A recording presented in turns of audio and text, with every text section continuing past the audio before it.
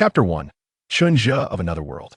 In the early morning, a magnificent dawn illuminated the eastern horizon, while wisps of smoke curled from the rooftops of the village, and a delicate mist enveloped the air like a gossamer veil. Slowly awakening from his meditation, a fleeting glimmer of pale, purple light flickered in Chen Zhe's gradually opening eyes. He exhaled deeply and rose with deliberation. Name: Chen Zhe. Mental method: 9 in True Scripture Beginner 0-100. Skill: Chi Gathering Technique Mastered 37100. Reputation: 79. Legend status: 0. After 2 years, I have finally mastered the first level of the 9 in True Scripture. In just 2 days, it will be the day of the soul awakening. Fortunately, I am right on time.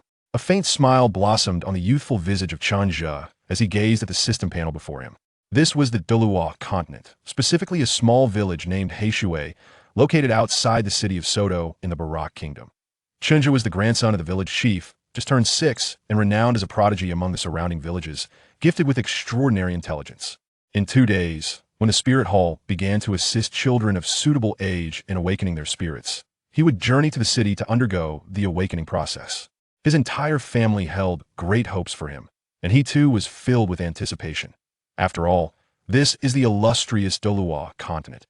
Having traversed into this world with an extraordinary advantage, I yearn to experience a grand and vibrant life in such a colorful realm. Having mastered the first level of the 9 in True Scripture, everything is in place now. I await the day after tomorrow. I wonder what kind of spirit I will awaken. Will I inherit my father's scarlet black water serpent or my mother's profound turtle? In this life, both of Chen Zhe's parents were soul masters. His father, Chen Tao, possessed the scarlet black water serpent spirit, a mutated form derived from an ordinary black water serpent, with innate soul power at level 5. While not particularly high, it was sufficient for him, a youth from a humble background, to emerge from his mountain village and become a revered soul master. His mother, Yi Wing, wielded the profound turtle spirit, a quintessential defensive spirit. Compared to his father's mutated spirit, which bore significant drawbacks, his mother's profound turtle spirit was a time-honored and stable lineage, with many in her family, awakening formidable soul power through it. According to the books, it was highly probable that Chen Zhe would also awaken a profound turtle spirit, given its remarkable stability. Well, a defensive spirit isn't unacceptable for a support role, but I must admit, I aspire to be an attacker. Gathering his somewhat scattered thoughts, Chen Zhe departed from the small hill where he usually practiced and made his way toward his home. In his past life, Chen Zhe was also named Chen Zhe, an ordinary young man from the flower-bearing nation of Earth. He had an unremarkable birth, grew up ordinarily, studied without distinction, worked in a commonplace job, and ultimately passed away from a sudden heart attack one ordinary night, due to staying up late.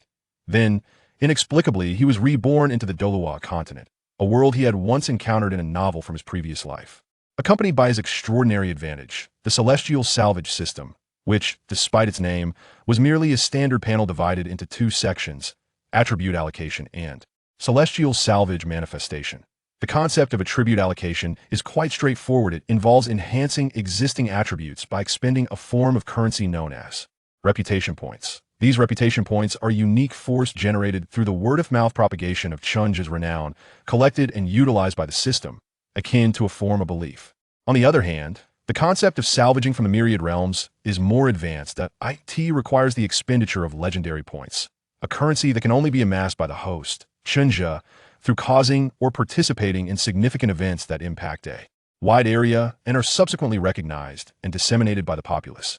This legendary currency is of a higher caliber than reputation points. Its function is to harness the inherent power of the system to connect with the vast voids of existence, thereby salvaging and materializing the knowledge or items possessed by those realms. However, for the time being, materializing items is out of the question, as Chen Zhe is far too weak to fulfill such demands. After all, the system manifests based on his capacity as the host. If he is inadequate, the system is rendered ineffective. Additionally, it is worth noting that the attribute allocation section possesses a deducing function. This function allows the host, Chen Zhe, to enter a state of enlightenment, enabling him to extrapolate and develop deeper knowledge and skills based on his current mastery of skills and knowledge. This function, however, consumes legendary points rather than the more conventional reputation points that, of course, at present, Chen Zhe cannot utilize this function. Not only is he devoid of legendary points, but he has yet to fully comprehend the 9 manual, which he acquired through the system's initial offering of a salvage opportunity. This brings to light a rather frustrating aspect of the system, while it assists Chen Zhe in attaining a foundational understanding of the salvage knowledge. Any deeper research in practice must be undertaken by the host himself. This is the primary reason why, despite awakening his wisdom and obtaining the 9 manual at the tender age of 3, it has taken Chen Zhe over 2 years to merely scratch the surface of its teachings. What a predicament! As he made his way back to his courtyard, before even entering his home, Chen Zhe called out, "Grandpa, I'm hungry. Is breakfast ready?" All right. You can eat now. This morning's fare is your favorite baked flatbread, just freshly made in the kitchen," came a slightly aged voice in response. Looking up, he saw a sprightly old man clad in plain linen, puffing on a pipe. This was none other than Chen Zhe's grandfather, Chen Zhe. Why, dear grandson, what brings you back so early this morning?" The old man inquired with a cheerful smile. I've completed my exercise routine for the day, so I returned early," Chen Zhe replied, his small face beaming with joy.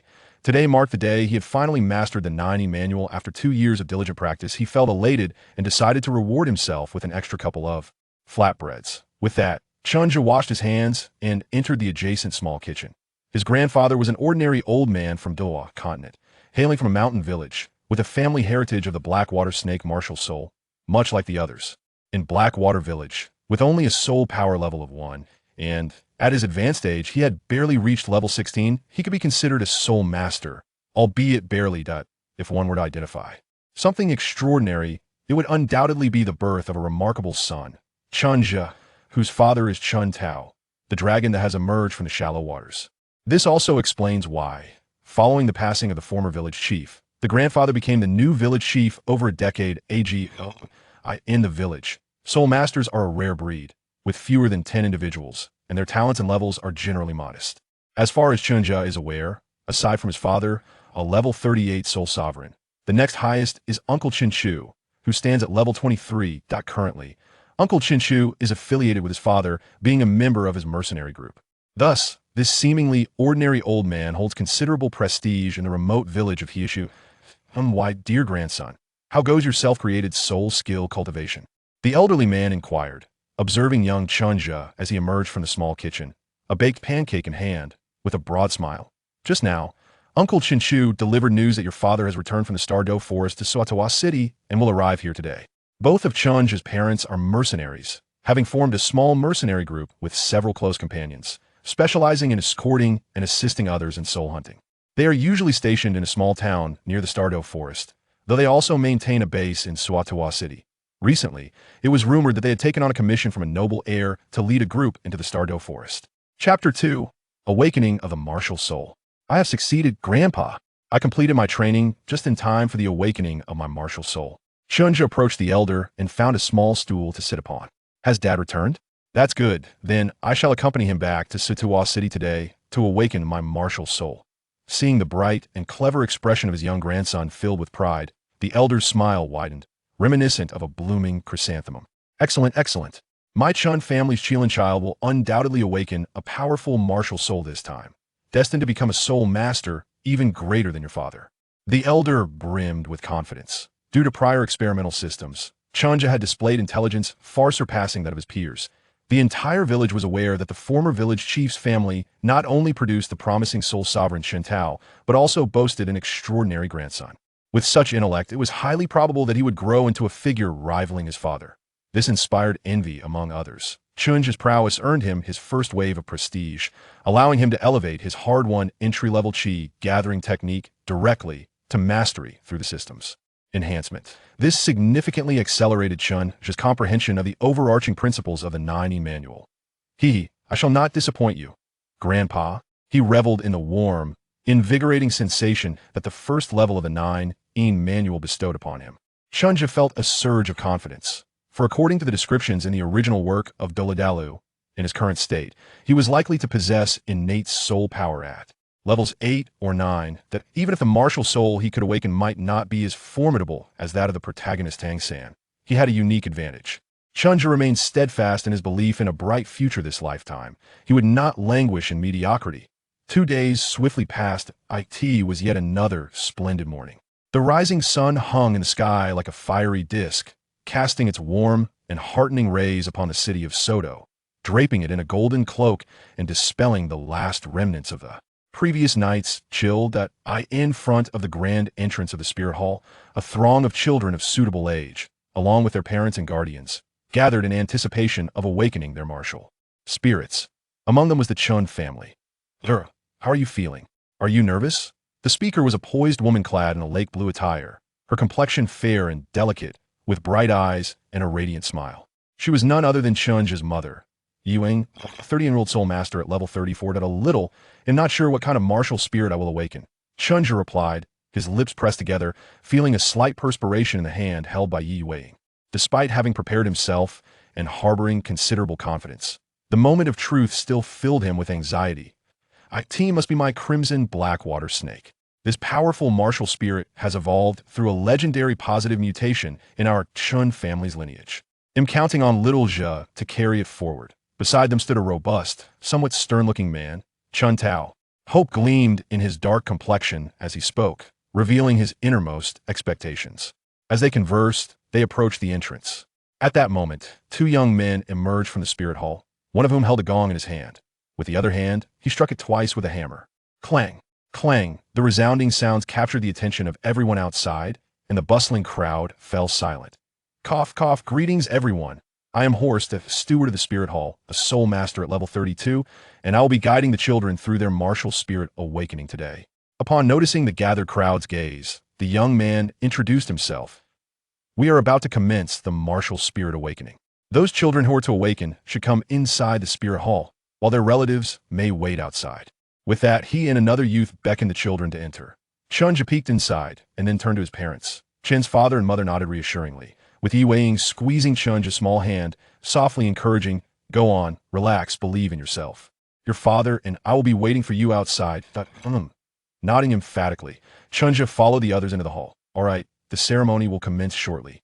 Please line up orderly, and during the awakening, everyone must remain silent to avoid disturbing the proceedings. Is that understood?"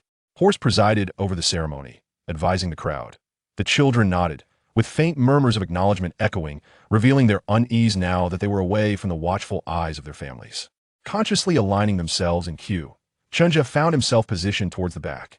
Glancing around, he estimated that there were around 60 to 70 children present for the awakening, with nearly 50 ahead of him in line. In Soto City, the Spirit Hall differs significantly from those in smaller towns here. It is not an annual ritual to awaken spirits in the countryside, but rather an event conducted within the city itself. In such a bustling metropolis, the opportunity to awaken a spirit does not occur once a year, but rather once a month, lest the demand from the urban populace remain unmet. Moreover, this frequency does not account for those nearby villages that require the Spirit Hall to send personnel for home visits, nor does it include the noble families who can afford to invite individuals to assist in the awakening of their children's spirits. Thus, the number of individuals gathered for the spirit awakening today is not particularly large. All right, everything is prepared. Next, you shall proceed to step forward in the order of the line, while the others may wait for the time being.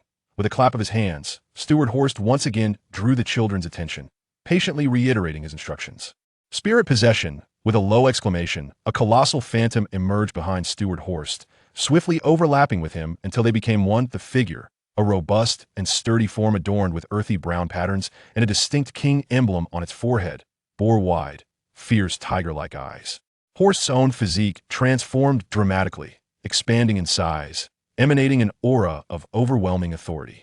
Allow me to introduce myself once more. I am Horst, the Steel Rock Tiger Spirit, a level 32 Spirit Master, and your guide in the awakening of your spirits. His voice resonated deeply, instilling a sense of awe among the children. Instantly, the children fell silent, their gazes filled with anxious anticipation as they regarded Horst, who, pleased with their attention, softened his tone. "Now the first one, please step forward. What is your name?" "My name is Shui." "Greetings, esteemed steward." "Very well, little Shui, come forth and place your hand upon this crystal ball," Horst instructed. "Calm your mind and slowly attune yourself to the latent power within you. Then reach out to it, guiding it to manifest. Yes, just like that. Shui, your spirit is a hammer. It appears quite weighty now. Let us test your innate spirit power. Place your hand upon this crystal ball once more. Level 2 spirit power, not bad. There is hope for you to become a spirit master. Good luck, child." A promising start. A smile spread across Horst's face. Soto City boasts many spirit masters, and there are numerous offspring of these masters, with many children in the past awakening commendable spirits and possessing spirit power. Yet, not every child is so fortunate. In this world, those with spirit power capable of becoming spirit masters are ultimately a rare few. This first child is indeed lucky, and Hor's spirits lifted considerably as a result. These accomplishments contribute to his performance metrics. Chapter 3. The Profound Turtle. Ho you, your spirit is a scythe, yet you possess no spirit power. What a pity. Kai Hong Yu, your spirit is a small knife, a lovely green knife, with innate spirit power at level 3, quite impressive. Young one, would you be interested in joining the Spirit Hall? Wang Jinshui, your spirit is a golden toad, with level 1 spirit power. The ceremony progressed methodically, as Steward Horst guided the children in awakening their spirits, while another steward named Yuan Jun recorded the proceedings as time gently flowed by. One child after another stepped forward, awakening and subsequently testing their innate soul power. Those endowed with soul power beamed with joy, while those lacking it wore expressions of dismay. 2 little girls even burst into tears, causing Butler Horse to become quite flustered. Some rejoiced while others despaired. Chen Zhe observed this scene with a sense of introspection, inexplicably reminded of the college entrance examinations in his previous life. Such moments are pivotal in determining the course of one's life. At last, it was nearly Chen Zhe's turn. Lin, martial soul, Azure Spirit Fox. Innate soul power, level 6. Butler Horst looked at the freckled child before him, his face alight with astonishment. This was the first child so far to exceed an innate soul power of level 5. The Qingling Fox is a very good martial soul, with innate soul power at level 6. Little friend, are you interested in joining our Spirit Hall? You can enter the Spirit Hall Academy for further training, and with your talent, it's possible for you to become a Soul King, Soul Emperor, or even a Soul Sage in the future. The child named Lin was a bit excited, his face slightly flushed. I'm willing. Elder Deacon, I'm willing.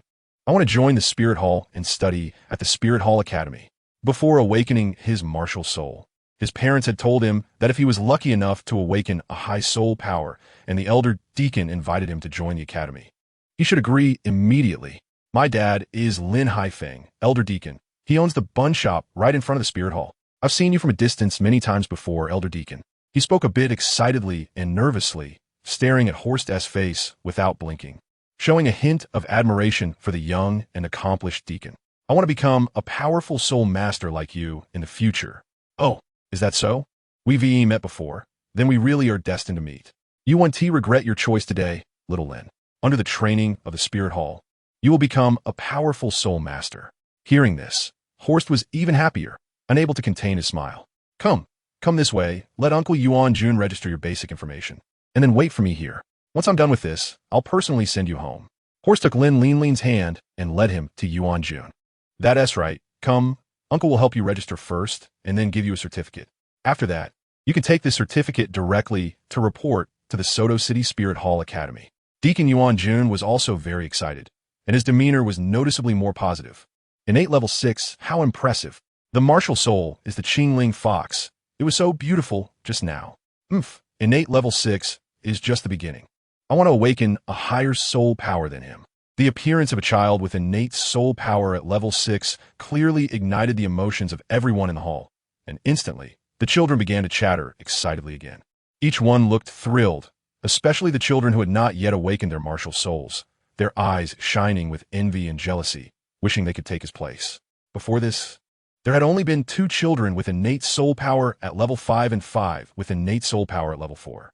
It was the first time seeing one with innate soul power at level 6. Chen Zhe looked at this scene, feeling a mix of emotions, unsure if he could awaken a soul power higher than this. His anticipation grew even stronger.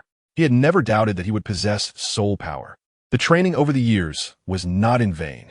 Just 2 days ago, he had made progress in his martial arts, and now he could feel a warm current flowing through his body. That was internal energy as well as the soul power of this world. One could say he was well prepared, just uncertain about the extent of it. After all, his parents' martial souls were not particularly strong top-tier martial souls. With the system, he never doubted that he would achieve something in the future. However, higher innate soul power meant a higher starting point, a greater potential for the future, and a faster pace towards reaching the peak. Soon, the somewhat noisy hall quieted down again, and Steward Horst returned to the awakening array, taking out the crystal ball. The ceremony began once more. Next, it's your turn, little friend. Come up to me. Horst looked at Chen Zhe, who was slowly approaching. With a cordial expression, the child before him, dressed in a plain white robe, highlighted his small frame, which appeared somewhat slender. His demeanor was calm, giving off a sense of a little adult. This sparked a bit of anticipation in him. Chen Zhe followed his instructions, placing his hand on the crystal ball, closing his eyes, and quietly experiencing his body. In his perception, the crystal ball emitted a peculiar vibration, resonating with the surrounding magic array, which then acted upon him. With his eyes tightly shut and his consciousness sinking into the depths of his heart, Chen Zhe felt as if he had arrived at the bottom of a vast and boundless body of water, with no end in sight. Within this space, there was a faint sense of connection emanating from the depths below. Following this feeling, his perception slowly descended. Suddenly, Chen Zhe saw a turtle. Was it a Xuanwu? But the color seemed off. He abruptly opened his eyes, looking at the hand he had unconsciously raised.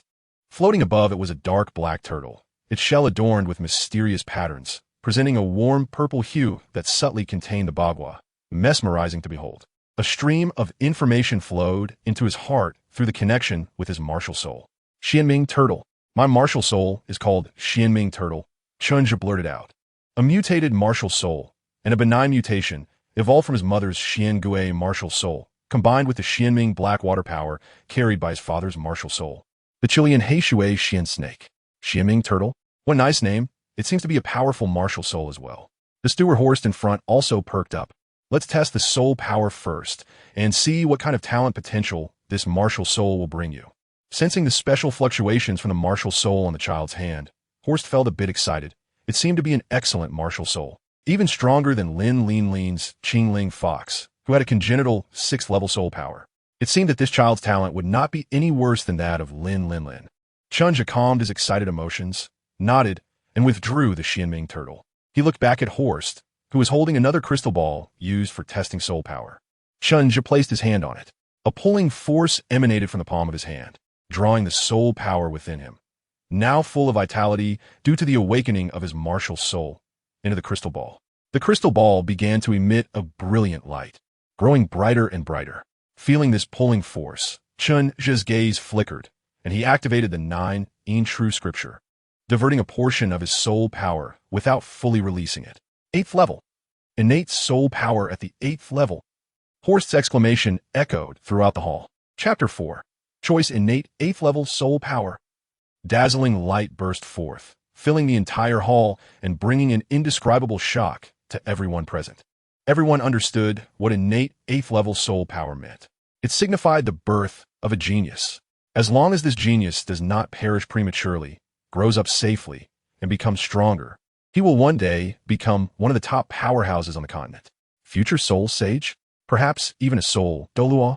Horst shook his head vigorously, forcing himself to calm down. No matter what happens to this genius in the future, he is merely a small deacon of the Spear Hall, and it has little to do with him. Although, if he could latch onto the thigh of this future powerhouse, it might bring him significant benefits decades down the line. Of course, that is assuming this child can truly grow up without going astray or perishing. Silence. A stern shout brought the previously noisy hall back to quiet. Horst scanned the faces of everyone present. Then, under the envious and jealous gazes, he exchanged a glance with the already standing Deacon Yuanjun, and then put on a warm smile. Your name is Chen Zhe, right, little friend? Innate 8th level soul power. Your talent is very good. I wonder if you would be willing to join the Spirit Hall? I can request for Lord Bishop Snow to take you under his wing. Lord Bishop Snow is a soul sage, and with his support, you can receive the best training at the Soto City Spirit Hall Academy. Your future is limitless, and you will surely become a powerful soul master. Chen Zhe had already regained his composure. After quietly listening to Butler Horst's words, he did not respond immediately, but remained silent for a while. Joining the Spirit Hall?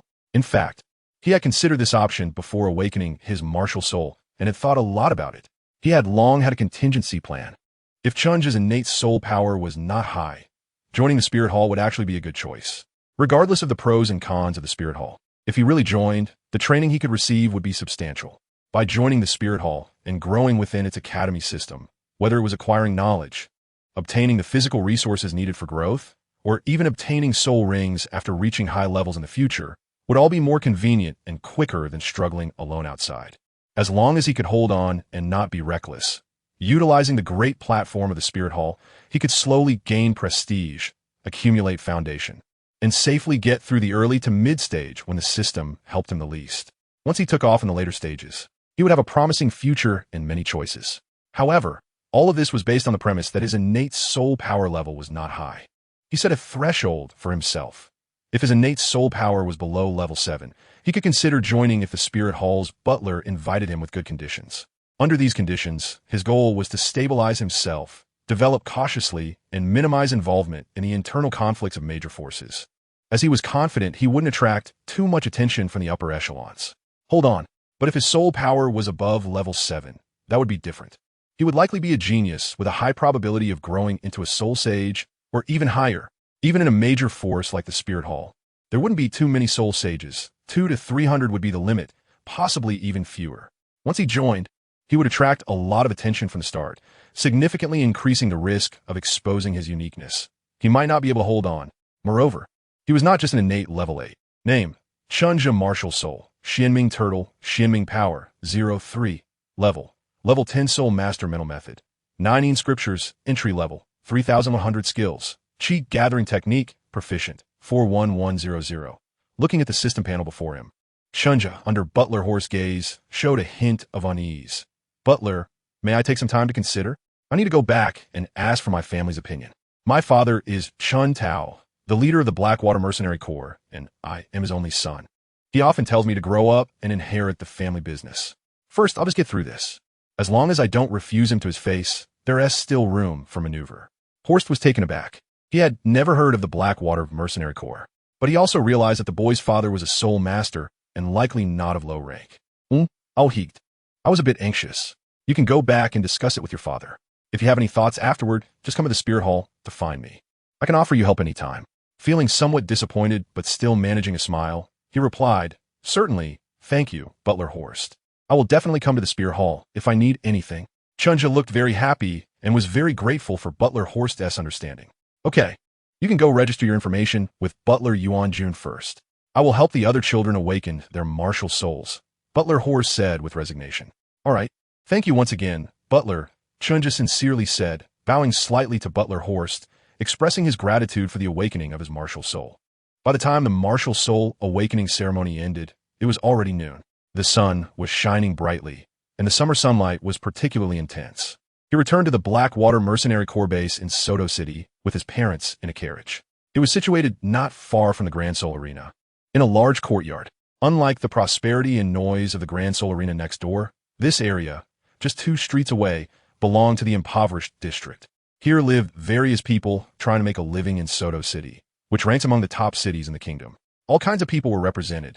However, compared to the forces rooted in Soto City, the Blackwater Mercenary Corps, primarily active around the Stardow Forest, had little involvement here.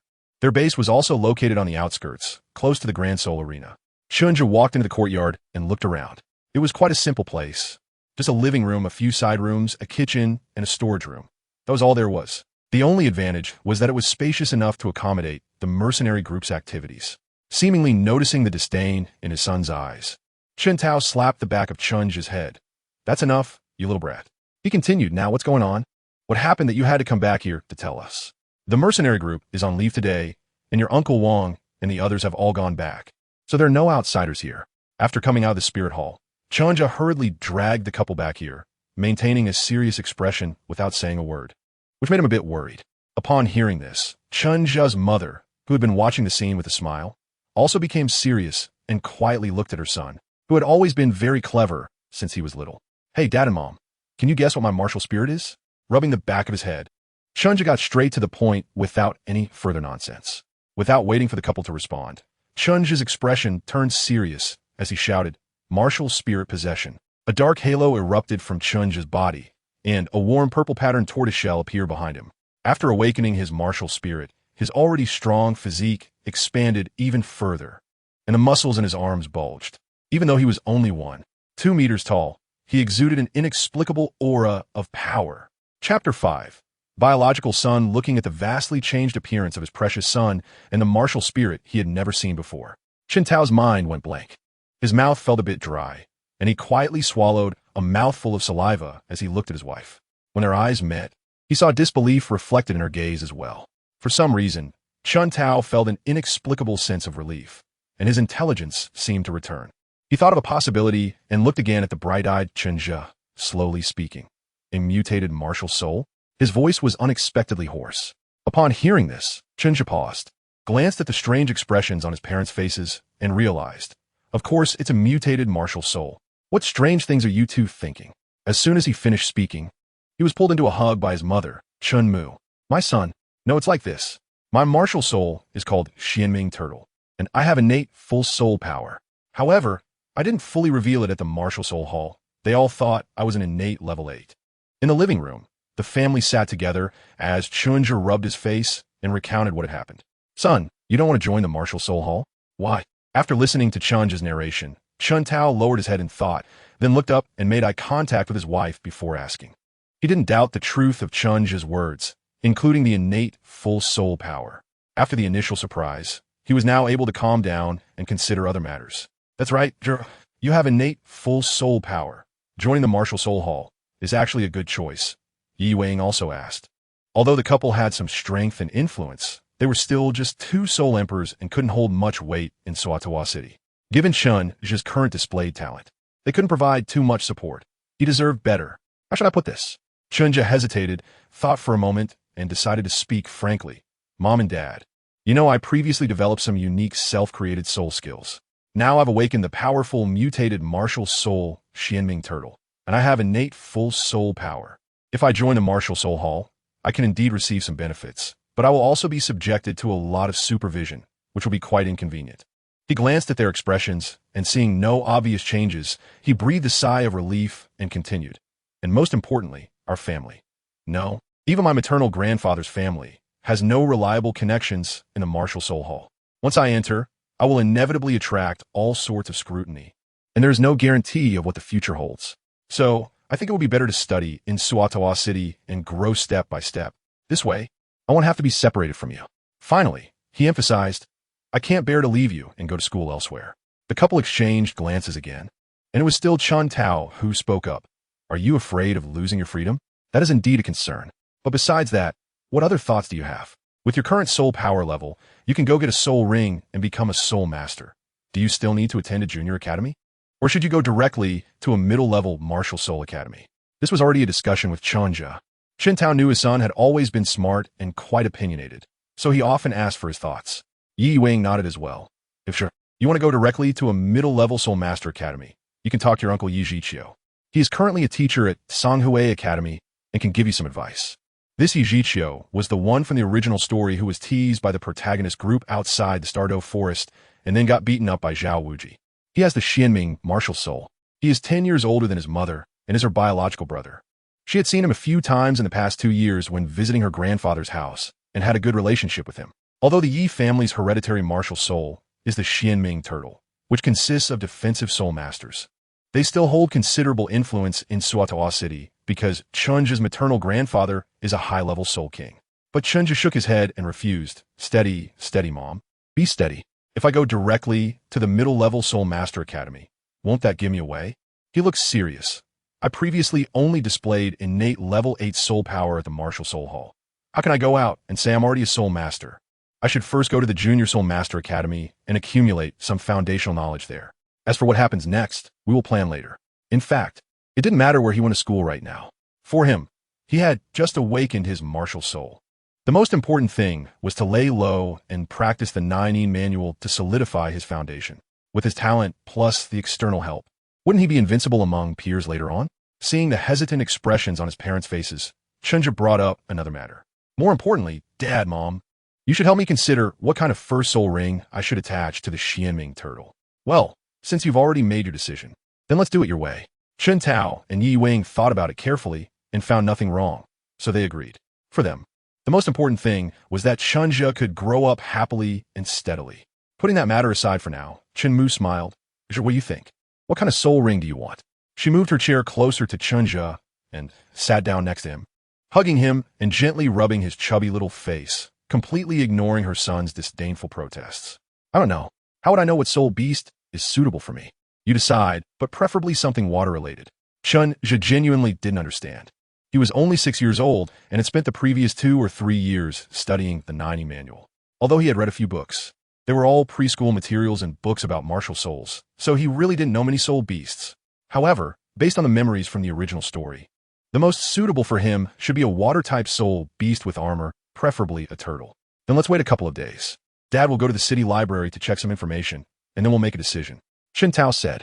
He wasn't in a hurry to come to a conclusion, as it concerned his genius son, so it was best to be cautious. The matter of the soul ring was crucial to Chen Zhe's future and couldn't be taken lightly. He had also come from a high-level martial soul academy and could access the city's library, and he could even return to his alma mater's library. Okay, I'm not in a hurry. Let's prepare before setting off. Chen Zhe had no objections to this.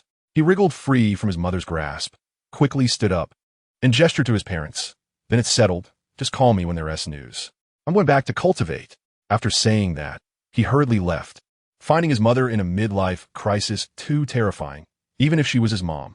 Watching Chen Zhe flee in a hurry, Chen Tao couldn't help but chuckle, feeling relieved. Turning back, he looked at Yi Yueying. Yueying, what kind of look is that? But he was met with Yi Yueying's dangerous gaze. What kind of look? What do you mean by that? She said with increasing hostility. What kind of look did you have when Zhe just released his martial soul? No, what does this have to do with that? I didn't understand what you meant.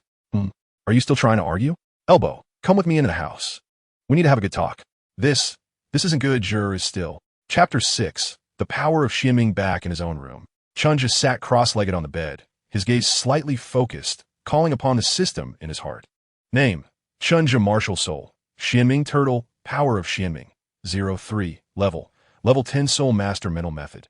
9 True Classic Beginner. 3100 Skill. Chi Gathering Technique, Proficient. 41100. After awakening his martial soul. The system panel showed new changes with 2 additional attributes, martial soul and soul power level. Chen Zhe had noticed this when he was in the martial soul hall, but he had not had the time to study it in detail. Now that everything was settled, Chen Zhe hurried back to his room to check it immediately. The soul power level section was clear at a glance. Focusing his energy, Chen Zhe directed his gaze at the martial soul section, concentrating deeply, and a message instantly entered his heart. Martial Soul, Xuanming Turtle, Water Attribute Beast Martial Soul, formed by the fusion mutation of the power of Xuanming, Red Snake Black Water Xian Snake, and the Xian Turtle Martial Soul. In the form of a spirit turtle, it carries the power of Xuanming, possessing a very high affinity for water attributes, and can manipulate the ultimate water. Power of Xuanming, the power of the Xuanwu. The strength contained in the bloodline of the Xuanming Turtle is the power of the divine beast Xuanwu, characterized by accumulation and concealment, transforming into the yin, harmonizing yin and yang. Xuanwu. Chen Zhe was dumbfounded, immediately shocked beyond measure. What the hell? My martial soul possesses the bloodline of the Xuanwu.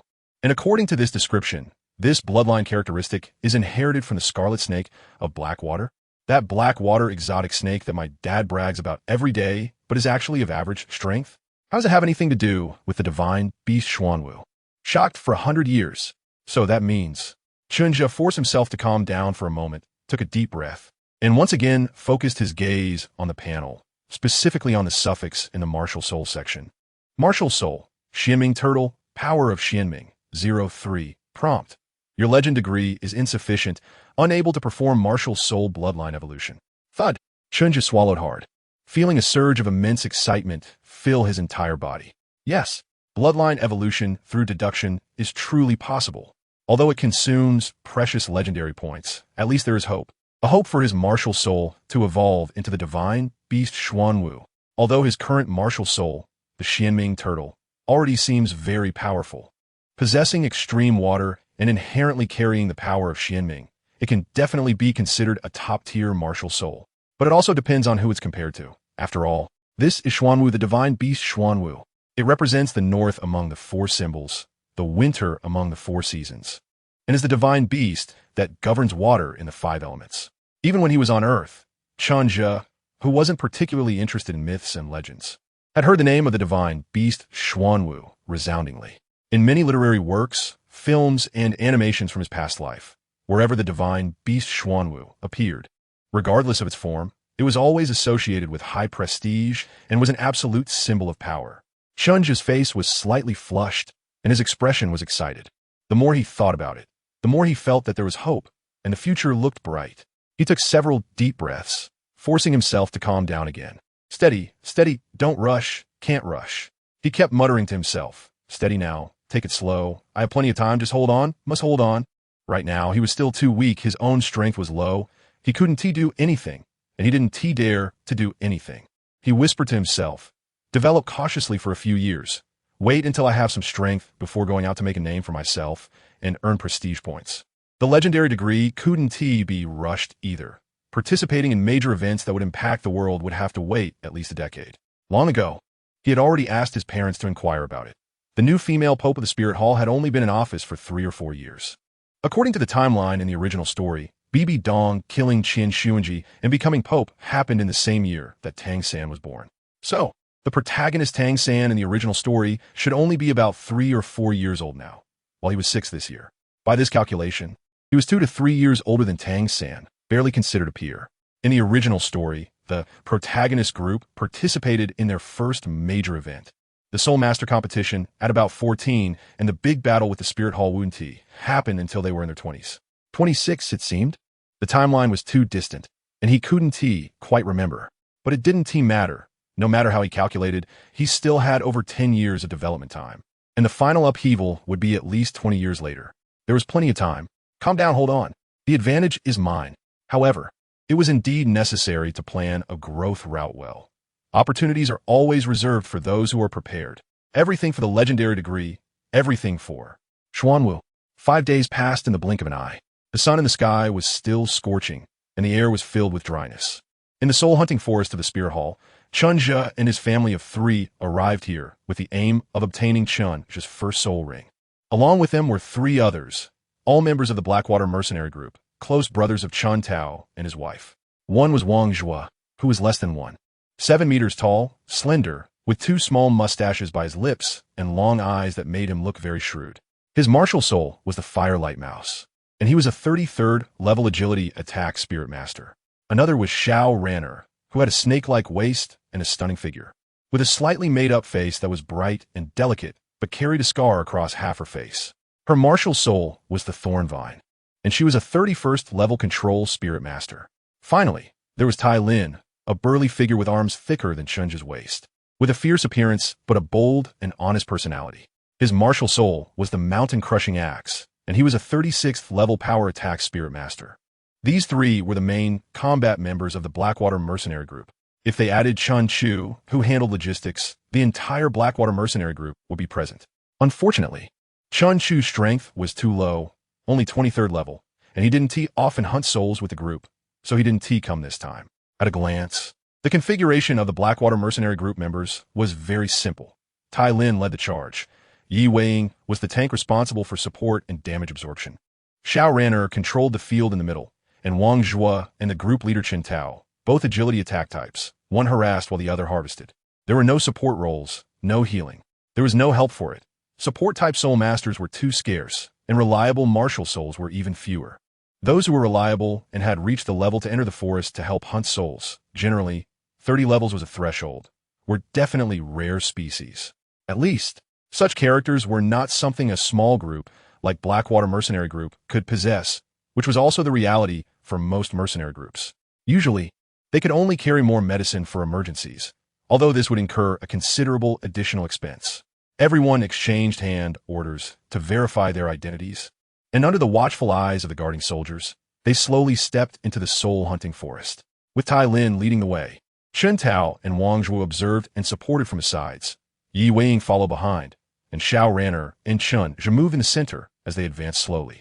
This was Chen Zhe's first time in such a lush and dense forest with towering trees. He scanned his surroundings, quietly observing everything and verifying it against what he had read in books over the past few days. How is it, Xiao Zhe? How does it feel to enter the soul-hunting forest for the first time? Xiao Ranner, half a step behind Chen Zhe, looked after him. Seeing the little guy with a tense expression and his eyes darting around was somewhat amusing. We just entered the forest, and we're still on the outskirts. There is no need to be too nervous. Everyone in the Blackwater Mercenary Group was very familiar with the group leader's precious son and liked him very much. After all, who wouldn't he like a smart, sensible child with good talent? Previously, when the group leader and his wife mentioned they were hunting souls for their son, who had just awakened his martial soul, A few of them found it hard to believe. He just awakened his martial soul a few days ago. He needs a soul ring to upgrade to a soul master already? A 6-year-old soul master? They had never even heard of such a thing before. Chapter 7. Soul Hunting Forest. There was no nervousness, just a bit of curiosity. This was my first time seeing such a dense forest, right? I had only seen it in books before with various vocabulary and descriptions, forming a rough impression in my mind. However, experiencing in person was entirely different. The first thing that caught his eye was a sea of green. Looking up from the ground, the trees were tall and sturdy, reaching towards the sky, with dense branches covering overhead, giving Chen Zhe the illusion of clouds pressing down on him. Haha, where are you now? You haven't seen the scenery in the Douluo Forest. That forest is truly spectacular. When you grow a bit older, Uncle Tai Lin will definitely take you to see it. That's where men should be. Tai Lin, leading the way ahead, laughed heartily. Is that so? Then it's a promise. I'll look forward to that day. Chen Zhe smiled lightly, retracting his gaze. He was definitely going to the Douluo Forest. The Douluo Forest could not be compared to this small soul-hunting forest, whether in terms of resources or the dangers it contained. At this time, Wang Zhua, who had been wandering around, also spoke up, his voice deep and powerful. Xiaozhe, have you thought about what kind of soul beast you want to hunt for your first soul ring? Upon hearing this, Chen Zhe turned his gaze towards his father. Chen Tao spoke at the right moment. Let's head towards the water source first, looking for rivers, lakes, and similar places. Xiaozhe's soul ring should ideally be from water-type soul beasts and defensive-type soul beasts with armor. He then pointed to the front right and said, let's go this way. I remember there's a small river over here. If we follow the river upstream, we should reach a decent-sized lake, which should have something suitable for Xiaozhe. Everyone be careful. We might encounter quite a few soul beasts along the way. The group perked up. Water, the source of life, is essential for the survival and reproduction of all living beings. And the water source is where many soul beasts in the forest gather and reside, especially water-type soul beasts. This approach could significantly speed up the search for soul beasts, but also poses considerable risks. Fortunately, except for the novice Chen Zhe, everyone present had soul respect level or above and were experienced soul hunters, so they could manage in this hunting forest where the highest level soul beasts are no more than 1,000 years old. After deciding on the direction to proceed, Chen Tao spoke again to Chen Zhe. In the past 2 days, I've looked up quite a bit of information. Among the known soul beasts in this hunting forest, the ones most compatible with you are a few types. The spiral water turtle is the most suitable soul beast for you. It has a skill called spiral water current, which is highly compatible with your martial soul. Even if you don't inherit that skill after hunting it, other water spirit armor types aren't too bad either. The azure water unicorn, a soul beast said to have the bloodline of the legendary water unicorn, has strong armor capabilities and excels at water control, making it suitable for you. However, I don't hold much hope for this type of soul beast. While it's good, their numbers are too rare, and whether you encounter one depends on luck. Plus, since you only have the first ring, even if you meet one, you might not be able to absorb it. The armored crocodile water beast is a soul beast that lives in marshy areas. There should be quite a few of them, making it easier to find one of an appropriate age, and its attributes meet the requirements, but its bloodline isn't great, so it can be a backup option. Finally, there are our own kin, the black water mysterious snake and the mysterious turtle. Both types of soul beasts are distributed in this hunting forest, and their numbers aren't small, plus there are some variants. At this point, Chen Tao's tone became somewhat complex. In summary, let's find the water source first. Chen Tao glanced at his son, a hint of satisfaction flashing in his eyes, and smiled. You probably wouldn't look down on a poor soul ring. We need to prepare for a long stay in the forest. When you return, you have to treat your Uncle Wang and the others to a big meal, using the pocket money you've secretly saved over the years. Hearing this, Chen Zhe understood and immediately made, no way, Dad, that's so cruel. It's not easy for me to save up a little money. Ha ha. Everyone burst into laughter, and the atmosphere became lively. Third soul skill, Mountain Crash. Bang bang. Accompanied by Tai Lin's powerful axe strike, the huge one-horned wild rhinoceros fell in response.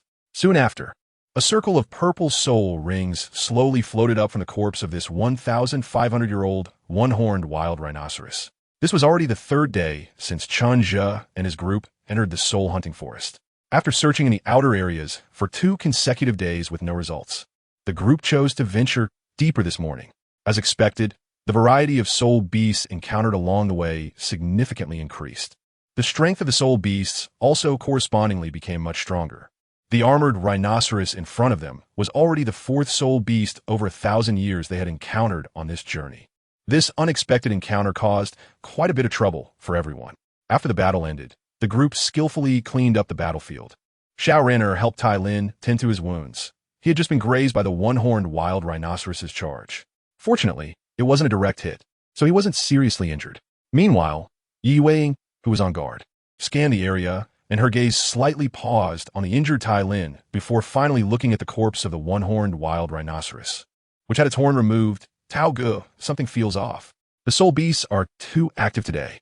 We've only just stepped into the inner circle and haven't had time to go deeper. We've already encountered 4,000-year soul beasts, and this last one-horned wild rhinoceros attacked us directly upon seeing us, which is very unusual. Normally, soul beasts like the one-horned wild rhinoceros, though called wild rhinoceroses, are only extremely violent during battle and rarely take the initiative to attack people or other soul beasts. I'm afraid something unexpected has happened in the forest that we don't understand. Should we withdraw from the inner circle first? With our strength, although we aren't afraid of 1,000 or 2,000-year soul beasts, we can't withstand consecutive battles. Tai Lin's arm is still injured. Caution is the survival rule of the mercenary group. It is also the secret that has allowed the Blackwater mercenary group to enter dangerous forests multiple times over the years and safely retreat each time.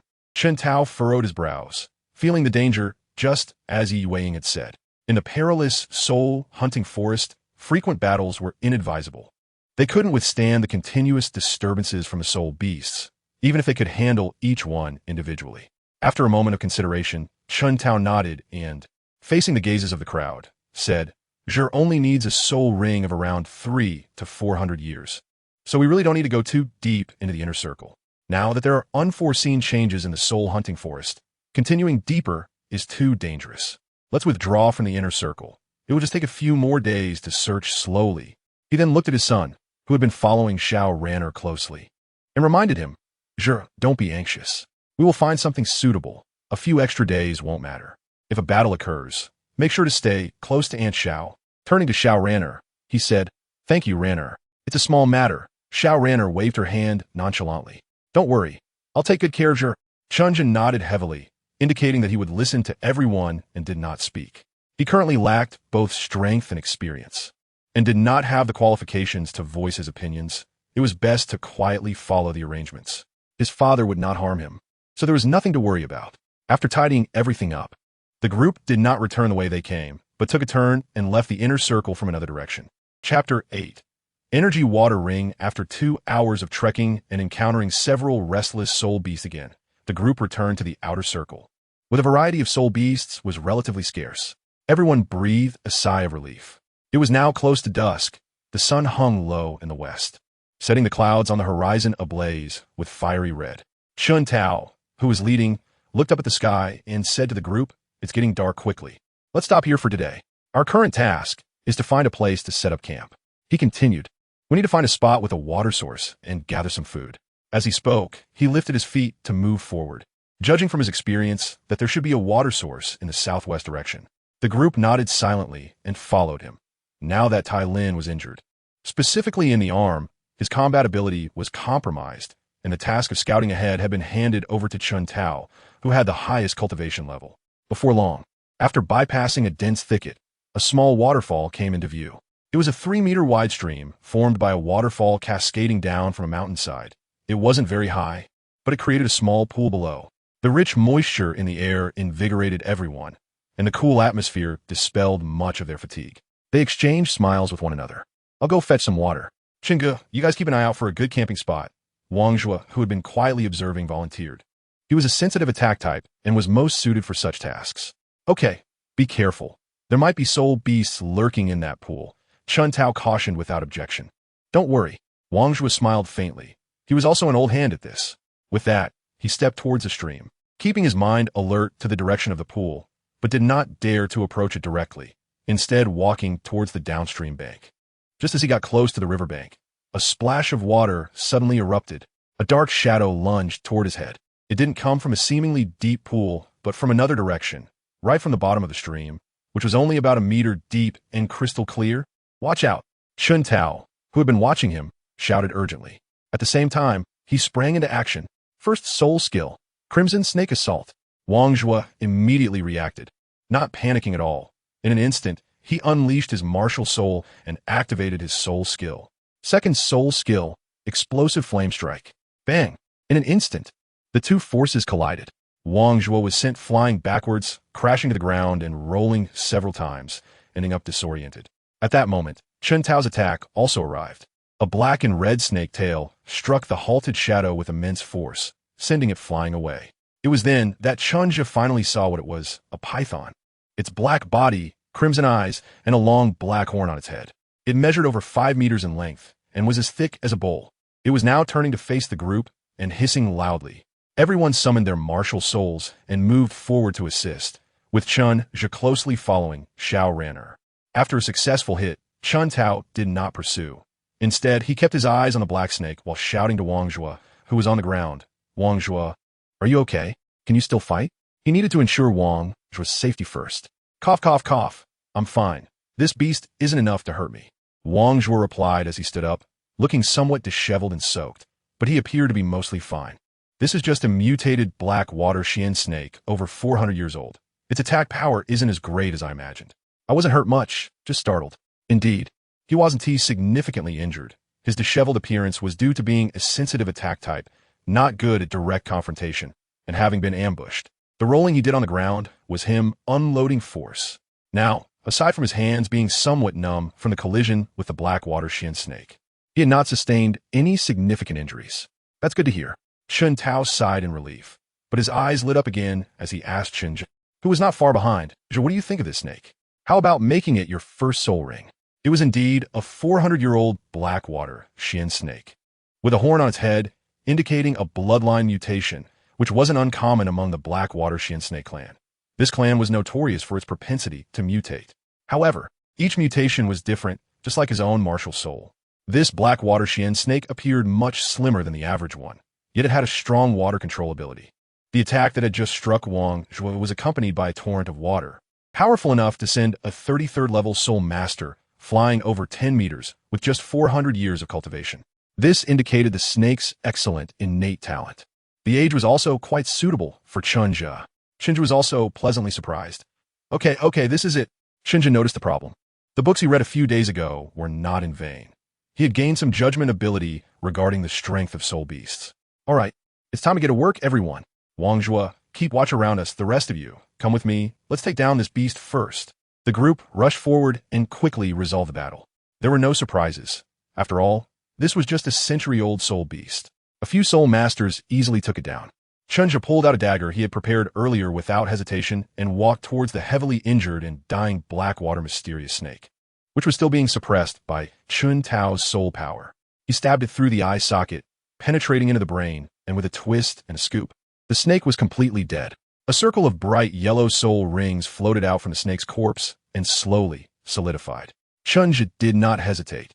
After bowing slightly to the uncles and elders present to express his gratitude, he directly sat cross-legged on the ground and began to operate the 9 true scriptures to absorb his first soul ring. The others nodded to each other, exchanged smiles, remained vigilant of their surroundings, and waited for Chen Zhe to complete his absorption. Half an hour passed in the blink of an eye, and Chen Zhe woke from his meditation, standing up with a confused expression. Was it really that simple? If he remembered correctly, according to the theory of the great master Xuanming, the age of the first soul ring was 423 years. Although this snake was only about 400 years old, it was still close to its limit. Yet, he absorbed it effortlessly, feeling that he could easily handle another 1 or 200 years. So, he let out a long sigh, a bit melancholic, realizing he had underestimated himself. 400 years was far from his absorption limit. His physical quality and martial soul strength could actually accommodate a stronger soul ring. He had been hasty this time. He would learn from this lesson. Even if my external abilities aren't strong in the early stages, they are still external abilities. I am qualified to challenge the limits. The 9 true scriptures were no worse than Tang San's Xian Tian Gong, and might even be stronger. However, it wasn't too much of a loss this time. It was acceptable. Chen Zhe closed his eyes again, delving into the understanding of his first soul ring, which granted him the soul skill. First soul skill. Energy water ring with the martial soul manifested. His body expanded slightly, and a bright yellow soul ring rose from beneath his feet, instantly bursting forth with light. He saw a ring of water flow emerging around his robust body, continuously flowing gently around him. It was quiet and silent. There were no energy fluctuations, and everything appeared unremarkable.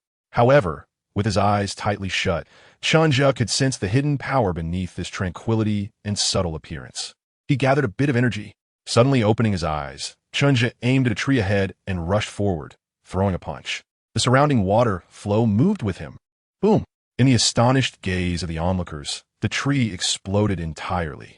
In an instant, branches and wood chips flew everywhere. Chapter 9. Leveling up after throwing the punch, Chen Zhe stood still, quietly experiencing the sensation of his recent strike. The scattered wood chips and leaves fluttered down around him, accentuating his robust figure and giving him an inexplicable aura of power. Chun Tao and the others stared in shock at everything happening before them, their eyes filled with amazement. Is this the kind of power a soul master who just absorbed their first soul ring can unleash? You must have some misunderstanding about first ring soul masters.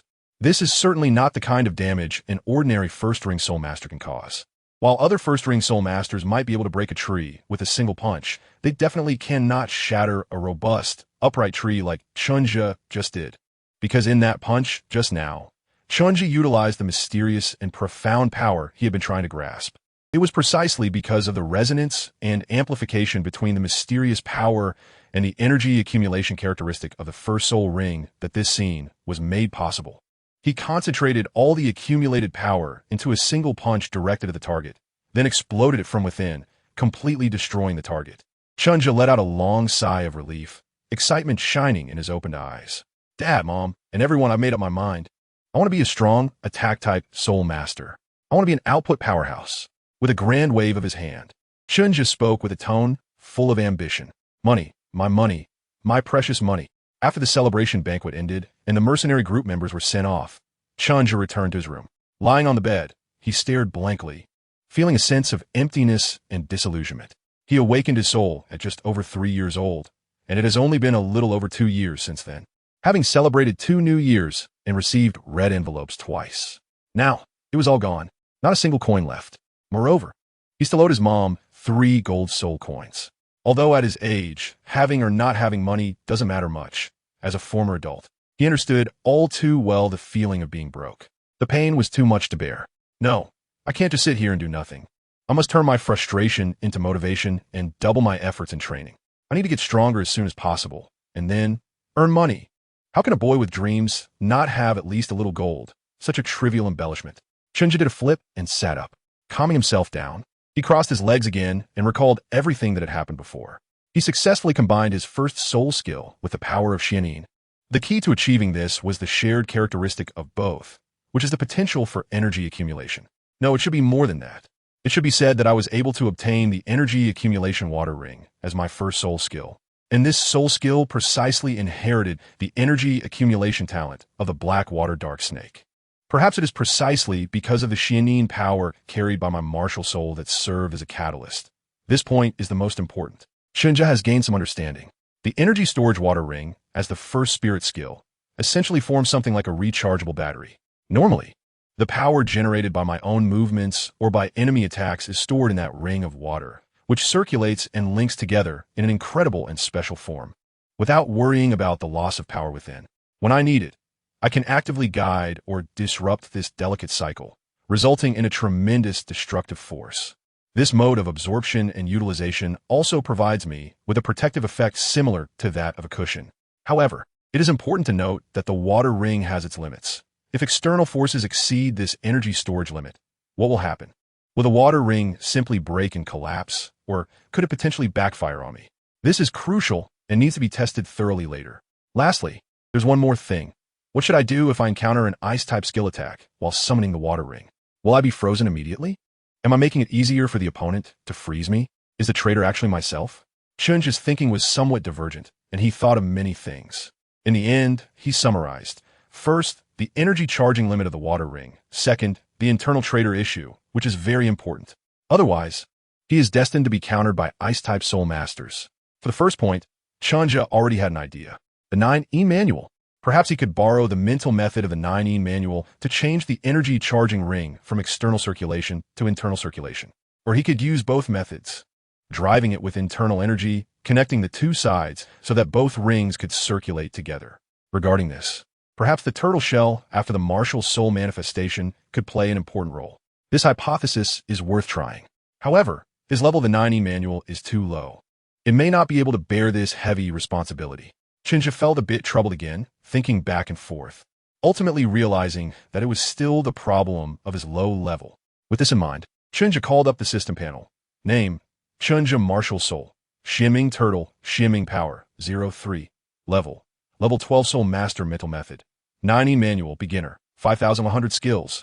Qi Gathering Technique, Mastered, 44,100. Energy Charging Water Ring, Mastered, 0,500. Reputation Value, 153. Legendary Degree, 0. Looking at the single-digit proficiency in the mental method, Chen Zhe scratched his head. In fact, after successfully entering the 9E Manual, his cultivation had been rapidly improving. If this were before, not to mention mental methods. The Qi Gathering Technique in the skills section would only improve a little every 10 days or half a month. Sai still too anxious. After awakening the martial soul, no matter how many times he self-advised, he is still much more impatient than before. With a sigh in his heart, Chen Zhe finally recognized the problem with his mindset. Top-tier martial soul, innate full soul power talent, a bright path toward evolving into the divine beast Xuanwu. All of these have fueled his inner pride, making him somewhat restless now. Taking a deep breath, he slightly eased his mood. His gaze shifted downwards, and he noticed that he had just obtained his first soul skill, which was expected. However, the suffix behind it made him a bit unsettled. Initial mastery level? Is this really a soul skill? Upon careful thought, it makes sense. Being able to use it directly without obstacles indeed justifies the initial mastery level. Moreover, it can also allocate points. Although 500 points seem a bit much, it's not unacceptable. Furthermore, this might provide considerable help for skill characteristic development. At least, using it more proficiently would definitely increase the success rate. If my proposed plan really holds true. Then next, Chen Zhe was stunned. 153. What's going on? How could the reputation points increase so much? Chen Zhe tried hard to recall what he had done during this time. Was it when he awakened his martial soul? Is it just now fermenting? That seems unlikely. The system didn't provide any hints about the source of the reputation points, and Chen Zhe was a bit unsure about the situation. He knew there was a delay in gaining reputation. After all, it takes time for deeds to spread and ferment. But it had been almost 8 days, and only now did the reputation points come in. That was too absurd. After thinking for a long time with no clues, Chen Zhe had no choice but to temporarily give up. Forget it, it's better to have reputation points coming in than not. Besides, this is quite a timely blessing. Chen Zhe's gaze once again turned to the heart method. Upgrade. Should the 9E manual be upgraded to mastery level? Chen Zhe did not hesitate. Yes, reputation minus 95 at the moment the attribute points were successfully allocated. The mental technique began to operate automatically, and countless pieces of information flashed before Chen Zhe's eyes, with various knowledge being quietly absorbed by him. Many confusing obstacles in the 9E manual that had puzzled Chen Zhe before were suddenly clarified, and he understood them completely. Attribute allocation successful. Chapter 10. Martial Soul Academy. Chen Zhe sat cross-legged on the bed, with his 5 hearts facing the sky, focusing his mind on the dantian. The soul power within him surged like a wild horse, rising from the Qi-Si dantian, ascending through the governor meridian, then descending through the conception meridian, returning to the dantian, and converging in the Qi-Si. This cycle continued back and forth. A night passed in this way, and when Chen Zhe woke up again, the sky was already bright. Chen Zhe slowly opened his eyes, let out a long sigh, and expelled a long breath. After sitting in meditation and cultivation all night, Chen Zhe felt no trace of fatigue, only a sense of fullness in his soul power, his whole body brimming with strength, and an ethereal lightness enveloping him. He knew this was an illusion. The first level of the 9 true scriptures had surged from just having entered to now being fully realized. Although his soul power had not increased significantly, its density was much stronger than before. More importantly, throughout the night, Chen Zhe had opened up many small meridians, which would normally require painstaking effort to gradually unblock. This undoubtedly accelerated his cultivation speed significantly. Chen Zhe felt the fullness of his soul power within. With the current depth of his soul power, he could start practicing several martial arts that accompany the 9E manual. The 9E manual is divided into 2 parts. The first part mainly discusses the philosophy of cultivation and internal martial arts techniques, which can be considered the Tao. The second part consists of various accompanying martial arts and practical medical concepts, which is the technique. The most famous among them is undoubtedly the renowned Nine Bone Claw, also known as the Crushing God Claw, which, when perfected, can crush anything. Combined with the soft internal force of the manual, it achieves a balance of hardness and softness, making heavy tasks feel light. There are many other techniques, such as the lightness skill, Spiral 9 Shadows, the sound skill, Ghost Domain, Wind Howl, and the White Python Whip technique, among a host of other martial arts, some strong and some weak. In addition, there are medical knowledge and special skills, such as the Soul Transfer technique, Healing Chapters, Acupoint Sealing Chapters, and Bone Shrinking technique. However, Chen Zhe did not intend to learn them all. Martial arts emphasize quality over quantity, and one cannot chew more than one can swallow. Techniques like the White Python Whip are simply not suitable for him, and the training requirements for the Ghost Domain Wind Howl are too high for him to meet at this stage. After silently contemplating for a while, Chen Zhe had made up his mind. The Crushing God Claw was very suitable for him, requiring no weapons and allowing for close combat output. Coupled with a set of lightness skills, Chen Zhe planned to practice the strongest Spiral 9 Shadows, which, when perfected, would allow him to transform into 9 shadow clones, each real and each false, strong and stylish. After freshening up, Chen Zhe went to the living room, only to find his parents already engaged in conversation with someone. Chen Zhe walked over and got a clear look at the person. He appeared to be in his 40s, not very tall, wearing a fitted deep blue robe. His features could be considered decent, with 2 small mustaches on his lips, exuding an inexplicable sense of cunning. Yi Zhiqiu, Chen Zhe's uncle in this life. As soon as Chen Zhe approached, he was noticed by the 3 people. Yi Zhiqiu greeted him with a smile, saying, "Xiao Zhe, come here to your uncle. We were just talking about you." His smile was kind, and his tone was warm. "Uncle heard that you have awakened your martial soul, and it's even a mutated one. Quickly show it to Uncle." He wasn't unfamiliar with Chen Zhe, and spoke directly without beating around the bush. Chen Zhe glanced at Yi Zhiqiu, then at his parents, and seeing their expressions natural, he found a chair to sit down. Without avoiding anything, he opened his right hand and summoned his martial soul. A mini Xuanming Turtle appeared in his palm. "This is my martial soul, the Xuanming Turtle." Without a soul ring, he was already able to control whether the soul ring was external. Asking about the martial soul right off the bat, it was clear that Yi Zhiqiu had come for this purpose, which made Chen Zhe a bit puzzled. He didn't know what Yi Zhiqiu was really after. It had been a long time since he had seen his uncle. "Zhe, I heard you have successfully become a teacher at the Xuanwu Martial Soul Academy." "Yes. Uncle is now teaching at the Xuanwu Academy in our Soto City." Yi Zhiqiu smiled faintly, "But we won't talk about that today. I heard you're going to attend the Junior Soul Master Academy." Chen Zhe nodded, affirming this matter. Yi Zhiqiu said, "It's good to stay at the Junior Soul Master Academy for 2 years. Spending time with peers will benefit your growth." While saying this, she looked at Chen Zhe with admiration. "With your innate 8th level soul power talent, you'll soon reach the 10th level. By then, you can go to the Intermediate Academy to learn deeper knowledge." Chen Zhe was taken aback and looked at his parents, only to see his mother Yi Yueying winking at her in a place where Yi Zhiqiu couldn't see. Xunzhen is a bit confused about what these two are up to and can only nod in agreement. "Since that's the case, let's get ready. I'll take you to the Primary Soul Master Academy later. I have a connection with the dean there, so you can enroll directly without waiting for the school season." Yi Zhiqiu continued talking, smiling as he said, "By the way, we'll stop by the Yi family this afternoon. Your grandpa's been asking about you for a long time. The Soul Master Academy enrolls in spring, and now it's midsummer, so the opportunity has already passed." Xunzhe blinked, unsure of how to respond, and could only say, "Thank you, Uncle." Soto City Junior Soul Master Academy. Xunzhe is here for the first time. He and Yi Zhiqiu stand at the entrance, looking at the magnificent golden gate with its white background and gold edges shimmering in the sunlight. From here, they can see a splendid giant fountain, a wide and tidy avenue, and neatly trimmed flower beds. In the distance, the various college buildings are increasingly extravagant, looking nothing like a Soul Master Academy, but rather resembling a private estate of some nobility. Chen Zhe couldn't help but exclaim in his heart about the wealthy dog. At this moment, he saw an old man walking out of the school gate, approaching them.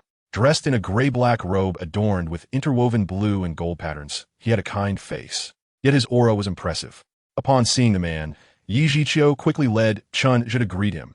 "Elder Zhao, thank you for your trouble this time." The old man waved his hand. No need for such courtesy. Then he looked at Chen Zhe. "This young friend is the genius with innate soul power level 8, right?" "Ha! I should thank you for recommending such a talent to me. He smiled at Chen Zhe, appearing very amiable. Yes, indeed. This is my nephew Chen Zhe, with innate level 8 soul power, who has just awakened his martial soul. He then called out to Chen Zhe, this esteemed gentleman is Mr. Xiaolun, the principal of the Soto City Junior Soul Master Academy. Mr. Xiaolun is a powerful soul king, so Zhe, hurry and greet the principal. Chen Zhe hurriedly greeted, hello, Mr. Zhao. Good, good, good, obedient child. Dean Zhao laughed heartily. It's been many years. Our junior college has finally recruited a genius. Yi Zhiqiu also smiled and said, I'm flattered. I will need your guidance, Dean. The dean waved his hand. Don't worry, in this Junior Soul Master College, feel free to come to me for anything you need. He then beckoned, Teacher Han Xianliang, please take this child to register for admission. I want to chat with Brother Yi. A middle-aged man wearing glasses walked up respectfully and cupped his hands toward Dean Zhao. Yes. He then turned to Chen Zhe and said, come with me. I'll take you to complete your enrollment. Chen Zhe glanced at Yi Zhiqiu, nodded, and silently followed. Chapter 11. Roommates. The moon hung high in the sky.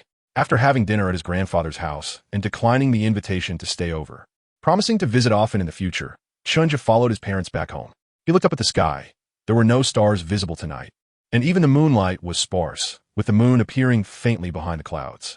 It might rain tonight. Retracting his gaze, Chen Tao looked at his son and smiled. I'm curious why we kept this from your uncle and the others. Chen Zhe nodded. Yes. In fact, he didn't like to boast about being born with full soul power. On the contrary, he preferred that fewer people knew about it. As he often said, he was still very weak. In this unpredictable world, he didn't even have the ability to protect himself, unable to fend off any potential prying eyes. So it was better to keep a low profile. However, regarding his innate full soul power, his parents hadn't even hidden it from the mercenary group. Yet they managed to keep it from the Yi family, which left him a bit perplexed. Returning to the living room, sitting in the main seat, he watched his son pout and smiled. Say, you think of something that I wouldn't? Your mother and I have discussed it from now on. We will publicly declare that you have innate level 8 soul power. The fewer people who know about this, the better. I've already informed Uncle Wang and the others to keep this matter confidential. His expression became serious. Revealing this to Uncle Wang and them was unavoidable because we need their help to obtain better soul rings for you. As 2 soul masters, we don't have the ability to search for suitable soul beasts in the perilous forest with just you, a child. The experiences of those days should have proven this. We cannot waste your talent by making you wait a year and a half to hunt for souls. Moreover, they're all trusted friends of your father, and their character is reliable. As for keeping it from the Yi family, he smiled and said nonchalantly, the fewer people know, the less risk there is of trouble. Yi Wing also nodded, gently ruffling her son's hair, her tone full of affection. When you go to the Soul Master Academy, study hard, and don't neglect your training because of playing around. There isn't much your dad and I can do for you from now on. It will rely more on yourself. You've always been a smart child, and your dad and I believe that you will definitely become a strong person in the future. Chen Zhe was shocked, and Zheng nodded. I will. The next day, Chen Zhe arrived at the Soul Master Academy again, carrying bedding and luggage. Today was the real enrollment day. Yesterday, he mainly came to meet the dean and just registered briefly before going back with Yi Zhiqiu. Upon entering the academy, after asking for directions twice, Chen Zhe finally found his dormitory. Room 301. After glancing at the door plate to confirm he wasn't mistaken, Chen Zhe knocked on the door, waited a few seconds, and pushed the door open. What met his eyes were 4 boys, all around 8 or 9 years old, dressed in school uniforms. These should be his roommates. Hello, everyone. My name is Chen Zhe, and I'm a new student. Chen Zhe smiled and greeted them. The few students who had just been playing looked at each other, and a sturdier boy stepped forward. You must be the genius that the teacher mentioned earlier. Assigned to our dormitory, right? Nice to meet you. Surprisingly friendly, Chen Zhe smiled and nodded. If no one else is moving in here today, then it should be me. Saying that, he walked into the dormitory. It was quite a spacious room. Even with 6 beds, it didn't feel crowded. 5 of the beds were made up, while one in the corner was still empty, clearly indicating that this was his bed. Chen Zhe walked straight over and smiled as he talked to everyone. Can you tell me about the academy? I'm new here and don't understand anything yet. The few of them exchanged glances, looking puzzled by Chen Zhe's friendly demeanor. Finally, a sturdy boy spoke up and introduced himself. My name is Lei Long. My martial soul is the Thunder Tiger, and I'm a 3rd-year student. These are my classmates, Zhang Mingyi, Yining, and Yang Xin. He curiously asked, I heard you're a genius with innate spirit power at level 8. Is that true? When the teacher mentioned that someone would be added to their dormitory yesterday, they had brought it up, and they were quite interested. Ah, it's true. My martial soul is the Xuanming Turtle, Chen Zhe replied with a smile, meeting their curious gazes. So you're all third-year students too? That means we should be classmates. He had transferred directly. The first 2 years of the Junior Soul Master Academy focused on basic courses like literacy and language, plus a meditation class, all of which he had already mastered. So he skipped ahead. A turtle martial soul. Huh? That means you're a defense-type soul master? Yang Xian said. He was a shorter boy with dark skin and quickly introduced himself. Yang Xian, my martial soul is the iron spear. No, I'm an assault type. I don't like being a support. After chatting for a while, they had a basic understanding of each other. Yining, whose martial soul was the wind shadow leopard, mysteriously said to Chen Zhe, since you're new, you might not know our academy's rules. The academy requires each dormitory to have a dorm leader, usually elected by the others in various ways. In our dormitory, the leader is chosen through battles, which means the boss. He said this with a serious expression. Our dorm leader, Lin Yinyang, is out training right now. When he comes back, you have to fight him. But you definitely want to be able to beat the boss. Don't worry, he wants to go easy on you. It's just to let you see his strength and for everyone to get to know each other. You can't refuse. After saying this, he chuckled gleefully. Chen Zhe was somewhat speechless, not expecting to experience this scene as well. Are all Soul Master Academies the same? Oh, there's such a thing? However, how do you know I can't beat him? I'm also an 8th level Soul Master now.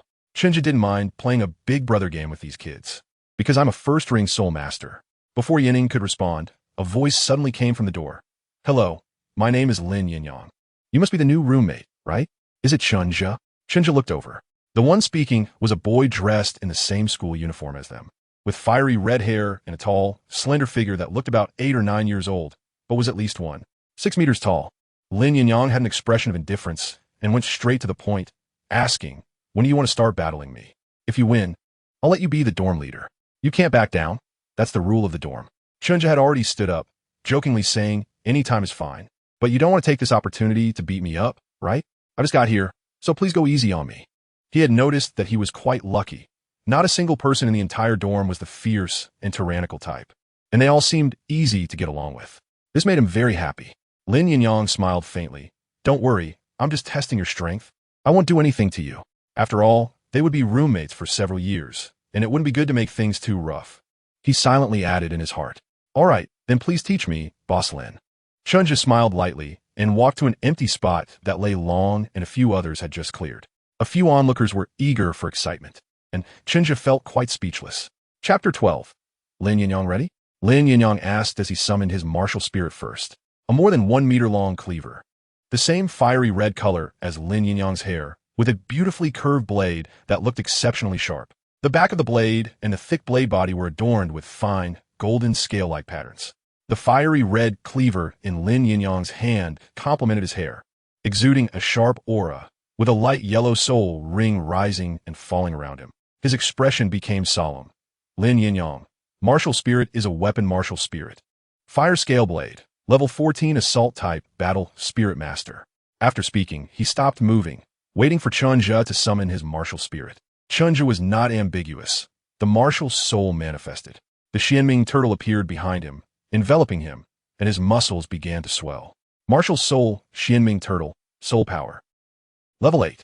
Without waiting for Lin Yinyang to say anything, he shouted again, I'm going in.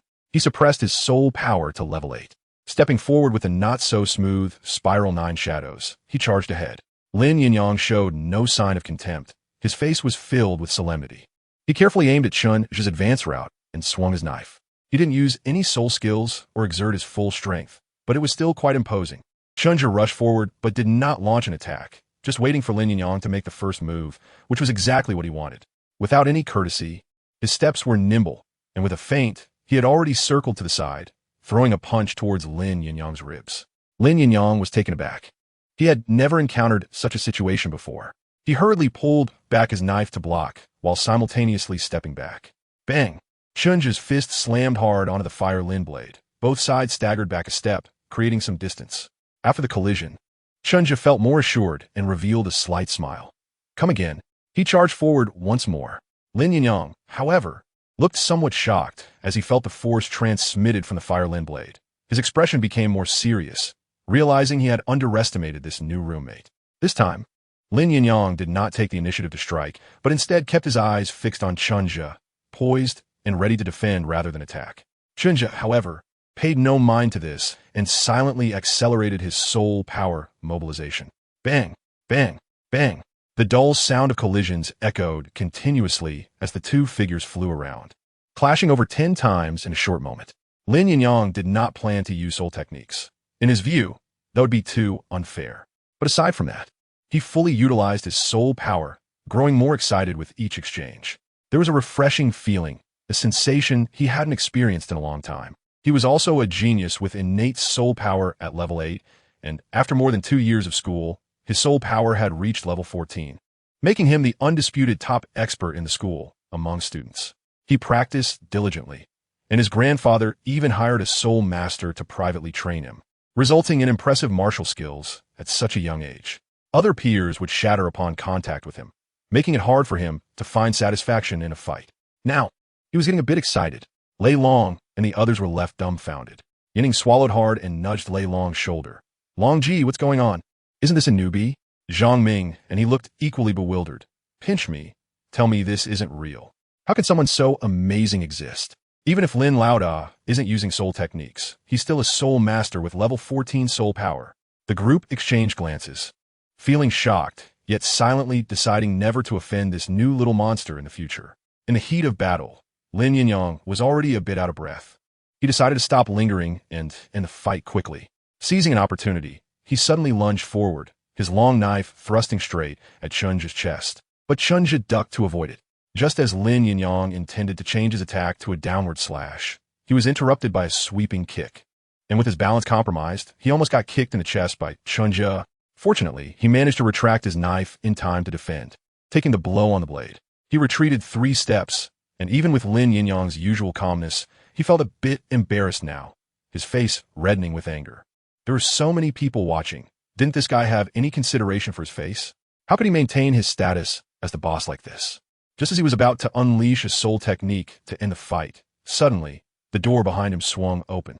A middle-aged teacher in a robe entered, saying, "What is going on? Are you demolishing the place with all that noise?" Upon seeing the tense standoff between the two, he grew even angrier. Fighting in the dormitory? What makes you two little rascals think you can fight in here? While speaking, he pointed at Lin Yinyang's nose. Lin Yinyang, were you just thinking of using a soul technique? Chen Zhe and the others were stunned at the scene, not knowing what to do. Fortunately, there were others present. Lei Long quickly stepped forward with a smiling face, saying, "Teacher Feng, please calm down. It's all a misunderstanding. There was no fight at all. We are welcoming a new member. This is a welcome ceremony. A welcome ceremony. Yes, a welcome ceremony." The other 3 guys nodded repeatedly. He then pulled over the bewildered Chen Zhe, saying, "This is our dormitory's new member, who just arrived today. He.S. a genius. We just played a soul master game with him to show our friendliness. Welcome to the new member." Welcome the new member? How could I possibly believe that? The middle-aged teacher had a look on his face as if he was being teased, pointing at Lin Yinyang, who had just put away his martial soul and looked embarrassed. What kind of welcome ceremony involves attacking someone with a knife? And you even used soul skills. He scanned a few kids present and, seeing that they indeed didn't seem angry, felt a bit relieved, realizing that it probably wasn't a serious matter. However, he still sternly said, "I don't care what happened or why you fought. Now go outside and face the punishment. I saw some trash that wasn't cleaned up over at playground number 3. Go clean it up, all of you." Huh. Upon hearing this, the group deflated, but there was nothing they could do and could only silently walk out of the dorm. Chen Zhe felt helpless and followed the crowd. "Come on, go eat this. It's delicious." At noon, after cleaning the playground, a few people gathered again. Lei Long took the initiative to treat, booking a private room on the 2nd floor of the cafeteria to start a proper welcome banquet. Yanning put a large piece of braised pork on Chen Zhe's plate, his height towering over Chen Zhe, as he said with enthusiasm, "Zhege, you are really strong, being able to fight with Boss Lin for so long. Didn't you just awaken your martial soul not long ago?" "Not at all. I'm far behind Boss Lin. He didn't even use his soul skills when he fought me." Chen Zhe accepted the braised pork but spoke humbly. "I just trained early on with my parents, so I have some skills in boxing and kicking. Boss Lin is the real strong one. I see he is not much older than me, yet he already has level 14 soul power. His future is limitless." He raised his juice and said, "Come on, Boss Lin, I toast to you. I'll drink to that. You drink as you like." He looked quite bold. Lin Yinyang felt a bit awkward, but still raised his juice and drank it all. You don't have to call me Boss Lin, just call me by my name. Or you can call me Dorm Leader. I don't like the title boss. Still unable to suppress his curiosity, he asked, when we fought before, your footwork was so strange. I was tricked several times. What was that? If it weren't for the spiral 9 shadows, which caused him to misjudge several times and allowed Chen Zhe to seize the opportunity to counterattack, the two of them wouldn't have been entangled for so long. Chapter 13. Backmounting, you mean that? Have you heard of self-created soul skills? Chen Zhe smiled faintly. It's a technique that differs from soul ring soul skills, called self-created soul skills. Self-created soul skills? Can soul skills really be self-created? A few of them looked a bit confused. This was beyond their understanding. Of course they can. Soul skills, after all, are just a way of utilizing soul power. Chen Zhe said with certainty, since they are all techniques. It's not a big deal for soul masters to summarize a set of combat techniques through daily training. Although self-created soul skills may not necessarily have the power of soul ring soul skills. As for the principles behind the formation of soul skills, with Chen Zhe's current knowledge, he couldn't explain it clearly. However, in terms of application and release, it was evident that it was a certain kind of technique, a skill that uses soul power as energy, martial soul as a foundation, and soul rings as a drive, with the three interacting with each other. Skill. Lin Yinyang, who had been listening attentively, pondered over the word and raised his head to ask, so, practicing this kind of skill also requires preconditions, right? Just like we need soul rings to release soul skills. He seemed to have gained some insight. Chen Zhe was somewhat surprised by his sharpness and did not hesitate to give him a bit of guidance. That's right. The two most important points are the amount of soul power and the strength of your control over that soul power. The former determines the power of the soul skill you can unleash, while the latter determines the accuracy of the release. He particularly emphasized, especially the latter, if a soul master lacks control over their own soul power, they won't be able to learn those techniques, let alone use them.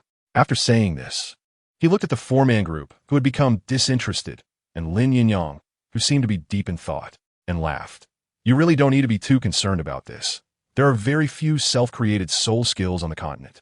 The reason for this is simple. It's not just that no one is creating them, but also because very few people are willing to learn them. This threshold is like a chasm for the vast majority of soul masters. After all, soul masters belong to a privileged class on the entire continent, and many people are not particularly eager to work hard at cultivation. More soul masters, when they reach a certain age, actually prefer to find a place to enjoy themselves, almost wishing to recreate their earlier life. In simpler terms, they lack the heart of a strong person. Chen Zhe did not want to comment on the various reasons, good or bad. He just wanted to focus on doing his own part. After saying this, Chen Zhe lowered his head and focused on eating, no longer speaking. The topic turned to other things, and the four-man group began to engage in various antics. Only Lin Yinyang kept his head down, pondering something, occasionally glancing at Chen Zhe, his gaze slightly flickering. Chen Zhe seemed completely unaware of everything. Thus, he began his life at the Soto City Junior Soul Master Academy. On a daily basis, he ate, slept, attended classes, practiced, exercised, and frequented the library. He worked hard to improve his strength and absorb knowledge. Even his research on the 9-yin manual had slowed down, and the reason was simple. He realized that he might not be able to achieve the second level of the 9-yin manual in a short period of time. The 9-yin manual is a cold attribute martial art, and this cold characteristic certainly cannot be obtained without reason. It requires some cold attribute treasures to assist in cultivation, relying on external forces for long-term stimulation to subtly change the nature of soul power. As far as Chen Zhe knew, the best would be the Xuanwu bed from the ancient tomb sect in the Divine Condor. With that kind of assistance, he would even be confident of achieving the second level within 7 days. Unfortunately, he did not have it. Another method would be to cultivate in a place rich in yin energy, like a graveyard or a mass grave, similar to Mei Chaofeng. But he refused, not for any other reason, just pure fear. So he could only send a message home, asking his family to help gather some treasures like Xuanwu, hoping for a stroke of luck, though he didn't really hold much hope for it. Sure enough, more than half a month passed without any news. In fact, he still had an advantage in cultivating yin attribute soul power. The Xuanming Turtle was also a yin attribute martial spirit, so his soul power naturally carried a coldness. With slow and steady practice, he could still succeed, but it would probably take 1 or 2 years.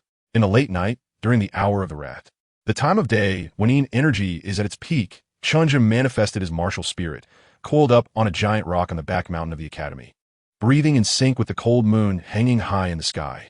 Rays of moonlight fell down, enveloping him, soaking every part of his body and every inch of his muscles and bones. After a long while, the cultivation ended, and Chen Zhe slowly got up. He let out a long breath of turbid air, feeling refreshed. His soul power had grown a bit colder, though not significantly. It was still worth celebrating. He twisted his stiff neck and looked toward a certain spot in the woods. "Come out. You've been standing there for over 10 minutes. Aren't you tired?" Lin Yinyang. The small forest fell silent for a moment before a tall figure walked out. It was his roommate, Lin Yinyang. Lin Yinyang's expression was calm, but there was a hint of thrilling excitement hidden in his eyes. He walked straight up to Chen Zhe and stopped 10 steps away. After silently meeting Chen Zhe's gaze for a while, and seeing that Chen Zhe had no intention of speaking, he finally asked with some difficulty, "Were you just practicing the soul technique you created?" This wasn't the first time Chen Zhe had sneaked out to practice at midnight. After realizing that he was struggling to make progress with the 9 manual, he had been coming here every night around the hour of the rat to cultivate under the moonlight. Sometimes he even skipped returning to the dormitory after dinner to practice martial arts on the back mountain, only returning after the hour of the rat. Everyone in the dorm knew about his peculiar habit, and Chen Zhe never tried to hide it. He couldn't, and there was no need to. The others in the dorm didn't say much. After all, except for Lin Yinyang, none of them could beat him, and meddling could easily lead to trouble. As for Lin Yinyang, who had been paying close attention to Chen Zhe, it goes without saying that he even knew exactly where Chen Zhe was cultivating. However, he hadn't followed him until today. After tossing and turning for a long time, thinking a lot, and feeling anxious, he finally made up his mind to come and take a look. Perhaps, looking at Lin Yinyang's somewhat evasive eyes, Chen Zhe smiled inside. No matter how mature he appeared, he was still just a child. Lin Yinyang had been observing him, and hadn't he been doing the same? He maintained a calm demeanor, nodded, then shook his head. "Yes, but not exactly." "Why, do you want to learn?" Lin Yinyang's eyes lit up with excitement as he said, "Will you teach me?" But then he saw Chen Zhe shake his head. "You won't be able to learn." He looked at Lin Yinyang's suddenly dim expression and explained, "As you just saw, that is not actually a soul technique, but a special form of meditation. Cultivating this requires not only high talent, but, more importantly, compatibility with the cold attribute. And your martial spirit's characteristic is fierce fire, which is exactly the opposite." Lin Yinyang's expression darkened, and he had to admit that Chen Zhe was right. Without compatible attributes, everything was in vain. Just like he couldn't obtain an ice attribute soul ring. But suddenly, he saw the calmness in Chen Zhe's eyes and abruptly reacted, delighting. He stepped forward eagerly and asked, "What about the others? You must know other things, right?" Chen Zhe's expression remained calm as he nodded and shook his head. "There is another method, but it's not very suitable for you, and it may not be much better than what the Academy currently teaches." He was not lying. He indeed had a set of mental techniques recorded in the 9 manual, which could be considered an initial version of it called the Pure Yuan skill, with no attribute bias. Compared to the meditation methods of this world, it probably wouldn't be much stronger, but it did have a good effect on purifying soul power. "And why should I teach you? What benefit do I get from teaching you?" He suddenly became serious. "This is the most precious inheritance of my sect. How could I possibly pass it on to you for no reason?" He started to speak nonsense. Chapter 14, Idiot. In the deep night, the sky was cloudless, with a bright moon and sparse stars. It was midsummer, and even in the rarely populated woods of the back mountain, it was quite lively, with various birds, insects, and crawling creatures taking advantage of the night to move and hunt.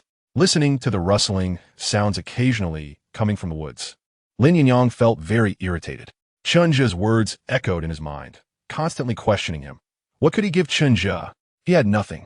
He couldn't offer anything at all. Just then, Chen Zhe spoke again, asking, "You seem very eager to become stronger?" Lin Yinyang was taken aback and replied, "How did you know?" He raised his head, and there was a hint of relief in his eyes, as if he no longer insisted on creating his own soul skills. Chen Zhe's eyes were filled with admiration. "Isn't it obvious? The time you spend on cultivation is more than double that of others, and you never slack off. You often go outside the school, and when you come back, you smell of medicinal herbs. You're using medicinal baths, right? It's really terrifying how disciplined you are. Even though you are already the strongest student in the academy, those classmates who are a few years older than us can't compete with you." As he spoke, he shook his head with a teasing smile. "Aside from your terrible grades in cultural subjects, you're a typical model student." A slight blush rose on Lin Yinyang's handsome face, which had just shed its baby fat. It was unclear whether he was shy or angry, and he said in a muffled voice, "I have a reason to become stronger. I didn't expect you to have a story at such a young age." I wonder if I have the honor of becoming your listener? Chen Zhe said with a smile. Why should I tell you? Lin Yinyang was about to refuse, but suddenly realized something. He stared at Chen Zhe's smiling face and, with a slightly dry throat, said, You, what's with the surprise? Chen Zhe smiled and nodded, as if he had been prepared. He rummaged through the corner under the giant rock and pulled out 2 bottles, smiling strangely. Do you dare to drink? I secretly hid some wine. Drink my wine and tell me your story. Lin Yinyang was speechless for a moment and finally said, I dare. The story was actually quite simple. Lin Yinyang was born into a wealthy merchant family and had 3 generations living together. His grandfather was the founder of the family, a sole emperor powerhouse.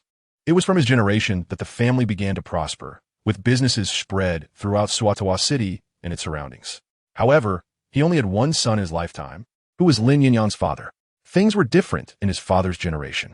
Although Lin Yinyang's father had poor innate soul power, only at level 1, and spent his life hovering around level 10, he had a talent for business.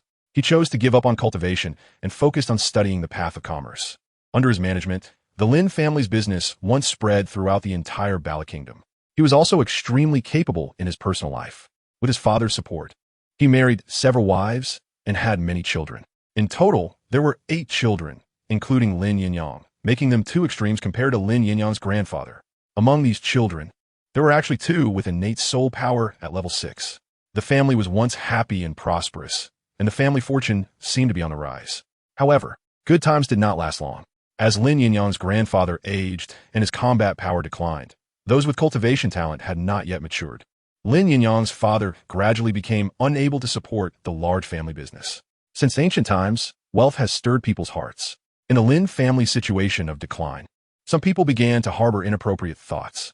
One day, they seized the opportunity when Lin Yinyang's entire family went out for a trip. This ambush was successful, but not completely so. Lin Yinyang's grandfather received the news in time and arrived to save the 4-year-old Lin Yinyang and his sister, who had no cultivation talent.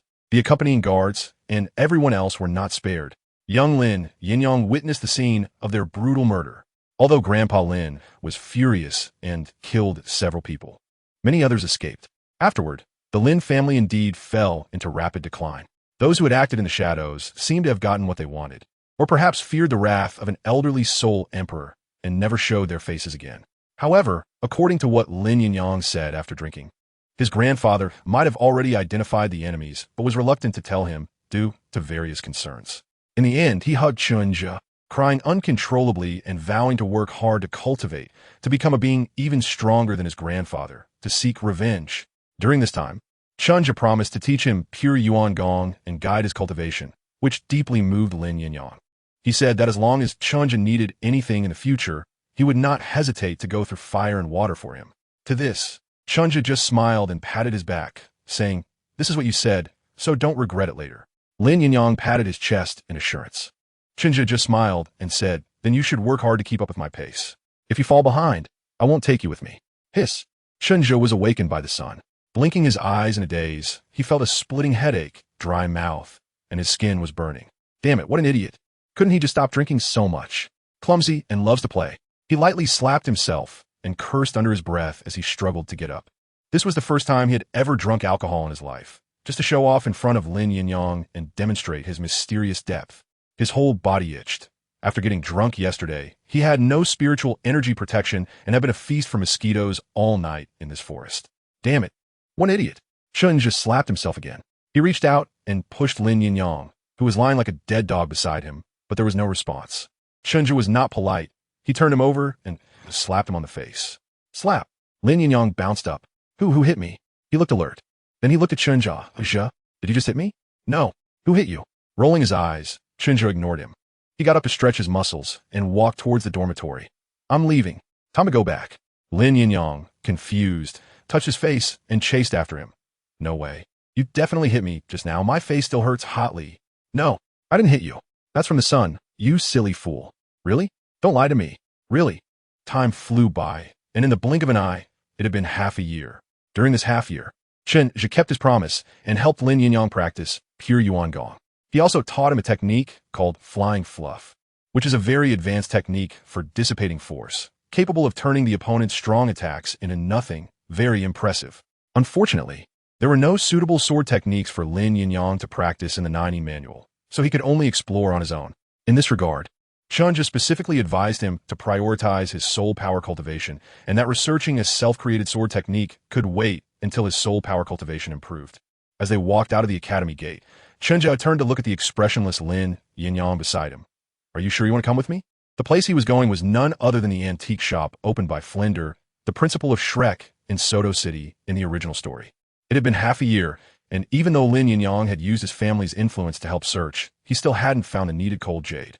However, while practicing yesterday, he suddenly thought of Flinder's little shop. That little shop looked unremarkable, but it had the existence of the crystal dragon whisker needle, so perhaps it might also have cold jade. Chen Zhe was ready to take a look, to see if a blind cat could really stumble upon a dead mouse. Without the cold jade, he could accept other cold attribute heavenly materials and treasures. Chapter 15. Flanders, of course, we are brothers, aren't we? Lin Yinyang was very interested in the heavenly materials and treasures that Chen Zhe mentioned, and this time they were actually going to a secluded area of a soul saint, so it was even more unmissable. Looking at the eager Lin Yinyang, Chen Zhe felt a bit helpless. "Then let's go. But you have to promise me to follow my instructions in everything." Saying this, he became serious. After all, he is a soul saint, and in front of him, we are nothing, so try not to provoke him. "Of course, you have a final say." Lin Yinyang also became serious. Chen Zhe couldn't help but smile again. There's no need to be overly cautious. After all, he is in seclusion, and we just have to pretend we don't know about this. After a while, the two arrived at a bustling district in the southern part of Soto City, where they found a luxurious rose couple hotel. They then began their search from there, and after more than half an hour, they finally located the original merchant's shop. Fortunately, the shop door was open, which proved that Flander hadn't been slacking off. Accompanied by Lin Yinyang, Chen Zhe entered the shop and immediately saw a figure lying on a lounge chair. It was a middle-aged man wearing square-framed glasses with a distinctive hooked nose. It was indeed Flander, the four-eyed cat eagle from the original work, who was also the dean and founder of Shrek Academy. Chen Zhe and the other person walked into the store calmly. They glanced at the indifferent Flander, saw that he had no intention of greeting them, and ignored him. Starting to look around the store. There was no counter in the store, and the items for sale were not many. They were all hanging on the three surrounding walls. Chen Zhe walked over to inspect one by one, observing with his eyes and then sensing with his soul power. Lin Yinyang followed behind him, curious but not understanding. During this time, Chen Zhe also saw the golden dragon whisker needle that Tang San obtained in the original work. It was a piece of golden crystal, about the size of a human head, containing many impurities, and it didn't look like a treasure at all. After glancing at it, Chen Zhe didn't act rashly, but changed direction and continued searching. His main purpose for coming here was still to find cold attribute treasures. After another round of searching, Chen Zhe finally stopped in front of a piece of jade. This was a piece of jade that was green with a hint of deep blue, about the size of a fist. The quality looked pretty good, though it was a bit small. Yes, this was the cold jade that Chen Zhe had been longing for more than half a year. "Boss, how much is this thing?" Chen Zhe asked straightforwardly to Flander. He wasn't thinking of trying to outsmart Flander. In his previous life, he was just an ordinary person who graduated from university less than 2 years ago. And in this life, he was only 6.5 years old. He couldn't outplay a seasoned expert like Flander, who had roamed the continent for many years. Upon hearing this, Flander, who looked like a social outcast lounging in a recliner, finally turned his gaze over. He glanced at the two children and the piece of cold jade beside Chen Zhe. Casually, he said, 200 gold soul coins. His expression was indifferent, and his tone was casual, as if he didn't care whether this deal would fall through because of his high asking price. Chen Zhe raised his eyebrows, not answering directly, but instead pointed to a piece of iron ingot beside him. What about this? It was a piece of cold iron, often used to forge weapons. However, in this world, due to the existence of martial souls, the value of ordinary weapons had significantly decreased, and the quality of this cold iron was not very good. 300 gold soul coins. Flander became interested. Chen Zhe twitched the corner of his mouth. "This thing can be worth 100 gold soul coins. You really are a scammer." But he wasn't in a hurry. Now that he had found Xuanwu, and with Lin Yinyang's support, he wasn't afraid to spend a little more gold soul coins. Compared to these, he was more concerned about Flinder's attitude. He pointed to the metal sheet again. "What about that one?" 500. Flinder looked at this child, who was like a little adult, with great interest, and quoted what he considered to be an exorbitant price again. Chen Zhe nodded and waved his hand, saying, "Shaolinzi, pay up." Lin Yinyang's expression darkened. "What's Shaolinzi? I'm your big brother." He rolled his eyes at a certain big spender and honestly took out the wallet that Chen Zhe had just given him. Inside was the 600 gold soul coins that Chun Tao had sent over last night. Almost all of the Chun family's current liquid assets were in there after recently purchasing several properties. It's really heartless to sell your father's land, Lin Yinyang muttered to himself. He counted out 100 gold soul coins and handed the bag directly to Flander. Flander took the money bag and looked inside. Indeed, there were 500 gold soul coins. He then glanced at Chen Zhe, who had already tucked 3 items into his arms. Flander opened his mouth, but he found it hard to retract his words. Would there be repercussions for cheating such a fool? Initially, Flander was a bit shocked to see 2 young genius soul masters enter the store, looking like they were ready to make a purchase, and he had prepared to fleece them. On the other side, seeing that Flander wasn't trying to jack up the price like he did with Tang San in the original story, Chen Zhe also breathed a sigh of relief. It seemed his judgment was correct. Although Flander was greedy for money, he wasn't a villain and didn't take advantage of a child like him.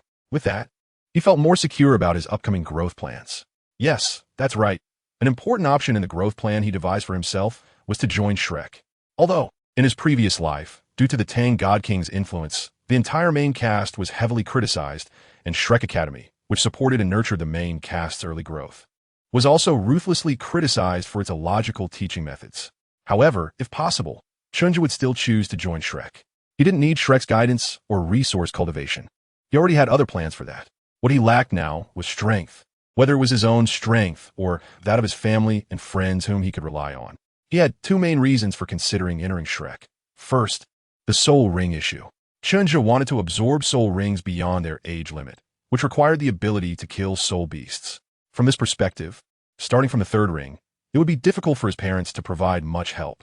It was uncertain how much combat power his grandfather Lin Yinyang had left, and whether he could even enter the soul beast forest to hunt souls was still questionable, not to mention the 4th and 5th rings.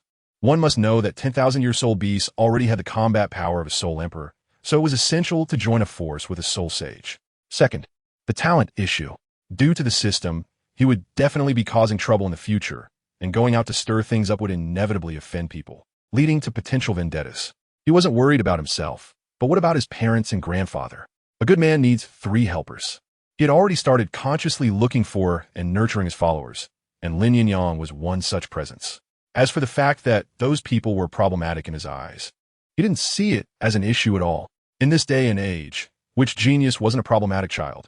Even in this life, Chen Zhe himself was seen as a problematic child by others. As long as he had the ability to guide and educate those in the main cast, everything would be fine.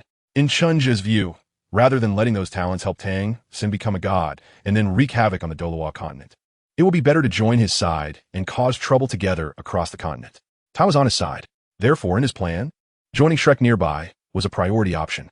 Of course, all of this was premised on Flander, the current ruler of Shrek, being a person with principles. Otherwise, joining would be like delivering himself to a trap. In that case, he might as well have gone straight to the Spirit Hall. Chapter 16. Laying the lines, so Chen Zhe also wanted to take this opportunity to test Flander's character, knowing that he wouldn't lose much money in the process. He could accept that cost. Now that the treasure was in hand, the stone that had been hanging in Chen Zhe's heart was finally set down. He looked at the still confused Flander and said, "Boss, can you get more of this cold jade?" He took out the cold jade to indicate. Flander also came back to his senses and narrowed his eyes, saying, "Oh, you really need this cold jade? How much do you want?" Instead of asking if he could get it, he first asked how much he needed. Chen Zhe shook his head and said, "Just tell me if you can get it." Yes, Flander said, his interest piqued. He looked at the child and added, "However, next time I can't give it to you at the current price. For the same size, it will cost at least 300 gold soul coins next time." He had a look of regret on his face and said, "Kid, do you know how lucky you were this time?" Chen Zhe was stunned, looking at Flander with a face full of disbelief. "Boss, do you think I'm an idiot? Aren't you?" Flander and Lin Yinyang exchanged glances, then tacitly looked away, secretly thinking, "Boss, you really have no sincerity at all, just trying to fleece me." Chen Zhe continued, "I'm not afraid to tell you that I bought this cold jade because I need it for cultivating my martial soul. I've been looking for a long time without any news." His expression was calm. "I'm only willing to pay 200 gold soul coins to be taken advantage of, but that doesn't mean I'm a fool. If it weren't for me, this thing wouldn't even be worth 50 gold soul coins. However, this need is just a difference from nothing to something. The amount after that is merely a bonus." Chen Zhe is indeed stating a fact. Having this piece of cold jade with him all year round has significantly accelerated his cultivation speed, so he doesn't have an urgent need for more cold jade. Of course, if the price is right, he wouldn't mind acquiring a bit more, as anything that can assist in cultivation is always welcome. Flander looked at Chen Zhe's calm eyes and knew that he was mostly telling the truth, but his interest in him grew even more. "What an interesting kid." He smiled and said, "So how much can you offer?" Chen Zhe was not in a hurry and calmly asked in return, "How many can you get?" Flander laughed and said, "With something like what you have in hand, getting a dozen or so is not a problem." Chen Zhe was somewhat surprised. Is this guy really that impressive? The Chen family and the Lin family had been searching for so long with no news at all, yet he managed to get so much in one go. 80. I want them all. Chen Zhe didn't give Flander a chance to react and asked, "Can you get bigger ones? If you can, the price can be adjusted accordingly. At worst, I can borrow some money from Lin Yinyang's family to get the goods first. For Xuanwu, it's worth it." Flander nearly choked on his breath and waved his hand irritably. "Get lost. There are none left. Absolutely nothing." Chen Zhe chuckled and wasn't intimidated, but he added a bit more. "Then it's 100. Can't be more than that. We don't have that much money to give you. If you're really unwilling, then there's nothing we can do." Flander rolled his eyes, which counted as agreement. "There should be a big one, but I can't guarantee how big. If I really bring it, can you afford to pay for it?" Chen Zhe became serious and said solemnly, "You can bring it on, as long as it's good stuff. My family can still come up with 2,000 or 3,000 gold soul coins. The bigger, the better. It would be best to give me a cold jade bed, although I think I'm being a bit unrealistic." He pointed to Lin Yinyang beside him and said, "Boss, you seem to be quite a capable person.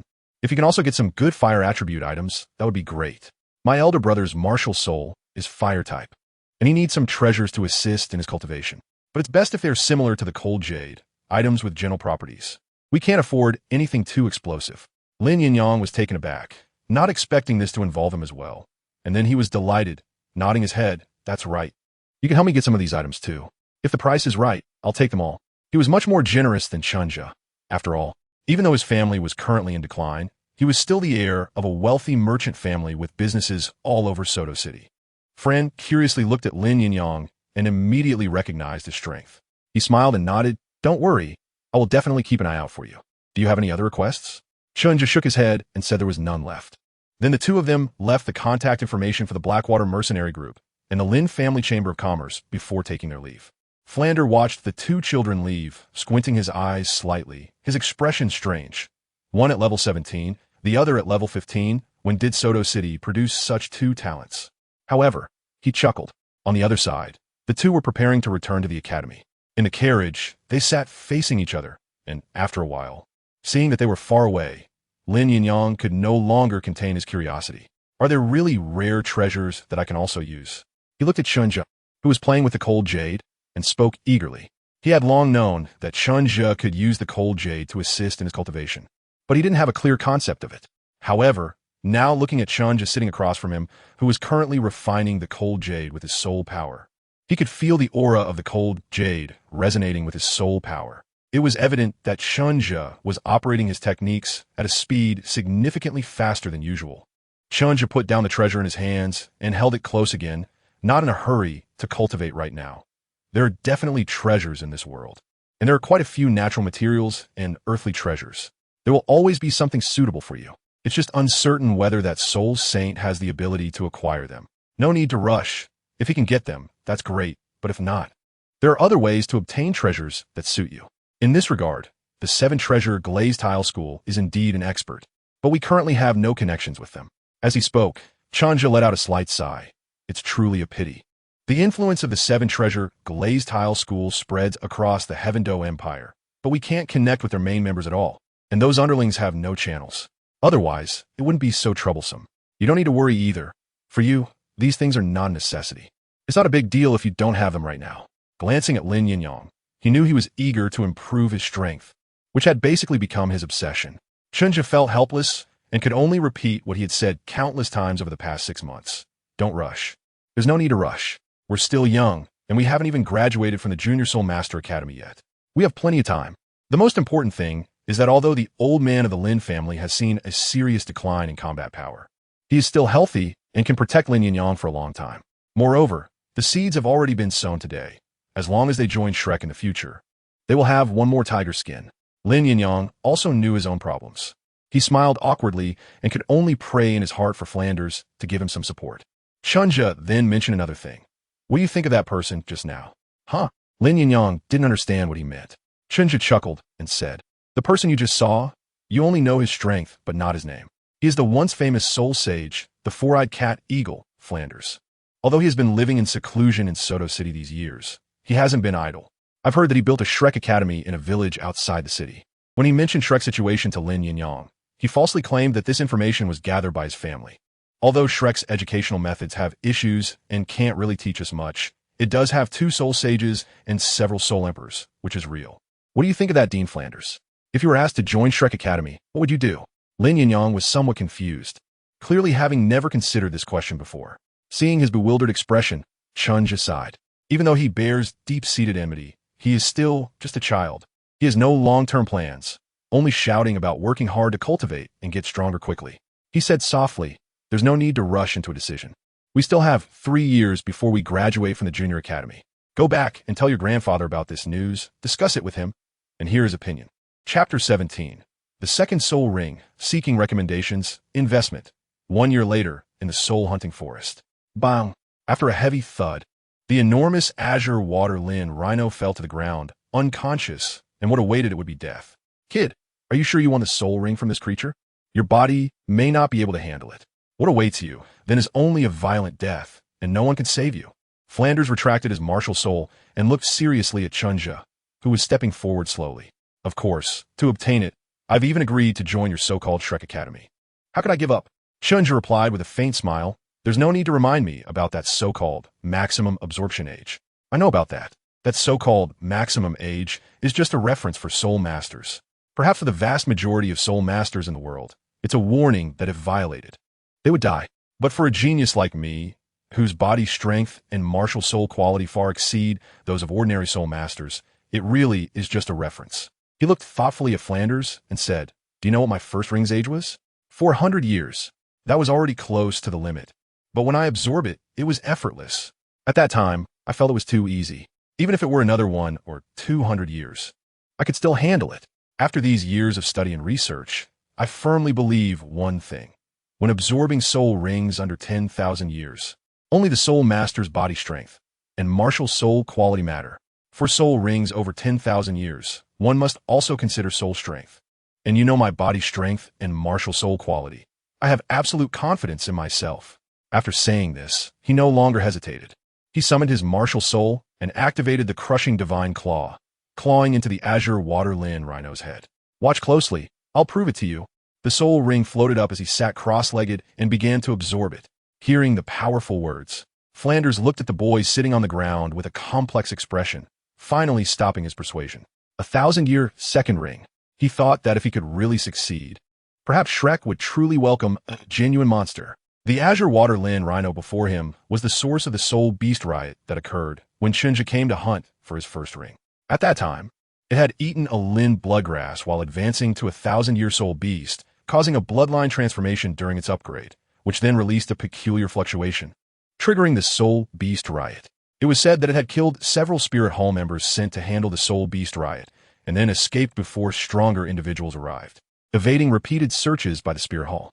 Later, the news spread, and when Chen Zhe heard it, he was stunned, deciding that once he reached level 20, if this creature hadn't been found and killed, he would definitely obtain this soul ring, entering the 1,000-year mark with a powerful bloodline, and being a water attribute azure water lin rhino.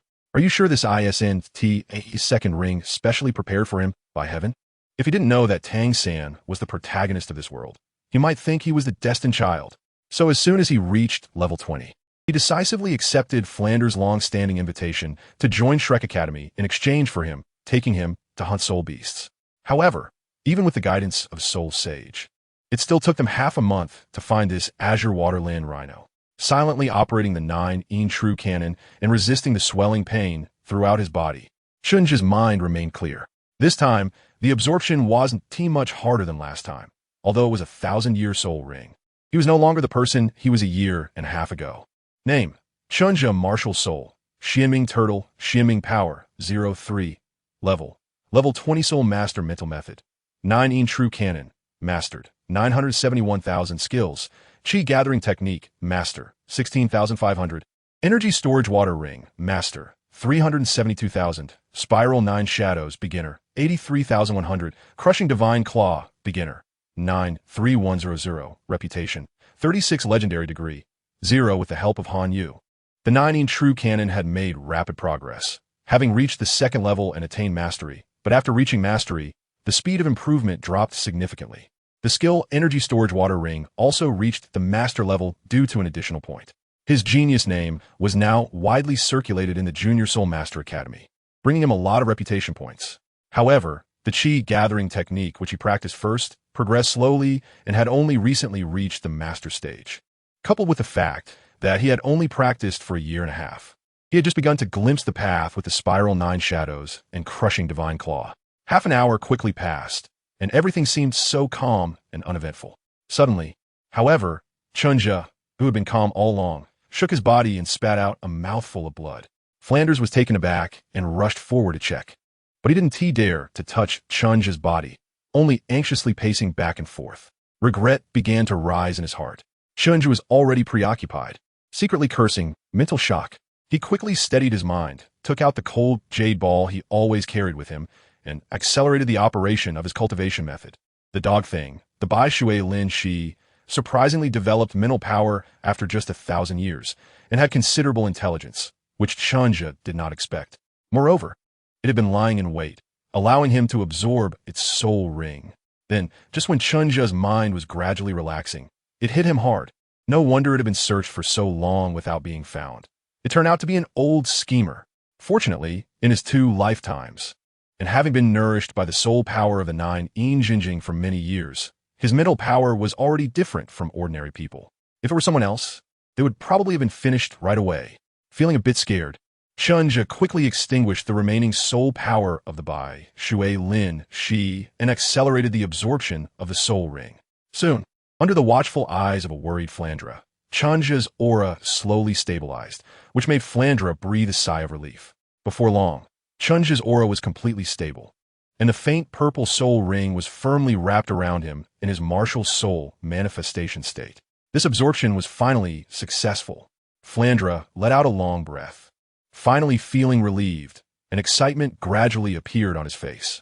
His gaze towards Chen Zhe was like looking at a rare treasure. It succeeded, it really succeeded. The second ring in 1,000 years. A monster. A true monster. Heaven bless Shrek. Heaven bless Shrek. Flandra was excited, but did not dare to make a sound, trying to calm his emotions while keeping an alert perception of the surroundings. At this moment, he absolutely could not allow anything that might disturb Chen Zhe to approach. This was the future of Shrek. Flandra firmly believed that. Huff. After taking a long breath, Chen Zhe slowly opened his eyes, a glimmer of brilliance bursting forth. The divine light in his eyes flashed, and he stood up, spreading his arms and then clenching his fists, feeling the powerful sensation coursing through his body at that moment. He felt stronger than ever before. Opening the system panel, a new soul skill appeared. Xuanming Shock Shield, Mastery, 0500. With a slight smile, Chen Zhe shouted, second soul skill, Xuanming Shock Shield. With a booming sound, a wave of energy erupted from Chen Zhe, sweeping out in all directions. When Flandra looked at Chen Zhe again, a turtle shell shield had appeared on his left arm, surrounded by swirling water vapor. As Chen Zhe's soul power surged, waves of shock energy continuously spread from the shield to the surroundings. Dean Flandra. Chen Zhe chuckled, casting a mischievous glance at Flandra. Flandra laughed heartily. Come on, let me see what kind of soul skill this little monster has obtained this time. Chapter 18. External Spirit Bone, already signed. Seeking recommendation votes and investment. Xuanming Shock Shield. With a low shout, stepping on spiral 9 shadows, Chen Zhe flashed in front of Flandra. The Xuanming shield in his hand trembled with soul power, swinging fiercely towards Flandra. Feeling the overwhelming force coming towards him, Flandra's expression became serious. With his martial soul manifested, the cat-eagle martial soul enveloped his figure, and a powerful soul power surged. Not intending to use a soul skill, Flandra wanted to withstand Chen Zhe's blow with his own robust soul power, hoping to personally feel the intensity of Chen Zhe's attack. Bang! The moment they collided, a shock wave erupted between them, sweeping outwards, and the two figures at the center of the collision momentarily stood still, only to see Flandra's figure quickly retreating. Staggering back, Flandra's figure retreated more than 10 steps, creating deep pits in the ground before he barely managed to dissipate the force. Feeling the numbness and stiffness from where he had collided, Flandre was both surprised and delighted. Good kid, what a strong shock force, what an odd penetrating power. Caught off guard, almost took a hit myself. The joy on his face was evident. Although he hadn't used a soul skill, he had gathered soul power to resist, which was no less effective. However, the shock power carried by Chen Zhe's second soul skill bypassed his defensive soul power and directly affected him as a soul master. Chen Zhe chuckled, quite satisfied with his soul skill. If his guess was correct, the shock characteristic of this soul skill came from a similar wave-like technique previously exhibited by the Bai Shui Lin Shi, enhanced by the power of Xuanming, resulting in a penetrating force akin to striking a cow across the mountain. That feeling, as if being in the depths of the sea, constantly impacted by the dark currents, could absolutely drive someone to the brink of ecstasy. With just this soul skill, Chen Zhe could boldly claim to be a nemesis in close combat. Among soul masters of the same level, anyone who took this hit would need time to recover. Even high-level soul masters would suffer considerable damage from this move. But it was only invincible in close combat. I still had no means against ranged attacks, and my speed, even with Spiral 9 shadows, couldn't be considered fast. If I encounter a ranged soul master, I still risk being countered. Chen Zhe smacked his lips, his tone slightly pretentious. You should be content. Establishing an invincible position at the second ring. Flandre laughed heartily. Let's go. This can be said to be a fruitful hunt for souls. Finally, not wasting the more than half a month of hard searching and toil, and now it's time to return. Chen Zhe nodded, his smile radiant. His gains this time were not just the powerful second ring. Another day had passed. After saying goodbye to Flandre and agreeing to directly enroll in Shrek Academy once he graduated from the junior academy, Chen Zhe returned home. Due to Chen Zhe's studying in Soto City, his parents and the mercenary group's members have been spending more time in Soto City over the past year. The originally shabby temporary residence had undergone several renovations. The old house was completely rebuilt, which was easy for soul masters, and the yard was tidied up again, with a few jujube trees planted for decoration, making it look quite decent now. Today, there was still no one at the residence. They were probably out on a mission again. The mercenary group had become increasingly busy this year. Chen Zhe heard from his father that they were already considering plans to recruit new members, discussing how to expand and strengthen the mercenary group and move towards formalization, for which they had asked Chen Zhe many questions. Setting aside the various complicated thoughts, Chen Zhe returned to his room and closed the door tightly. He looked a bit dispirited and reopened the system panel. Name, Chen Zhe Martial Soul, Xuanming Turtle, Xuanming Power, 03, Soul Bone. External Soul Bone, level, 22nd rank Great Soul Master Mental Method, 9 in True Classic, Mastered, 981,000, Skills, Cheat Gathering Technique, Master, 17,500, Spiral 9 Shadows, Beginner, 85,100, Crushing Divine Claw, 94100, Soul Skills, Energy Accumulation Water Ring, Master, 372,000, Xuanming Shock Shield, Mastered, 1,500. The new panel skills have been split, with soul skills listed separately. But this was not what Chen Zhe was focused on. He looked at the soul bone section and fell into deep thought. He reached out and touched his forehead, feeling a wave of itchiness in that area, and Chen Zhe began to speculate. He should have obtained a delayed soul bone, just like Tang San in the original story. Initially, this feeling was not strong, only a vague sensation, but as time passed, Chen Zhe could now clearly feel that elusive itchiness accompanied by waves of heat. This made his head feel heavy, and he was starting to find it difficult to lift his spirits. He turned over and got into bed, curling up under the covers. Chen Zhe soon fell into a deep sleep. Chen Zhe felt like he had a long dream, in which he transformed into a water lizard rhinoceros, growing stronger from birth, dominating a territory, then consuming blood-scale grass, evolving his bloodline and leveling up, only to be hunted down and turned into a soul ring for a little boy. He felt so unwilling. He hadn't achieved his ideals. He hadn't become the soul beast overlord of the continent. He was not willing. He wanted revenge. To kill the human who coveted his soul ring, dragging him down to death with him. This deep and intense resentment surged within his heart. After a brief period of lurking to gather strength, he summoned all the remaining power he had and charged recklessly towards the little boy. Then, he finally saw the boy's face clearly. That little boy was himself. Chen Zhe suddenly woke up, throwing off the blanket covering him and standing up, looking at his hands. He gasped for breath, still shaken. His expression gradually calmed down, but he noticed that he was drenched in sweat, and his body was covered with a layer of blood scabs. A strange sensation came from his forehead, and Chen Zhe quickly picked up the mirror beside him to see his current appearance. He was soaked in sweat, his clothes dampened, with some dark red bloodstains congealed on them, and his exposed skin was dotted with spots. Chen Zhe knew that this was the filthy blood expelled from his capillaries. Additionally, right in the middle of his forehead, a horn had grown. What kind of horn was it? About 14 to 15 centimeters long. A dark green like jade mixed with golden glimmers. It connected from the skin to the tip of the horn, dyeing the entire tip a brilliant golden color. It was completely different from the horn of the azure water lin rhinoceros, to the point that Chen Zhe himself found it hard to believe that this soul bone came from that azure water lin rhinoceros. Chen Zhe quickly opened the panel. Soul bone, Xianlin golden horn, external soul bone, Xianlin golden horn? So what is its function? Chen Zhe gathered his thoughts. His perception fully opened, reaching towards the unicorn on his forehead.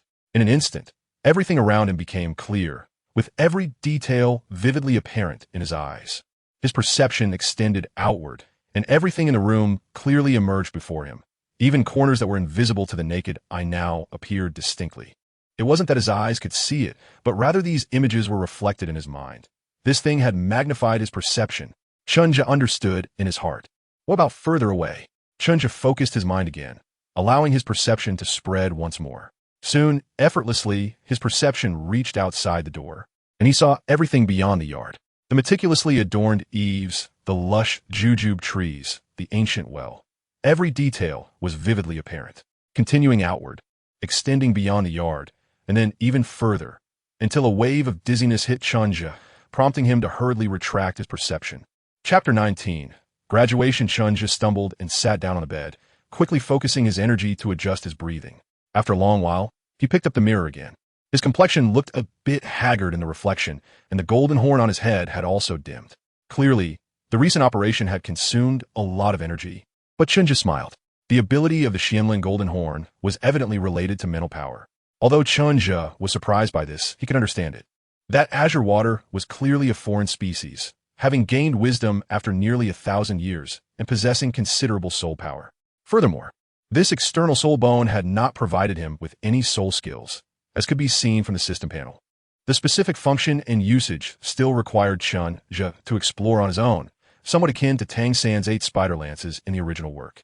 Given his current cultivation level, the ability to amplify perception and project images could extend his sensory range to about 50 meters. Additionally, using the Xianlin golden horn consumed not only soul power, but also mental energy. He still felt a heaviness in his head. Most importantly, he noticed that using the Xianlin golden horn seemed to come without any obstacles. The only limitation was his cultivation strength, with no signs of being unable to control it. With a slight thought, the Xianlin golden horn vanished without a trace. His forehead returned to a smooth and flat appearance, with only a golden line remaining, adding an air of mystery to his fair face. Holding the mirror in one hand, he brushed over the golden line with the other. He felt no trace, as if it were merely a tattoo. This puzzled him. Tang San's 8 spider lances were not like this, right? However, after thinking for a moment, he decided to abandon this line of thought. There was too little reference, and overthinking was pointless. As long as he knew it was a good thing, that was enough. With the matter of the soul bone coming to a close, Chen Zhe let out a sigh of relief, relaxing his mind. A wave of drowsiness surged over him. He was still too young and had limited energy, but now, Chen Zhe dared not let himself fall asleep. He needed to eat something quickly to replenish his physical energy, or he feared he might sleep too deeply and never wake up. Time flew by, and in the blink of an eye, 2 more years had passed. Now 9.5 years old, Chen had grown to a height of 1.50 meters, with a strong physique and an upright posture. Beneath his messy black hair were a pair of eyes that shone like stars, and the golden line between his brows glimmered brilliantly. If one ignored his slightly baby-fat round face, he could indeed be called a graceful young lad. Today was the day he graduated from a Junior Soul Master Academy, marking the end of his more than 3 years of school life. After celebrating with his classmates in the afternoon, Chen Zhe took Lin Yinyang to Shrek Academy outside the city. The main reason he insisted on finishing 3 years of schooling despite Flanders' dissatisfaction was not only because he hadn't finished reading the Academy's collection, but also because he wanted to accompany his good brother Lin Yinyang to complete the Junior Soul Master Academy, leaving behind some beautiful memories of their childhood. Now that they had graduated smoothly, they naturally rushed to report to Shrek. It is worth mentioning that 2 years ago, after Chen Zhe returned from hunting souls, he was invited to visit Lin Yinyang's home. That was the first time Chen Zhe met Lin Yinyang's grandfather, a respected elder who looked like he was severely worn out but still held up the entire Lin family with his decaying body. During that visit, Chen Zhe shared a meal with the elder and chatted about family matters. The next day, Lin Yinyang happily told Chen Zhe that, after more than a year, his grandfather finally agreed to let him attend school at Shrek with Chen Zhe. Now, due to practicing the pure yuan formula and Chen Zhe's guidance, 12-year-old Lin Yinyang had already reached level 29. For someone with innate soul power at level 8, this was once unimaginable. However, he didn't feel much sense of achievement, simply because Chen Zhe had also caught up and reached the critical point of level 29, needing only to break through that final barrier to reach the soul venerable realm before him. This left him feeling somewhat dejected until Chen Zhe told him he had innate full soul power, which eased his mind a little. Upon arriving at Shrek, Chen Zhe felt a strange sense of nostalgia looking at the dilapidated and old academy gate and plaque. Shrek, the place where countless youthful dreams began in his past life. Even after Tang Xuanwang was disgraced, this plaque still shone brightly. With a light laugh, Chen Zhe strode toward Flander, who had come out to greet them. Dean Flander, Chen Zhe and Lin Yinyang are here to report. Following Flander into the academy, this was not Chen Zhe's first time at Shrek Academy. He had met all the teachers and classmates here. This included Oscar, a boy with peach blossom eyes who was the same age as him, raised by Flander, whose martial soul was sausage and who had innate full soul power. There was also Ma Hongjun, a chubby boy from a nearby village, who had awakened his martial soul last year and was taken back by Flander to be trained as a direct disciple.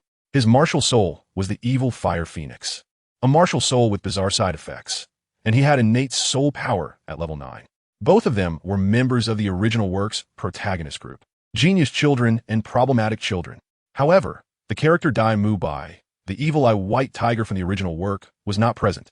He should still be enjoying the brotherly bond in the Star Luo Empire. Hey, Flander, what are you up to again? Chen Zhe and Lin Yinyang had followed Flander for quite a while without him saying a word, which made Chen Zhe feel that something was off. You'll know when you get there, Flander said, realizing Chen Zhe was so perceptive and dropping the pretense with a chuckle. Adjusting his glasses, Flander quickened his pace. Hurry up. Don't keep them waiting too long, or you'll be the one at a disadvantage later. Chen Zhe was a loss for words, but he followed along. After a short while, after passing a few buildings, the three of them arrived at a large square in the academy, which was where Flander usually taught the two little ones.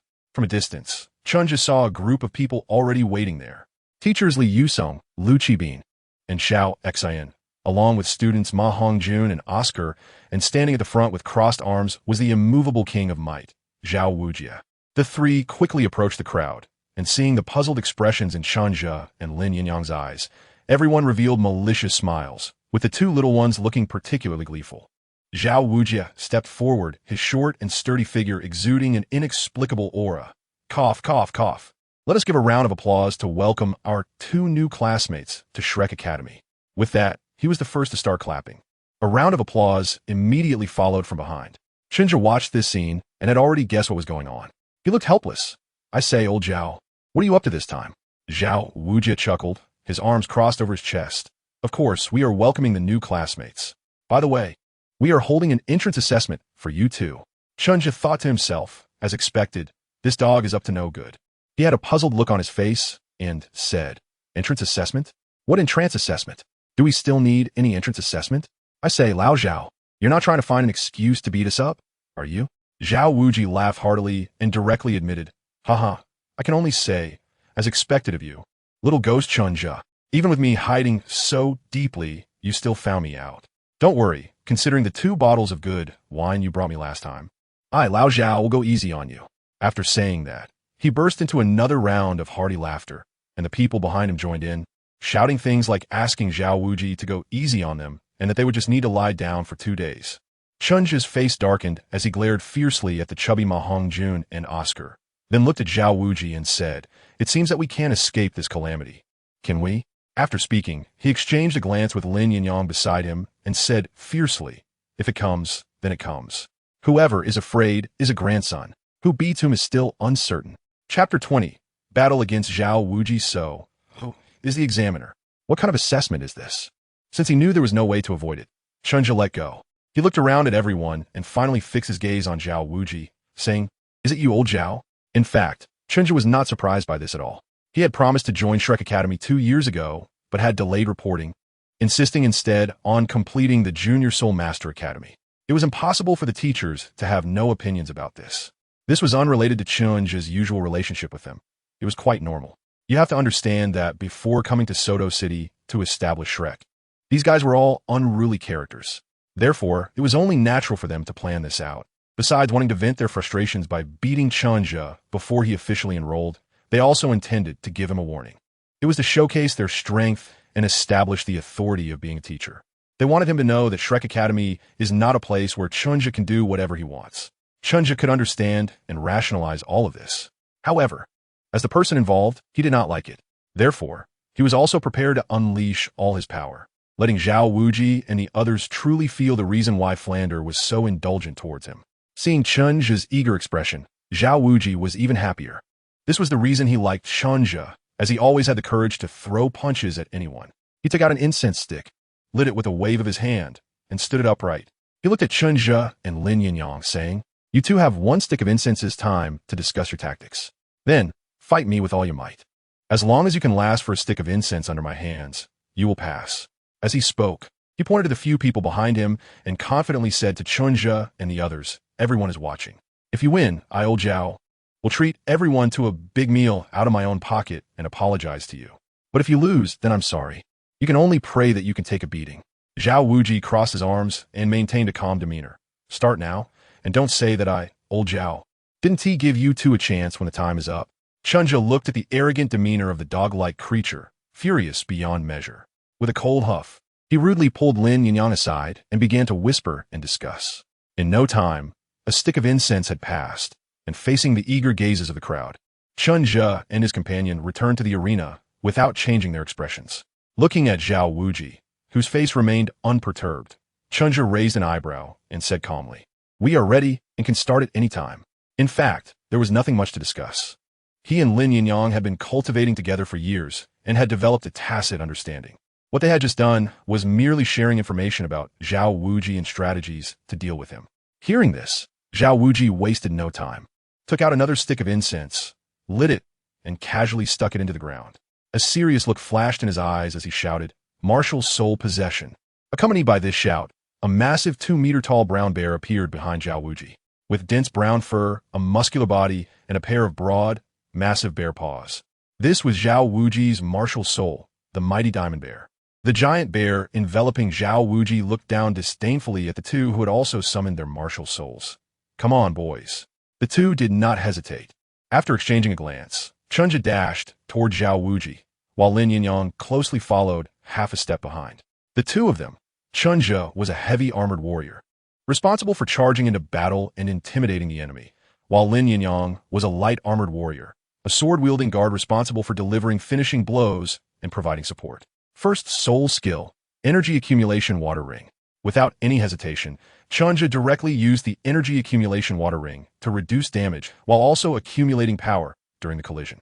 Stepping on the Spiral 9 shadows, Chen Zhe quickly approached Zhao Wuji and activated the Crushing Divine Claw, aiming a claw strike at his head. Crushing Divine Claw, Mastery, 261-1000, with 7-part strength. Facing this formidable claw strike, Zhao Wuji remained calm and raised his palm, as big as a fan. Second soul skill, Mighty Diamond Palm. The broad bear paw swept toward him, and Chen Zhe knew he couldn't clash head-on with this brute. Fortunately, he was well prepared and quickly changed his strategy. His footwork did not stop as he created a phantom image at his original position, which Zhao Wuji's palm smashed to pieces. Spiral 9 Shadows, Mastery, 857-1000, nearing master level, had always been Chen Zhe's weak point in speed.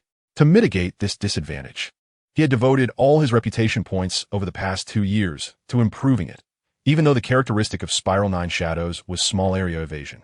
At this moment, Chen Zhe had already reached Zhao Wuji's side. His body was surrounded by 2 soul rings, one yellow and one purple, which began to pulse. The faint purple one suddenly burst into light, and a turtle shell shield appeared in Chen Zhe's hand, which he struck fiercely toward Zhao Wuji's waist. Second soul skill, Xuanming Shock Shield. Zhao Wuji showed no signs of panic. He turned around and once again swung his bare paw at Chen Zhe while the first soul ring on his body shone brightly. First soul skill, Immovable King Body. A burst of golden light radiated from him, disrupting the line of sight for Chen Zhe and Lin Yinyang, while rebounding Chen Zhe's attack back, causing his blood to surge and his face to flush. At the same time, the bear paw that seemed to be aimed at Chen Zhe suddenly turned and struck fiercely at Lin Yinyang, intercepting his surprise attack. In an instant, both Chen Zhe and Lin Yinyang were forced to retreat. After successfully landing a hit, Xuanwu wasted no time and charged toward Chen Zhe, with his second and third rings glowing once again. His intention was clear: to eliminate Chen Zhe, the main combat force, first. Second soul skill, Mighty Diamond Palm. Third soul skill, Gravity Enhancement. Seeing Xuanwu's aggressive attack coming, Chen Zhe cursed inwardly, realizing that this dog-like creature was still thinking about delivering a finishing blow.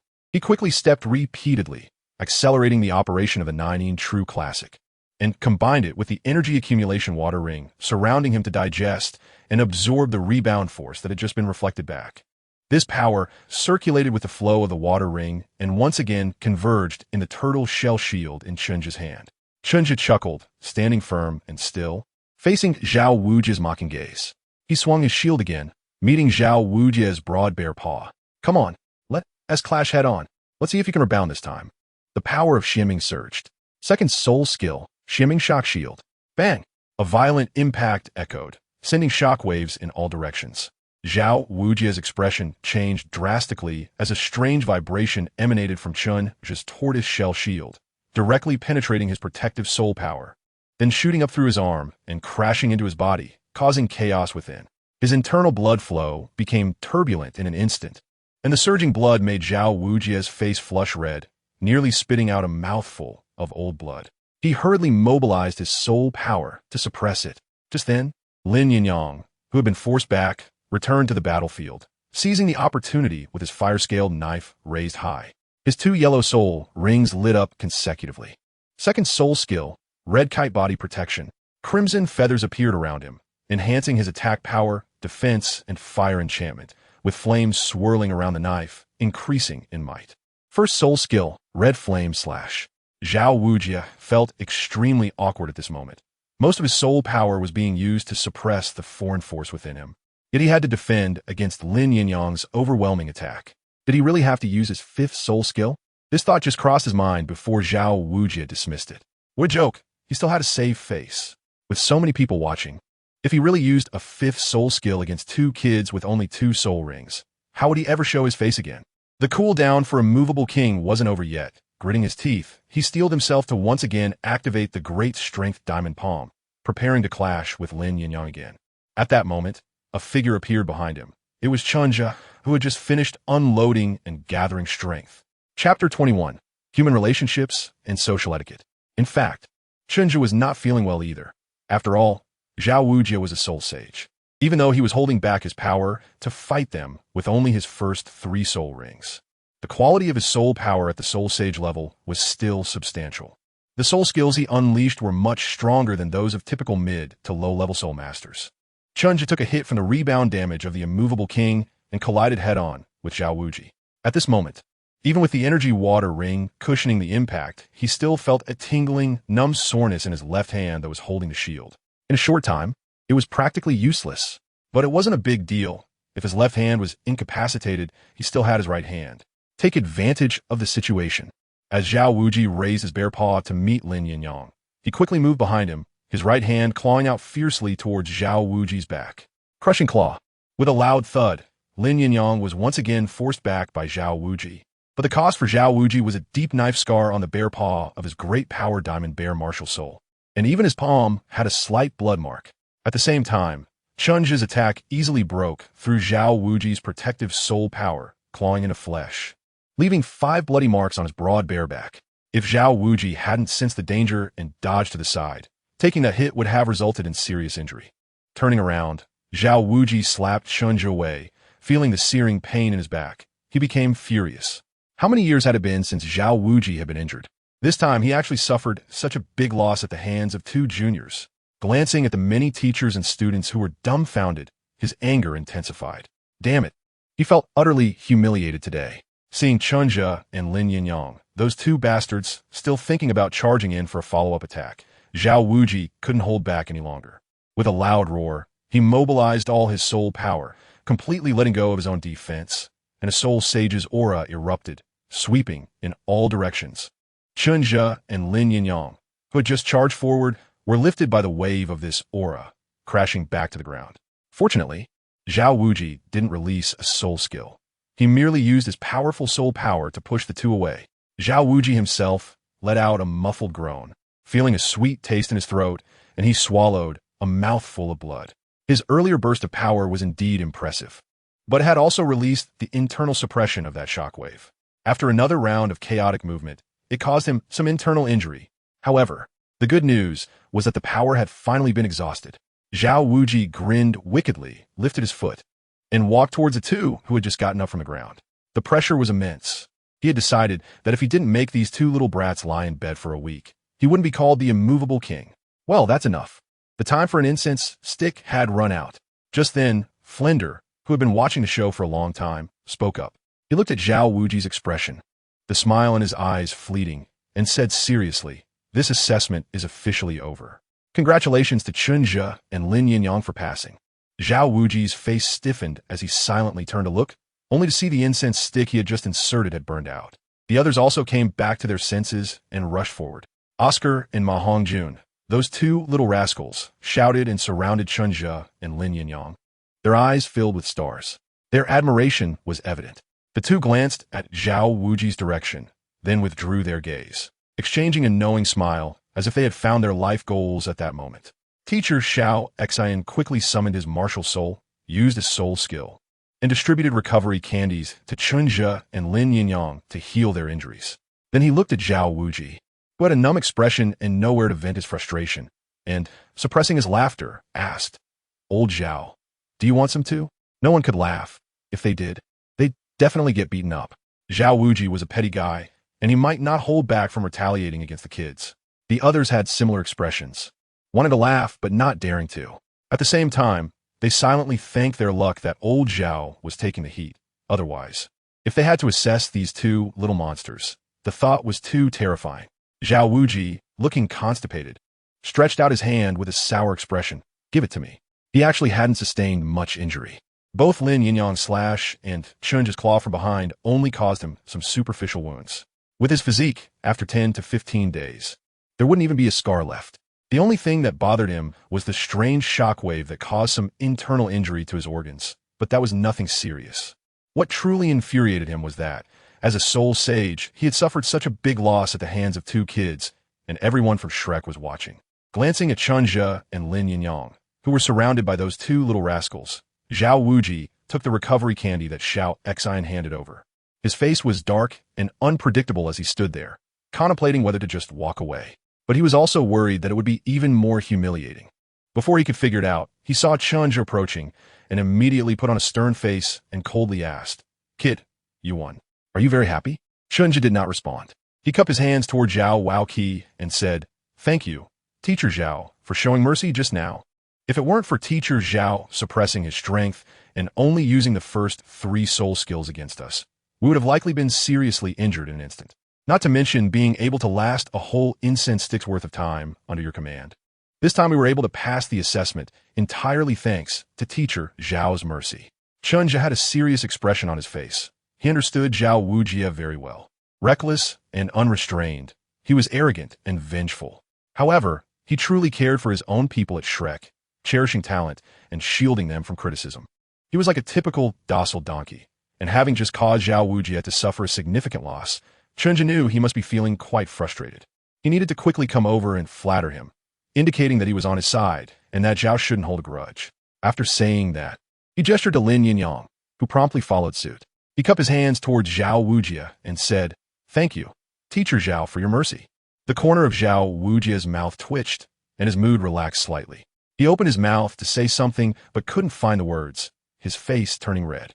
Then Chen Zhe spoke again. "Old Zhao, your strength is really impressive. The two of us exerted all our efforts and still got quite hurt, and we only managed to scrape off a bit of your skin. Truly worthy of the unmoving king."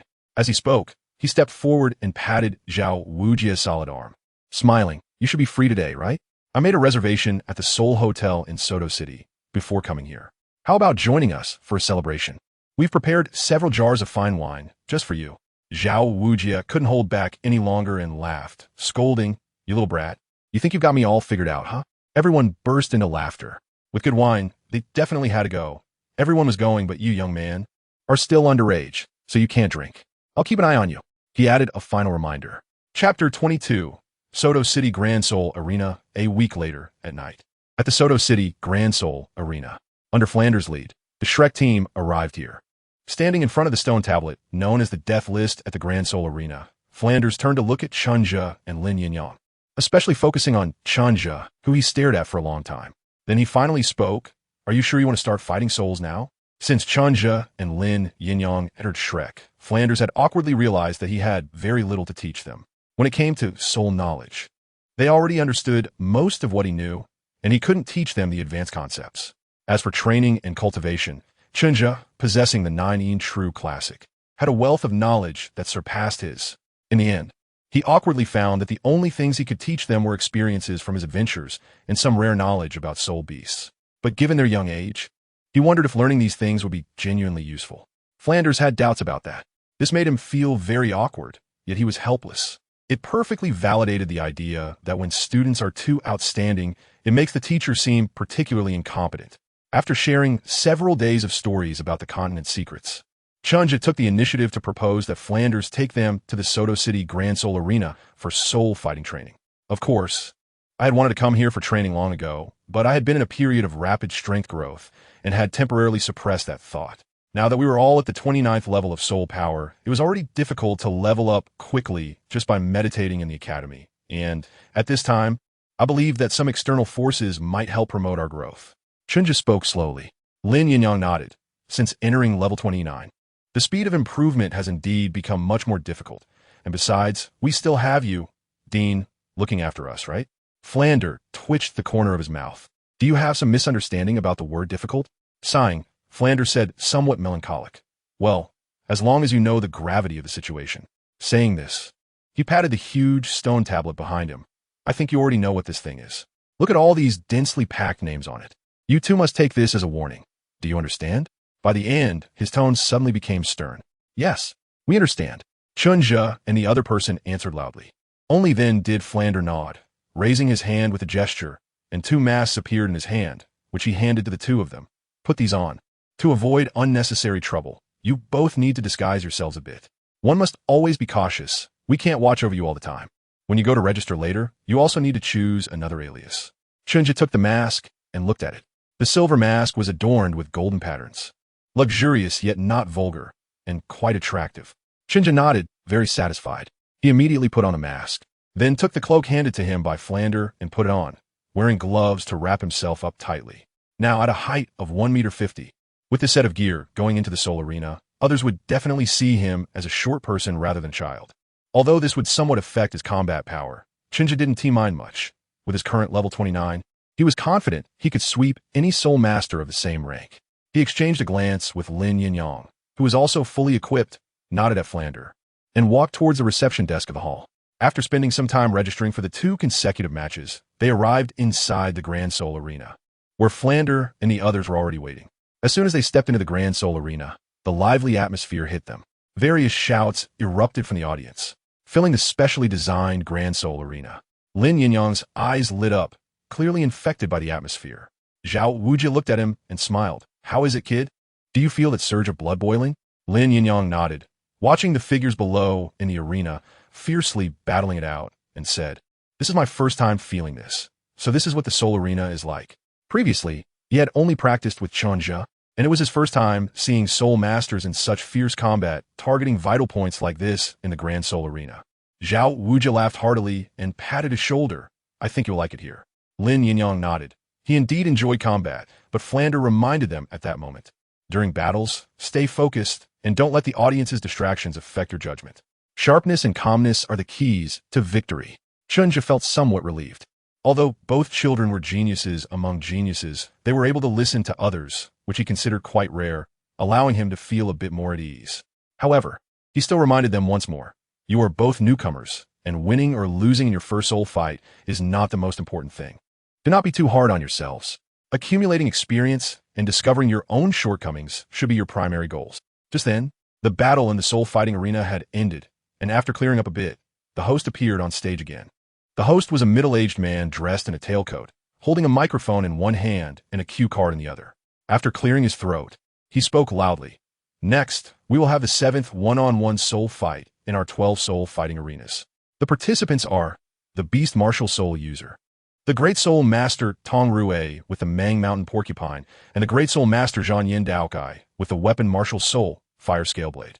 Among them, Zhan Yin Daokai is a newly registered contestant, and this match will be his first duel in our Soto City Grand Soul Arena. His opponent, the Great Soul Master Tong Rue, is a contestant who has already won 3 matches in a row. So, will our Great Soul Master Tong Rue achieve another victory and complete his 4th consecutive win? Or will the mysterious newcomer Zhan Yin Daokai claim victory and achieve his first win in our Soto City Grand Soul Arena? Let's all wait and see. Please welcome both Great Soul Masters to the stage. As soon as the host finished speaking, a burly man jumped onto the ring. He was quite fat, but did not appear bulky. Instead, he gave off a strong impression. Cheers erupted from the audience. Tong Rue, 4 wins in a row. Tong Rue also laughed and waved to the audience, eliciting even louder cheers. Watching the scene, Chen Zhe smiled and looked at Lin Yinyang. Looks like it's your turn. Be careful and good luck. He bumped fists with Chen Zhe and nodded seriously. I will. Lin Yinyang had grown very quickly, now nearly 7 meters tall. However, his figure was slender, and with his mask and cloak, he looked like a tall, skinny clown at first glance. The burly man across from him laughed at Lin Yinyang's appearance. Kid, are you here to make me laugh? Want to win the match by making me laugh? Lin Yinyang frowned under his mask and coldly snorted. Humph, you can laugh all you want, but let's see if you can still laugh later. The host had already walked to the edge of the arena. He glanced at the two standing on either side and smiled. Gentlemen, settle your grievances in the arena. Now, unleash your martial souls. Lin Yinyang drew out his fiery red large blade, while the burly man had already activated his martial soul, a black-gray porcupine, with hard barbs all over its body, surrounded by 1 white and 1 yellow soul ring. The soul fight began. At the host's command, both moved quickly towards each other. Tong Rue sneered. You actually have the best matching soul rings. No wonder you're so arrogant. Let me see what you've got. Ignoring Tong Rue's provocation, Lin Yinyang's expression was solemn. Although his opponent's soul power seemed to be only at level 27, he did not let his guard down. He wanted to win this match. The distance between them quickly closed, and as they saw the bristling quills on Tong Rue, Lin Yinyang frowned slightly. The tips of the porcupine's quills shimmered with a hint of purple, clearly containing some kind of poison. I can't let that thing prick me. Lin Yinyang became alert, swinging his fire scale blade towards his opponent while simultaneously activating his first soul skill.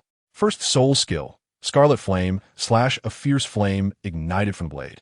Facing such a powerful attack, Tong Rue's expression hardened, putting away all contempt. Level 29? His first soul ring also lit up, and suddenly, the porcupine on his arm and shoulder shot out. First soul skill, Poison Spike Porcupine. Lin Yinyang did not expect this move from him. Just as he was thinking about avoiding being pricked, the opponent suddenly launched an attack. He felt a moment of panic, but quickly made a choice. The flames on the fire scale blade surged, quickly slashing through, sweeping all the porcupine quills aside. At the same time, the distance between them shrank to less than 2 meters. A glint flashed in Tong Rue's eyes as his second soul ring lit up. Second soul skill. Porcupine charged the burly body, suddenly leaned forward, pushing against the ground with his hands, and unexpectedly launched himself upward, crashing towards Lin Yinyang. The porcupine quills on his back densely shot towards Lin Yinyang.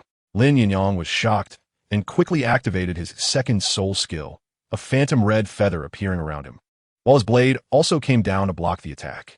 The collision between the two was fierce and rapid, and this close-quarters combat was filled with excitement, causing the audience to erupt in cheers.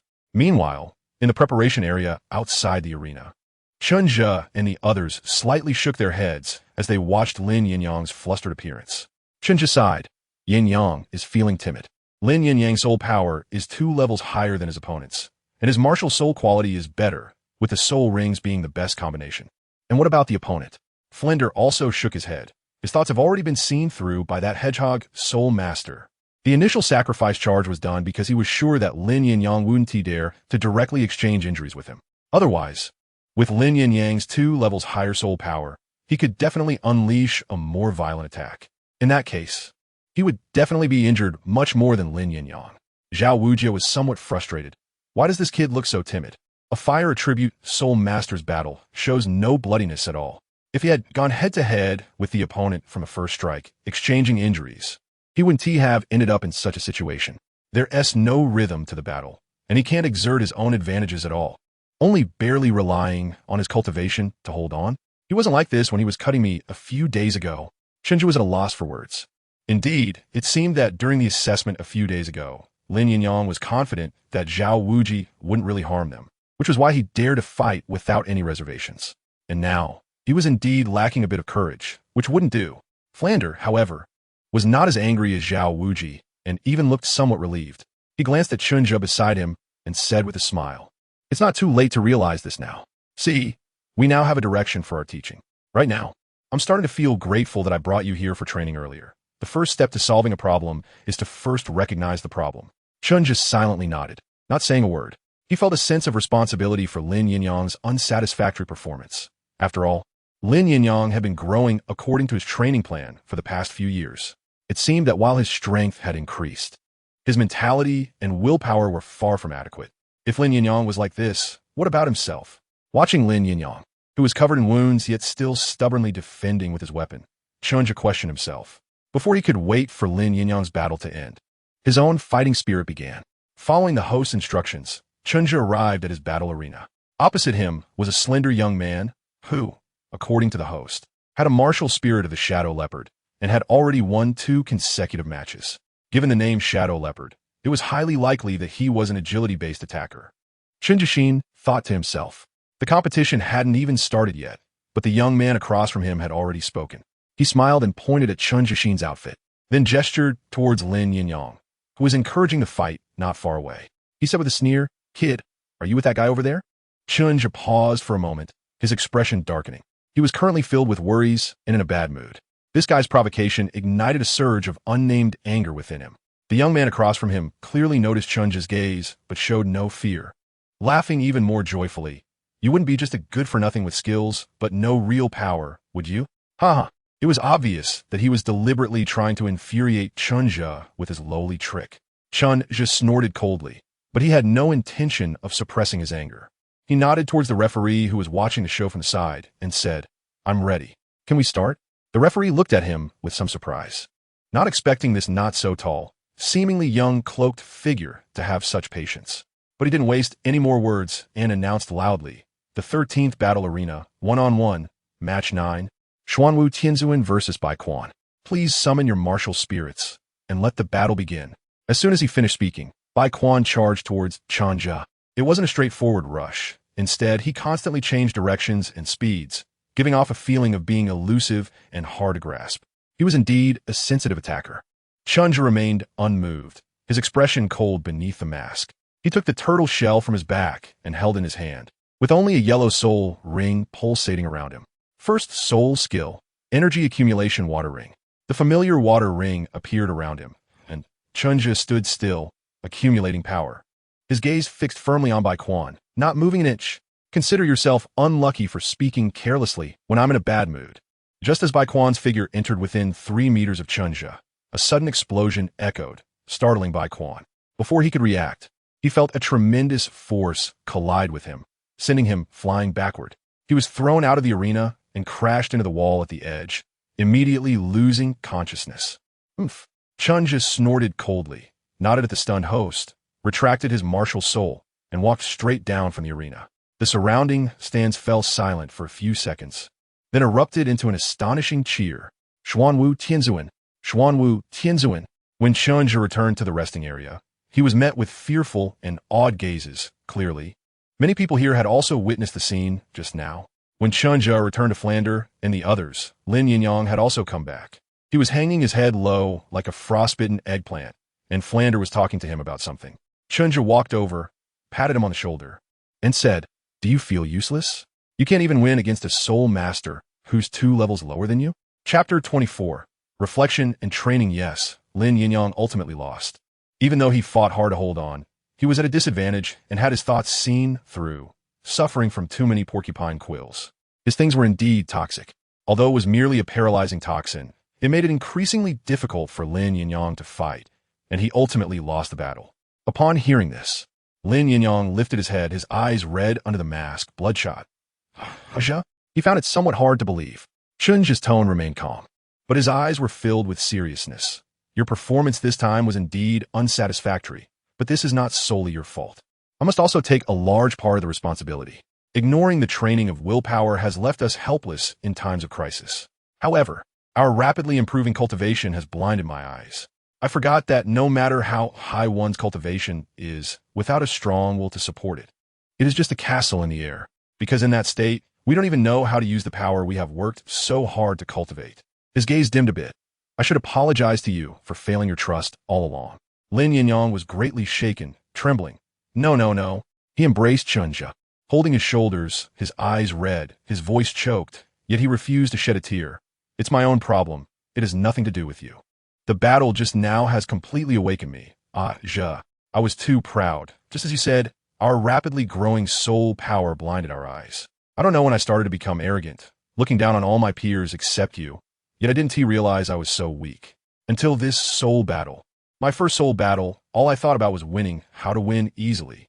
But I was startled by the fierce attack from the opponent right from the start. And I didn't dare to confront him head on, and then I was ground down by him. He released Chen Zhe, wiping his wet eyes. I even forgot what you once said, the most important qualities of a swordsman, calmness and decisiveness. I forgot them all. Only now do I realize that I am nothing. Flander and Zhao Wujie watched this scene with mixed feelings, the anger in their hearts long gone. Zhao Wujie stepped forward and patted Lin Yinyang on the shoulder, comforting him. A single failure is nothing. A real man must dare to face his failures. He looked at Lin Yinyang's dejected appearance and seemed to think of something, his tone becoming somewhat somber. You lost this time, but you can win back next time. In this great soul arena, you will eventually encounter that guy again. Lin Yinyang nodded heavily, regaining his spirit. I will. I promise. Zhao Wujie laughed heartily and said, Good. This is the spirit we need. As long as this spirit is still there, you will always grow stronger. He looked at Lin Yinyang, who had reignited his fighting spirit. With satisfaction, from now on, let me, old Zhao, train you. 3 months, as long as you can persist for 3 months. I guarantee you will be completely different from now. Really? Lin Yinyang was delighted. One spit, one nail from me, old Zhao. Zhao Wujie laughed heartily. For some reason, Chen Zhe felt that the way he looked at Lin Yinyang at this moment seemed a bit off. Chen Zhe noticed that Lin Yinyang had regained his spirits and let out a sigh of relief. He said to him, Yinyang, do you want to have another duo soul battle later? A smile returned to his face. I found a poor guy for you to vent your frustrations on. Lin Yinyang nodded and replied, Sure, let's have another match, but there's no need to vent. I want to have a good fight and test my own strength. Chen Zhe nodded with a smile. From this day on, Chen Zhe and Lin Yinyang began their journey in the soul fighting arena. As the two of them grew rapidly, the names Flame Blade Master and Xuanwu, Heavenly Sovereign, slowly started to spread in the Soto City soul fighting arena. In less than a month, almost everyone knew that 2 mysterious and powerful cloaked figures had arrived at the Soto City soul fighting arena. Due to their aim to train individual abilities, the two were not in a hurry to level up and spent most of their time soul fighting alone, only occasionally teaming up under the name of Twice Cooked Pork to find some unlucky opponents to defeat. They almost swept through all soul masters below level 30. Especially Chen Zhe, who had yet to suffer a defeat, had achieved an astonishing 28 consecutive victories in solo soul fights. His points skyrocketed to over 9,000, and with his current 28 consecutive wins, he earned 1,000 points for each victory. This meant that if he won one more match, he would reach the required 10,000 points to advance to Gold Soul Fighter. What does it mean to advance to Gold Soul Fighter in just 1 month? The answer is that the entire Soto City Soul Fighting Arena was in a frenzy. Tonight, everyone gathered again at the Soul Fighting Arena. They saw a large crowd in front of the arena shouting excitedly, Xuanwu Heavenly Sovereign. It's Xuanwu Heavenly Sovereign. They're here. Xuanwu Heavenly Sovereign. Look here, look here. I'm your fan. Xuanwu Heavenly Sovereign. I heard you will be soul fighting against a Soul King above level 35 today. Do you have confidence in defeating them? As he looked at the noisy crowd, Zhao Wujie, who was dressed in the same cloak as Chen Zhe, snorted coldly, and a powerful aura of a soul sage pressed forward. The crowd instantly quieted down, automatically parting to create a pathway for them to enter the soul fighting arena. After entering the prepared VIP box in the arena, Lin Yinyang, who had not participated in soul fighting for 4 days, slumped on the sofa. He had a speechless expression. This is outrageous. Aja, why are your supporters so crazy? Chen Zhe smiled faintly, took out the water bottle he carried with him, and took a sip. If you can achieve a complete victory in the Golden Dough Soul, they can go as crazy for you too. Don't you think so, Dean Flander? Chen Zhe looked at the sneaky Flander who had just entered. Flander awkwardly smiled. Of course, of course. Zhao Wuji glanced at Flander with disdain. Come on, Flander. How much did you bet this time? Flander chuckled, raising a finger. 1,000. He looked at Chen Zhe with a generous expression. Xiao Zhe, you must win. I placed a heavy bet on you today. Zhao Wuji's gaze toward him became even more contemptuous. What about the opposing side? Flander paused, as if struck by a sensitive issue, and became angry. How could that be? I definitely believe in our Xiao Zhe. How could I bet on the opposing side? Huh? Zhao Wuji sneered coldly. He had also bet a considerable amount and had won. Although recently, as Chen Zhe's achievements became increasingly outrageous, attracting the attention of the Grand Soul Arena, he dared not continue betting. But now his little treasury was full, and he stood tall, showing no regard for Flander. Who knows? After all, this is Xiao Zhe's most crucial battle to advance to the Golden Soul. The people at the Soul Arena won't let us pass so easily. So tell me, what information have you gathered? Chen Zhe looked at Flander with great anticipation. He was the one who most wanted to win today's soul battle. He had a strong feeling that if he could win this battle, he would gain immense benefits. He had a vague suspicion about this. Chapter 25. The key battle. Flander took out a piece of parchment from his pocket. Ban Hongwei, 35 years old, possesses the martial soul of the colorful hammer, with a soul power level of 36th rank soul master, and a soul ring configuration of yellow, purple, which is the best soul ring configuration. Placing the parchment on the table beside him, Flander's tone was somewhat helpless. As for the specific information on soul skills, there is very little collected. This person rarely takes action in the soul arena, and the last time he fought was 6 months ago. It can already be confirmed that the soul arena specifically brought him in to target Chen Zhe. Currently, the information available shows that his first soul skill is a boosting skill that can significantly increase the weight of the martial soul. The second soul skill is an attacking soul skill that greatly enhances attack intensity and has certain armor-piercing capabilities, so you need to pay special attention to this. Chen Zhe nodded silently and picked up the intelligence report to read it carefully. Flander continued speaking. As for the purple soul ring and the soul skill it carries, it is known to be a type of enhancement skill, but the specific effects have not been recorded. After finishing, he looked pained. It cost me 200 gold soul coins to obtain this information. Those damn information brokers take advantage of naive people and charge them exorbitantly. They will eventually be killed by someone. Chen Zhe nodded, handed the parchment to Zhao Wuji, and pretended not to understand his meaning. Thank you, Dean. You've worked hard. He joked. With such a big event like the Golden Fighting Soul for the Academy, it would be unreasonable not to reimburse the intelligence expenses. However, Flander became anxious and wanted to say something, but the door was knocked on. Zhao Wuji stood up directly and called out to everyone. Let's go. Let's go. The fighting soul is about to begin. The moment to witness history has arrived. Chen Zhe and Lin Yinyang chuckled softly and quickly followed. As soon as they stepped outside, they heard the passionate words of the beautiful host Douluo. Hello, everyone. Welcome to the Soto City Grand Soul Arena. Join Douluo in witnessing this historic moment. The birth of a champion in the Golden Soul Battle. Today, the mysterious Xuanwu Tianzuan will challenge the 36th level Soul Master Ban Hongwei with his 29th level soul power, crossing realms. It sounds unbelievable. How could someone possibly challenge a soul master across realms? But this is the reality, and before this, Mr. Xuanwu Tianzuan has already defeated 4 soul master competitors in a row. Today, Ban Hongwei is the 5th soul master he needs to challenge, and he is the highest ranked one. Oh. The audience erupted into cheers. Everyone was excited. Douluo was also thrilled. Hosting such a soul battle was the greatest affirmation of her abilities. She continued to excitedly explain the significance of this soul battle to the audience. If Xuanwu Tianzuan can defeat his opponent, he will achieve the Golden Soul Medal with a perfect record. He will become the most valuable Golden Soul competitor in 50 years.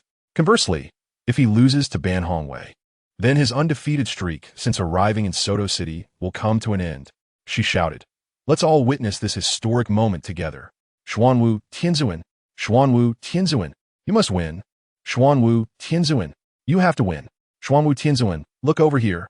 Xuanwu Tianzuan. I love you. Look at me, look at me. Ban Hongwei. Listening to the noisy shouts around him, Lin Yinyang felt a bit speechless and couldn't understand the madness of these people. He looked at Chen Zhe beside him. Still in his signature outfit, with his expression hidden behind the mask. He smiled and said, Aja, those shouting in support of you can't be the ones who bet on your win, right? If you really win today, will the Soto City Grand Soul Arena go bankrupt? Chen Zhe scoffed. How is that possible? My odds are so low right now, how much can I lose? And how do you know if more people won't bet on the other side? That's a high-level soul master. As he spoke, he glanced at the still, pained-looking Flander and asked, Aren't I right, Dean? Flander shot him a glare and said irritably, I don't know, don't ask me. Xuanwu laughed heartily. At this moment on the other side, Dodo had also finished her passionate speech and began to invite the contestants from both sides to take the stage. Chen Zhe and the others nodded and followed the staff toward the main battle arena. For today's century battle, the Great Soul Arena had suspended the majority of the soul battles. Stepping onto the Great Soul Arena, Chen Zhe saw a middle-aged man entering from the opposite entrance. That was today's opponent, standing at nearly 2 meters tall, with a sturdy physique and well-defined muscles, exuding a sense of coordinated beauty. This was definitely not something that those who had only muscles but lacked strength could compare to. Shaking his head, Chen Zhe walked into the arena and stood still about 100 meters away from the man opposite him. The other side also came to a halt, and a solemn atmosphere began to brew between the two. A white-winged spirit fluttered above the arena, and seeing that neither of the two was inclined to speak, it quickly announced, Now, the long-awaited soul battle is about to begin. Please summon your martial spirits. Chen Zhe activated his martial soul at the first moment. With a turtle shell on his back and only one yellow soul ring pulsating on his body, the soul battle began. First, soul skill, energy accumulation water ring. Chen Zhe was calm and unhurried, starting with his first soul skill as usual, then patiently waiting for his opponent's move, adopting a strategy of waiting for the enemy to tire. After such a long period of training, he had developed his own way of fighting with his soul, and he rarely charged at opponents, swinging a shield at their heads like he used to. Mainly, he had finally realized what it meant to be a heavy armored warrior. Chen Zhe remained motionless, and Ban Hongwei was not surprised. He was very familiar with Chen Zhe's fighting style and knew he was gathering strength. However, seeing that even when facing him, Chen Zhe only had one soul ring on him made a flash of anger pass through his eyes. Was he also one of those useless people from before? He immediately lifted his 2-meter-long giant hammer and strode towards Chen Zhe, ready to end the fight quickly and show this arrogant guy a lesson. Ban Hongwei, a soul master, moved quickly, closing the distance between him and Xuanwu Tianzuan. 20 meters. 10 meters. Ban Hongwei made his move. He raised the hammer, and his first soul ring lit up. First soul skill, 1000 gene drop. The color of Ban Hongwei's yellow hammer deepened a few shades as it fell directly towards Chen Zhe. Boom! This strike created a crack in the arena, showcasing its incredible weight. Chen Zhe, catching a glimpse of this scene from the corner of his eye, felt his eyelids twitch. But his movements did not slow down at all. His hand formed a claw shape, reaching for his opponent's waist and abdomen. Oh, what incredible speed! Xuanwu Tianzuan displayed his unique self-created soul skill and had already reached Ban Hongwei's side without him noticing. Ban Hongwei was in danger. The crowd was shouting in excitement. Ban Hongwei remained calm, and his purple soul ring burst with light as he directly used his third soul skill. Chapter 26. The Legend of Xuanwu Tianzuan. Seeking investment. Seeking recommendations. Bang! The surprise claw attack, taking advantage of the opponent's old strength fading and new strength not yet emerging, did not succeed, but was instead blocked by something that resembled armor constructed from soul power. Third soul skill, empowering armor. A defensive soul skill? Chen Zhe was slightly surprised. This was quite different from what the intelligence had reported. There was no time to think further, so he quickly withdrew, leaving only an illusion in place, which was instantly shattered by Ban Hongwei's hammer strike. The power was even greater than before. Then, with one hammer strike after another, Ban Hongwei chased after Chen Zhe, smashing wildly. Chen Zhe could only keep dodging, while secretly feeling alarmed. This person was quite impressive, with highly skilled energy manipulation techniques. That hammer looked incredibly heavy, yet he wielded it with ease. However, Chen Zhe was not in a hurry. With his current proficiency in Spiral 9 Shadows, this level of attack was not enough to hit him, and such a frenzied assault was also a significant drain on Ban Hongwei's energy. Dodge. Keep dodging. More dodging. He couldn't land a hit. It was impossible to hit the Xuanwu Celestial Sovereign, who was just too agile. Continuing like this would only waste stamina. Dodo felt frustrated for Ban Hongwei, unable to understand how a soul master with a tortoise-type martial soul could be so nimble. Not only Dodo was puzzled, but Ban Hongwei, Chen Zhe's opponent, was equally baffled. Although he was already well aware of Chen Zhe's information and had even watched his last soul battle, he realized during the actual fight that this person was truly slippery. Anger began to rise in his heart, and he knew that a quick resolution was no longer possible. So Ban Hongwei decisively stopped. The third soul skill was released, and the short half-minute of empowered state had consumed 20% of his soul power, leading both sides into a stalemate. Ban Hongwei glared with wide eyes. "Kid, why are you like a loach? Do you dare to confront me head-on?" Chen Zhe rolled his eyes and saw through his poor acting at a glance, saying irritably, "You want me, a grand soul master, to clash with you head-on?" This statement was clearly transmitted to everyone through the venue sound system, causing a burst of laughter. This time, Ban Hongwei was genuinely angry and raised his big hammer to strike at Chen Zhe again, but this time he didn't even use his soul skills. Sharp-tongued little brat. Chen Zhe dodged again, but this time he took off the turtle shell behind him and moved to the side to strike at Ban Hongwei. Ban Hongwei's eyes lit up as his first soul skill activated again. He was finally not just running away. In their first direct collision, both sides retreated 3 steps, and it seemed that Ban Hongwei, the soul master, hadn't gained much of an advantage. Douluo was diligently providing commentary. Another collision. Oh. Ban Hongwei has unleashed his second soul skill, which is a second soul skill, Soul Shock. A giant hammer with a brownish-yellow color and black-brown stripes enlarged before Chen Zhe's eyes, and he could even see the fierce effect of the soul skill on it.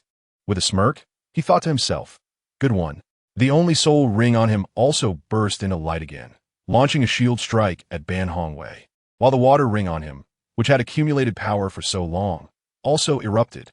Boom! The unexpected clash sent a tremendous force from the hammer into Ban Hongwei, causing his body to shake violently, and he almost lost grip of the hammer in his hand. How could this kid be so strong? Without time to think, Ban Hongwei quickly steadied himself, but when he looked up again, he couldn't see Chen Zhe. Oh no! Out of the corner of his eye, he caught a glimpse of something purple. What is that? Wow, what is that? Douluo was in a state of excitement. A purple soul ring. Many people in the audience stood up in disbelief. The already tumultuous scene became even more boisterous, but before those with ulterior motives could act, they felt themselves locked in by a powerful aura, instantly freezing in place with expressions of terror. Second soul skill, Xuanwu Shock Shield. This was Chen Zhe's first time using this soul skill in the Grand Soul Arena, and it was also the first time revealing this soul ring. But it was worth it.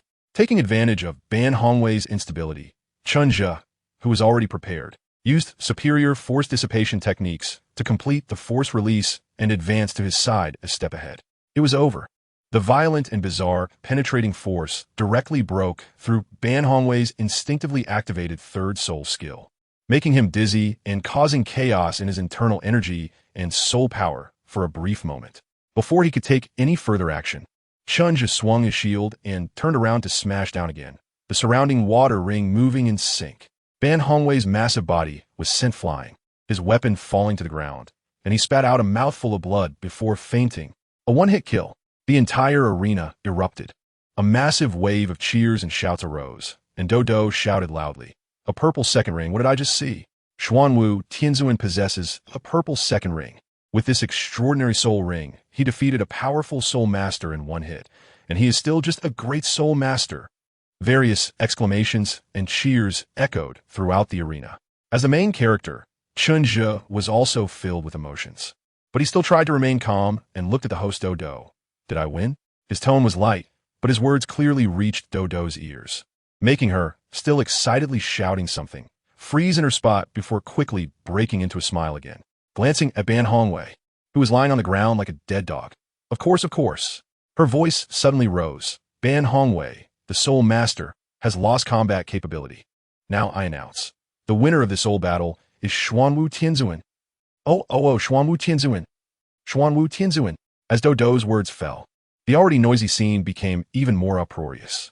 However, Chen Zhe was no longer concerned about that, as his system, which had never actively made its presence felt, suddenly had some movement. Notification. Congratulations, host, for achieving the achievement. Unbeatable General. Notification. Congratulations, host, for obtaining the title. Unbeatable General. Unbeatable General. Wearing it slightly enhances your charisma and makes your words and actions more convincing to others. Notification. At the age of 9 years and 7 months, You successfully achieved a rare 100-year consecutive victory with the title of Xuanwu Tianzuan in the Grand Soul Arena of Suatoa City, showcasing the extraordinary purple second soul ring. And the story of Xuanwu Tianzuan will be widely spread. Notification: congratulations, host, for obtaining legend level 1. Name: Chen Zhe. Title: Unbeatable General. Martial Soul: Xuanming Turtle, Xuanming Power, 03. Level: Level 29 Great Soul Master. Soul Bone: Xianlin Golden Horn, External Soul Bone. Mental Method: 9 in True Scripture, Master, 6, 275, 000. Skills: Cheat Gathering Method, Master, 3, 615, 00. Spiral 9 Shadows, Proficient, 2, 911, 000. Crushing Divine Claws, Proficient, 9, 271, 000. Bone Forging Chapter, Entry, 55, 500. Soul Skills: Energy Accumulating Water Ring, Master, 15, 762, 000. Shimming Shock Shield, Great Master, 3, 482, 000. Reputation Value: 3736. Legend Level 1. Chapter 27. I am also a person with great fortune. Seeking investment, seeking recommendations. Title: Legend Level. Standing on the stage of the Grand Soul Arena, Chen Zhe no longer felt like staying there. Hurrying to end the award ceremony for the specially made Golden Soul Badge, Chen Zhe quickly called for Flender and the others. After slightly covering their tracks, they returned to Shrek Academy overnight.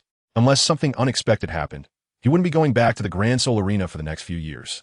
Although it was unexpected for Chen Zhe to end this training journey in less than a month. Looking at the only bit of legend level he had obtained over the years, he felt that everything was so wonderful. Under the strange and worried gazes of Flender, Zhao Wujia, and Lin Yinyang, Chen Zhe merely said he felt like he was about to break through level 30 and went straight back to his room, locking the door. Sitting cross-legged on the bed, Chen Zhe decided to break through his realm first. Yes, he really was about to break through. He had been stuck at the peak of level 29 for more than a month, and after today's battle, he had gained valuable legend level. In his joy, Chen Zhe's bottleneck had loosened, and he planned to break through in one go. The breakthrough process was very smooth, given his talent and accumulation. Everything went as expected. An hour later, Chen Zhe awoke from his meditation. Chen Zhe let out a long breath. After an hour of meditation, his mood had calmed down a bit, no longer as anxious as before. He reopened the panel, feeling somewhat conflicted. His gaze lingered on the martial soul section, his eyes filled with hesitation. Before the awakening of his martial soul, his thoughts had been clear. Directly unlock the celestial retrieval with the legendary points. However, after the awakening, he was presented with the option of martial soul bloodline evolution. But this required 3 points of legendary degree, which, in a short time, was akin to chasing a dream for him. However, unexpectedly, with the help of the Grand Soul Arena, he completed the first legendary construction and obtained his first point of legendary degree. So, the question arose, how should he use this legendary degree? Should he unlock the second celestial retrieval, randomly pulling knowledge from the myriad realms, betting that he could retrieve knowledge that would enhance his foundation? Or should he invest in his martial soul, hoping that this evolution ability wouldn't require all 3 points to be usable? Chen Zhe thought for a long time, clapped his hands, and made a decision. He would first prepare for a search across the multiverse. Both sides were a gamble, betting on whether the system mechanism would be reliable, but if the added martial soul didn't work, it would really be in vain. This unexpected joy in terms of legendary value would only take effect many years later. However, after the multiverse search, regardless of what knowledge was obtained, whether it could be used now or not, the items would be in hand, at least the abilities could be put into immediate practice. In fact, Chen Zhe felt that his luck was still quite good. The first time he searched, he obtained the 9 manual, and he has benefited from it ever since. So he actually had some luck in his heart. What if, right? After making the decision, Chen Zhe immediately felt relaxed. He no longer hesitated, summoned the system, and hid the attribute panel, switching to another form. Before Chen Zhe appeared a swirling vortex surrounded by star rivers, with a pitch-black hole at its center. Gazing at that black hole, a system prompt popped up in front of Chen Zhe. Prompt: do you wish to activate the multiverse search manifestation? Yes. Chen Zhe's expression was serious. Prompt: activating the celestial salvage manifestation. Prompt: salvaging in progress. Prompt: salvaging completed. Congratulations to the host for obtaining the beginner's alchemy explanation, parsed. Prompt: beginner's alchemy explanation, divided into 2 parts. The upper part is the herbal section, which compiles the identification, cultivation, harvesting, and storage of numerous herbs, encompassing 3,000 types of herbs. The lower part is the alchemy section, which records pharmacology, fire control, and the art of forming pills. Chen Zhe's gaze was a bit vacant. What did he see? Slap. He gently slapped his own face. Only then did he take a deep breath, come back to his senses, and an uncontrollable feeling of ecstasy surged in his heart. Chen Zhe laughed heartily. What does it mean to be the chosen one? At this moment, Chen Zhe feels that he might really have great fortune. If someone asks Chen Zhe, how important is it to travel to the Douluo Continent? Chen Zhe would tell him that there are three things. One is a strong martial soul, which determines whether his future path will be smooth. The second is the cultivation method, which can help him avoid many detours and progress faster and more steadily. The third is the understanding of herbs, or rather, celestial herbs, which determines whether he is qualified to covet the most important opportunity in Douluo Continent. The ice and fire yin-yang eye. In fact, Chen Zhe had previously harbored thoughts of coveting the ice and fire yin-yang eye. If he could obtain ownership of the ice and fire yin-yang eye, at least he could get those celestial herbs that had appeared in the original work. And now, it truly seems like heaven is helping me. The food is right at my mouth. Quickly reviewing the information imprinted in his mind by the system, Chen Zhe gradually calmed down, but the smile on his face did not fade. Heaven does not take away what is given. Instead, it brings calamity. It seems that this opportunity is destined for him and Tang San. With this alchemy beginner's manual, even if he doesn't recognize the herbs in the ice and fire yin-yang eye, he can still discern their effects and functions based on what he has learned. This is my path to the heavens. Once again sighing in his heart, Chen Zhe switched the panel. Reputation points, 4908. Looking at the surge from over 3,700 to nearly 5,000 points of reputation, Chen Zhe knew that his glorious achievements had once again fermented over the past few hours. Chen Zhe is now a bit relieved. Thankful that in his previous life playing games, he developed the good habit of saving attribute points. With his current attributes being sufficient, he would habitually stash away the remaining attribute points. Then, when it came time to learn a new skill or pass a special level, he could allocate points strategically on the spot. Sure enough, this would come in handy soon. As long as he thoroughly memorized this initial alchemy guide, he could directly allocate points. At that time, it would be his true moment of takeoff. Early the next morning, just as a hint of dawn appeared on the horizon, Chen Zhe's door was knocked on. It was Lin Yinyang, who hadn't slept all night. Even after arriving at Shrek, he was still Chen Zhe's roommate. Last night, after Chen Zhe returned and broke through, he hurriedly closed the door, not wanting to disturb Chen Zhe's cultivation. So, he spent the night at Xuanwu's place and returned as soon as it was bright to see how Chen Zhe was doing. Chen Zhe was so excited that he didn't sleep all night. Hearing the knock on the door, he immediately got up to open it for him. Lin Yinyang looked at Chen Zhe's beaming face, feeling a bit relieved, and asked, "Did you succeed?" Chen Zhe nodded. "I did it. I'm already level 30 now, ready to hunt for spirit rings at any time." However, he wasn't planning to tell Lin Yinyang about the initial of alchemy. He had made up his mind that until he figured out how to use this thing, he wasn't going to tell anyone, including Chen Zhe. Lin Yinyang wasn't happy for him either, but still smiled. "Congratulations, Aja. You'll soon be a spirit master. At 9 years old, you'll definitely be the youngest spirit master in history." Yet, he couldn't help but feel a bit down inside. He was already 12 years old and still stuck at level 29. These years seemed to have gone to waste. Chapter 28. Ma Hongjuan's Evil Fire, Seeking Investment. Seeking recommendations. Chen Zhe didn't know what Lin Yinyang was thinking, otherwise he would definitely tell him not to compare with the wall. Chen Zhe smiled slightly and said, "There's no need to envy me. You'll reach level 30 soon enough." From the current soul power intensity of Lin Yinyang, it was clear that he had already completed the accumulation for level 29 and only needed an opportunity to break through. Let's go get something to eat first. Once Flinder and the others are up, I need to discuss the matter of hunting souls with him. Chen Zhe reviewed the suitable soul beasts in his mind, but he still had no ideas. Sigh, who could blame him for not having enough knowledge about soul beasts? He could only ask for Flinder's opinions. When they arrived at the kitchen, the aunt from the neighboring village who came to help with cooking had already prepared breakfast. Flinder and the others were enjoying their meal, and Ma Hongjun and Oscar were also there. Chen Zhe walked in, and Zhao Wuji was the first to notice him. Sensing Chen Zhe's still unstable soul power, his eyes lit up, and Zhao Wuji joked, "So you really are at level 30 now? How does it feel, our esteemed Lord of the Golden Doe Soul?" Chen Zhe rolled his eyes and sat down next to Oscar. "What's the big deal? It's just breaking through to level 30, isn't it? No need to make a fuss." Saying that, he happily started to enjoy a bowl of porridge with steam buns. He asked Flander for my third spirit skill. "I want a support spirit skill or a ranged spirit skill. Do you have any recommendations, Dean Flander? Upon hearing Chen Zhe's words, Flander pondered for a moment. Still water-based? Of course. Chen Zhe replied, without hesitation. It definitely has to be water-based. That's the direction for development, to infinitely enhance my water control ability. How about the silver-scaled sword sturgeon? I know the general habitat of this type of spirit beast. It's very likely that this spirit beast will grant spirit masters some good enhancement skills, and also have a certain water control ability, Flander said thoughtfully. Having been the Dean of Shrek for so many years, he had a rough understanding of the habitats of various spirit beasts in the surrounding forests. Chen Zhe's eyes lit up. This is good. It can be considered. Do you have any materials? I want to take a look.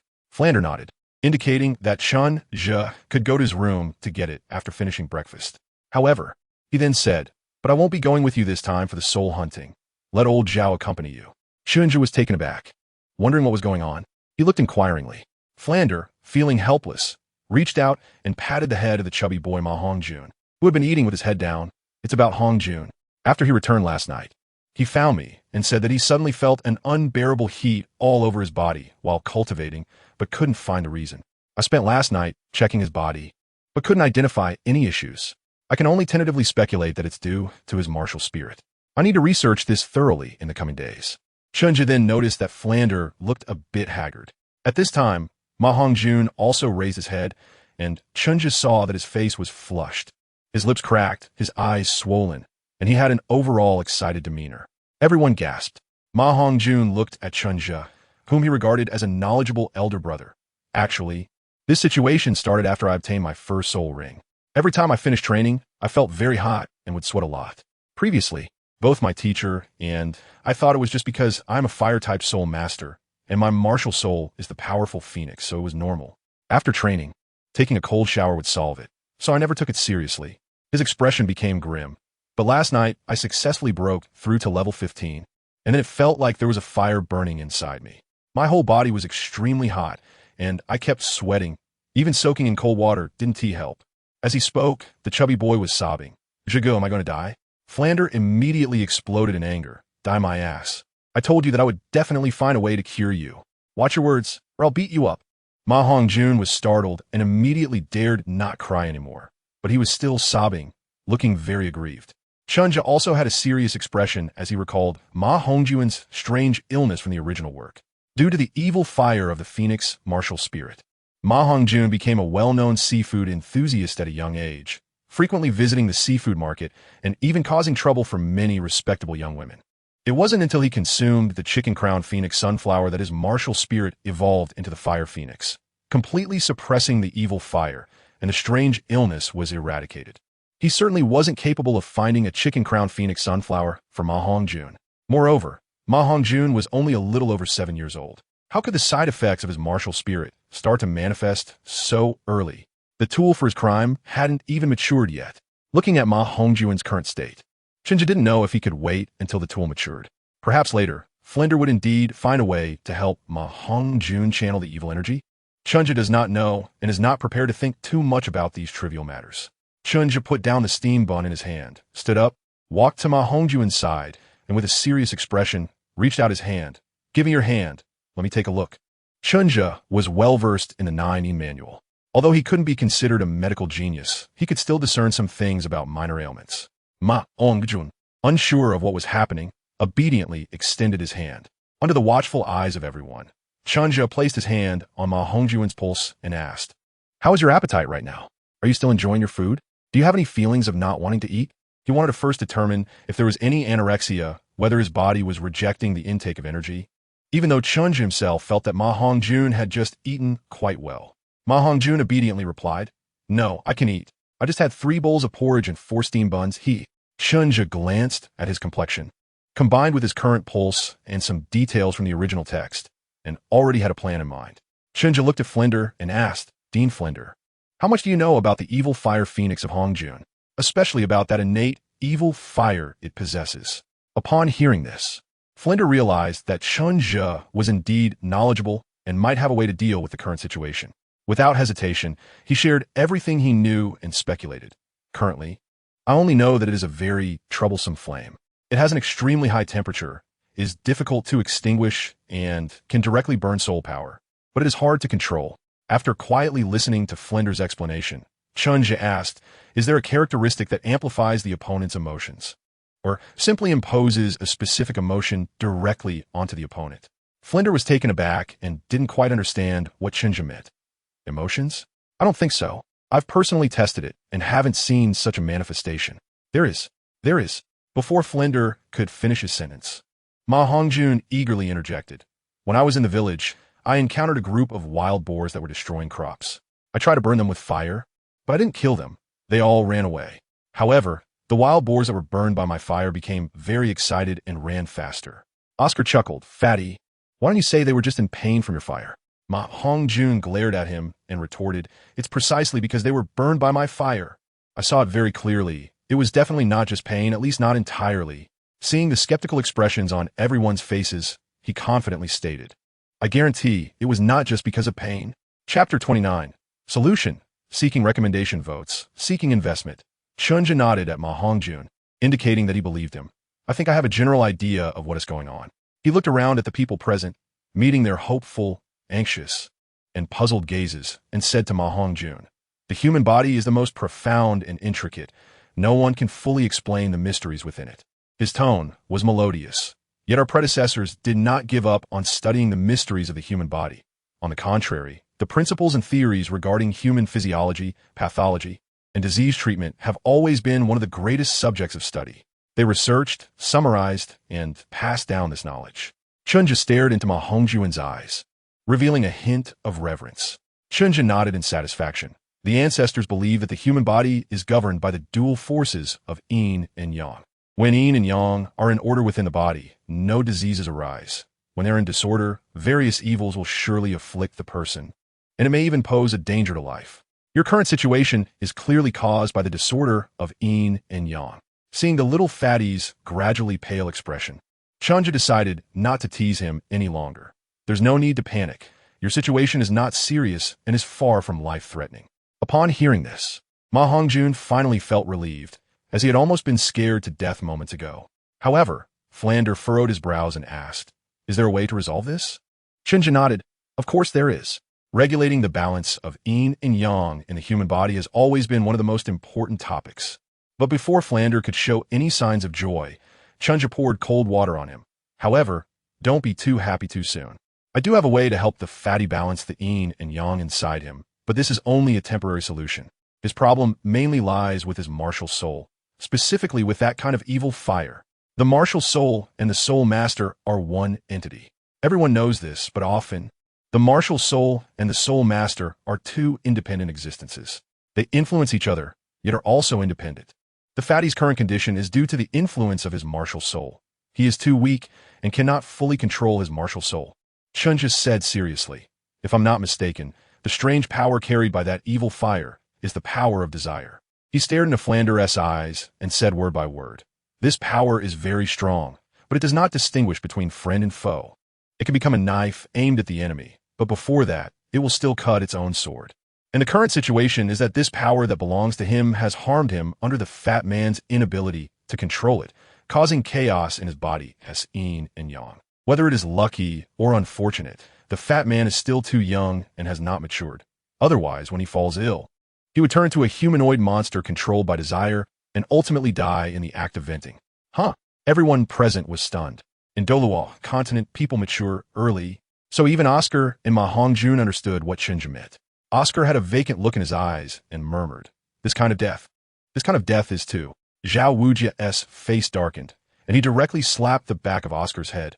You little brat, you haven't even grown all your hair yet. What are you thinking? Oscar looked aggrieved, but didn't dare to retort, only muttering softly. Haven't you also remained a single dog, even after growing all your hair? Xuanwu's face immediately turned dark, and everyone burst into laughter, which eased the tense atmosphere a bit.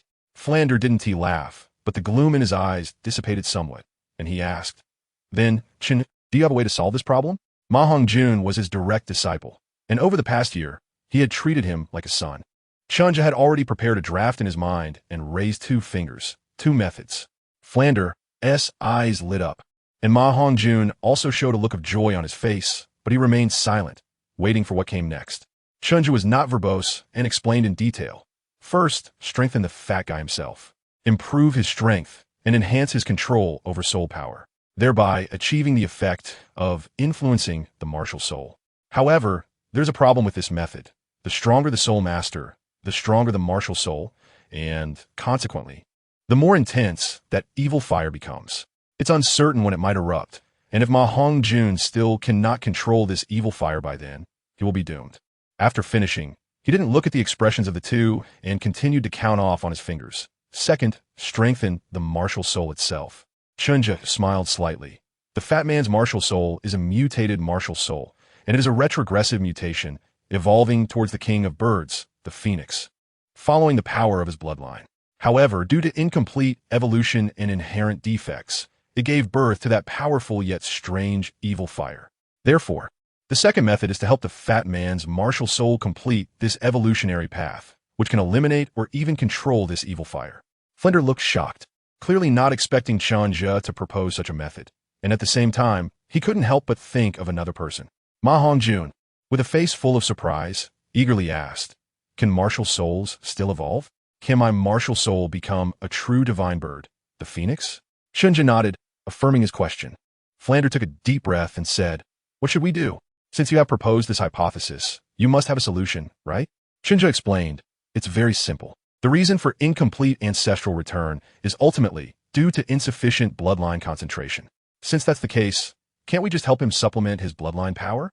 I won't discuss the first ring, but starting from the second ring, Dean, you need to specifically look for soul beasts that contain phoenix bloodline to hunt for the fatty, in order to absorb the bloodline of those soul beasts to make up for his deficiencies.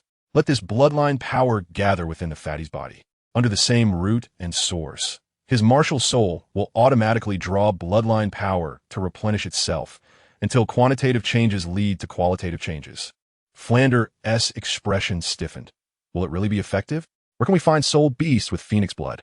Chen Zhe nodded emphatically. "It will definitely be useful." He was really confident about this. After all, the role of the rooster-crowned phoenix sunflower was precisely this. And the biggest difficulty was simply that soul beasts with phoenix blood were too hard to find. But this was something Flanders needed to consider. He was just providing a feasible plan. Moreover, as long as his plans regarding the ice and fire yin-yang I succeeded in the future, the rooster-crowned phoenix sunflower would also have a solution. Flanders struggled to meet the gaze of his precious disciple, seeing the hope and admiration clearly reflected in his eyes. Sigh, helplessly nodding at Ma Hongjun, Flanders could already imagine the tough life of searching for phoenix blood soul beasts all over the world in the future. But for Ma Hongjun, he was willing. Moreover, Flanders thought of another person, his best brother in life. If this method really worked. No, that wouldn't work either. He simply couldn't break through level 30. Chen Zhe was unaware of Flanders' brainstorming at that moment, and he continued speaking. "Before this, I can help the fatty with a prescription, a medicinal bath every day to try to maintain the balance of yin and yang in his body. Although it can't cure the root of the problem, it can buy him some time to grow." Flanders nodded. "Thank you, Zhe." Ma Hongjun also looked grateful and quickly added, "Thank you, brother Zhe." Chen Zhe smiled. "You're too polite. It's only right, the fat guy is also my junior." Zhao Wuji laughed heartily and patted Chen Zhe heavily on the shoulder. "Good kid, you truly are the shining star of our Shrek." Chapter 30. The Third Soul Hunting, Seeking Recommendation Votes, Seeking Investment. The follow-up arrangements for this matter were thus decided by everyone. Chen Zhe spent 3 days conducting a thorough physical examination for Ma Hongjun and, based on his actual condition, prescribed a medicinal bath formula to promote relaxation and unblock his meridians. Together with the teachers at the academy, he developed a series of training plans for him, including but not limited to water treading, tree climbing, and weighted jogging. The moment the plan was finalized, the initially excited and moved Ma Hongjun became dumbfounded, pitifully clinging to Flinder's thigh and trying to persuade him persistently. However, Flinder remained unmoved and threatened to stop searching for the phoenix blood soul beast for him if he failed to complete these training tasks, leaving him to fend for himself. This was specifically advised by Chen Zhe, as Ma Hongjun was still young and his temperament was not yet established. Unlike Chen Zhe, who had innate wisdom, or Lin Yin-yang, who bore deep-seated grudges, Ma Hongjun would not be able to diligently follow the requirements without proper encouragement. In this regard, Flinder, as a teacher, needed to consistently urge him until it became a habit, to ensure he had someone to work hard with and supervise each other. Even Oscar was required by teacher Xiao Xin to participate in part of the training plan. Oscar. Now, Chen Zhe had arrived at the Stardow Forest with Zhao Wujie and teacher Li Yusong. Pushing aside the bushes in front of him revealed a wide river approximately 30 to 40 meters across, and a smile appeared on Zhao Wujie's dark face. Damn it, I finally found the place. Chen Zhe also stepped out from the deep forest, gazing at the broad, clear, and winding river before him. The shimmering water surface reflected a layer of green, and the river meandered, surrounded by mountains. Chen Zhe let out a sigh of relief. It was already the 6th day since they set off to the Starry Forest, in order to find the great river described by Flander. Chen Zhe and his companions had been wandering in this vast forest for a whole 5 days, and now they had finally found it. He couldn't wait to ask, "Old Zhao, is the habitat of the silver-scaled sword sturgeon around here?" He had already checked the information, and he had to admit that Flander, this seasoned soul sage, really knew his stuff. The soul beast he recommended, the silver-scaled sword sturgeon, was indeed a perfect match for Chen Zhe's needs. Chen Zhe decisively chose to come here to search. After all, according to Flander, this is a big river. Even if there are no silver-scaled sword sturgeons, there should still be other good soul beasts. It should be correct. This is the direction Flander mentioned. Shouldn't we just follow the river and take a look? Zhao Wujie wasn't very sure either. It had been more than 5 years since Flander had seen the silver-scaled sword sturgeon, and he probably couldn't say for sure if the address he provided was accurate. Chen Zhe sighed helplessly and could only say, "All right, then be careful." Before he could finish his sentence, he saw a dark shadow flash past Zhao Wujie's side in the water. Chen Zhe instinctively shouted loudly. He couldn't help but feel nervous because they were already in the middle area of the Stardow Forest. The types of soul beasts living here were numerous, and their strengths varied greatly, with a huge gap between the strong and the weak. Here, even Zhao Wujie, a soul sage, didn't dare to casually release his aura to intimidate the soul beasts, as this could provoke a group attack, which had led them to encounter several ambushes along the way. With a splash, a water column shot up from beneath the water, spraying towards Chen Zhe and the others. Zhao Wujie's expression changed, and he quickly summoned his martial spirit, positioning himself in front of Chen Zhe as the first soul ring instantly lit up. In an instant, countless water splashes erupted as Zhao Wujie braced himself against the water column. But before they could catch their breath, several water arrows shot up from beneath the river, and Zhao Wujie's face turned grim. He decided not to take it head-on. Instead, he turned to pick up Chen Zhe and shouted to Li Yusong, "Get out of here first." The three of them flickered a few times and arrived over 100 meters away. Zhao Wujie set Chen Zhe down and asked Li Yusong, "Did you see what kind of soul beast it was?" It was truly frustrating. They had just found the place when they faced such a setback. Li Yusong also had a serious expression on his face. "I didn't see clearly. I just saw a few silver lights flashing at the bottom of the water. From the intensity of the attack, just now, it was at least a soul beast that was several thousand years old, and especially the first attack. Li Yusong even suspected it was a 10,000-year level soul beast. Silver light? Chen Zhe and Zhao Wujie exchanged glances. No way. Is our luck this good? Clearly, both of them had the same suspicion. Zhao Wujie scanned the surroundings and, after a moment's hesitation, said to Chen Zhe and Li Yusong, "I'll go back and take a look. You two wait for me here and keep an eye on your surroundings." Seeing the two nod in agreement, Zhao Wujie returned to the previous spot. He glanced around for a while, then picked up a few stones and wrapped them in soul power, tossing them towards the water surface. With a series of splashes, several thick water columns surged towards him again. Chen Zhe and the others saw clearly that after Zhao Wujie dodged, the water column directly smashed through 2 large trees before stopping. "It's really a 10,000-year soul beast." Li Yusong mutarat. Zhao Wujie returned to the two, and Chen Zhe quickly asked, "How is it? Did you see clearly? Is it the silver-scaled sword sturgeon?" Zhao Wujie shook his head. "Not quite. It is indeed silver, but it looks very fat, which doesn't match the description of the silver-scaled sword sturgeon that is agile and resembles both a fish and a sword." Chen Zhe was a bit disappointed, thinking it would be another stroke of good luck. Seeing his disappointed expression, Zhao Wujie and the others couldn't help but chuckle. Zhao Wujie said with a smile, "It's not that easy to find a suitable spirit beast.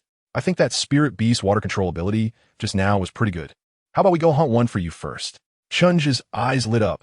"Then let's give it a try. Let's first see what kind of soul beast it is. What if it's one I recognize?" For him at the moment, recognizing it was almost equivalent to being able to use it. After all, they were by the river. Zhao Wujie nodded and said, "You two should go together as well. This stretch of river should be the habitat of that group of soul beasts. So far, I've only seen one that is at the 10,000-year level. A 10,000-year soul beast is something Li Yusong can handle. So there is no need to worry too much about Chen Zhe's safety. He then asked another question. By the way, how many years of Soul Beast do you want this time? Chen Zhe's absorption limit is quite different from that of ordinary Soul Masters. The highest age for the third Soul Ring of an ordinary Soul Master is 1,760 years, but Chen Zhe definitely cannot adhere to this limit. It's worth noting that even his second ring is already 1,000 years old. After a moment of contemplation, Chen Zhe said, 4 to 5,000 years. I feel this range is more suitable. My body strength is already stronger than most high-level Soul Masters and can barely compare to some Soul Zone. This data was obtained from his father, Chen Tao. Nearly 4 years have passed, and the 38th level Chen Tao broke through to Soul Zone a year ago. Now at level 42. The Soul Ring was obtained through Chen Zhe's method, spending 2,000 gold soul coins to ask Flandre for help in hunting. This is also one of the reasons why Chen Zhe has such a good relationship with Flandre. 2,000 gold soul coins is definitely a friendship price, and Flandre really valued him at that time. Alright, Xuanwu agreed immediately, without any doubts. Chen Zhe had practiced with him many times, so he was confident about this. Once again, at the riverbank, the three prepared individuals were not afraid of attacks from underwater. Xuanwu directly revealed his fourth soul skill, position tracking, locking onto a silver fish with a soul power intensity of over 4,000 years in his perception, and struck down with a powerful Vajra palm. Chapter 31. Establishing a Business Association. Xuanwu and Li Yusong acted together, quickly capturing a fish more than 2 meters long, with a large head and a small tail. Silver-gray scales decorated with golden lines and 4 long silver whiskers. A fat-headed fish? With another strike, they sent the furious 10,000-year silver fish flying. Xuanwu laughed heartily and retreated with Chen Zhe. They did not engage with it further, as the unmoved king was not skilled in water combat. After retreating 100 meters, Xuanwu threw the already unconscious fat-headed fish to the ground. Do either of you know this kind of soul beast? Li Yusong shook his head. Like Xuanwu, he was also academically poor. While he was okay with land soul beasts, he didn't know many in water. Chen Zhe was pleasantly surprised. After his martial soul manifested, he stepped forward to examine the fish. It looks a bit like the legendary dragon beard snapper. With a big head and a small mouth, silver scales and golden whiskers, and a distinct lateral line, it indeed matches the description of the dragon beard snapper. Chen Zhe affirmed. Let me think, the dragon beard snapper grows to 60 centimeters in 1,000 years, and then increases by 40 centimeters every additional 1,000 years. This one, about 2 meters long, is roughly 4,500 years old. Do you want to absorb the soul ring from this dragon beard snapper? Xuanwu asked, noticing Chen Zhe's eager expression. Or should we look for the silver-scaled sword sturgeon? Hearing this, Chen Zhe hesitated. The silver-scaled sword sturgeon seemed to be the most suitable for him at the moment. However, the dragon beard snapper was also quite good. Its water control ability was evident, and it even had dragon blood, though it was extremely diluted. After careful consideration, Chen Zhe made up his mind. Let's go with it. There's no need to look for the silver-scaled sword sturgeon. The silver-scaled sword sturgeon might provide him with decent enhancement soul skills, but for water control abilities, it might not be as good as the dragon beard snapper. Most importantly, this dragon beard snapper came to him right after he arrived here, clearly indicating a connection between them. Having recognized his luck at critical moments, Chen Zhe decided once again to trust in fate. It's settled then. I'll get the soul ring and head back early. There's a pile of things waiting for us at home. With determination, Chen Zhe no longer hesitated. His hand transformed into a claw, and he grasped down. The soul ring of around 4,500 years was indeed powerful. Even with Chen Zhe's current physical condition comparable to that of someone over level 40, he still felt a tearing sensation in his body. However, the absorption process went smoothly. In fact, due to it being an ordinary 1,000-year soul beast, it was even easier than when he absorbed his second ring last time. An hour and a half later, Chen Zhe slowly completed the absorption. 3 soul rings, bright yellow, light purple, and bright purple, gently pulsated around him. Facing the eager gazes of Xuanwu and Li Yusong, Chen Zhe smiled and nodded. I've acquired another good soul skill. Old Zhao, want to give it a try? Seeing his satisfied smile, Xuanwu became interested. Oh, what kind of soul skill is it? Enhancement type or attack type? As he spoke, he had already assumed a stance. Li Yusong also stepped aside, looking like he was ready to watch a show. Chen Zhe said no more and just smiled. Why don't you give it a try and see? Third soul skill, Dragon Ascending Waterfall. With his feet stepping on the already perfected Spiral 9 shadows, he suddenly appeared beside Xuanwu. His third soul ring shining brightly as he raised his leg to kick. A violent torrent of water followed his movement, manifesting out of thin air and moving with him. Boom! The raging water swept outwards in a horizontal wave centered on the two of them, and in an instant, all the vegetation within a 10-meter radius was swept away by this terrifying force. After the strike, Xuanwu, who had been prepared, stood firm and did not retreat. He rubbed his arm that had been kicked by Chen Zhe, feeling a bit numb. He was somewhat surprised. The power of your soul skill is probably stronger than that of some soul sect's fourth ring, right? You have to know this is just this kid's third ring, and it was released with soul power of over 30 levels. Chen Zhe smiled happily, and he was quite satisfied with his soul skill, Dragon Ascension Waterfall, which is an explosive type soul skill and has a history of 4,500 years. Isn't it natural that its power is comparable to the fourth ring of a soul master? If there is any advantage worth mentioning, it might be that it doesn't consume much soul power. For an attack like just now, I can use it 20 times. I estimate this is due to the excellent water control ability of the Xuanming Turtle itself. 20 times.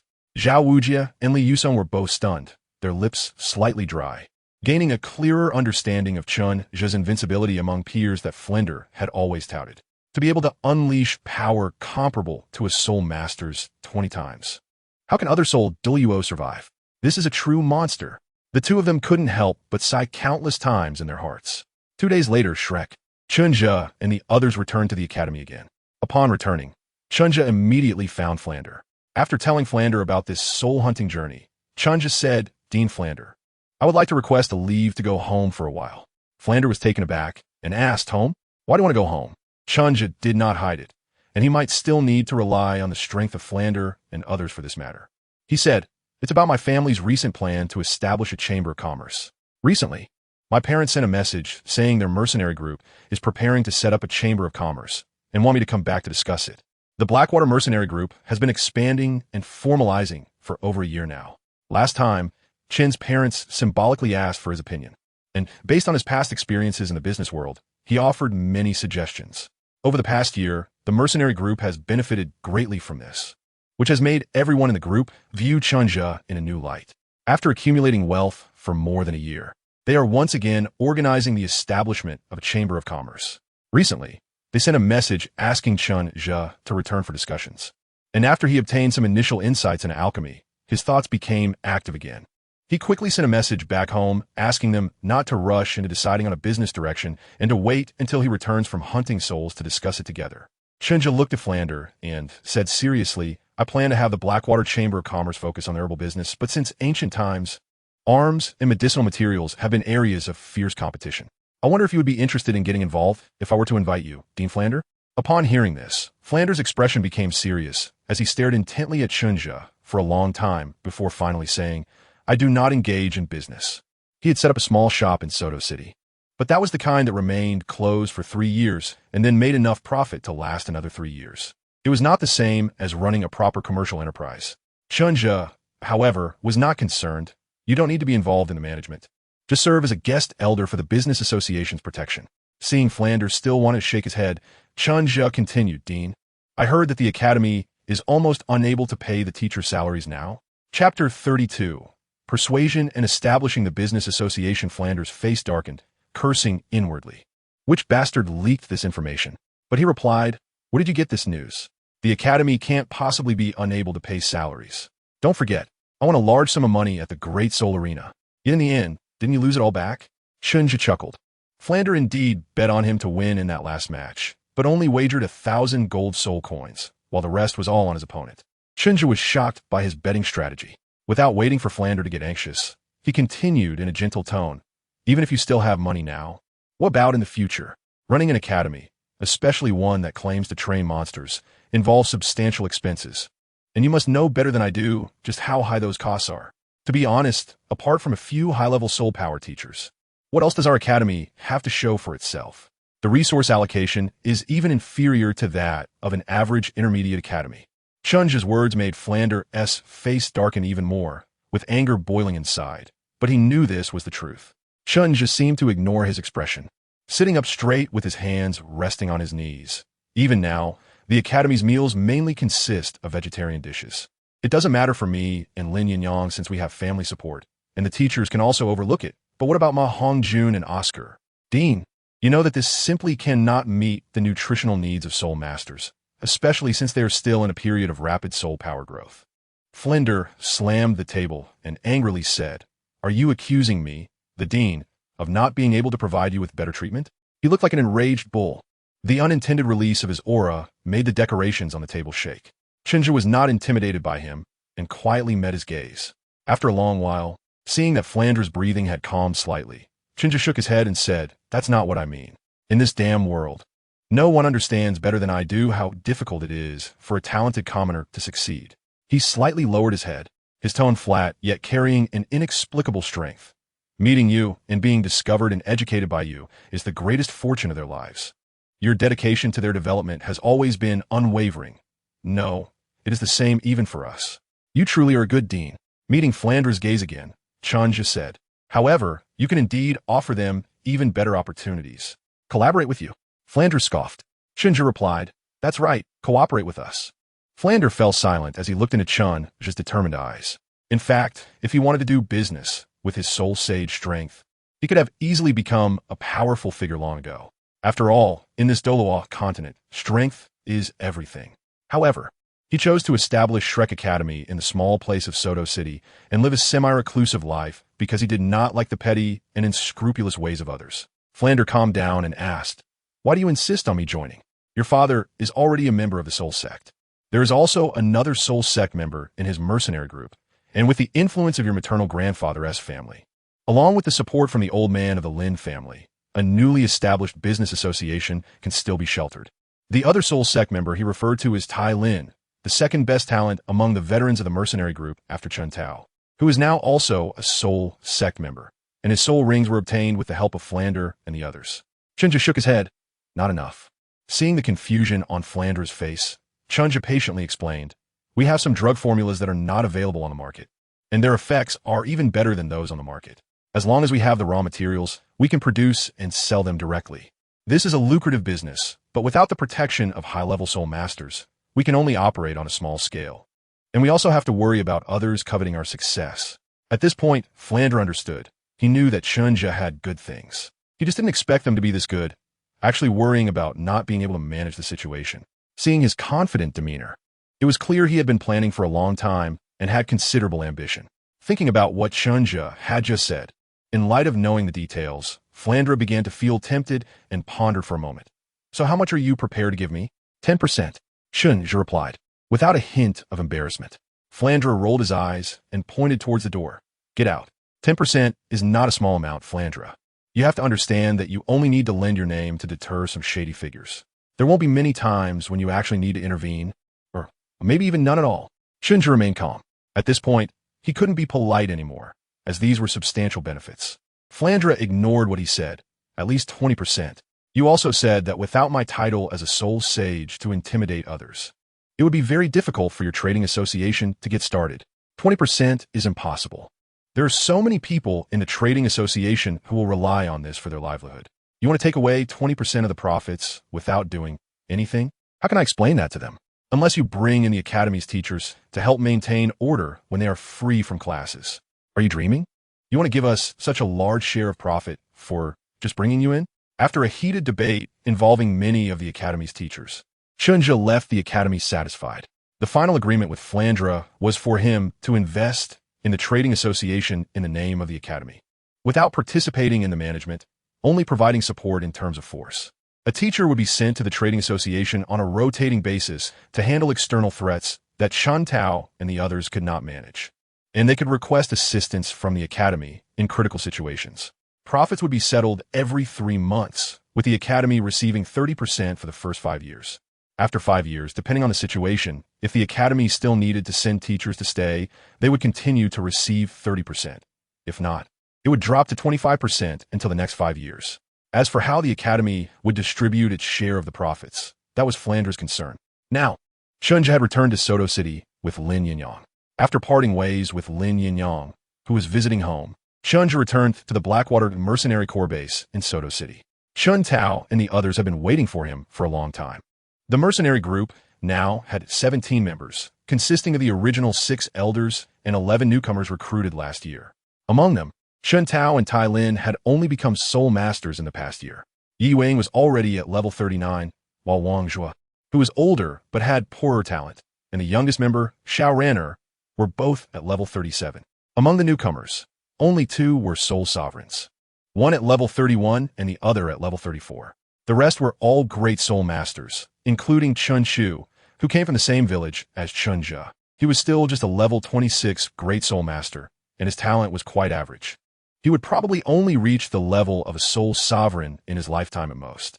Although this lineup was quite ordinary, it was more than enough to maintain the operation of the Merchant Association in its early stages. Chen Zhe has already established good relations with everyone, so discussions progressed quickly, with basically no major disputes.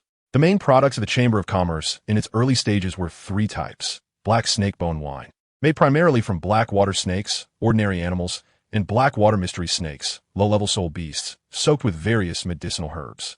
Its effects include enhancing vitality and slightly increasing the activity of soul power. Long-term consumption can slightly accelerate the cultivation speed of soul power, effective only before reaching level 30. The black jade wound ointment, made from snake bones, not just black water mystery snakes, turtle shells, and spiritual herbs like black snake vine, is a wound-healing medicine with good external injury healing effects. The detoxification powder, a purely herbal product made primarily from honeysuckle and purple orchid leaves, has astonishing detoxification effects. According to Chen Zhe's own estimates, it can basically eliminate toxins from soul beasts under 3,000 years old. These were good products that Chen Zhe selected after his preliminary research on the basics of alchemy. Although the effects are quite average, except for the black jade wound ointment, the other two are basically useless for high-level soul masters.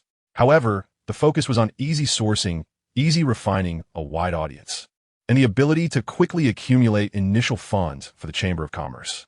The production base was established in Heishui Village, Chen Zhe's hometown. Here, there are plenty of mountains and forests, with more black water snakes and black snake vines, and with proper planting, it could become a perfect breeding base for black water snakes and a planting center for black snake vines. Heishui Village has been doing this for generations. The only challenge is that honeysuckle and purple orchid leaves need to be introduced from outside initially, but it's not a big problem. Sales will be conducted in a shop near the Great Soul Arena and a shop in a small town around the Stardoe Forest, while simultaneously purchasing snake-type soul beasts, including but not limited to black water mystery snakes. Chapter 33. Timefly sales personnel will be recruited from outside. And Chen Zhe also plans to shamelessly ask Lin Yinyan's grandfather for a few talents to serve as shopkeepers. The main role of the mercenary group members afterward will be to coordinate and supervise various tasks and undertake logistics responsibilities, especially the latter, which is paramount.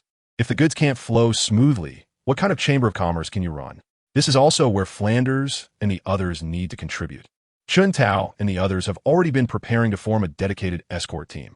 Regarding profit distribution, the leading Chen Zhe family takes the lion's share of 50%. The two soul sects Iron Forest take half, and after deducting the Academy's 30%, 1.5% remains for others to share.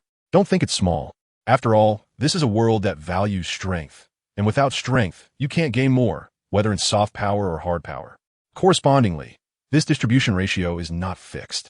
It will be reassessed every 5 years based on subsequent contributions and strength. However, Chen Zhe estimates that it won't change much overall. The establishment of the Chamber of Commerce was thus finalized, and the next day, Chen Zhe returned to his hometown of Heishui Village with everyone to begin a new round of production-based planning. He also spent some quality time with his grandfather in Heishui Village. Over the years, the old man seemed to have aged significantly, but his face was always smiling, appearing to be in good spirits. In the days to come, Chen Zhe became busy with the Academy, the Chamber of Commerce, and Heishui Village. Every day was spent diligently cultivating and improving soul power, honing soul skills, carefully studying the 9 manual and the newly acquired basics of alchemy. Occasionally, he checked on the Chamber of Commerce's operations, mainly helping to train talents for basic drug refining and the cultivation of basic materials. Everything was developing in a positive direction. Time flies, and over 4 years have passed. Name: Chen Zhe. Title: Unbeaten General Martial Soul. Xuanming Turtle, Xuanming Power, 03. Level: 40 Soul Master Soul Bone. Xianlin Golden Horn, External Soul Bone, Inheritance. Basics of Alchemy, Master. Max, Mental Method. 90 Manual, Master. Max Skills, Qi Gathering Technique, Master. Max. Spiral 9 Shadows, Grandmaster. 6, 385, 000. Crushing God Claw, Grandmaster, 3055-000. Bone Forging Chapter, Proficient, 5, 961-000. Healing Chapter, Proficient, 3, 691-000. Ghost Prison Wind Howl, Proficient, 2, 851-000. Soul Skills, Energy Accumulation Water Ring, Master, Max. Xuanming Shock Shield, Master, Max. Dragon Ascending Waterfall, Grandmaster, 2, 332-000. Reputation, 896. Legend, 0. Chen Zhe is now almost 14 years old. Over the past 4 years, through day and night efforts in cultivation and occasional system point allocations, Chen Zhe has fully mastered the 9 manual, achieving a profound understanding that has significantly accelerated the training speed of related martial arts. He has also learned the Ghost Prison Wind Howl, a mid to long-range control skill that he couldn't master before. Through allocating points, he has reached the maximum level in alchemy, and he is well-versed in all the related intricacies. Over the years, he has gradually contributed several low-cost potions to the Merchant Association, showcasing his solid foundation. As for the cultivation of soul skills, Chen Zhe takes the most pride in this area. All 3 of his soul skills have reached an expert level, and he has even developed some derivative uses for them. For instance, he has finally completed the inner and outer dual circulation, linking the energy storage water ring with the 9 manual's mental method. The Xuanming Shock Shield can directly vibrate the air to create a 2-meter diameter defensive area, capable of withstanding most flying objects. However, all of this has come at the cost of 4 years of time, during which Chen Zhe's soul power has only reached level 40.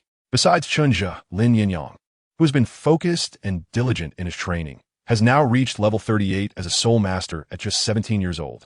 Ma Hongjun and Oscar have also made rapid progress due to the significantly improved resources at Shrek Academy. Oscar, who is the same age as Chen Zhe, has reached level 33 and, with Flinder's help, has obtained the 3rd ring of the Blood Red Intestine. Ma Hongjun, who is just under 12 years old, has reached level 28. Unlike Oscar, who has progressed slowly due to not training his physical body, Ma Hongjun's slow cultivation speed is purely due to his pride and laziness. Otherwise, with the channeling pills specifically refined by Chen Zhe to help him clear his evil fire, he wouldn't be stuck at level 28 now. Flinder has racked his brains over this, but feels helpless. Chen Zhe was somewhat disappointed in him. Before experiencing the harshness of society, this kid's flaws were destined to be hard to change. So privately, Chen Zhe gave the relatively diligent Oscar the pure Xuanju, but did not give it to him. The only thing that somewhat reassured Chen Zhe was that this time, with his help in suppressing and guiding, this guy did not go on to harm good women. Additionally, it is worth mentioning that in the year Chen Zhe turned 11, the 12-year-old evil-eyed white tiger Dai Mubai also arrived at Shrek Academy. Flinder, whether he received some news or not, still kept him in the academy despite knowing he was a big trouble. However, even after living together for nearly 3 years, Chen Zhe's relationship with him was not particularly good.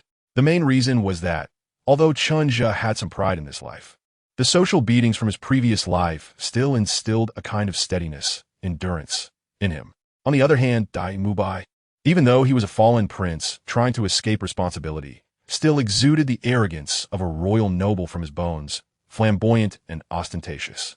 Most of the time, he indulged in seeking pleasure, and sometimes, under Flinder's permissiveness, he would bring along Ma Hongjun, the only classmate from Shrek with whom he was somewhat close.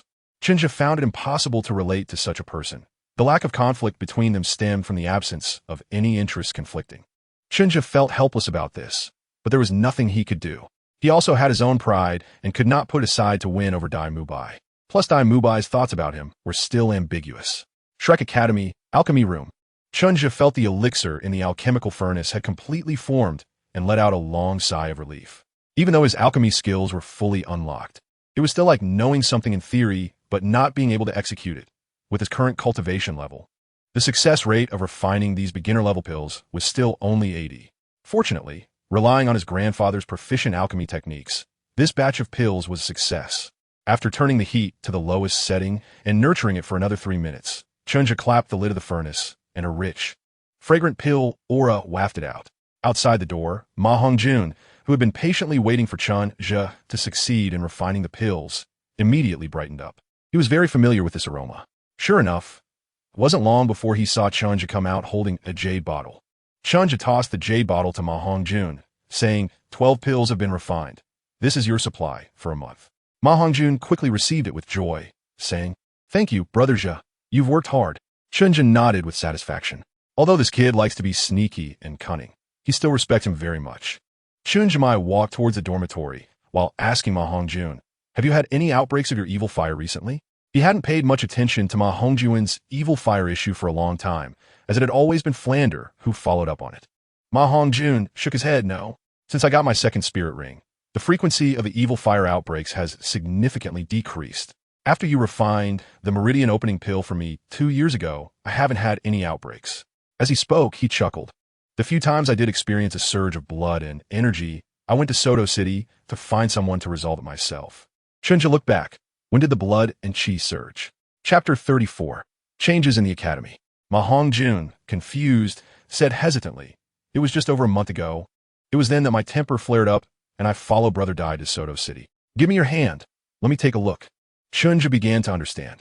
After checking his pulse, Chen Zhe was quite speechless and could only say to him, you're already at level 28 now, and the accumulation of evil fire has clearly increased.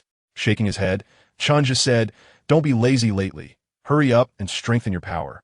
Only after gaining the third ring can this problem of yours be alleviated. Ma Hongjun was somewhat reluctant, but he still nodded, knowing that Chen Zhe was doing this for his own good. Chen Zhe asked him again, do you have any news about your third ring?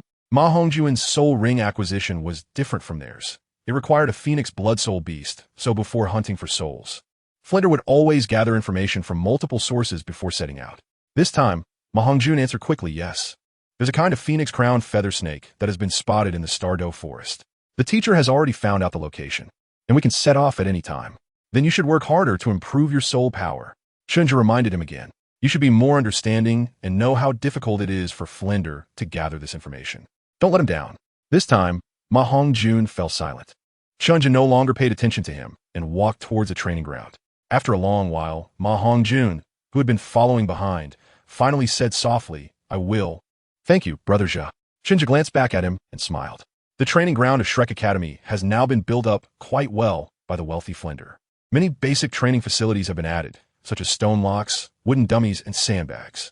According to him, a training room will soon be built, step by step establishing Shrek Academy to rival those advanced academies supported by kingdoms. As for this dream of his, Chen Zhe just nodded with a smile and did not express any opinions because he knew that soon it would be the graduation season for the new year of the Junior Soul Master Academy. By then, his good brother would bring his disciples over to mooch food, drinks, and resources, ultimately planning to pack up the entire academy to pave the way for his dream. Arriving at the training ground, Chen Zhe saw two figures colliding back and forth from a distance. It was Zhao Wujin and Lin Yinyang, with Dai Mubai and Oscar standing nearby watching the fun. Chen Zhe walked up to the two of them, also watching the intense battle in the arena. Neither of the two was using soul skills. They were merely utilizing their martial souls. Lin Yinyang's self-created mountain fire blade technique was executed with great vigor, revealing its intricacies in the exchanges. Zhao Wuji, on the other hand, relied on his broad bear paws to withstand Lin Yinyang's fierce attacks. Upon closer inspection, his strikes were also very fluid with a steady rhythm, clearly demonstrating a method to his movements. Oscar, who was watching with great interest, smiled and greeted Chen Zhe as he approached. Chen Zhe, you're here. He pointed to the two in the arena and asked with a smile, how long do you think Lin Yinyang can last? Oscar was a few months older than Chen Zhe and had stopped calling him Brother Zhe in the past 2 years, but their relationship remained very good. He was also the one influenced most by Chen Zhe, at least in terms of self-discipline. Therefore, compared to the lazy Ma Hongjun, Chen Zhe valued Oscar more. 3 minutes, Chen Zhe replied confidently. So certain? I think 2 minutes at most. Oscar was a bit surprised and turned to Dai Mubai. Mubai, what do you think? Dai Mubai coolly said, I also think 2 minutes. I think 4 minutes. Boss Lin's soul power is so robust, he can definitely last another 4 minutes. Ma Hongjun, who had come up behind, chimed in. Oh, Oscar was even happier. Then how about we make a bet with a wager of 10 gold soul coins? All right, let us bet 10 gold soul coins, the chubby one said boldly. As they emerged from Shrek's awkward situation, this money was no longer a concern for them. Chen Zhe and Dai Mubai both chuckled and nodded in agreement. At the same time, Chen Zhe shouted to Lin Yinyang in the arena, Yinyang, did you hear that? Put in some effort. The two in the arena naturally heard it as well. Lin Yinyang rolled his eyes in annoyance, ignoring these heartless guys. It was him who was getting beaten up. Zhao Wuji, on the other hand, smiled slyly. He had mostly been on the defensive, but suddenly increased his attack frequency, leaving Lin Yin-Yang caught off guard and struggling to defend himself. In less than a minute, Lin Yin-Yang, with a bruised face, lay on the ground and stopped moving. A few people approached, laughing. Oscar looked at Zhao Laosher with a pained expression. "Teacher Zhao, you can't do this. I was planning to win some money and treat everyone to a nice meal." While speaking, he handed Lin Yin-Yang a few recovery sausages. Zhao Wuji scoffed, pulling Lin Yin-Yang up from the ground. "If you don't win, you won't treat us?" Oscar forced a smile and gritted his teeth. "Of course. Tonight, we're going to Soto City." Looking like he'd been badly robbed, Zhao Wuji looked at him with disdain and waved his hand. "Go away. Don't bother me. I've been busy these past few days." He then turned to Chen Zhe and asked, "I heard you reached level 40? Chen Zhe nodded with a smile. "I broke through 3 days ago, and I still need to trouble you and the dean to take me to hunt for souls." However, Zhao Wuji's expression became serious. "Flinder said you were planning to challenge the 10,000-year fourth ring? You need to understand that 10,000-year soul beasts are not the same as 1,000-year ones. If your soul strength is insufficient, you won't be able to absorb it at all." Before Chen Zhe could speak, Ma Hongjun exploded. "What? Lao Zhao, you said Zhigu wants to absorb a 10,000-year soul ring for his fourth ring?" His face was full of disbelief. Clearly, this news had broken his understanding, even though he already knew that Chen Zhe's second ring was 1,000 years. The others were also somewhat astonished, especially Dai Mubai, whose gaze towards Chen Zhe was particularly complex at that moment. Seeing the dazzling Chen Zhe, he couldn't help but think of another person, his brother Davis. Both of them overshadowed his own brilliance with their dazzling light. The difference was that Davis relied on his age advantage, while Chen... This was also one of the reasons why Dai Mubai had been indifferent to Chen Zhe's previous goodwill. Why was he willing to come to a small place like Soto City to suffer? It was because he was fed up with living in Davis's shadow. He didn't want to be a green leaf. He wanted to be the most eye-catching red flower. Then he met Chen Zhe, and now, this dazzling genius was preparing to absorb a 10,000-year fourth ring, which made him, who had been slacking off, feel a mix of emotions. He had thought about approaching Chen Zhe for advice countless times, but he couldn't bring himself to do it. Zhao Wujia looked at the shocked expressions on his students' faces with satisfaction. But he said to Ma Hongjun with a disapproving tone, "Is it hard for you to believe in the 10,000-year fourth ring? You know how much effort Chen Zhe has put in over the years to hone his strength. If only you had half of his effort. I think even Flinder would wake up laughing from his dreams." Ma Hongjun was momentarily speechless, feeling a bit ashamed. Oscar also looked at Chen Zhe and said, "I heard that ordinary soul masters absorb their fifth ring at only 12,000 years. Can your physical condition already rival that of Soul King?" Chen Zhe smiled confidently. "Even better." Chapter 35, The Unforgettable Silver-Scaled Sturgeon. Chen Zhe is indeed confident that he can fully absorb a 10,000-year soul ring. This confidence is not only due to his current physical condition being on par with any Soul King. Over the years, as his soul power has increased and his understanding of the Nine True Classic deepened, he has become increasingly able to appreciate the profound and inclusive qualities of water. This has given him a deep understanding of the concepts of unloading and guiding force, so when it comes to energy, he is completely confident in his ability to accommodate the energy of a soul beast that is 1,000 or 2,000 years old. As for soul abilities, there is even less to worry about. Whether it is the unique soul power of the Nine True Classic that has nurtured his soul over the years, or the soul secret methods recorded in the Initial of Alchemy, which are specially designed for the condensation of elixirs, he has many ways to deal with soul impact thanks to his mental type external spirit bone. At the very least, he can completely ignore the soul impact of a mere 10,000-year soul beast. After showing off a bit in front of his friends, Chen Zhe and Zhao Wujia went directly to Soto City to find Flinder, and the three set off without delay towards the Stardow Forest. This time, the schedule was tight, as the new enrollment season for Shrek Academy was approaching. Although the past few years' enrollment seasons had yielded no results except for the troublesome Dai Mubai, Flinder was very optimistic about it. In his words, the student source is an important foundation for an academy's rise. However, Chen Zhe did not believe his words, as Flinder had been grinning from ear to ear these days, seemingly aware of some news, but unwilling to share it. After 3 days of trekking, the three finally reached their destination. It was still the same Azure River from last time, and Chen Zhe still couldn't forget about the silver-scaled sword sturgeon. Here it is. This is where we hunted the third soul ring for Aja last time. After more than 4 years, Zhao Wujia was quite emotional about revisiting the old place. What a pity That group of dragon whiskerbream seems to have migrated otherwise, Zhao Wujia said with a hint of sadness, tears streaming from the corners of his mouth. Chen Zhe nodded silently. The dragon-beard fish from last time indeed tasted excellent. Just a sprinkle of salt brought out flavors that rivaled those of fine dishes made by hotel chefs. Flander did not respond. He oriented himself and, after a while, pointed upstream, corresponding to the location where he had seen the silver-scaled sturgeon in his memory. Let's head upstream. If we can see that grove of silver-lined sandalwood, we will have found the place. The three continued upstream, and after half an hour, they indeed entered a special grove. Standing by the riverbank, Chen Zhe ran his hand over the light purple bark interspersed with silver lines, inhaling the rich fragrance it emitted. He marveled at the wonders of nature and said to Flander, "Can this silver-lined sandalwood be transplanted? I think it could make excellent storage containers for medicinal pills." Ever since he began studying alchemy and had farmed for 4 years in Blackwater Village, Chen Zhe felt that his talent for farming, rooted deep within his soul, had been awakened.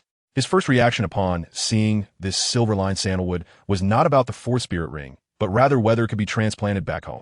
Flander and the others looked at him oddly, and Flander said, "Yes, and it can thrive. The climate in Soto City is not too different from that of this forest." Chen Zhe nodded. "After hunting the souls, let's transplant a few back and plant them in the academy."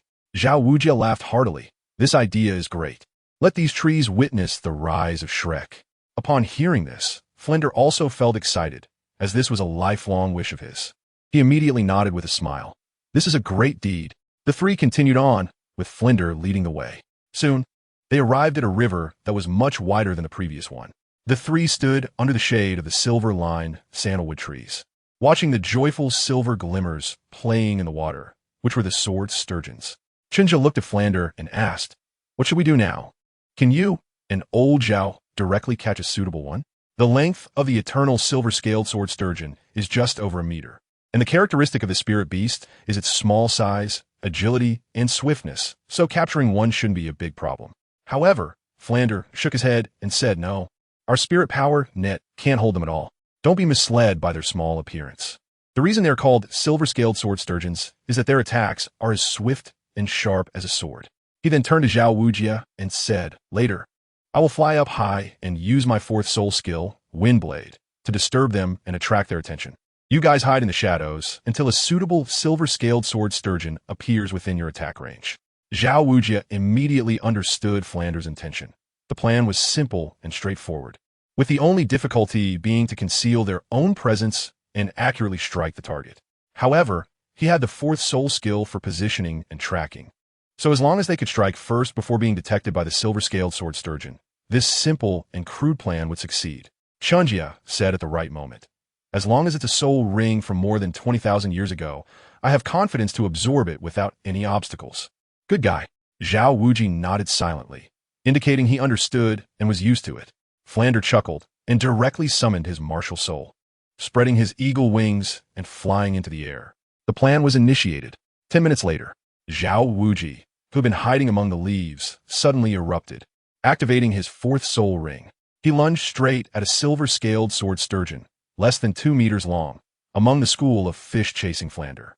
With one hit, Zhao Wujia laughed heartily as his first soul ring burst forth, a rich golden light exploding and blocking all incoming attacks.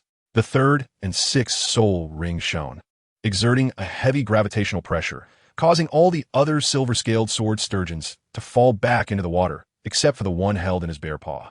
Flander came over to catch the falling Zhao Wujia and hurriedly fled. At the same time, wind blades were wildly swung to block the silver-scaled sword sturgeons that were resurfacing, leaving them helplessly watching the two escape, furious but powerless. The plan was successful. 5 minutes later, they had already distanced themselves from the habitat of the silver-scaled sword sturgeon. Zhao Wujia threw the unconscious silver-scaled sword sturgeon from his paw onto the ground and said to Chen Zhe, who had been following closely behind, "It's just under 1.8 meters. Chen Zhe nodded. "Thank you. What kind of soul ring will the silver-scaled sword sturgeon, which has lived for over 17,000 years, bring him?" Chen Zhe was very much looking forward to it. Without any hesitation, he sat cross-legged and began to circulate his cultivation method. As expected, this time the absorption did not cause Chen Zhe any trouble, except that it took a bit longer. In fact, The pressure brought by the soul impact of this silver-scaled sword sturgeon was even less than when he absorbed the second ring from that old go by Shui Lin Shi. 2 hours later, the sky had darkened, and twinkling starlight spilled down through the gaps in the leaves, adding a dreamy atmosphere to the quiet, deep forest. With the golden horn on his forehead shining, Chen Zhe finally finished absorbing the soul power contained in the soul ring. Slowly opening his eyes, he met the astonished and strange gazes of Flinder and Xuanwu. Chapter 36. Strange feeling noticing the looks from the two, Chen Zhe touched the golden horn on his forehead and smiled. Have you heard of external soul bones? Mine comes from a Bai Shui Lin Shi. Chen Zhe smiled happily. This time, successfully absorbing the fourth soul ring after over 17,000 years was largely thanks to the Xianlin golden horn. It suppressed all the waves in the sea of consciousness like a stabilizing needle. After absorbing the soul ring, Chen Zhe could still clearly feel that the Xianlin golden horn had also gained significant benefits. This was a sensation he didn't have when absorbing the third ring. Double happiness. An external soul bone. Bisu Lin Si. Flan's expression was resentful. He didn't expect that this kid had such a trick up his sleeve. Chen Zhe touched his nose, smiled awkwardly, and didn't dare to speak. The reason he didn't tell Flander earlier was due to his usual caution, possessing such a treasure. He couldn't guarantee that Flandra, who he didn't know well at the time, wouldn't have other thoughts.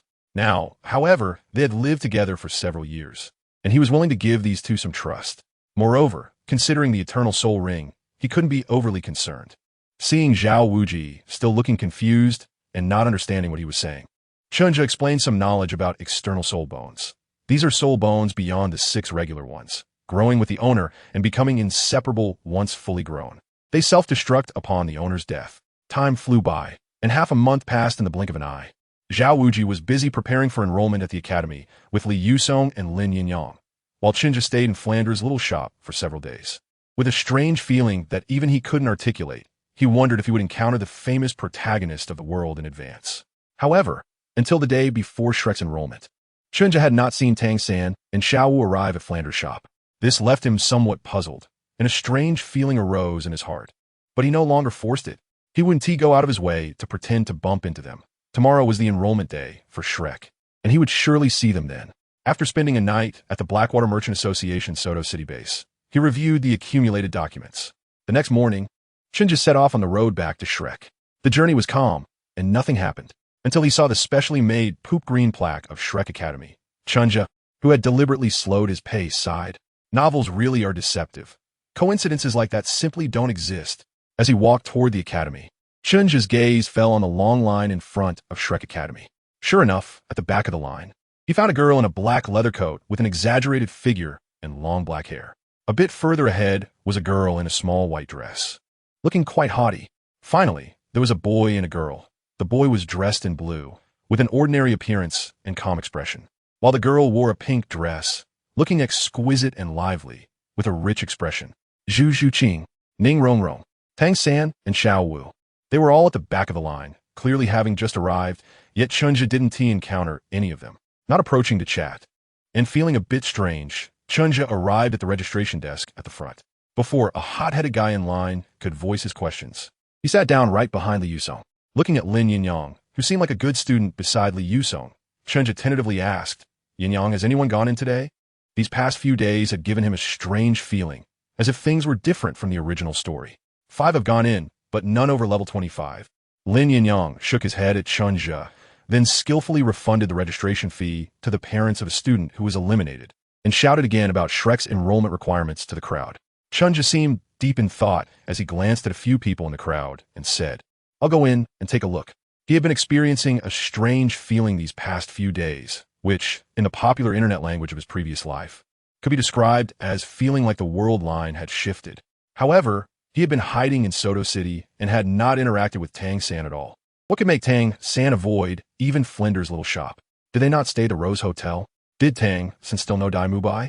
Indeed, he had not seen Dai Mubai today. It was Lin Yinyang who was helping Li Yusong register student information. Entering the academy, Chen Zhe took a look around the checkpoints set up in front. However, he did not see a single student who met the admission standards.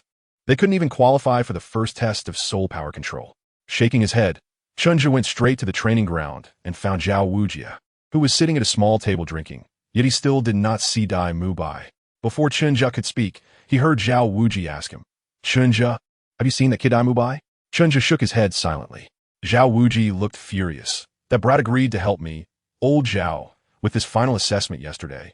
But then he ran off to Suatawa City. I haven't seen him since. I swear he'll end up dead because of a woman one day. Chen Zhe remained silent. Although he didn't like Dai Mubai's style, he had no interest in speaking ill of him behind his back. He looked at the still furious Zhao Wujia and smiled. If he doesn't come back, then let me take his place. It's a good opportunity to test Tang San's current level and see if there are any other changes. He moved next to Zhao Wujia, pulled out a chair to sit down, and popped a drunken peanut into his mouth. Curiously, Chen Zhe asked, where's Flander? He missing on such an important day? Wasn't he the most active in previous years? It was better not to mention this, as it only made Zhao Wujia angrier. I don't know, I didn't see him last night. After chatting idly with Zhao Wujia for a while, finally, when the two of them were almost done with a plate of drunken peanuts, they saw Lin Yinyang coming over with a few people. Just like in the original story, it was still just those few people. Chen just secretly muttered to himself, wondering if he was mistaken. As a few people approached, he put down his small wine cup, glanced at the composed Zhao Wuji, and slowly stood up. Looking at the group, Chen Zhe said, it seems that you few are the only ones who have made it to this fourth round this year. No matter what, let's elevate the atmosphere. Tang San and the others exchanged glances and looked toward Lin Yinyang. Lin Yinyang, feeling helpless, knew all too well that Chen Zhe loved to show off. But he cooperatively added, that's right, these few are indeed the only qualified students to enroll in our Shrek this year. Chen Zhe nodded at Lin Yinyang, secretly giving him a thumbs up. Well then, let me introduce myself. My name is Chen Zhe, and I am the chief examiner for your assessment in this fourth round. My martial soul is the Xuanming Turtle, and I am a level 42 Battle Soul Master. Soul Master? Foreseeing Chen Zhe's obviously still somewhat youthful face, several people exclaimed in surprise. Chapter 37, Tang San's Moment of Glory, 1. Chen Zhe is now 14 years old, reaching the age of rapid growth.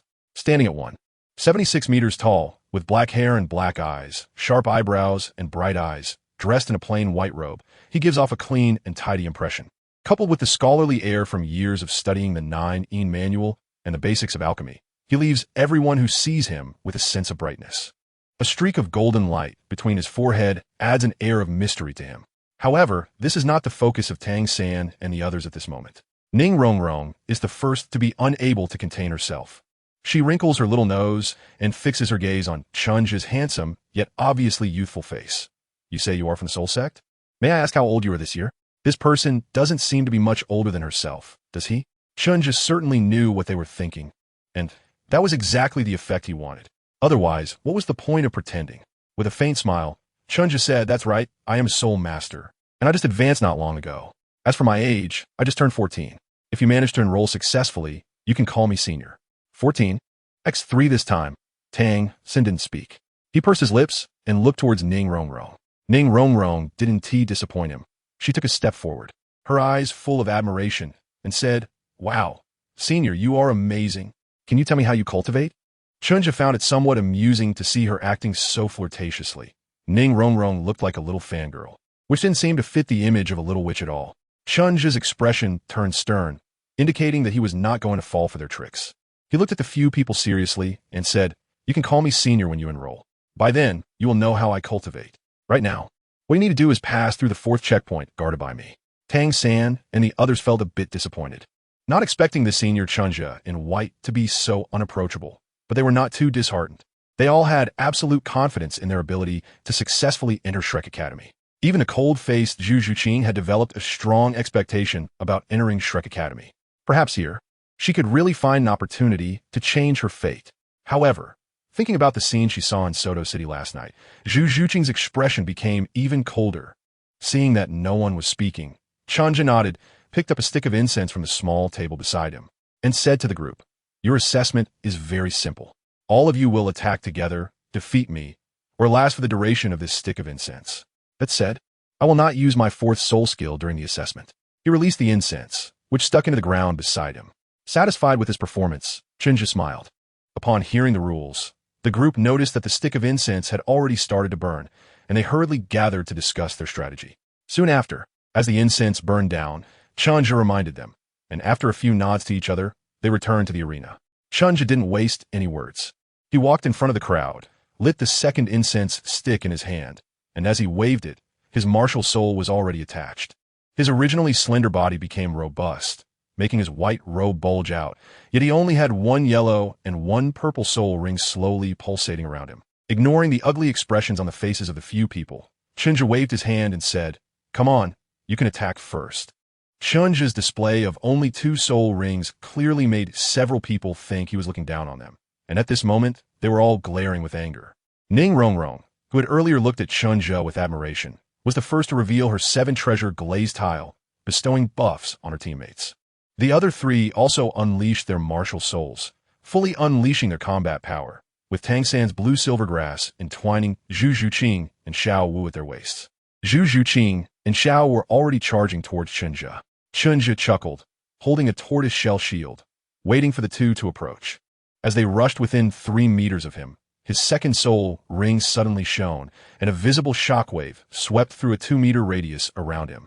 Xuanwu, who was buffed by Ning Rongrong's soul skill, had her triumphant smile freeze before it fully blossomed, and she was sent flying backwards. She rolled several times on the ground and could not get up again. Upon closer inspection, there was a trace of blood at the corner of her mouth, indicating that her internal organs had suffered significant impact. Tang San was shocked and hurriedly rushed to Xuanwu's side, ignoring the severed blue silver grass, and helped her up, asking with concern, "Xuanwu, how are you?" Meanwhile, Chen Zhe had already caught up with Zhu Zhuqing, who was also affected by the shockwave. Using his Spiral 9 Shadows technique, he flashed to her back and struck her neck with a knife hand strike. Zhu Zhuqing hadn't reacted yet before she fainted and fell to the ground. Chen Zhe didn't even glance at Tang San and Xuanwu's sibling-like bond, and directly moved towards Ning Rongrong. Tang San also saw this scene, but his body did not move. He only urged the blue silver grass to come over in an attempt to intercept. However, this was of no use, as Chen Zhe easily broke through the obstruction of the blue silver grass and reached Ning Rongrong's side, placing a hand on her shoulder. "Little beauty, you're out." After saying this, he ignored Ning Rongrong's pale face and looked back at Tang San and Xuanwu, smiling. "It's just the 2 of you left." Tang San's expression turned extremely grim. In just a moment, a soul skill had rendered all the tactics they had previously discussed meaningless. Then, in a single encounter, they lost 2 teammates, leaving him alone with the obviously powerless Xuanwu. He reached out to wipe the trace of blood from the corner of Xuanwu's mouth, giving her a gentle smile and a reassuring look. Tang San stood up, his eyes filled with determination. He glanced at the incense that had just started to burn, and the corner of his mouth twitched. "Senior Chen Zhe, we concede this round." Upon hearing this, even though he was prepared, Chen Zhe still felt a pang of discomfort. But he had to keep up the act. Didn't he see that Ning Rongrong behind him was already starry-eyed? Chen Zhe smiled faintly. "Oh, have you admitted defeat? That's truly unfortunate.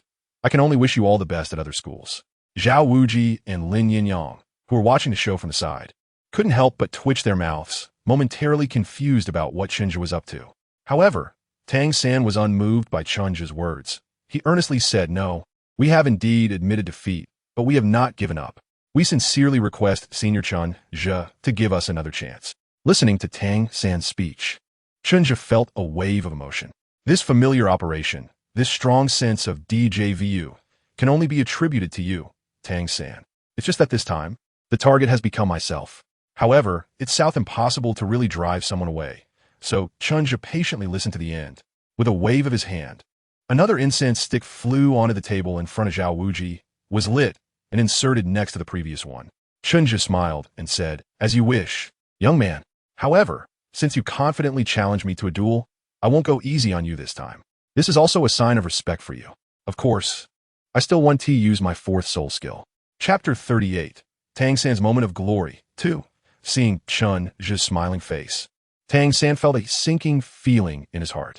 Is this really you going easy on me? Thinking of Xuanwu's distressed expression just now and the trace of blood at the corner of her mouth, Tang San admitted he was a bit angry now. First soul skill, blue silver bind. As the challenger, Tang San attacked first.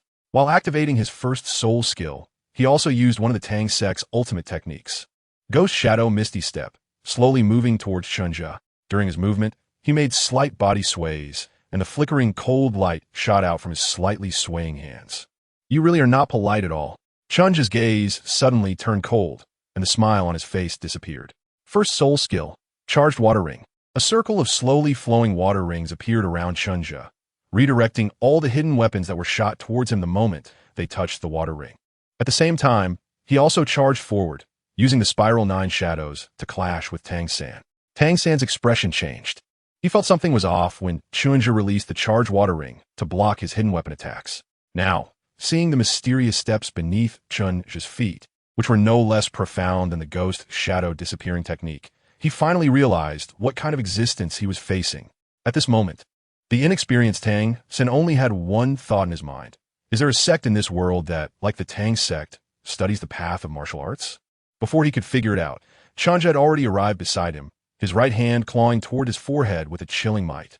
Startled, Tang San quickly activated the purple extreme demon eye and simultaneously used the control crane catch dragon technique, hoping to redirect Chen Zhe's attack elsewhere. Chen Zhe naturally sensed his intention, sneering with disdain, and with a burst of strength declared, "I am the ancestor." His body tilted according to Tang San's pull. But before Tang San could show any joy, he suddenly erupted, retracting a claw and fiercely driving his elbow toward Tang San's chest. With a thud, Tang San was sent flying, a sweet taste surging in his throat, and he spat out a mouthful of old blood. Gasping for breath on the ground, Tang San clutched his chest, terrified, feeling as if he had danced on the edge of death. If that elbow had been aimed at his heart, he raised his head, his eyes red, glaring at Chen, who was smiling faintly not far away. After landing a hit, he did not pursue further. But Tang San would have preferred if Chen Zhe had just come over to eliminate him directly. Against Chen Zhe, his prideful Tang sect's ultimate techniques were of no use. The hidden weapons he carried were merely basic ones, and even those couldn't break through the water barrier surrounding Chen Zhe. Strength, speed, defense, technique, and even skills, he was completely crushed. At that moment, Tang San felt an unprecedented sense of weakness. Is this Shrek Academy? A monster academy, and monster-like students? Tang San reflected inwardly. Unfortunately, he might have already lost his qualification to enroll.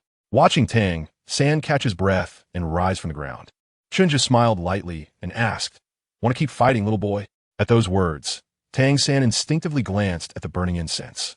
It had already burned halfway, and in an instant, Tang San's eyes brightened. Perhaps there was still a chance, as long as he could hold out until time was up. He looked at Xuanwu's position and saw her gazing at him with tearful eyes. Tang San nodded firmly, his gaze fixed on Chen Zhe. Let's fight. As long as he could enter Shrek Academy, he would be able to grow stronger quickly, and there would always be a chance for revenge. Xuanwu's tears would not be shed in vain, he vowed. Chen Zhe chuckled. Well then, the assessment continues. As soon as he finished speaking, he disappeared. Third brother, be careful, Ning Rongrong shouted urgently as Xuanwu, who had recovered her strength, warned. Tang San's pupils contracted, instinctively retreating.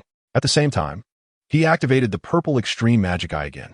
The ghostly figure flickered rapidly, leaving behind trails of illusions, and then, in an instant, was shattered by another figure. After dodging Chen Zhe's attacks several times, Tang San found himself in a perilous situation. He had no time to think about how to respond.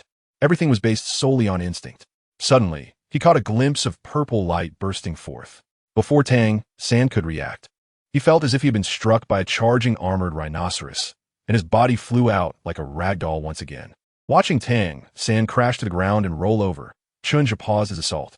This time, the Xuanming shock shield was similar to the previous one. He had restrained most of the shock's power, so he wasn't worried about Tang San being seriously injured. However, even so, Tang San still felt awful. His limbs felt limp, and despite several attempts to get up, he couldn't move an inch. All he could do was stare with bloodshot eyes, trying again and again to struggle to his feet. After quietly observing Tang San lying there for a while, Chen Zhe pulled out the remaining quarter of the timer incense and extinguished it. In the eyes of Ning Rongrong, Xuanwu, and Zhu Zhuqing, who had woken up at some point, Chen Zhe indifferently announced to everyone present, Challenger Tang San has lost the ability to fight. The assessment is over. Upon hearing this, Tang San, who was struggling with all his might, suddenly seemed to lose all his strength, collapsing to the ground and no longer moving. The only defiance in his eyes dissipated, leaving only silent tears. Powerless, helpless, and resigned, Xuanwu felt heartbroken at the sight and hurried over, picking up Tang San as they both cried together. Feeling the strange looks from Zhao Wujie and Lin Yinyang, Chen Zhe cleared his throat. Yinyang, take the junior students to their dormitory first. Glancing at the two who were crying, Lin Yinyang felt helpless but could only nod. Turning his gaze to the still frightened Ning Rongrong and Zhu Zhuqing, he said, Follow me. I'll take you to choose a dormitory. The two suddenly came to their senses. And Ning Rongrong asked foolishly, Huh? What dormitory? Didn't we get eliminated? But Zhu Zhuqing suddenly looked at Chen Zhe with surprise. Chen Zhe looked at them with a mocking expression. Who said you were eliminated? Ning Rongrong was still in a dazed state, but we lost. Wu, Zhuqing, what are you doing? It was Zhu Zhuqing who covered her mouth with her hand. Chen Zhe chuckled and said, You indeed lost, but that doesn't mean you are eliminated. Who told you that losing means being eliminated? I never said that. The two girls showed surprised expressions, and Chen Zhe glanced at Tang San and Xuanwu, who were also drawn in by his words. Without waiting for them to speak, Chen Zhe smiled lightly and explained. The real test that determines whether you can enroll is the first 3 challenges, which assess your soul power control, martial soul mastery, and physical strength comprehensively. Being here means that the examiners from the previous assessments were very satisfied with your foundational qualities, and you can already be considered part of Shrek. As for this assessment, it has 2 purposes. One is to conduct a baseline test to help the Academy understand you better for targeted training in the future. The second is to temper your character, making you realize that there are always people better than you out there. Every student entering Shrek is a genius among geniuses, and teaching such talents is a time-consuming and labor-intensive task. So the Academy chose this straightforward and tough approach. Saying this, Chen Zhe grinned. First we beat you up, and we talk about other things. In fact, you should be thankful that you encountered me. Do you know who was in charge of our assessment when Lin Yinyang and I entered the Academy? The few of them looked puzzled. Chen Zhe pointed to Zhao Wuji and said, It's him, the unmoving King Zhao Wuji, a soul sage. That assessment was truly intense. What you guys are doing can only be considered small skirmishes. Zhao Wuji grinned, but felt a bit awkward inside. This kid, Ning Rongrong and Zhu Zhuqing understood. Although it was a bit hard to accept, as the one getting beaten up, they could only nod silently. You have the bigger fist, you have the say. But at that moment, Xuanwu was not pleased, her tear-red eyes glaring at Chen Zhe. What about my little San? He was beaten so badly by you. Is this how you assess your junior brothers and sisters? After realizing that no real harm would come to them, Xuanwu's fierce spirit returned. Chen Zhe's expression suddenly turned cold again, and he looked at Xuanwu as if she were an idiot, saying indifferently, You're asking me? Shouldn't you ask your little boyfriend first about those poisoned flying daggers? What? Poison? Lin Yangyang, Zhu Zhuqing, and Ning Rongrong all looked at the scattered flying daggers and hidden weapons on the ground, and indeed saw some dark luster on them. They were really poisoned. In an instant, the way the 3 looked at Tang San and Xuanwu changed. Even Zhao Wujia, who had been quietly watching the show, raised his eyebrows, feeling somewhat displeased as well. At this moment, Xuanwu was the most sensitive and almost instantly sensed the change in everyone's gaze. Her expression changed. Chapter 39. Tang San's Moment of Glory. 3. Seeing Xuanwu wanted to say something, but unable to, her stammering and speechless appearance made Chen Zhe's expression remain indifferent. Yet suddenly a terrifying aura erupted from him. The momentum far exceeded that of an ordinary soul master, sweeping across all directions. It wasn't aimed at anyone in particular, but everyone felt a strong sense of oppression. Even Zhao Wujia couldn't help but click his tongue, marveling that Chen Zhe had become much stronger. The second soul ring suddenly shone, and Chen Zhe stomped his foot on the ground, directly using his foot to unleash the Xuanming shock shield. With a loud bang, the ground collapsed into a half-meter-wide pit. Soil and stones flew everywhere, but avoided all the people present. What terrifying control over soul power! Including Zhao Wujia and Lin Yinyang. Everyone gasped in shock. The explosive aura lasted only 5 seconds before Chen Zhe calmed it down. At this moment, he looked calmly at Xuanwu and Tang San, who had regained some ability to move, and said, Do you think if I used my full strength, could Tang San withstand even one move from me? Silence. Everyone was left speechless. Even Tang San, who had just felt humiliated, did not dare to say that he could withstand even one move in front of such a powerful Chen Zhe. Perhaps he wasn't even aware that a feeling of relief was actually rising in his heart at this moment. Chen Zhe snorted coldly. During the assessment, I held back everywhere. Whether it's you, Xuanwu, or Zhu Zhuqing, when hit by my Xuanming shock shield, you merely experienced a slight impact, temporarily losing combat ability. It doesn't even count as a minor injury. Just a moment has passed, and you're both lively again. And Tang San, just because I hurt you, you put on a grim face, and after proposing a one-on-one challenge, you even attacked me with a poison weapon. What? Do you think I wouldn't dare to hurt you? At this point, Chen Zhe's voice had taken on a cold tone.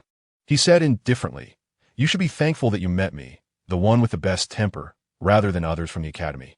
You should be thankful that you are new students of Shrek Academy, not hostile soul masters from outside. You should be even more thankful that you're currently in Shrek Academy, not out in the wilderness. Otherwise, you probably wouldn't even know how you died." Glancing at the pale-faced Tang San, Chen Zhe sneered. A level 29 soul master challenging a soul zone to a one-on-one duel. How ridiculous. Do you really think that having a special skill allows you to do whatever you want? Kid, you have a lot to learn. After saying this, Chen Zhe nodded to Xuanwu and turned to leave, his indifferent words reaching everyone's ears.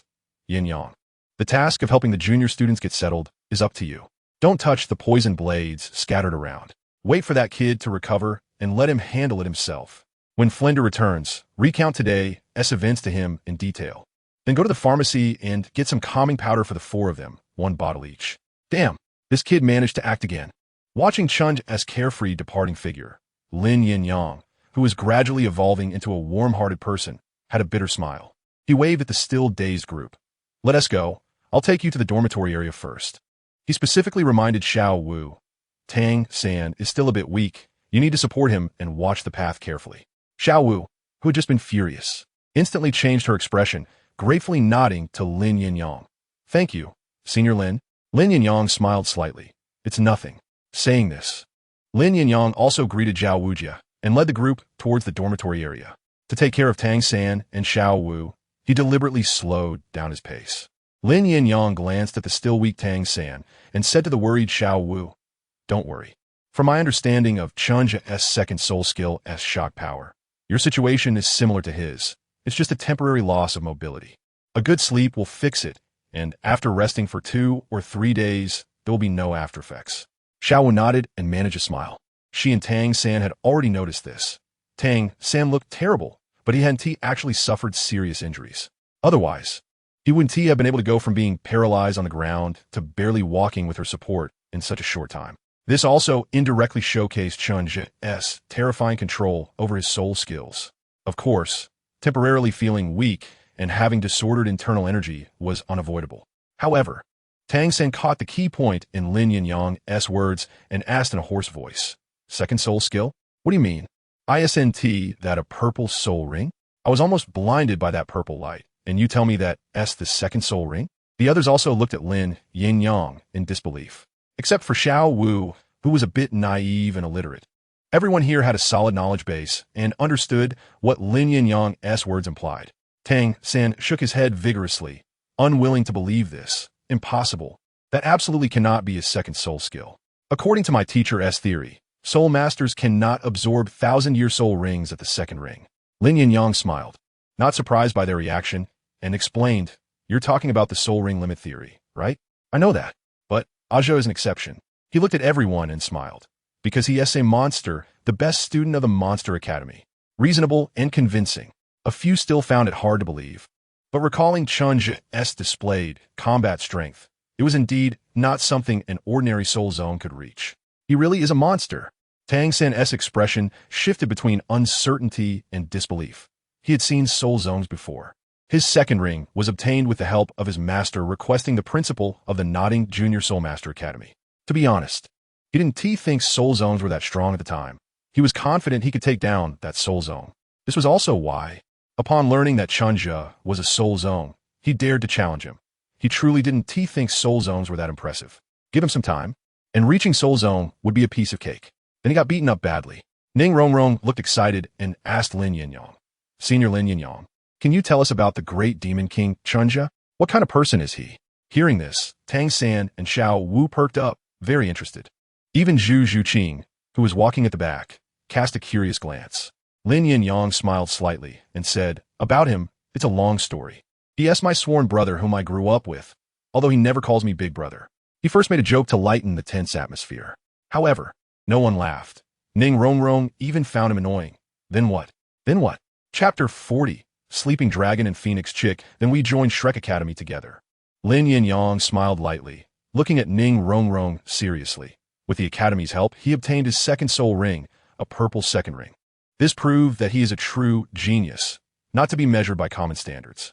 Since then, every suggestion he made has been carefully considered by the Academy and fully supported. It has been proven that he has always been right. The best student in the history of Shrek Academy. This is something the teachers often say. Besides that, he is also a martial arts master. He has participated in formulating many of our training plans. He stopped walking, turned back to look at everyone, and said with a smile, "So, please don't hold a grudge against Aja because of today's incident. He did all this for your sake. In fact, even if he seemed very angry in the end, he didn't really harm you. In his words, he is truly the person with the best temper in the entire academy." Huh, is that true? That great demon king just now looked fierce, as if he wanted to eat us. Ning Rongrong patted her small chest, looking a bit scared and acting a bit flirtatious. Lin Yinyang was willing to explain so much about Chen Zhe to these younger students mainly because he didn't want to see his good friend Chen Zhe misunderstood by these future classmates because of past events. The effect seemed to be quite good so far. Lin Yinyang smiled to himself. At least Ning Rongrong and Zhu Zhuqing seemed to have lost their anger when talking about Chen Zhe. Of course, it was true. If you spent enough time with him, you would know that Aja was indeed a very kind person, Lin Yinyang affirmed. Saying this, he led the four of them forward again. And after passing a few tall silver sandalwood trees, they arrived in front of a building. It didn't look grand, but there was no sign of decay, just a few simple two-story wooden houses, which are the student dormitories of Shrek Academy. "We're here," Lin Yinyang stopped and looked back at the few people, smiling. "To be honest, I'm a bit envious of you. Do you see these brand new wooden houses? These were just built by Dean Flender last year at a heavy cost. Before this, we lived in shabby little wooden houses." The others showed curious expressions.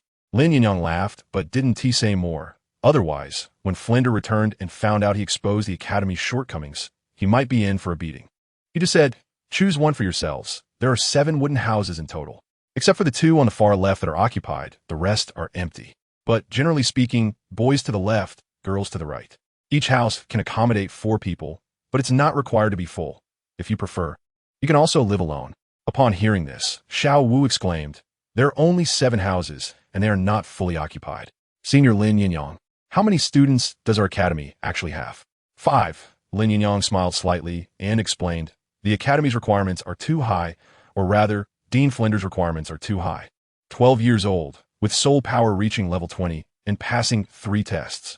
You can imagine how difficult it is for our academy to enroll students. Besides this year, the last time new students arrived was 3 years ago, and that year there was only one. 3 years ago." Zhu Zhuqing, who was on the edge of the crowd, had a slight change in her expression. Lin Yinyang then said to Xuanwu and Tang San, "The academy does not allow boys and girls to live together. Xuanwu, you and Tang San are together. So you can take care of him for now, but once he recovers, you need to choose another dormitory." Xuanwu's face turned red, and she quickly glanced at Tang San, nodding rapidly. Lin Yinyang then felt relieved and said to the few of them, "Go ahead. You have 1 hour to settle your things. Gather here after 1 hour. I will go get you some calming powder, which is a good thing that can ensure the injuries you sustained today leave no hidden dangers." The next day, Shrek Training Ground. The early rising Shrek students gathered here. Chen Zhe, Lin Yinyang, Dai Mubai, Ma Hongjun, Oscar, Tang San, Ning Rongrong, Zhu Zhuqing, and Xuanwu. A total of 9 people, arranged in 2 rows. As the dean, Flender was lecturing while happily watching these children, enjoying the glorious future of Shrek with a broad smile. Among the crowd, Tang San was carefully sensing the changes in his body, except for still feeling weak in his meridians when using soul power. The injuries he sustained yesterday no longer affected his daily life, although his current state felt like that of a useless person. What concerned him more was the bottle of calming powder he used last night. According to what Lin Yinyang said last night, although it was called calming powder, its effect was to induce deep sleep, with the medicinal power acting on the soul, and through the connection between the soul and the body. It refined and healed the body's injuries. Most importantly, there were no side effects. This was a miraculous healing medicine. A miraculous healing medicine. Under Xuanwu's strong insistence, Tang San initially took the calming powder with a tried-out attitude. The effect was evident. After just 1 night, he had already recovered significantly. It was really effective. Remembering what Lin Yinyang said before leaving last night, Tang San's gaze drifted to the right, towards Chen Zhe's direction, his eyes flickering. A pharmacist? At this moment, Flender finished his lengthy speech. He first shot an unhappy glare, frequently glancing at Zhu Zhuqing's Dai Mubai, and said to everyone, "This year our academy has 4 new classmates, and I believe you are still quite unfamiliar with each other. To help everyone get to know each other quickly, let us have a self-introduction. Dai Mubai, you go first. Dai Mubai, who was fidgeting, jolted and replied loudly, Yes, Dean. He walked directly to Flinder's side, glanced at everyone, and finally fixed his gaze on Zhu Juqing, saying loudly, I am Dai Mubai, 15 years old, with a martial soul white tiger, currently a level 37 soul master. My hobby is eating seafood. Ma Hongjun answered loudly.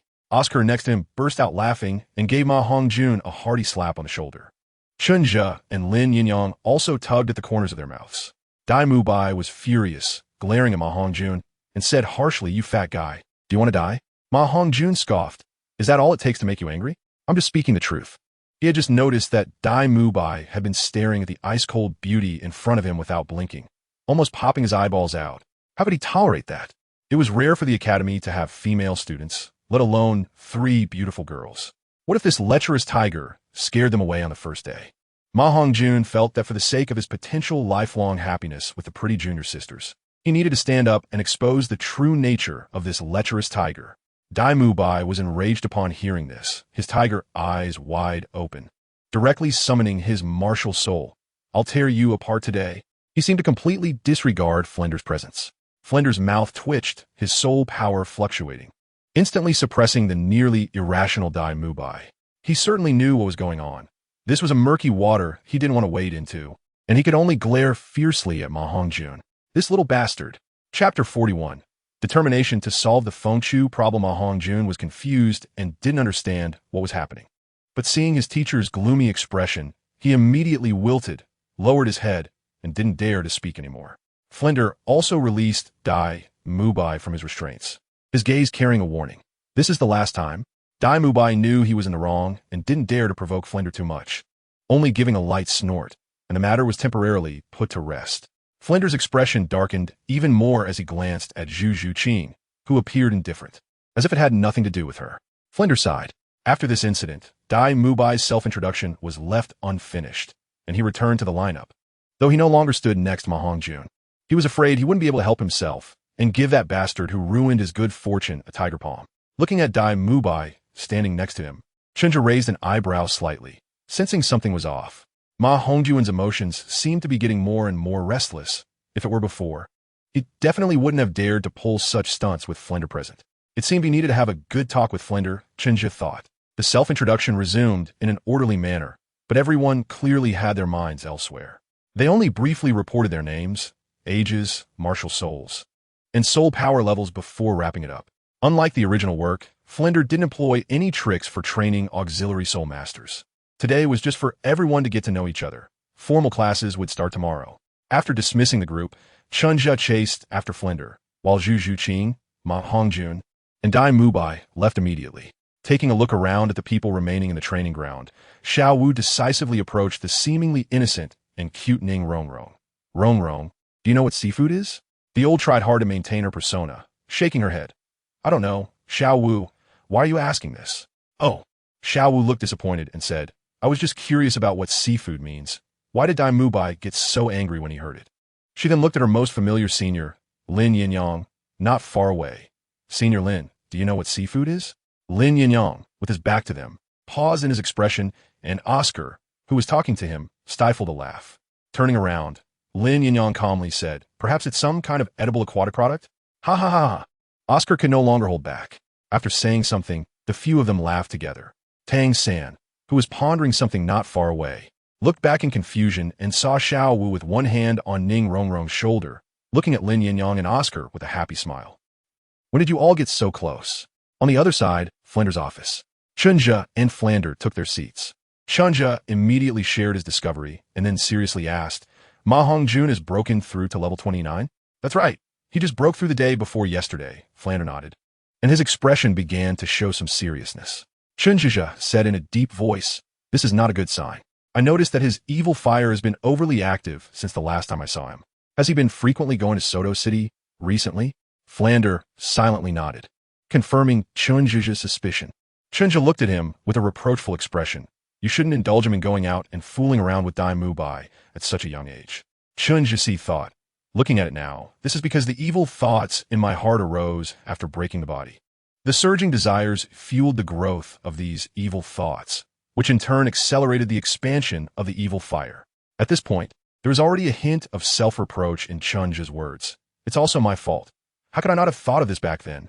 I'm also aware of Hong Jun's self-control. Although it sounds a bit like hindsight, there hadn't been any issues all these years. Until 2 months ago when Ma Hongjun's evil fire began to surge madly. He should have noticed it long ago. Flender was silent. It was only now that he realized the seriousness of the situation. In his view, no, in the view of the vast majority of people on the continent, it was not unusual for a 12-year-old genius soul master to do such things, nor was it a big deal. However, Chen Zhe's words struck him heavily. Could it be that all the efforts over the years would go to waste?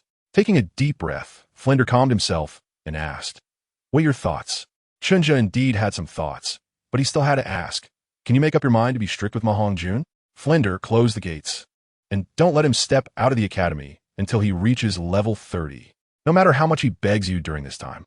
Closing the gates is like abstinence. For Ma Hongjun, who has just tasted the pleasures of life, this is undoubtedly a huge blow, but also the best motivation during this process. With the evil fire fueling him, Ma Hongjun will inevitably be consumed by desire, feeling like life is worse than death. And at this time, the only one who can control him is Flender, as long as he can make up his mind. But considering Flender's usual indulgence towards Ma Hongjun, Chen Zhe felt that this matter was a bit precarious. If Ma Hongjun runs away again, everything will be in vain. Not just the efforts during this period, but also the hard work of these years. Because Ma Hongjun's self-control cannot suppress the erosion of the evil fire. He will turn into that worthless character from the novel story of Chen Zhe's previous life. And this time, because of Chen Zhe's intervention, many changes have already occurred. Whether it's external factors or Ma Hongjun's own mindset. He himself cannot guarantee whether he can, like in the previous life S novel, ignite Ma Hongjun's desire to become stronger and strive, allowing him to work hard alongside the others in Shrek. Chen Zhe has never been someone good at guessing or controlling people's hearts, or gamble on whether his subsequent plans for the Eye of Ice and Fire will succeed. That seems even more unreliable. Flender fell silent again, and after a moment, he nodded heavily and said with some guilt, "It should have been like this long ago. If I had listened to your advice back then and been stricter with him, he might have already become a soul sovereign by now." Flender did not understand what Chen Zhe meant by being consumed by desire, but the image of Ma Hongjun going mad back then was still etched in his mind. That kind of madness, the feeling of wanting to bite off a piece of his own flesh to relieve the pain through self-harm. This is also why he has been so indulgent towards Ma Hongjun over the years. As long as he can complete the training tasks, everything else is up to him. He has indeed become lax, thinking that with Chen Zhe's pills to guide and suppress and the bloodline enhancement from the Phoenix Blood Soul Beast, there wouldn't be much of a problem, but he never expected that once a problem arose, it would be so fatal. After so many years of accumulation, the evil fire within Ma Hongjun has grown more than double, coupled with his own evil thoughts. If he forcibly suppresses Ma Hongjun at that time, no one can predict what will happen. But at this moment, he has made up his mind. Even if he loses this son, he must resolve this matter. After witnessing Chen Zhe's self-discipline and Dai Mubai's recklessness, Flender only hopes that Ma Hongjun becomes the former, not the latter. He was wrong in the past, and now he will personally make amends. I will never let Hongjun fall, even if he hates me, for a lifetime, Flender said fiercely. Chen Zhe nodded. Even though he had little confidence in this matter, he was still willing to give his utmost support. Standing up, Chen Zhe said, "I'll send a message back to the Merchant Association to check the inventory of Tongmai Dan and Qingxin Dan. You can talk to Ma Hongjun first." Chapter 42. I will. When Chen Zhe returned to Flander's office with a piece of parchment, he saw Ma Hongjun with red eyes and a pale face.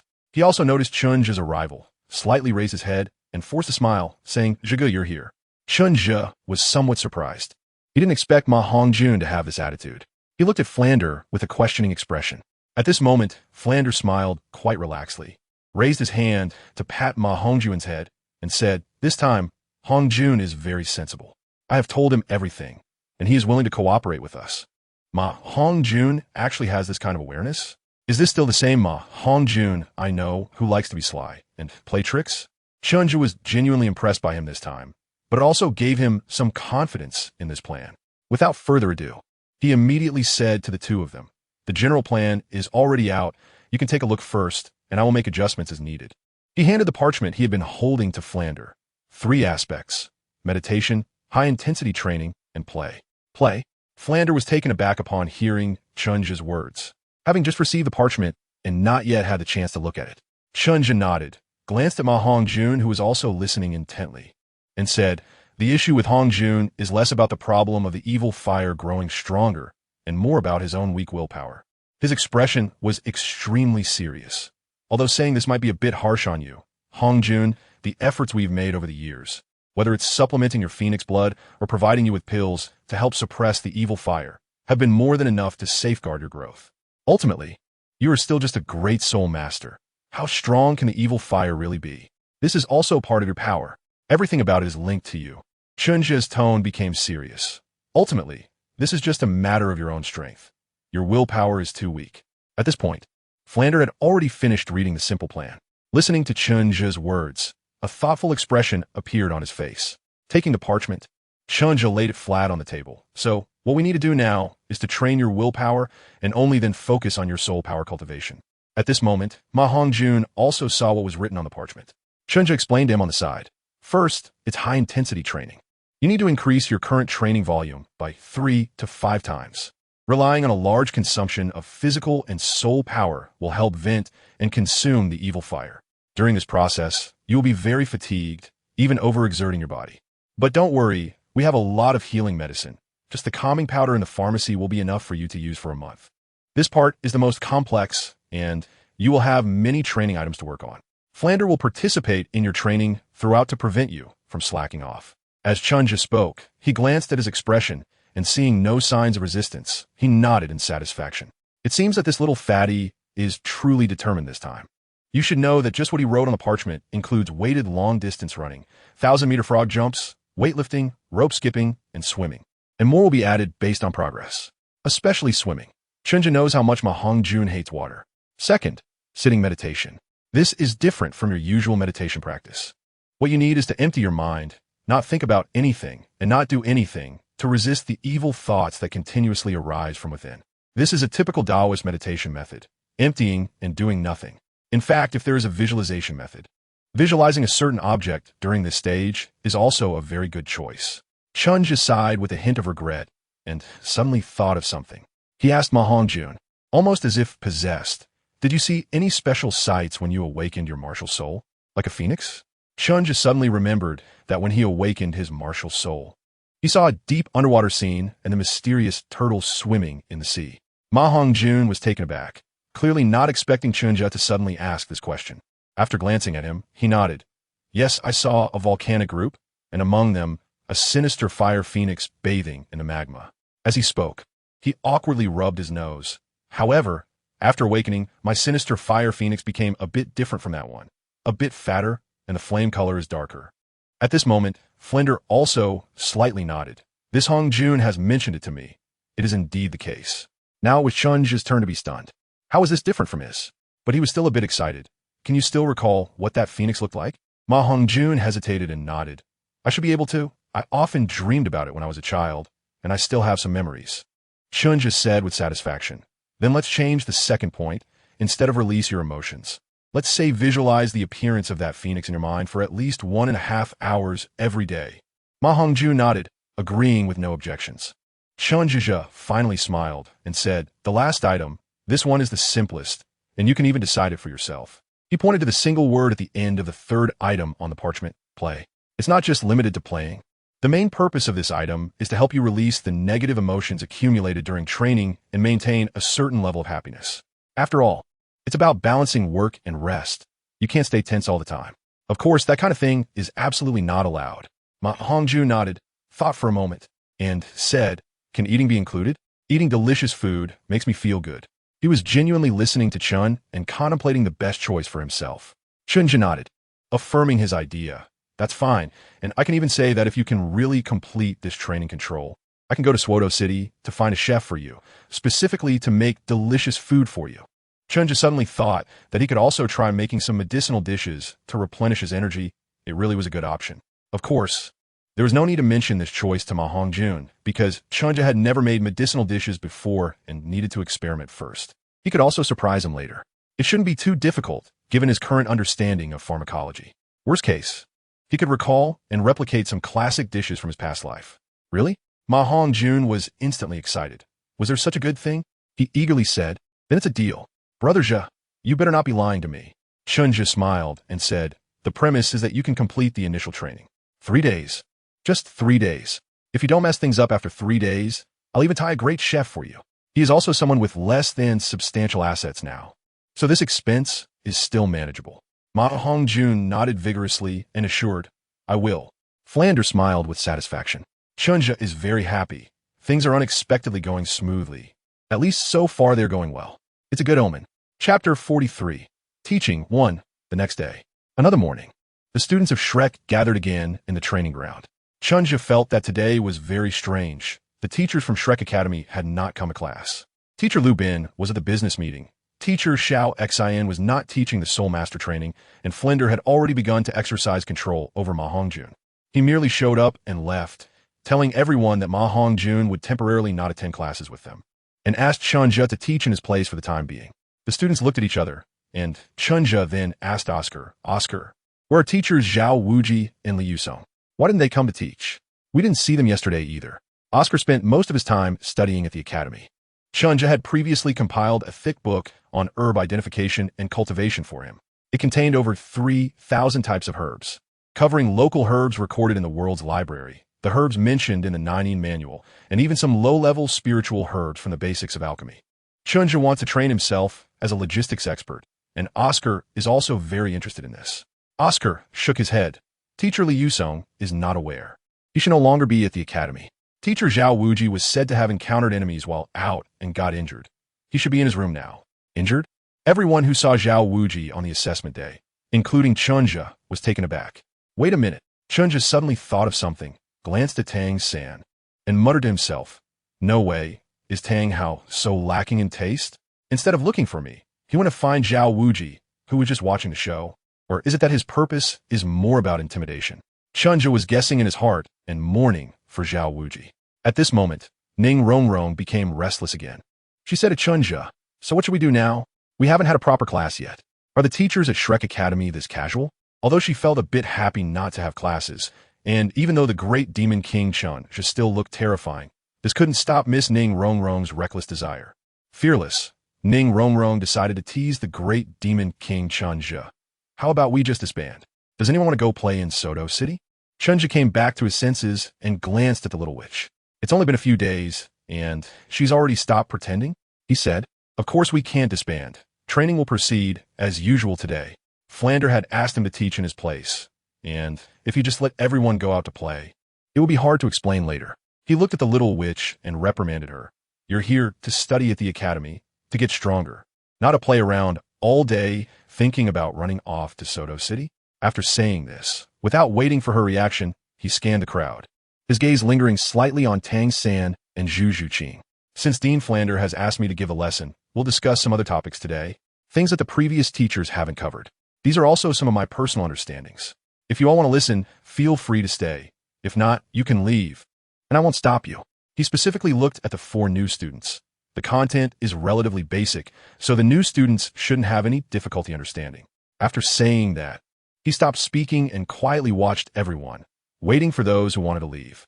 As expected, no one left. Oscar, Lin Yinyang, and Dai Mubai, who were more familiar with him, showed expressions of interest. The 4 newcomers had also witnessed his strong combat power and didn't mind hearing his insights. Seeing this, Chen Zhe nodded in satisfaction, walked in front of everyone, and said, first, I want to ask everyone a question. The combat power of a soul master, or more specifically, a battle soul master, is composed of which aspects? Everyone was taken aback, not expecting him to suddenly ask this, and for a moment they began to ponder carefully. It was Ning Rongrong, who had just been teased by Chen Zhe, who smiled and said, isn't it just the martial soul, soul power, and soul skills? These 3 types of strong soul masters are born strong. She thought to herself that maybe a soul bone could be added, but that thing was too precious, and ordinary soul masters wouldn't likely possess one, so she didn't mention it. Ning Rongrong looked at Chen Zhe with a proud expression, as if to say, why are you asking such a simple question, with a clever demeanor. Chen Zhe smiled, non-committal, and asked, is there anything else? This left Ning Rongrong stunned. Was there more? Chen Zhe turned his gaze to others. What do you think? Tang San said, technique? He understands technique very well.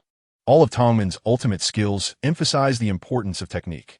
As soon as Tang San finished speaking, it seemed like he opened up a new line of thought for others. Dai Mubai clenched his fists and said solemnly, "Strength." Zhu Zhuqing added, "Speed?" Lin Yinyang also smiled and said, "And momentum." Over the years, apart from learning various martial arts techniques from Chen Zhe, his greatest gain was realizing a combat style that overwhelms opponents with momentum during his time studying under Zhao Wujie. This led to the creation of his Mountain Fire Momentum Blade technique. Zhao Wujie's contribution was immense, and to express his gratitude, Lin Yinyang intentionally placed Mountain, representing the immovable king, at the forefront when naming the technique. Chen Zhe was very satisfied with everyone's answers and said with a smile, "That's right, martial souls, soul rings, and soul power are the foundation of our strength. This gives us, like all soul masters, a power that ordinary people cannot reach. However, every soul master is different, and everyone categorizes various soul masters into different systems, allowing for targeted improvements during daily training or when hunting for soul rings. The differences are caused by what everyone mentioned earlier: strength, speed, skills, as well as defense, reaction speed, and so on." Chen Zhe counted on his fingers. If we want to be stronger than ordinary soul masters, we need to improve these aspects in our training. His eyes seemed to sparkle with the same level of soul power and martial soul strength. If our conditions are better than our opponents, then we have a great chance of winning. Everyone nodded. They all understood this, even though they hadn't summarized it like Chen Zhe did. But they had a clear idea in their minds. Chen Zhe continued speaking, "But if we only focus on these, it's not enough. We need something else to connect these basic qualities and fully unleash our strength." He looked at Lin Yinyang.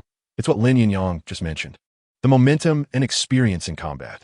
Lin Yinyang nodded and exchanged a smile with Chen Zhe, recalling his first soul battle. He lost that time despite having a complete advantage in basic conditions, and that was the beginning of his transformation. Now, he was no longer the hesitant soul master holding a knife on the arena.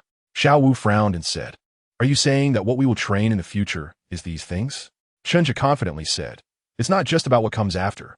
Everything you've learned before is meant to enhance these fundamental qualities. The difference is that our academy will teach you more efficient methods of improvement. Moreover, our teaching approach will differ from what you and Tang Sen learned at the Junior Soul Master Academy, where everyone was taught together. We will tailor our instruction to each individual. As I mentioned before, we will first let the academy understand you, and then we will provide each of you with different training guidance, as long as you're willing to cooperate with the training and stick with it." Saying this, he deliberately glanced at Ning Rongrong. Ning Rongrong immediately glared at him. "Are you saying I can't stick with it? How infuriating. Why does this guy always underestimate me?" Although she herself wasn't very confident about being able to endure that so-called training, she immediately retorted, "I'm a support soul master. I don't need this." Chen Zhe chuckled and ignored her. She would realize her mistake in due time. At that moment, Zhu Zhuqing suddenly asked, "As long as I can meet the academy's requirements and train according to your methods, can I be as strong as you?"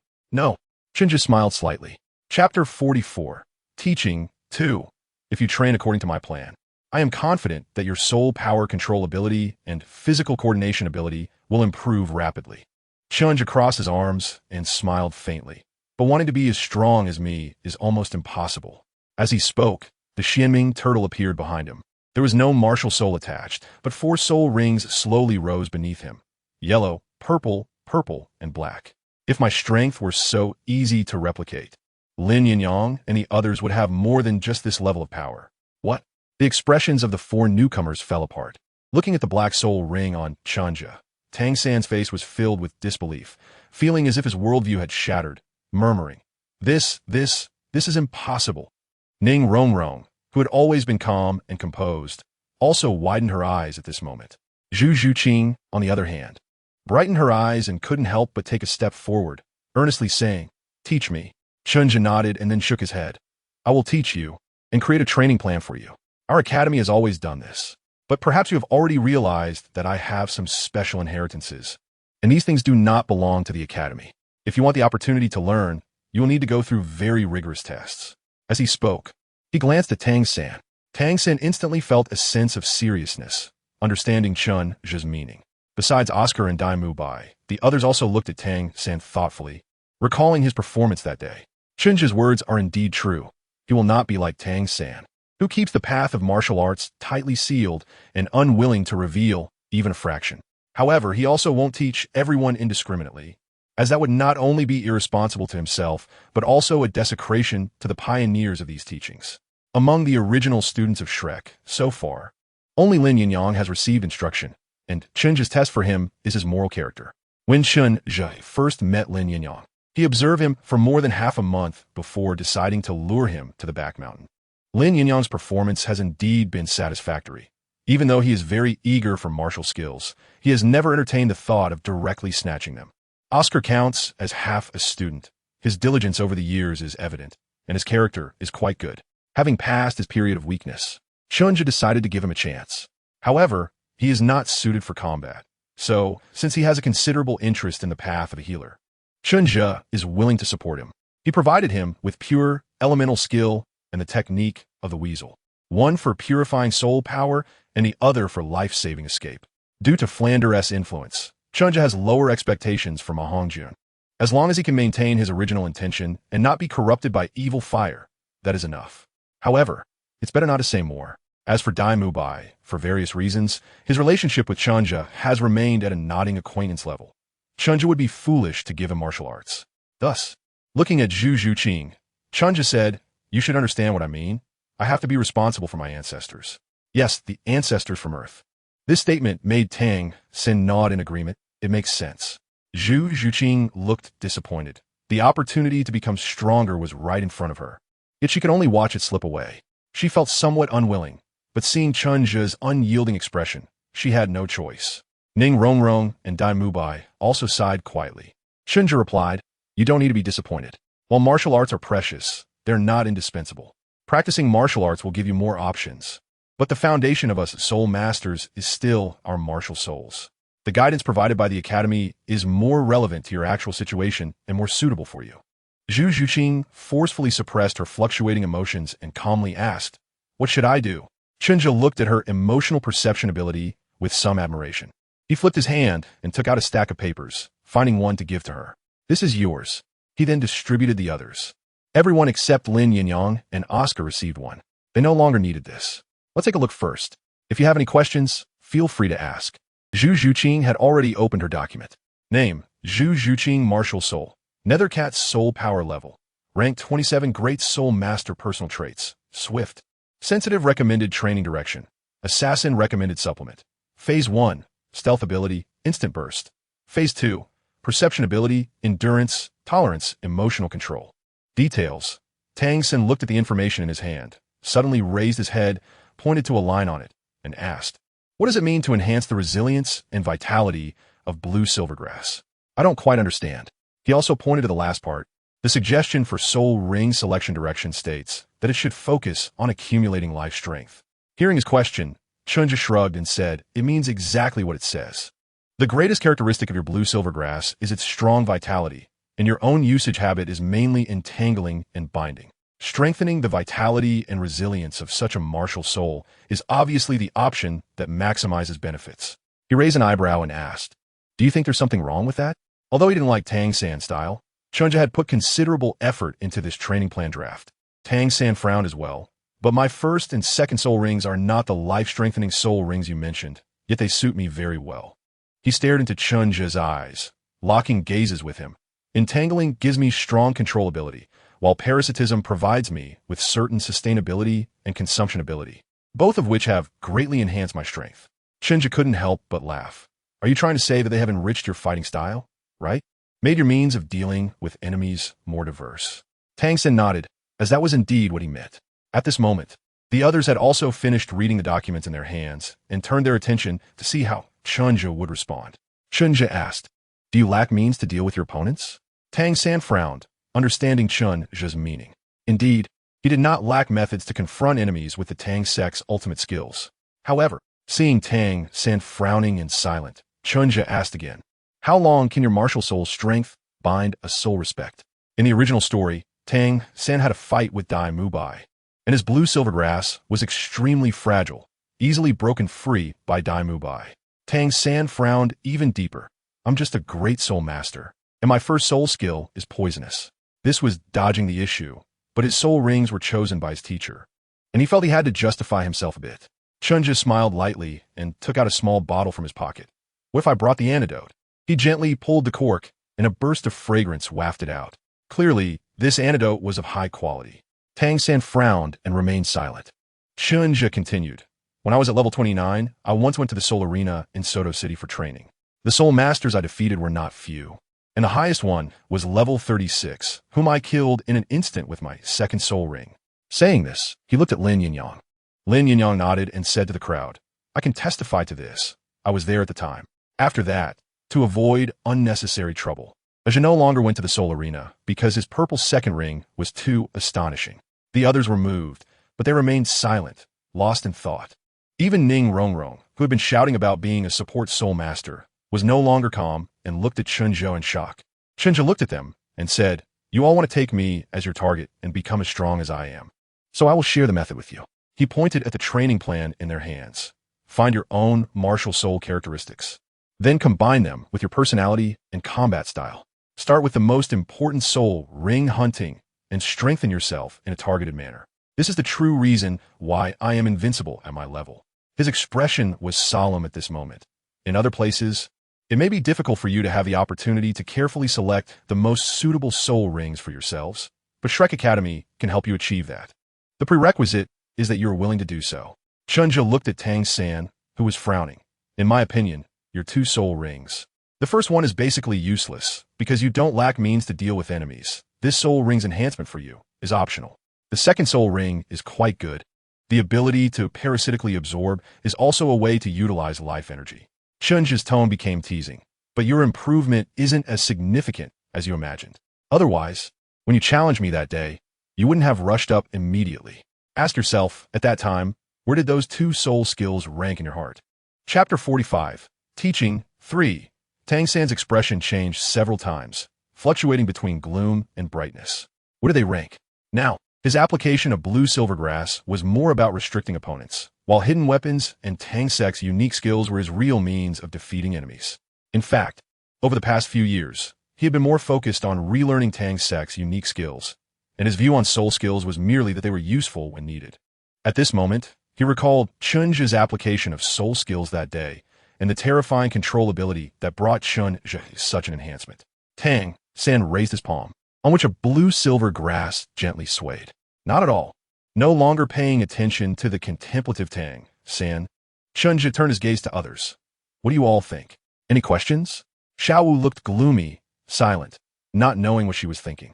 Zhu Zhuqing was pondering over the documents in her hand. Meanwhile, Dai Mubai, who had not had the chance to speak earlier, asked, Chen, you just mentioned that the direction of martial soul enhancement should ideally align with one's personality and martial soul characteristics. Could you elaborate on that? His tone had become much friendlier than before, at least lacking that arrogant undertone, Chen Zhe thought. Of course. Chen Zhe pondered slightly. Let me use myself as an example. My martial soul is the Xuanming Turtle. What do you think I would typically become as a soul master? Hearing this, Dai Mubai realized, a defensive soul master. Yet you didn't do that. Nodding, Chen Zhe replied, because I don't like the feeling of just taking hits without retaliating. So, even though my martial soul is turtle-like, and my maternal grandfather's family has rich experience in training defensive soul masters, I still didn't choose to become a defensive soul master. At this point, Chen Zhe laughed. Fortunately, the Xuanming Turtle not only has good defensive power, but also possesses exceptional water attribute control, which gives me more options. Dai Mubai understood his point. The martial soul and the soul master are one and should complement each other. A powerful martial soul does not represent everything. A soul master must also be able to unleash that powerful strength. Just like a ferocious tiger, martial soul in the hands of a timid person may be less effective than a cat. Dai Mubai's eyes flickered. Chen Zhe, in fact, among so many of us, your soul ring configuration is the most perfect one besides mine. It completely takes into account all the characteristics of your martial soul and aligns with your own fighting style, which should have been specifically chosen, right? Shield mid-range attacks, buffing. These are the effects of Dai Mubai's first 3 soul skills. Coupled with the white tiger's inherent fierceness and agility, it truly becomes a melee damage output machine. Moreover, he follows a balanced route, with no obvious weaknesses, making it harder to target. One can only rely on absolute strength to suppress him. Dai Mubai nodded. This is the heritage passed down from the Star Luo Empire. He didn't want to delve deeper into this issue, and Chen Zhe also tactfully refrained from further questioning. What about me? What about my soft bones charm rabbit? Xuanwu suddenly asked. Why does the plan you gave me suggest that I develop towards a support protection type soul master and choose more life-saving skills? Xuanwu, I am also an agile attack type, soul master. She looked quite dissatisfied. Chen Zhe directed his gaze at her.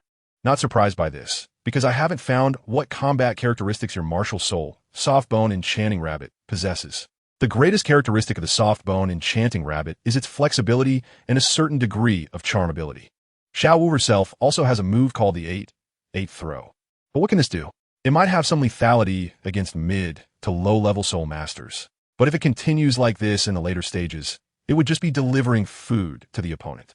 At that point, it would purely become a switch for Tang San's anger.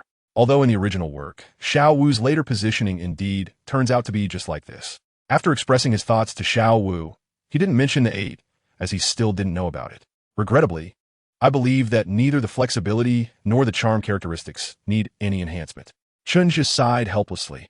Actually, I've always been puzzled as to why a martial soul like the soft bone enchanting rabbit would possess innate full soul power. He glanced at Tang San again.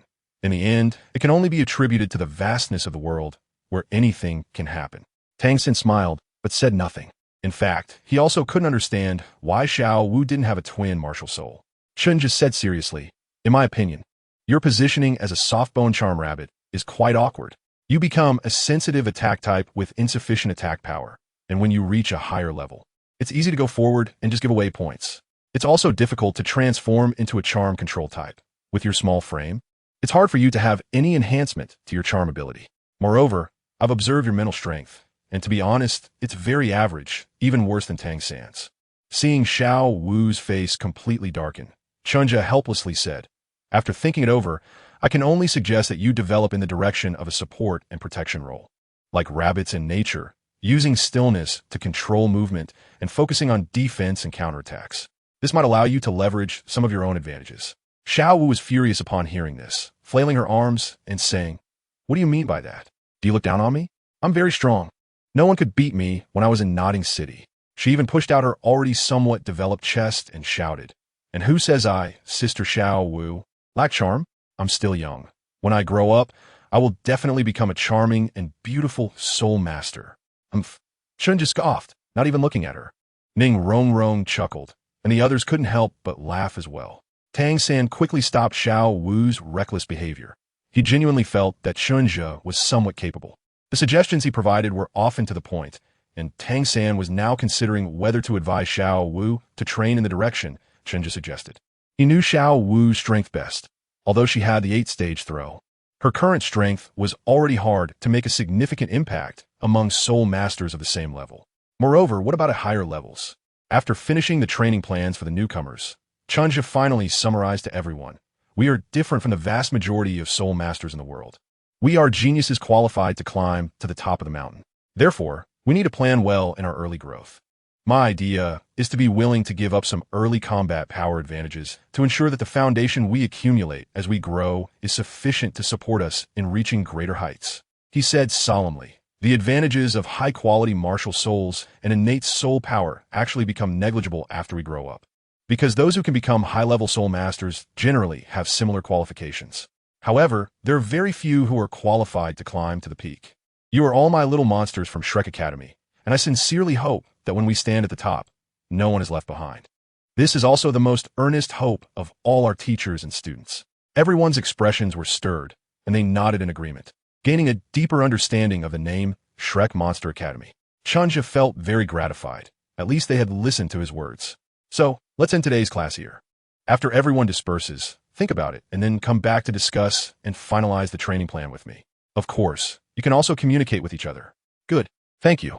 Even Tang San said thank you to Chen Zhe. The group dispersed, each returning home, but at that moment, Ning Rongrong was not having it. She blocked Chen Zhe, who was about to leave, waving the piece of paper in her hand, which was really just a single sheet, on which was written, "Eat when you need to eat, drink when you need to drink, no need to exert effort." At first, Ning Rongrong thought this was a compliment to her 7-treasure glazed tile pagoda, but after witnessing Chen Zhe's class for others, she was left dumbfounded. She had already gained a certain understanding of Chen Zhe's temperament and was no longer afraid of him. Ning Rongrong glared at him and said, "Are you just brushing me off?" Chen Zhe turned around with a confused expression and said, "Aren't you the one who doesn't want to put in the effort?" Ning Rongrong got even angrier and replied, "Not wanting to put in the effort is my business, but you can't even make a plan for me. I don't care. If they have it, I want it too, Ning Rongrong said. Chen Zhe chuckled and thought to himself that he was too lazy to play house with someone suffering from princess syndrome. He pointed to Oscar beside him. He's also a support soul master. You can ask him for a training plan and follow his lead. He has more experience than I do. However, he made it clear in advance, if you can't keep up, don't disturb his training. Not everyone is like you. A carefree young lady with no worries. Ning Rongrong looked at Oscar, who had a goofy smile, and expressed her doubt. Really? Chapter 46, Training Routine, Seeking Recommendation Votes. Investment. After pushing Ning Rongrong to Oscar, Chen Zhe found peace. For the next few days, Ning Rongrong trained alongside Oscar. Although her training volume was less than 1/10 of Oscar's, and she often ran back to Soto City, she did manage to stick with it, which surprised Chen Zhe. However, as long as Ning Rongrong wasn't causing any trouble, Chen Zhe had no intention of interfering. He was very busy these days, extremely busy. Aside from his regular cultivation, he had noticeably less time to work on soul skills and martial arts. In the morning, he prepared calm heart pills and meridian opening pills for Ma Hongjun in the morning breeze. At noon, he helped every student who came to consult him by devising training plans. In the afternoon, he had to inspect the designated training areas he had planned for them, providing guidance and standardizing movements. He wasn't a teacher, yet he was living like one. Among them, Zhu Zhuqing was the most proactive. This girl had an indescribable obsession with becoming stronger. Knowing the reason, Chen Zhe was generous in providing her with some help. For this, Dai Mubai had privately approached Chen Zhe. After a vague and nonsensical conversation, he expressed a desire for Chen Zhe to keep his distance from Zhu Zhuqing, but refused to explain the reason. Chen Zhe certainly knows what's going on and feels quite helpless about it, but he can also understand. He is not exactly a virtuous person, and he actually likes the portrayal of Zhu Zhuqing in the original work. It can even be said that she is the only one among the 3 girls of Shrek that Chen Zhe admires. However, that does not mean he has any interest in the now less than 12-year-old Zhu Zhuqing, even if her figure is indeed impressive. His focus remains on improving his strength and accumulating foundation, and considerations for a female partner will have to wait until after the Soul Master competition. By then, he will only be 16. 5 days later, everything fell into place.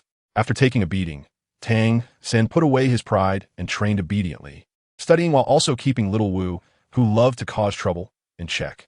After Zhu Zhuqing arrived, Dai Mubai no longer went to Soto City, working hard to maintain his diligent persona. Even though Zhu Zhuqing turned a blind eye to this, he still enjoyed it. Ma Hongjun, under Flinder's supervision, although making a ruckus every day and disturbing the entire academy, still held on to his original intention. Chen Zhe also kept his promise and specifically found a chef for him, benefiting the entire academy. Chen Zhe, in his leisure time, created 2 medicinal dishes, golden open-mouth smile and phoenix jade dumplings. One nourishes the body and strengthens the core, while the other lifts the spirits. Both the naive little rabbit Xuanwu, who has never seen the world, and the wealthy young lady Ning Rongrong both enjoy them very much. However, Chen Zhe does not plan to make them often, as they are too time-consuming, and his time has always been precious. Moreover, the ingredients are rare and valuable, making it difficult for the Blackwater Chamber of Commerce to source them on a large scale. But Oscar is very interested, as if a new world has opened up to him, and he is incredibly excited. However, Chen Zhe can't shake the feeling that his excitement stems from the fact that Ning Rongrong really loves eating those phoenix jade dumplings. Chen Zhe felt a bit emotional. This kid still liked Ning Rongrong just like in the original story. He couldn't tell if Ning Rongrong was really that great or if Oscar just had a preference for that type. However, when it came to his inquiries, Chen Zhe readily agreed, as it wasn't anything significant. Another reason was that Oscar, without any specific instructions from him, hadn't privately revealed pure Yuan Gong and snake-walking raccoon to Ning Rongrong. This proved that the kid still maintained his rationality and wasn't blinded by beauty. At least, Chen Zhe's teachings over the past few years hadn't been in vain. Zhu Zhuqing was training hard under his guidance. Although the time was short and results weren't immediately visible, Zhu Zhuqing was deeply convinced and executed her training with determination. Lin Yinyang also took on the responsibility of being a caring senior brother, acting as a bridge for communication between Chen Zhe and many students. During Chen Zhe's busy tasks, he encouraged the younger students' growth. This routine continued until half a month later, in a large conference room at Shrek Academy. Isn't it a bit too early for the Great Soul Arena? These little monsters have just begun to receive the Academy's guidance and haven't truly grown yet, said teacher Li Yusong. A few days ago, after returning to the Academy, he had been following up on the students' progress mainly overseeing Dai Mubai, Zhu Zhuqing, and Xuanwu's daily training. Therefore, he was very clear about the strength of these new students. Their current abilities were far inferior to the previous Yin Yang and Zhe. Entering the Great Soul Arena now would hardly lead to significant improvement. It would be better for them to refine themselves in the academy. Li Yusong was stating facts. In the past, Shrek had no choice. A group of wild soul masters lacked much knowledge to teach the students. The academy itself was also very poor, with limited resources for student growth. They could only send them out to experience the soul master world early on, using social forces to hone the students. But times had changed. Today's Shrek was thriving, and with the intellectual and financial support of Chen Zhe, Shrek had more and better options. Teacher Xiao Xian nodded. He had always been relatively mild. Oldly has a point. This matter can be postponed, at least until the students complete their first training plan. He was currently the direct instructor of both Oscar and Ning Rongrong. Zhao Wujia frowned. How can we be so cautious? Early experience in the Great Soul Arena has always been a tradition of our Shrek, and facts have proven that students cultivated this way are more spirited. He leaned on the conference chair, displaying a bit of a school leader's demeanor, and continued. Moreover, the lowest soul power among them is already at level 25. They have the ability to protect themselves in battles among low-level soul masters. I believe this semi-training, semi-experience model is more beneficial for them to validate their growth. If this had been said a few years ago, Zhao Wujia would never have been able to express it. But over the years, not only the students had grown. Li Yusong frowned, not wanting to argue further with Zhao Wujia, and turned his gaze to the first seat, Flander. What do you think, Flander? Flander smiled lightly, not in a hurry to draw conclusions.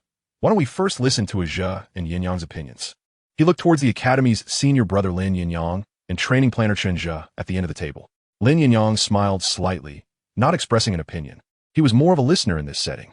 Chen Zhe said straightforwardly, let them go to Soto City. Old Zhao is right. Appropriate practical experience can indeed help them grow faster. However, we still need to pay attention to safety. My idea is that at least one of you, Dean, and Old Zhao should accompany them throughout the process. Moreover, just like how Yin Yang and I did before, they need to make some disguises. Chapter 47. Return to Soto City Great Soul Arena. Seeking investment, recommendation votes. More than 4 years have passed, and Chen Zhe has returned to the Soto City Great Soul Arena once again. However, this time, he is not here for training. In a corner of the hotel lobby not far from the Great Soul Arena, the teachers and students from Shrek Academy are gathered together. Lin Yin Yang and Dai Mubai are explaining the rules of the Great Soul Arena to Tang San and the others. After they finish explaining, Chen Zhe, dressed in a black robe, sat upright in the position below Zhao Wuji. He took a sip of the tea on the table and said to the Shrek Academy students, the Soto City Great Spirit Arena will be your training ground for a long time to come. His tone was gentle. Your phase goal here is to obtain the Silver Soul Badge. However, this is not the main purpose. The main reason you are here is to accumulate soul experience and to discover your own shortcomings through battles with other soul masters, and then correct them. At this point, he smiled slightly. This is also a tradition of our Shrek Academy. Tang San and the others nodded silently, indicating their understanding. Tang San asked, Senior, will you train with us? While speaking, he looked at Chen Zhe, and after finishing, he shifted his gaze to Dai Mubai and Lin Yin Yang. Dai Mubai nodded and said with a bittersweet smile, Lin Yin Yang, and I will train with you. But as for Cheng, he no longer needs to gain soul experience in this way. Tang San nodded, knowing the reason why Chen Zhe would not participate. He then smiled and said to Dai Mubai and Lin Yin Yang, then I'll rely on you two seniors to take care of us. Lin Yin Yang also smiled slightly. Don't worry. Once their conversation ended, Chen Zhe spoke again. Since you understand the task, let's set off. Dai Mubai and Lin Yin Yang. You two take them to register their levels. As he spoke, he took out several masks and distributed them to everyone. Put these on. To prevent prying eyes from those with ill intentions, some concealment is necessary. The masks were specially made and wouldn't affect visibility too much. Moreover, they were designed with a silver base and black edges, adorned with some purple patterns, giving them a mysterious aura.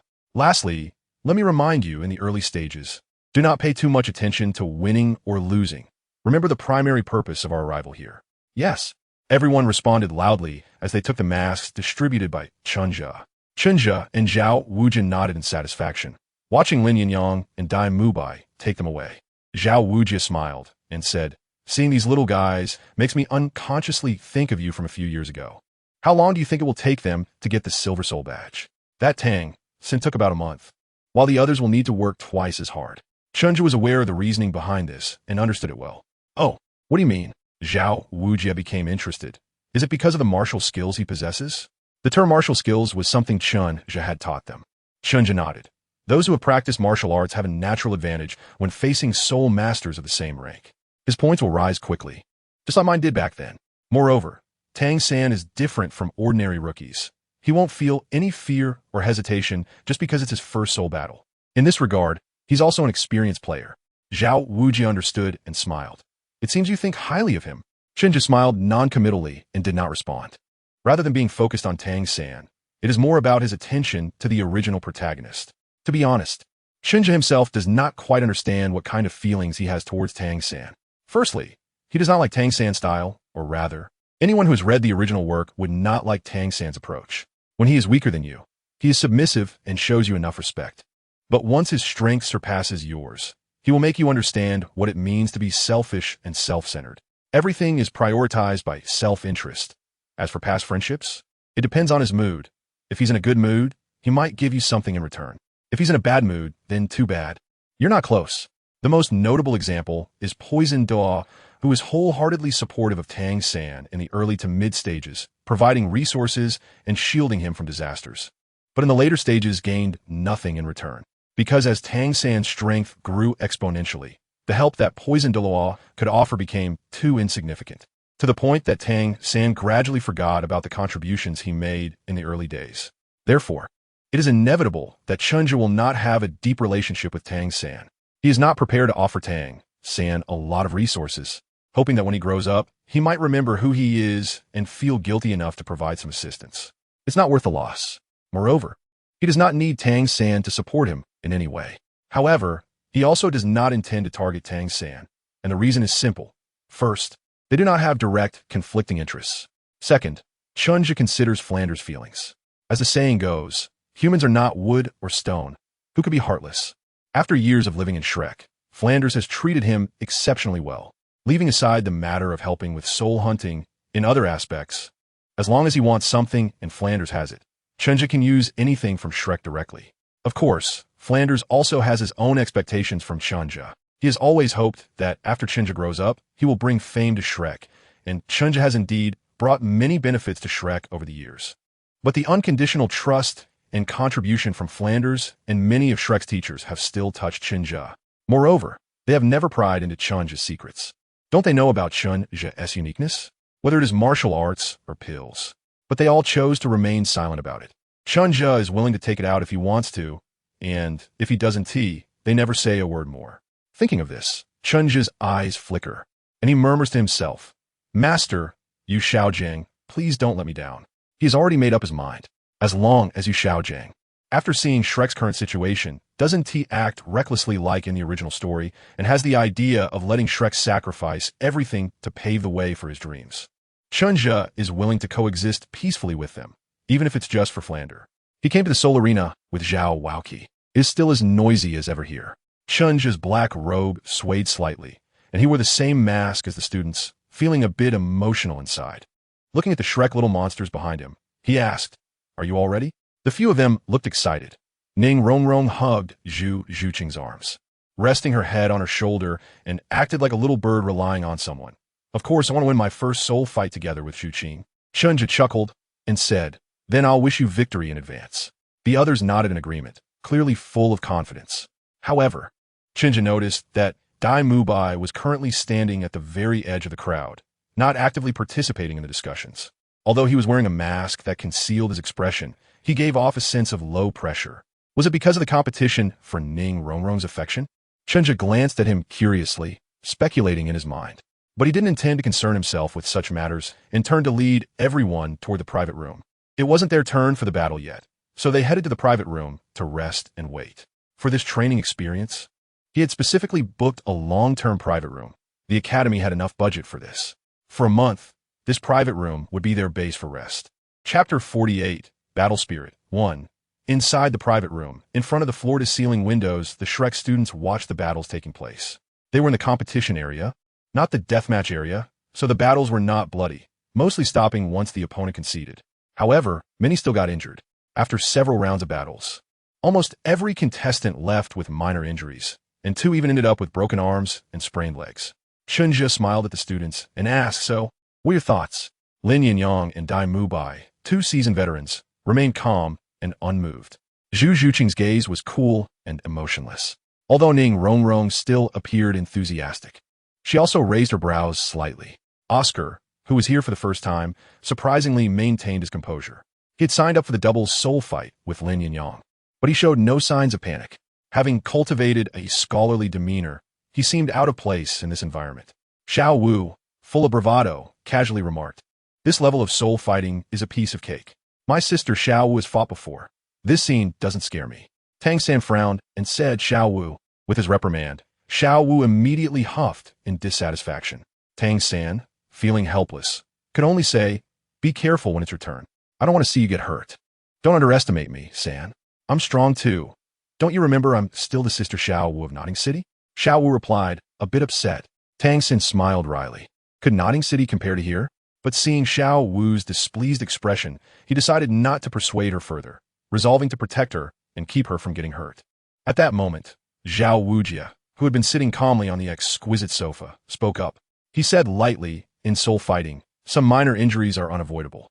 What you need to do is remember these pains. They will help you gain a deeper understanding of your own strength."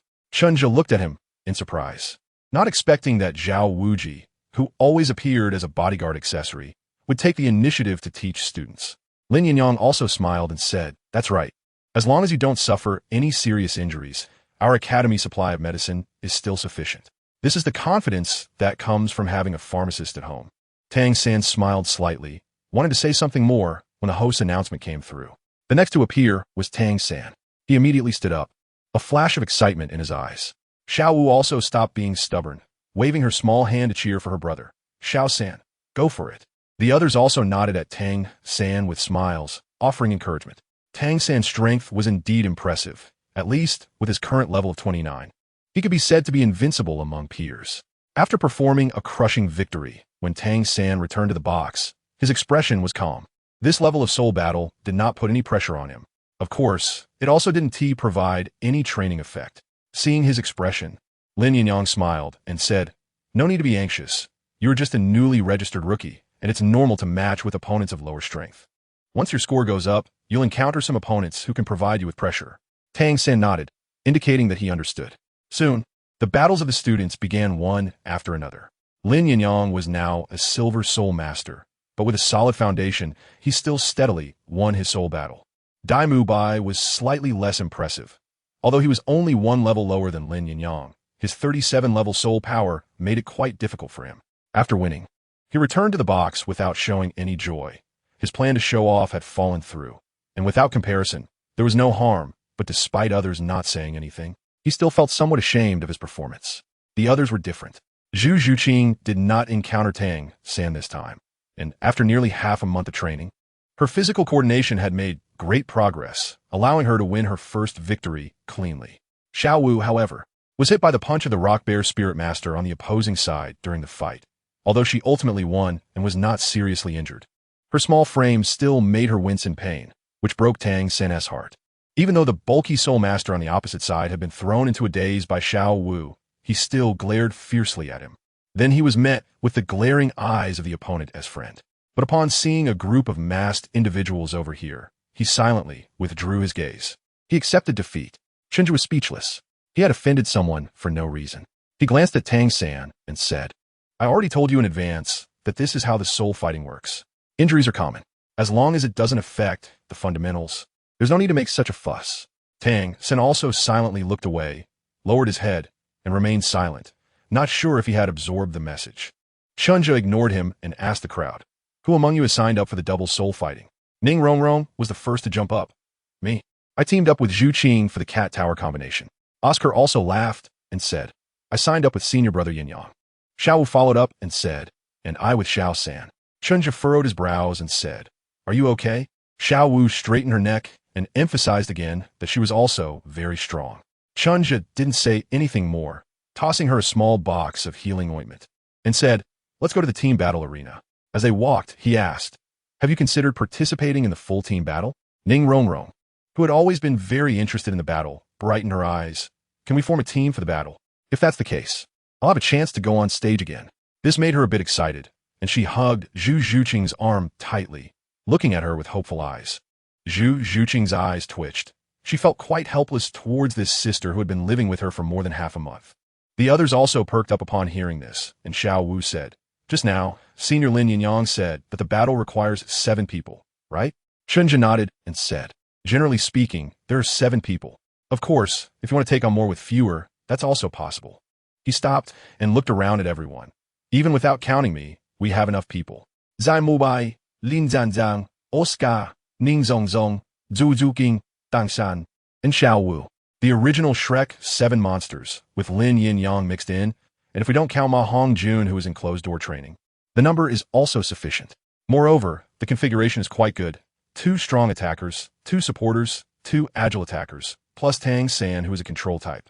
Chen Zhe smiled lightly and said, "So, how about it? Do you want to sign up? This will help you adapt to the chaotic battles between soul masters in advance, so you won't be flustered if you encounter such situations in the wild later on." "All right, I'll participate as well." Dai Mubai, who had been silent, also responded to the call. The others nodded, showing great interest in this proposal. "Okay, I'll help you sign up later. Hongjun is no longer here, so if you will go on first. When he returns, we can adjust the lineup based on the opponent's formation," Chen Zhe said with a smile. Chapter 49, Soul Duel 2, Seeking Recommendations and Investments. So it was settled. While they participated in the duo Soul Duel, Chen Zhe and Zhao Wujia went to sign them up. When Tang San and the others returned to the box, they saw Chen Zhe engrossed in a piece of paper. When they came back, Chen Zhe put down the information and took a sip from his teacup. Then he looked at them and asked with a smile, "So, have you experienced the difference between duo soul duels and solo soul duels?" Ning Rong, still reminiscing about the thrilling soul duel, had a hint of excitement on her face as she bounced into the box, saying, "It was so thrilling. That ugly woman on the opposite side charged straight at me at the start of the duel, but was completely blocked by my Zhu Qing. It seems they won." Chen Zhe thought. His gaze turned to Zhu Zhuqing, who still had a cool demeanor, and her delicate face bore a slight flush from the intense activity. Seeing Chen Zhe looking at her, Zhu Zhuqing directly said, "The opponents were 2 agility-type soul masters, both with mouse martial souls, which were restrained by my spirit cat. Even so, we won somewhat by luck. Over the past month and a half, she had developed a straightforward way of speaking with Chen Zhe. This was also the communication style that Chen Zhe preferred. His time was too tight, and this quick exchange was the most suitable." Chen Zhe nodded. He thought, how could a fragile, sensitive attack type win against those seasoned veterans with just a support item? Indeed, he could see some torn clothing on Zhu Zhuqing. Taking out a packet of healing medicine, he handed it to Zhu Zhuqing and looked at the others, who seemed much more relaxed, their breath steady. Even Xuanwu hadn't sustained any new injuries this time. Smiling, Chen Zhe no longer hesitated and handed over the paper in his hand. "Take a look. This is your first opponent in team battle, the Flame Battle Team." Dai Mubai was the first to take it, and the information was very simple, containing only basic names, martial souls, soul power, and soul ring configurations. This was just the basic information provided by the Great Soul Arena. More specific soul ring effects would require payment. But this was enough. The Flame Battle Team only had 3 soul elders, while the rest were great soul masters.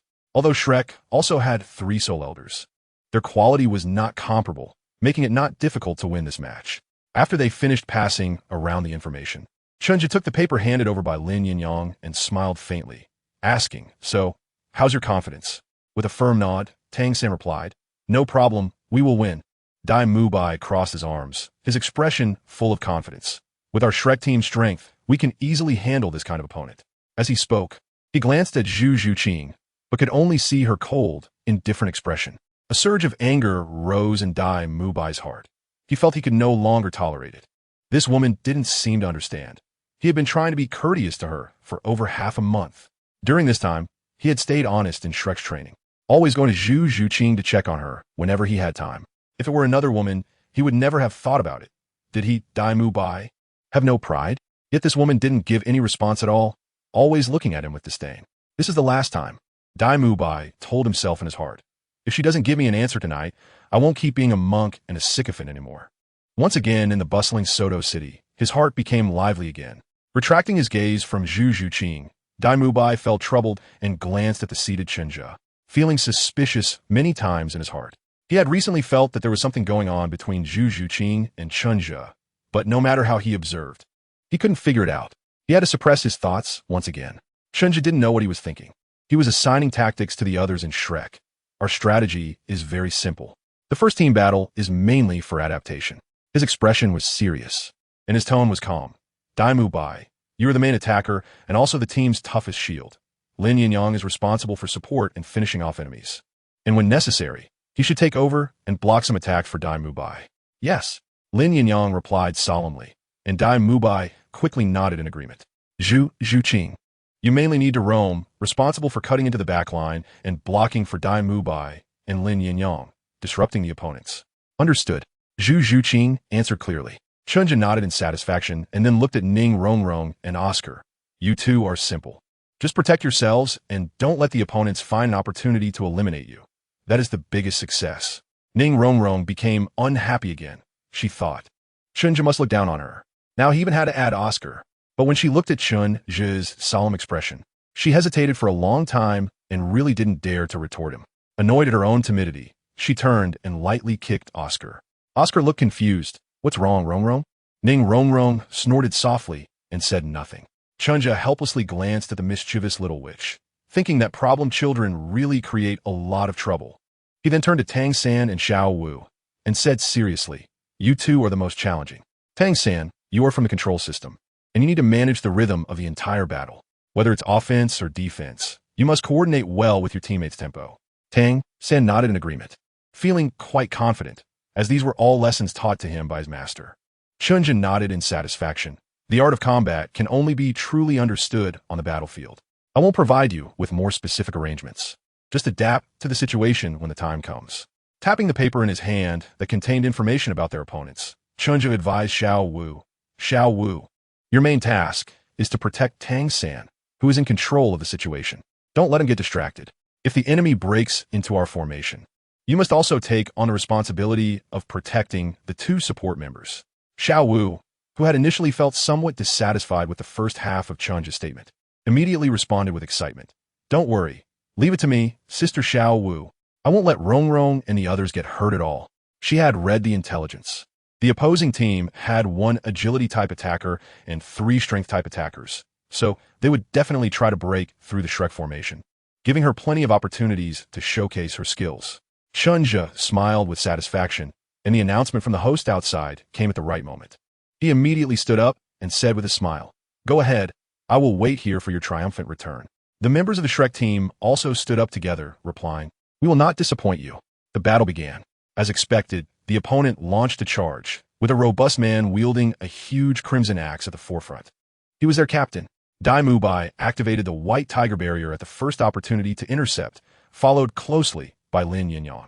As both sides of Soul Masters were about to engage in fierce combat, the noisy atmosphere outside intensified. The sounds of clamor were incessant, and in front of the floor-to-ceiling windows, Chen Zhe smiled and asked Zhao Wujia, Old Zhao, what do you think their chances of winning are? Zhao Wujia laughed heartily, pulled out a bottle of liquor from somewhere, took a swig, and then replied, 80%. Oh, Chen Zhe tilted his head to glance at him and said, I thought you would say 100%. Zhao Wujia chuckled. You have to leave some room for discussion. Zhu Qing was already approaching the control-type Soul Master on the opposite side. Chen Zhe looked towards the back row opposite and saw Zhu Qing already launching a fierce attack on the Bloodthorn Soul Master. Looking at his own team's side, the 4 enemy Soul Masters charged in together but were firmly blocked by Lin Yinyang and Daimu Bai, the 2 humanoid shields, preventing them from advancing an inch. Behind them, Xuanwu could only anxiously jump up and down, trying several times to move forward, but was stopped by Tang San. Chen Zhe smiled. This round is secure. Chapter 50. Master Yu Xiaojing arrives on the battlefield. As expected, the battle ended quickly. Zhu Qing attempted to cut into the opponent's core control, although she was hindered by the other 2 teammates of the opponent and did not succeed. However, with the buff from Ning Rongrong, she successfully attracted the attention of 3 opponents by herself. Since she couldn't finish them off, she simply gave up the possibility of eliminating the opponent and focused on disruption. With Oscar's recovery sausage on her, Zhu Qing stated that she feared consumption the least. 1 core control, 1 support, and 1 protective defense Great Spirit Master were rendered ineffective. This left the other 4 teammates charging into the Shrek crowd isolated and unsupported, and they were quickly worn down. The outcome was expected, but the speed of the conclusion was surprising.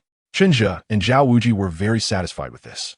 The group of little monsters from Shrek walked into the private room, playfully teasing each other. Having just cooperated to win the match, they finally exhibited some traits typical of children. Ning Rongrong laughed heartily, wrapping her arms around Zhu Zhuqing's shoulders, excitedly swaying left and right. At that moment, she gave Chen Zhe the impression of a playful husky. Haha, Zhuqing, it's all thanks to the two of us, huh? She was almost drooling on Zhu Zhuqing's face, who pushed Ning Rongrong's smiling face away in disgust. Until now, she still couldn't believe that the Ning Rongrong in front of her was the same little lady in a white dress who had joined the academy with her. Unlike their excitement, Xuanwu appeared somewhat downcast. She had just watched her teammates' wonderful performance from the sidelines, wanting to help but being stopped by Tang San. In the end, when victory was assured, she rushed in trying to secure a kill, but ended up getting none. There was no sense of involvement at all. One could only say that human joys and sorrows do not connect. As soon as she returned to the lounge, she stared unblinkingly at the smiling Chen Zhe. It was this guy who had bewitched Xiao San. She, sensitive attack type, had now turned into a protective role. Have you ever seen that doesn't he go for the kill? No, she was the only one.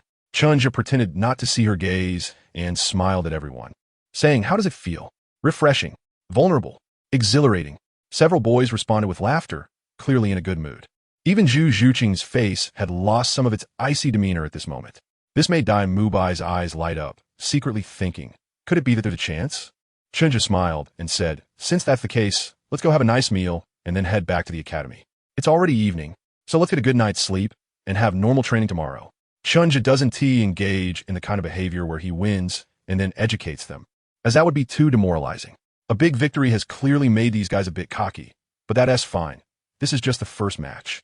They will encounter tough opponents later on, and as long as he and Zhao Wujia take good care of their fighting spirit on the field, there is no need to worry about them not having time to grow. Of course, daily training still needs to be maintained. The group loud a wail.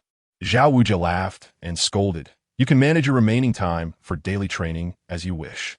You don't need to come to the Grand Soul Arena tomorrow. Come a day after. From now on, it will be like this, one day apart to summarize your experiences at the academy." The little monsters, who were already pretending to be cool, cheered again, and for a moment the entire lounge was filled with a joyful atmosphere.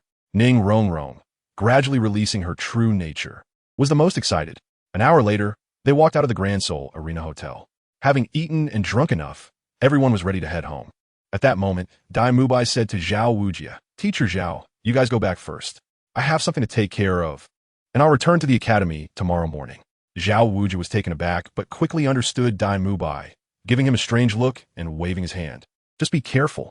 The others were also surprised, looking at Dai Mubai as he suddenly left, not understanding why. The original Shrek students had some guesses, but it was not something they could easily voice, so they remained silent, exchanging a few glances. A glance at the unresponsive Zhu Zhuqing, and they all secretly shook their heads. Oscar was still inwardly marveling at Senior Dai's strength while chasing after his female classmates, going out carefree and happy. This small episode did not affect the mood of the group, except for Zhu Zhuqing, as they laughed all the way back to Shrek Academy. After saying goodbye to everyone, Chen Zhe and Lin Yinyang prepared to return to their dormitory, as they had always been roommates.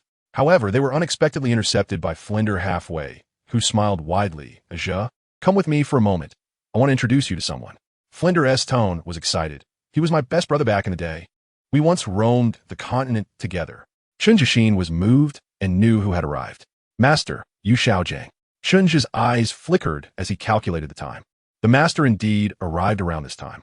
Nowadays, the Oscars had already reached level 30, and the Shrek team no longer had their journey through the Stardew Forest. However, they had already been training at Shrek for more than half a month, and rounding it off, Yu Xiaojiang had unknowingly come to Shrek Academy. But Chen Zhe still wore a curious expression and laughed, saying, "Who is it that makes you, the renowned Dean Flinder, so excited? Could it be your old flame?" Chen Zhe's tone was somewhat teasing.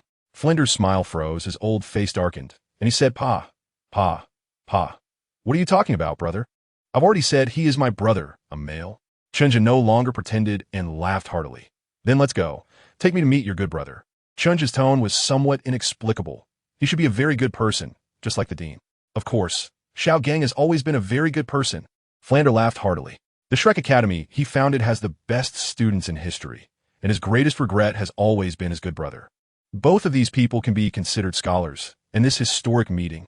At this moment, Flander even felt that this might be the symbolic proof of Shrek Academy's rise. Chen Zhe looked at the overly joyful middle-aged man with a helpless smile. Calm down a bit. Flander, you are the dean after all. However, he felt even more resolute about his previous thoughts. Flander didn't waste any more words and led Chen Zhe straight to his office. Soon, Chen Zhe followed him to the place and saw the famous buzzcut man, the notorious master, Xuanming, who was infamous in his previous life. Chen Zhe's gaze flickered, his heart filled with complex emotions. He stepped forward with Flander and greeted him. Hello, my name is Chen Zhe. Chapter 51. First meeting with you, Xuanming. Hello. I am a master. Xuanming also smiled and greeted Chen Zhe.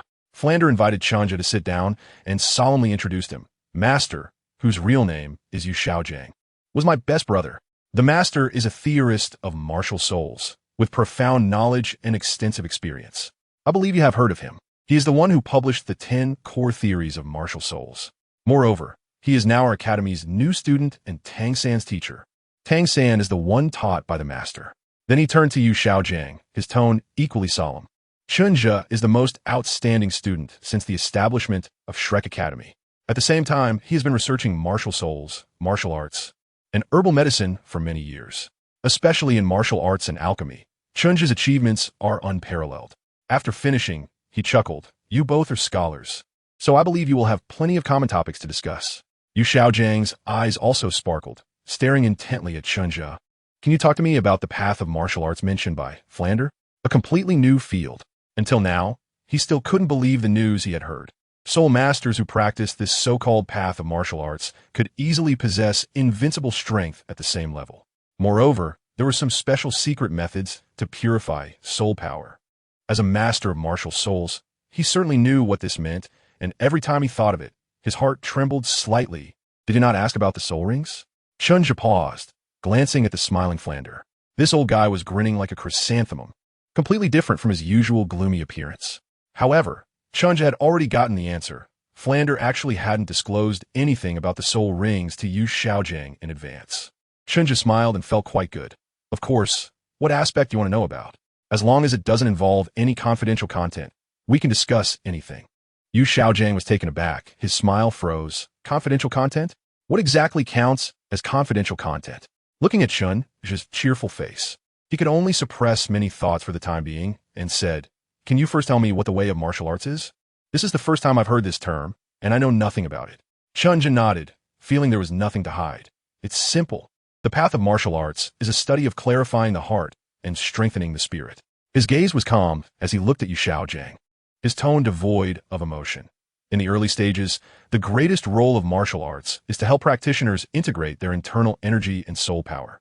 This allows us to concentrate our strength in one direction, which many soul masters cannot achieve. Therefore, soul masters who have practiced martial arts often become invincible at the same level. Xuanming frowned slightly upon hearing this. It was indeed impressive. It could cultivate young soul masters and even produce a batch of geniuses, potentially leading to the prosperity of a faction. But this was not what he wanted to hear. He glanced at Flander, who was not interjecting into their conversation, merely sitting there with a foolish smile. With a helpless sigh, Xuanming had no choice but to ask, what about purifying soul power? I heard from Flander that this could make a soul master's soul power more refined and substantial, even increasing the efficiency of breakthroughs.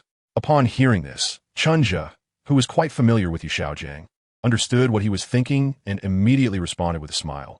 That is a secret technique of our sect, which indeed has the effect of purifying soul power.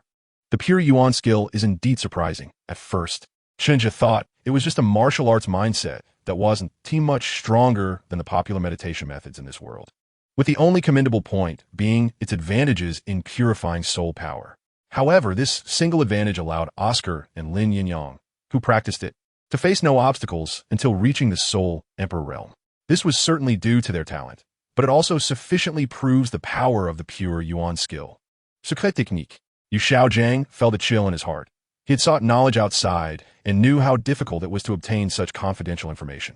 Back when he was studying at the Spirit Hall, even with BB Dawn's connections, acquiring the knowledge accumulated over the years at the Spirit Hall was incredibly challenging and fraught with various hardships. Feeling a bit unwilling, he still wanted to say something, but Chen Zhe spoke first, his tone slightly puzzled. Master Xuanming, did you say this is the first time you've heard of martial arts? Chen Zhe no longer wants to talk to him, as he is clearly someone who only wants to take. Since you want to take, I might as well divert the trouble elsewhere. Chen Zhe's tone was filled with confusion. But I see your disciple, Tang San, who is the new student that Flanders just mentioned. He has also been practicing martial arts for many years. If you want something, why ask a stranger like me instead of your own disciple? Huh? This time, it was Yu Xiaojing who was stunned. Tang San practices martial arts? He suddenly thought of Tang San's few unique soul skills he created, and he was completely dumbfounded. Chen Zhe looked at his appearance, finding it amusing, but said sarcastically, "The path of martial arts has never been solely my opinion. It is a legacy. In recent days, I have had quite a bit of communication with Tang San. His martial arts inheritance is a complete system that is different from mine. This is the crystallization of wisdom accumulated by our ancestors over countless years. However, looking at you, it seems you are completely unaware of this." He had an expression as if he were joking, clearly not believing that Yu Xiaojing, after teaching Tang San for several years, would know nothing about the path of martial arts. Full marks for acting. After so many years of playing a child, Chen Zhe felt quite confident in his acting skills. At this moment, Yu Xiaojing was stunned like a bolt from the blue, frozen in place, as various pieces of information about Tang San interconnected in his mind, giving him a sense of clarity. The path of martial arts. Could it be the inheritance of the Haotian sect? No wonder the Haotian sect has always been the #1 sect in the world. Yu Xiaojing's expression fluctuated between joy and anxiety, looking unsettled and lost in thought. Chen Zhe had long lost interest in conversation. So he simply stood up and said to Flanders and Master Yu Xiaojing, "It seems that there are still some misunderstandings that need to be resolved between you. Master Yu Xiaojing and your disciple Tang San. Since that's the case, I will take my leave now." Huh? Flanders was somewhat confused by Chen Zhe's sudden desire to leave. Not understanding what he was up to, Yu Xiaojing also raised his head, wanting to keep him from leaving.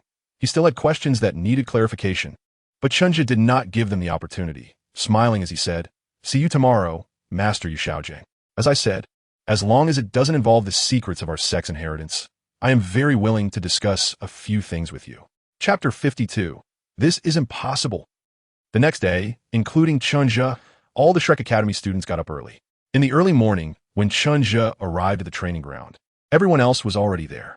Even Dai Mu Bai, who had gone out to have fun the night before, was present. Of course, Tang San was there as well. Upon seeing Chen Zhe approach, his expression did not change much. He even slightly nodded and greeted him. Chen Zhe smiled at him. At the same time, he noticed that Flander and the group of Shrek teachers were slowly approaching from the other side. Chen Zhe quickly called everyone to line up properly. It was at this moment that Chen Zhe noticed a small figure in red clothing following behind Flander. It was Ma Hongjun, who had also returned to the team. He looked quite thin, with slightly sunken cheeks and heavy dark circles under his eyes. He appeared listless, clearly indicating that he had not been doing well for some time. As he stood beside Chen Zhe, Ma Hongjun forced a grim smile and said, "Zhege, good morning." Chen Zhe patted his shoulder and said softly, "You too. Clap, clap." Flander clapped his hands to draw everyone's attention to him, and then, with a smile, formally introduced the new member of the Shrek Academy faculty to all the teachers and students. "This is Master. Joining our Shrek Academy is something to be happy about. We also look forward to him injecting new strength into the Academy with his rich knowledge." After speaking, he led the applause. Everyone responded enthusiastically. The students, who had already developed a sense of belonging to Shrek Academy, were very pleased with this reinforcement. Tang San clapped especially vigorously. The slight misunderstanding with the teacher last night could not affect their deep master-student relationship. At this moment, Flanders stepped aside, and Yu Xiaojing came forward, wearing a stiff smile. "Hello, everyone. I am Master Yu Xiaojing. You can call me Master." He looked at these outstanding Shrek students, feeling a surge of emotions. It felt as if heaven was helping him. After wasting half his life, he finally welcomed a glimmer of hope in his later years. As long as he could cultivate these children well, making a name for himself, Yu Xiaojing's dream would no longer be just a dream. Moreover, this time, he had the assistance of that extraordinary martial arts. Despite his hard exterior, his heart was ablaze. Occasionally, his gaze would eagerly pass over Tang San and Chen Zhe. Glancing at Flander, Yu Xiaojing calmly said, "From now on, I will be your training instructor, providing suggestions for your future training and assisting you in developing your training plans." Huh? X6 except for the already expected Chen Zhe and the well-informed Tang San. Everyone else looked shocked, unable to help but turn their eyes towards Chen Zhe. What's going on? Their current training plan was just fine, and they had made significant progress in recent days. Why change it now? Seeing this scene, Yu Xiaojiang's already stiff smile became even more rigid, feeling somewhat embarrassed. It was the first time he realized that perhaps gaining these students' recognition was not a simple task. Thinking of this, his gaze inevitably turned to Chen Zhe, this kid. Chen Zhe was already laughing at this moment. He glanced at Flandre and saw the scene before him, finally realizing the problem. The little monsters of Shrek did not need to change the so-called training plan, at least not in the short term. Therefore, his good friend's position had no room for development and could only serve as a mascot. But would Yu Xiaojiang be willing to accept that? Flandre had completely moved past the joy of his good friend arrival. He started to break into a cold sweat. No one understood Yu Xiaojiang better than he did. With his pride, that kind of thing was out of the question, impossible. Chen Zhe smiled widely and took the lead in applauding. Welcome Master Yu Xiaojiang to join us. And we also look forward to Master Yu providing us with more useful advice on our growth journey. Let's make more contributions to the development of Shrek Academy. Suggestions are enough. We could discuss planning later. Amidst the applause, Yu Xiaojiang felt that something was off, but he couldn't quite put his finger on it. Seeing Chen Zhe being so courteous, he could only force a smile again and decided not to dwell on it. Preparing to get straight to the point. Since that's the case, in order to get to know each of your strengths more quickly, I hope you can have a soul fight with each other right now. Yu Xiaojiang's expression gradually became serious and focused as he said solemnly, I will observe your battles to understand your combat habits and soul abilities. After that, I will provide my suggestions based on my lifelong learning. At this point, his eyes revealed abundant confidence. This also gave the students a bit more faith in him. Ning Rongrong even thought to herself, if this so-called master really has some skills, can he use that to keep Chen Zhe the great demon king in check? Yu Xiaojiang's tone became serious. Now, unleash your soul abilities. The 7 treasures are famous. White tiger possessed. The little monsters also didn't pull any tricks and honestly summoned their soul abilities. Chen Zhe also smiled slightly and let out a low shout. Xuanming Turtle, attach. A dark black Xian turtle appeared behind him, with warm purple patterns emerging on its shell. After the attachment, Chen Zhe's already strong body became even more robust. Rising from beneath his feet were 4 soul rings in yellow, purple, and black. An invisible sense of oppression emanated, and in Yu Xiaojiang's eyes, the air around Chen Zhe even showed some ripples. Upon closer inspection, however, there was nothing to be seen, until Chen Zhe's 4 soul rings flashed past his eyes. His expression collapsed again. What is this? Yu Xiaojiang turned his head in disbelief and saw the laughing Flandre clearly. This old man did it on purpose. His worldview suffered an unprecedented shock, and he felt that his heart was momentarily suspended. But still holding on to a glimmer of hope, he looked at his disciple Tang San, who was also filled with regret. Last night, they had been busy weaving stories to fool the teacher and sharing heartfelt feelings, forgetting about this matter instead. Watching the teacher's loss of composure, he could only helplessly nod, confirming that all of this was real. The last shred of hope in Yu Xiaojiang's heart suddenly vanished. He turned his gaze to Chen Zhe, feeling that the 2 purple lights and that streak of black light were so dazzling. With a stumble, Yu Xiaojiang staggered back a few steps, his eyes fixed firmly on the 4 soul rings. He fell backward. Master, Xiaojiang, teacher. Chen Zhe was stunned. He watched as Yu Xiaojiang, who had fallen backward, was helped up by Tang San and Flandre, and, at that moment, he also felt a bit at a loss. Did I succeed in showing off? Chapter 53. Initial conflicts, a farce, quickly came to an end. Chen Zhe never expected that his display in front of everyone would make Yu Xiaojiang's resolve collapse completely. However, being someone who can accept his own limitations, after understanding the whole situation through Flandre's explanation, Yu Xiaojiang quickly regained his spirits and looked at Chen Zhe with fervent eyes. Flandre was explaining to everyone and felt that the situation had escalated a bit. This is how it is. Aja believes that the most important factors in absorbing a spirit ring are the strength of the soul master's body, the quality of the martial soul, and the strength of the spirit. Flandre sighed. At that time, I didn't believe it either, but he looked so convinced and even claimed he would prove it to me, with reasons that were logical and well-founded. By some stroke of fate, I chose to believe this child back then. His tone began to carry an immense sense of pride, and Flandre's eyes sparkled.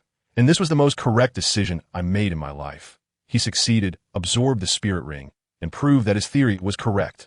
Including the Shrek little monsters, many Shrek teachers and students heard the origin of the matter for the first time. Everyone looked at Chen Zhe with expressions of shock and admiration. In terms of daring to practice theory with his own life, Chen Zhe was worthy of their respect. Chen Zhe, that's right. At this moment, Tang San's eyes were shining brightly, his heart was burning with passion, and he also met the conditions for physical strength and soul strength. Moreover, due to the purple extreme magic eyes, his mental strength was stronger than that of an average soul master. What does this indicate? With his heart ablaze, Tang San looked towards the master, only to find him staring intently at Chen Zhe's figure, as if he were looking at a rare treasure, unable to take in anything else. At that moment, Tang San didn't know how to feel. Meanwhile, Flinder was helping Xiaojing to stand up while looking at the little monsters of Shrek, especially Ning Rongrong and Oscar. So, from that point on, in my opinion, whether you're a battle soul master or an auxiliary soul master, it is necessary to appropriately train your physical body. He advised gently. It is not necessary for you to break through the absorption limit of soul masters like Chen Zhe, but it would be good if you could increase your success rate a little when absorbing soul rings. The little monsters felt a sense of solemnity in their hearts and answered in unison. Yes, we will not disappoint the Dean's teachings. Ning Rongrong's eyes sparkled. It was the first time she had heard such a theory, and it was derived from practice. Just this alone made her trip to Shrek Academy worthwhile. The others also secretly resolved to put in hard work on physical training in the future. At this moment, Yu Xiaojing had also regained his composure. He exchanged a glance with his disciple and saw the determination in his eyes, which brought him a bit of comfort. Turning back to Chen Zhe, his expression had returned to its previous stiffness, but his tone was still full of enthusiasm. Chen Zhe, can you tell me about the effects of your soul skills? Chen Zhe smiled faintly. The first 3 rings are not a problem. Starting from the 4th ring, he consciously began to hide the effects of his soul ring. So far, only Flinder and Zhao Wujia, who helped hunt souls, know what the effect of his 4th ring soul skill is. Even his parents only know it is called Sword Soul Empowerment, an amplification soul skill. This is not about trust. It is merely an instinctive choice for survival in the world of danger. Yu Xiaojing fell silent for a moment, speechless and choked up, as he never expected Chen Zhe to be so unyielding. But Chen Zhe didn't care what he was thinking and directly began to demonstrate. The first 3 soul skills would be his main means of combat, so it didn't matter if one more person knew, clearing away the Shrek members standing with him. Chen Zhe's first soul ring shone. First soul skill, energy accumulation water ring. A silent and flowing water ring appeared around him. But Yu Xiaojing couldn't see anything remarkable and frowned. Chen Zhe felt helpless, but he wasn't in a hurry to explain anything. The second soul ring shone brightly. Second soul skill, Xuanming Shock Shield. The turtle shell shield was held in his hand, and in an instant, a terrifying shock wave surged forward from the turtle shell shield. It wasn't full power, but it demonstrated Chen Zhe's control over this soul skill. He explained, the first soul skill, energy accumulation water ring, as the name suggests, creates a circle of water rings surrounding myself, providing a certain level of protection while accumulating energy, which I can call upon at any time. The second soul skill, Xuanming Shock Shield, contains a special shock force that can disrupt the vitality and soul power of an opponent who is attacked. Those weaker than me might even have half of their life directly taken away. Saying this, he glanced at Tang San, as he had a deep understanding of this point. Tang San smiled awkwardly and remained silent. Third soul skill, Ascending Dragon Waterfall. Chen Zhe suddenly raised his leg and kicked, causing the surrounding water to move with the force. A torrent of water surged upward like a waterfall, crashing toward the sky. Boom! It didn't hit anything, but it produced a loud, explosive sound in the air. This strike must have at least the destructive power of a Soul King. Everyone was shaken by this attack. Chen Zhe smiled gently. Third soul skill, Ascending Dragon Waterfall.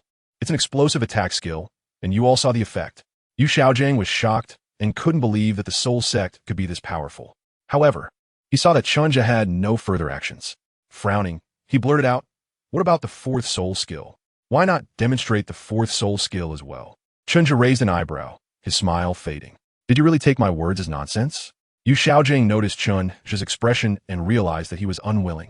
But he was also reluctant to give up, as that was the 4th ring in 10,000 years. Yu Xiaojing's tone softened a bit as he said gently, everyone here is a teacher or student of Shrek, your classmates and mentors. There's no need to be like this. I believe everyone will not leak your information. Chen Zhe was directly shocked. Do you want to hear the nonsense you were saying?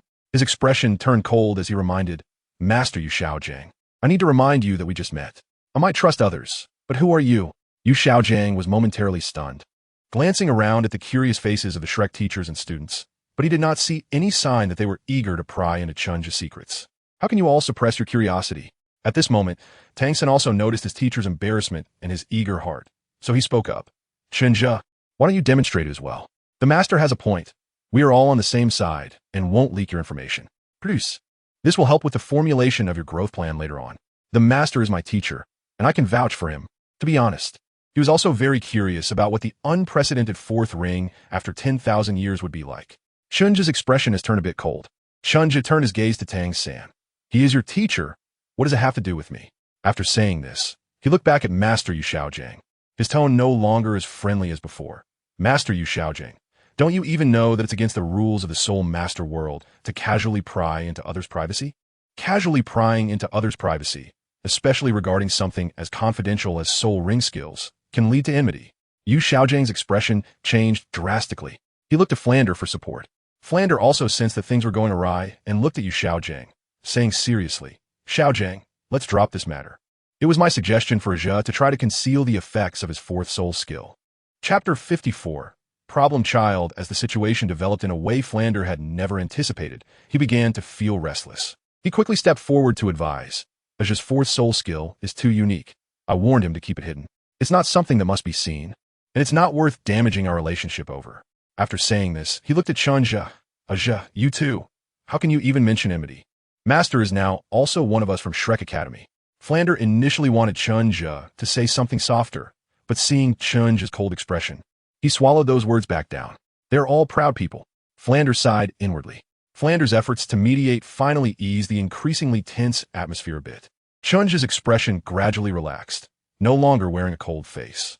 At this moment, Yu Xiaojing felt a bit regretful. He hadn't expected Chen Zhe to be so tough. He only asked to see the effect of a soul ring, yet Chen Zhe directly pushed back. Looking at the expressions of the others, he could clearly sense that their gazes towards him were no longer as friendly as before, now tinged with dissatisfaction. Yu Xiaojing felt frustrated but didn't dare to explode. After all, this incident was caused by him. Moreover, compared to Chen Zhe, he was the outsider here, and it would be unwise to hold resentment against everyone. With a sigh in his heart, Yu Xiaojing forced a smile and said, since classmate Chen Zhe is unwilling, let's leave it at that. We can discuss this matter again when there is an opportunity in the future. At this point, he had already realized that if he wanted to make a mark at Shrek, he needed to establish his authority first. Otherwise, few people would take his words seriously. Not looking in Chen Zhe's direction anymore, Yu Xiaojing addressed the other little monsters. Let's continue the soul fighting from earlier. The ones I call out, come to the center of the arena. As he spoke, he took out a list from his pocket. First group, Dai, Mubai, Lin Yinyang. The two of them entered the central arena. Chen Zhe returned to the student team, greeted by the slightly worried gazes of Oscar and others, as well as Tang San's cold and piercing eyes. Chen Zhe paused for a moment and glanced back at the past. The two exchanged a brief gaze, and Tang San instinctively looked away. At that moment, he felt he was not qualified to lose his temper. But Chen Zhe knew that this grudge had been established. He sneered inwardly, feeling no fear about it. On the contrary, knowing Tang San's character, he had already begun to consider his choices from this moment on. Fortunately, he was not completely unprepared for this. He just hadn't expected the conflict to arise so quickly. At this time, Ning Rongrong quietly approached Chen Zhe, poking his waist with her finger, and said mysteriously, Chen Zhe, the great demon king, your expression just now was really scary. If it was so scary, why did you dare to come talk to me? Chen Zhe shot a glare at the girl, not wanting to beat around the bush, and asked directly, what do you want? Ning Rongrong chuckled. I don't want to do anything. I just wanted to ask, are we still going to participate in the Team Soul battle? She really enjoyed the feeling of Team Soul battles. They were thrilling and exciting, yet unlike the duo soul battles. She didn't have to worry about being easily caught by the opponents and dragging her teammates down. As long as she could provide buffs to her teammates while protecting herself, she could win the match. However, the scene from just now would obviously impact the Academy's arrangements moving forward. Ning Rongrong stole a glance at Tang San and Xuanwu's direction. Chen Zhe understood what she was worried about, and seeing that the others were also listening intently, he directly said, you can rest assured that your training plan will not undergo any changes in the short term. There's no need for that. The test-like battle spirit continued, and Chen Zhe cooperated with Dai, Mubai, for a spar that was more about control. Yu Xiaojing gradually got into the rhythm, watching the students' performances while seriously taking notes. After everyone had experienced at least one battle spirit, he closed his notebook and said to everyone, all right, I now have some preliminary understanding of your situations. Now, Let's have another round of battles. This time, it will not be one-on-one, but rather two-on-one or even three-on-one, where two or three slightly weaker students will face off against a stronger student. As he spoke, his gaze turned once again to Chen Zhe. For the first match, let Chen Zhe face off against Dai Mubai and Zhu Zhuqing. Chen Zhe had no objections, raised his eyebrows, and walked to the center of the arena again. However, a problem arose on the other side. Dai Mubai had yet to make a move when Zhu Zhuqing coldly declared, "Report, I refuse this battle." Yu Xiaojiang paused, looked at her, and calmly asked why. Others also turned to look, wondering what was going on this time. Zhu Zhuqing and Yu Xiaojiang exchanged glances, their eyes cold, and remained silent. The surroundings fell into silence. After an unknown period, Yu Xiaojiang twitched the corner of his mouth and had to speak again. "You need to tell me the reason, Zhu Zhuqing. What kind of problem child is this?" Zhu Zhuqing still didn't speak, only casting a glance at the grim-faced Dai Mubai. The members of Shrek Academy understood. Zhu Zhuqing didn't want to fight alongside Dai Mubai. The little monsters who knew Dai Mubai had been pursuing Zhu Zhuqing exchanged glances, and the gossip flames burned brightly. Yu Xiaojiang, who was more in the know, also sensed something was off. After thinking for a while, with no good solution, he could only helplessly say, "Then you'll go next round, Tang San. You will battle Chen Zhe with Dai Mubai." "Yes," Tang San quickly replied. Zhu Zhuqing's expression relaxed as she surprisingly nodded at Yu Xiaojiang. "Thank you, master." "Oof." Dai Mubai snorted angrily, glaring fiercely at Zhu Zhuqing. Zhu Zhuqing remained unmoved, directly ignoring him and returning to the crowd. From the looks of it, the Yuming White Tiger was out of the question. Although it was unclear what conflict existed between the two, Yu Xiaojiang's forehead twitched. The battle soon began, with Tang San and Dai Mubai launching a fierce attack on Chen Zhe, who relied on the Xuanming Turtle shield to defend himself, not in a hurry to counterattack. He was more of a sparring partner, giving the two ample opportunity to showcase themselves. However, after less than 15 minutes, Yu Xiaojiang frowned tightly. Dai Mubai's explosive outburst caused him great dissatisfaction. The expressions of Flinder and the others were also not good, clearly aware that Dai Mubai was acting up. "Stop!" Yu Xiaojiang shouted sternly, interrupting the battle of the three. His expression was extremely grim, unable to endure any longer. The three stopped their actions, and Yu Xiaojiang fixed his gaze on Dai Mubai. "Dai Mubai, do you know what you were doing?" There was an uncontrollable anger in his tone. Doing what?" Unexpectedly, Dai Mubai's expression was even more arrogant. "It's a battle. Isn't that what you asked for?" Yu Xiaojiang's face changed dramatically, and at that moment, Tang San shouted angrily, "Dai Mubai!" Dai Mubai glanced at him and Yu Xiaojiang, the disdain in his eyes particularly evident. He wouldn't dare show his teeth to Chen Zhe, but would to me? A vicious glint flashed in Dai Mubai's eyes. Flinder frowned and stepped forward Dai Mubai. Dai Mubai paused, looked at Flinder, and his expression softened slightly. He still respected Flinder. Flinder saw the change in his demeanor, glanced at Zhu Zhuqing, stepped forward, and put his arm around Dai Mubai's shoulder, saying, "I think we need to talk." Dai Mubai lowered his head and remained silent for a moment before nodding.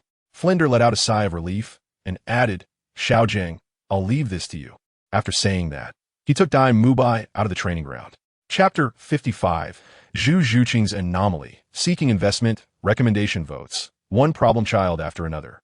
Not to mention Yu Xiaojiang. Even bystanders like Zhao Wuji felt a toothache. At this moment, Tang San's heart was filled with anger towards Dai Mubai's lack of appreciation. But more so, he was mourning for his teacher. After Flinder took Dai Mubai away, the class quickly came to an end. The main reason was that Yu Xiaojiang couldn't maintain control. The current situation was completely different from the original story. In the entrance examination, Tang San, besides taking a beating, didn't showcase any strength. Moreover, because he hadn't experienced hardships with others in the Stardew Forest, there wasn't much camaraderie between him and the other students. Now, his displayed talent couldn't even match Chen Zhe's heel. Not to mention, he hadn't subtly become the leader of the little monsters like in the original story. Therefore, without the imposing presence of Tang San as a disciple to rely on, Yu Xiaojiang could only depend on his own knowledge and his friendship with Flinder. However, after going through that series of events, how much respect the little monsters had for him, the so-called master known for his vast knowledge, was truly questionable. After all, standing here, who wasn't a prodigy? If you don't show some capability, why should everyone respect you? Unable to bear the subtle glances of suspicion, Yu Xiaojiang simply cut most of the remaining lessons and announced the end of class early. This class ended awkwardly in a somewhat tense atmosphere. After apologizing to the teaching staff, including Zhao Wuji, Yu Xiaojiang hurriedly left with Tang San. Chen Zhe bid farewell to Lin Yinyang and the others, leaving the academy alone. It was time for the weekly review of the Chamber of Commerce affairs again. However, halfway through his journey, Chen Zhe noticed someone was following him. The other party showed no intention of hiding their presence, and Chen Zhe quickly realized her identity. Zhu Zhuqing? What was she following him for? Chen Zhe simply stopped in his tracks, waiting for her to come over. Before long, Zhu Zhuqing's figure indeed appeared in Chen Zhe's line of sight, but at this moment, she looked somewhat different from her usual self. She was still wearing her unchanging black leather outfit, her thick black hair cascading naturally down, her skin smooth and delicate, as white as jade. The difference was that her eyes were slightly reddened and swollen, with bloodshot veins, adding a touch of fragility to her usually cold demeanor. Had she just been crying? However, there were no traces of tears on her face. "You were looking for me?" Chen Zhe asked in surprise. He didn't expect that this girl, who had just appeared composed and frosty in front of others, had secretly cried and then come to find him. Zhu Zhuqing nodded, showing no signs of shyness, clearly having prepared herself mentally. She had actually followed Chen Zhe when she saw him leaving the academy, and after noticing he was heading towards Suo City, she kept her distance behind him but didn't dare to approach. During that time, she struggled internally countless times, even hiding in the woods to cry secretly before finally deciding to catch up. "I want you to teach me how to cultivate." Her emotions had calmed down by now. If it weren't for her slightly swollen eyes, she would look just like usual. Seeing the surprise on Chen Zhe's face, she added, like Lin Yinyang and the others. Chen Zhe certainly understood what she meant. Her training had always been arranged by Chen Zhe, and now she came to say that she wanted Chen Zhe to teach her cultivation, which clearly indicated only one possibility. "Why?" Chen Zhe asked, his expression calm. "Why do you want to learn? Why should I teach you?" Zhu Zhuqing paused, looking directly at Chen Zhe with cold eyes, and repeated once again the words she didn't know how many times she had said. "I want to become stronger." She added, "I can accept your test." Chen Zhe smiled. This wasn't a matter of testing or not. He looked at Zhu Zhuqing in front of him and suddenly asked, "Do you really dislike Daimubai?" He had always been very curious about this. For so long, Zhu Zhuqing's attitude toward Daimubai seemed to have never changed, which was somewhat different from the original work. In the original story, Zhu Zhuqing did not have such a firm attitude as the one before him. Although, in Chen Zhe's view, it was suspicious that the original author was forcing a couple together, the fact was that the attitude in the original work had quickly softened. By the time they faced the Imperial fighting team, they were already able to use the soul fusion technique that required them to open their hearts without reservation. Zhu Zhuqing's expression turned cold, clearly not wanting to talk about that person at the moment. Without answering Chen Zhe's question, she took a deep breath and said again, "I can pay any price as long as I have it." There was a determination in her demeanor. She wanted to become stronger, and she had had enough of swallowing her grievances. Hearing this, Chen Zhe finally sensed that something was off. It seemed that Zhu Zhuqing had gotten stuck in a dilemma. After a moment of thought, Chen Zhe looked at her and said calmly, "Follow me." He turned and walked toward a nearby grove. Zhu Zhuqing was momentarily stunned, watching Chen Zhe's back. She seemed to think of something, her expression becoming a bit unnatural and very conflicted. In the end, she gritted her teeth and followed him. No matter what, as long as she didn't have to face that damned fate, as long as she didn't have to endure that disgusting, lecherous ghost of Daimubai, she could accept anything. As she followed Chen Zhe into the woods, a strange sense of vindictive pleasure even arose in her heart. After walking in the woods for 4 or 5 minutes, Chen Zhe stopped. Turning around, he saw Zhu Zhuqing, with a flushed face, following him closely, also stopping in her tracks. He gave her a strange glance and pointed to the stoutest tree in the woods. "Do you see that tree? Climb it as fast as you can and bring down 10 ripe fruits for me." Zhu Zhuqing was taken aback, glancing at the tree and then looking at Chen Zhe with a strange expression. What kind of peculiar hobby was this? Chen Zhe felt a chill run down his spine as she looked at him, and he straightened his face. "What's the matter? Can't you do it?" Zhu Zhuqing immediately snapped back to reality. "Of course I can." As soon as she finished speaking, she had already completed her martial soul possession, crouching on the ground like a cat. Without waiting for Chen Zhe to say anything further, she let out a low shout and sprang forward. In an instant, she approached the unknown fruit tree, just about to climb up, when a whooshing sound came from behind her ear. Zhu Zhuqing's heart tightened, and she quickly lowered her head. Whoosh! A stone grazed her scalp and flew past, while Chen Zhe's voice echoed simultaneously. "You only have 3 minutes."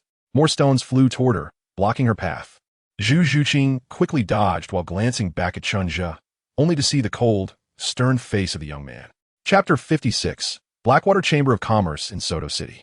Is this your test?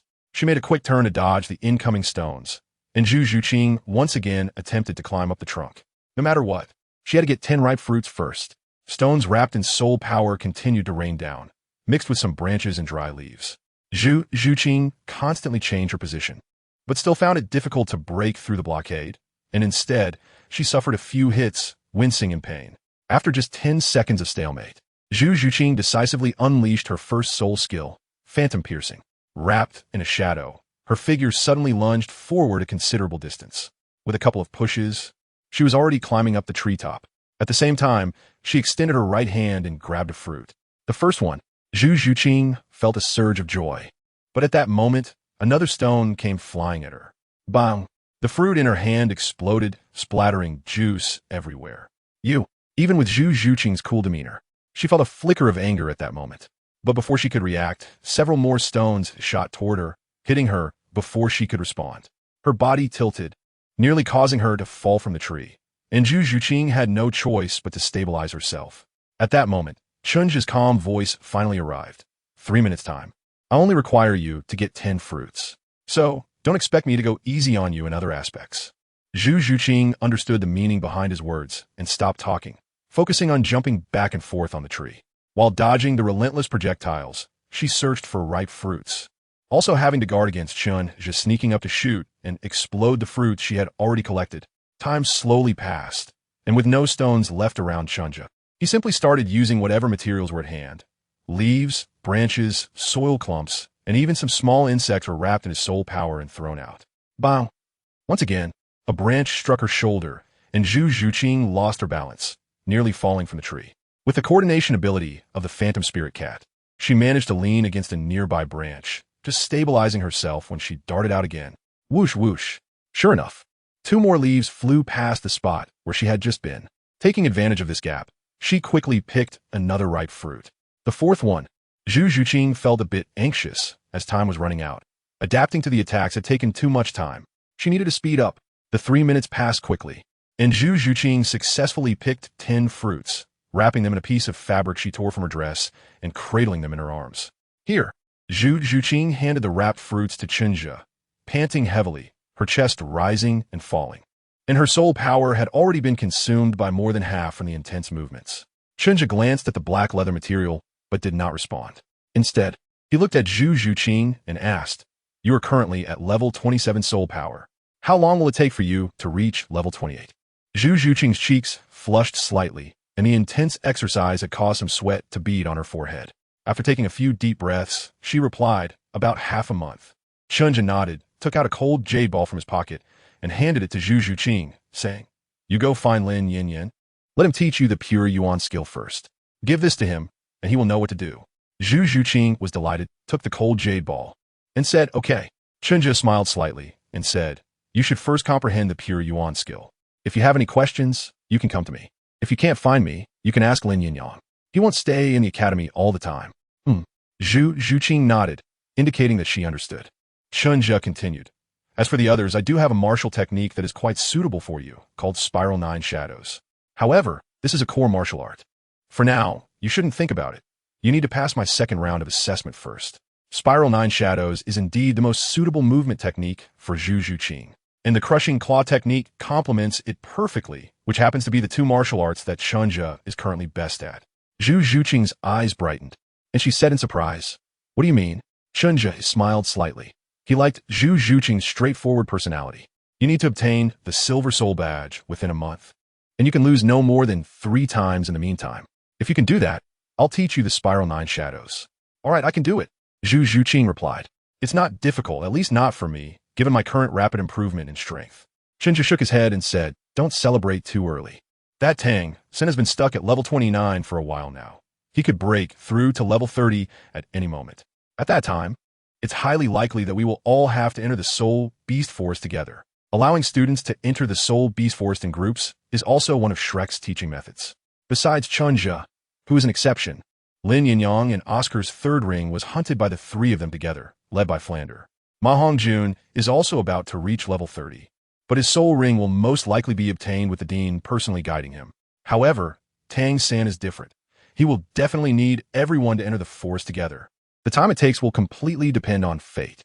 Zhu Zhuqing's expression became serious as she nodded to indicate her understanding. Chen Zhe nodded, saying no more. There was only one opportunity, and he was already considering the path ahead. When the time came, everything would be different. Even if he wanted to give her another chance, he might not be able to do so. For now, this is how it would be. He still needed to make a trip to Soto City, and she just needed to work hard on her own. After saying that, he left. He had to hurry back to the academy in the afternoon, as his time was as tight as ever. Zhu Zhuqing watched his departing figure, lowered her head to glance at the 10 unknown fruit in her hand, and remained silent for a moment. Rong should like these, right? Soto City. It was still the same mercenary group's base, but it had been significantly expanded. Several surrounding courtyards had been taken over by Chun Tao and the others, merged, and transformed into the current headquarters of the Blackwater Chamber of Commerce. The decor here was not luxurious. One could even say it was simple. However, the buildings intertwined with black and purple added a touch of solemnity and mystery to the Blackwater Chamber of Commerce. Chen Zhe walked through the main entrance, and along the way, everyone he encountered, regardless of gender or whether they were soul masters or ordinary people, greeted him. The difference was that soul masters mostly just nodded slightly, while ordinary people would bow deeply in respect. This was not something Chen Zhe demanded. It was simply a common phenomenon in the Douluo Continent, and now Chen Zhe had no intention of breaking this deeply ingrained habit. Those without power and who are unique often attract trouble. The outside world is full of disturbances and deceit. Currently, Chen Zhe's high profile is still limited to within the academy. Otherwise, he wouldn't have gone several years without stepping into the Soto City arena even once. Upon entering the largest building of the Chamber of Commerce headquarters, Chen Zhe saw a tall woman dressed in purple and quickly approached her. Aunt Xiao, is my father at the Chamber of Commerce now? Chapter 57. The Past Arrangements of the Blackwater Chamber of Commerce. The woman in purple that Chen Zhe saw was indeed Xuanwu. Now, she was dressed in a purple outfit, looking as capable as ever. Upon hearing Chen Zhe's question, she turned her head back from leaning on the windowsill to enjoy the scenery. She should be in the quiet room now, Xuanwu said with a light laugh. The affairs of the Chamber of Commerce have already gotten on track, and your father still wants to take advantage of the opportunity to improve his strength and prepare for another push. Chen Zhe nodded, having anticipated this. His mother, Yi Weiying, might have already settled into a more sedentary role, no longer wanting to strive, but his father was a strong-willed person who had never given up on the idea of further advancement. In his words, he at least wanted to reach the Spirit King realm. In Chen Zhe's view, his father had a good chance of reaching the Spirit King, and even the Spirit Emperor was not out of reach. He was no longer the little spirit master who had just come out of the mountains, lacking both resources and knowledge. With the help of high-quality medicinal pills for cultivation, along with the pure Yuan Gong and several basic martial arts techniques that Chen Zhe had left for his family in the past 2 years, Chen Tao had a real opportunity to advance further. After chatting with Xuanwu for a while, Chen Zhe said his goodbyes and went to his exclusive office, which housed a large number of valuable documents. Chen Zhe picked up the Chamber of Commerce operation report from the past 7 days and began to examine it carefully, waiting for Chen Tao to finish his training. 2 hours later, there was a knock on the door. Chen Zhe put down the Baichao Ji in his hand and said softly towards the door, "Come in." Chen Tao and Yi Weiying pushed the door and entered. Chen Tao said, "Zhe, are you looking for us?" Usually, Chen Zhe would finish reading the report and then return to Shrek, or go back to the Blackwater Village base and wouldn't stay at the Chamber of Commerce for long, unless there was something he needed to discuss with them. Chen Tao pulled out a chair and sat down, looking at Chen Zhe across from him. At this moment, his beloved son's eyes were filled with seriousness. "What's wrong?" Chen Tao and his wife also became nervous. Chen Zhe Dao, "Father, Mother, we may need to postpone the expansion of the Chamber of Commerce." "Why?"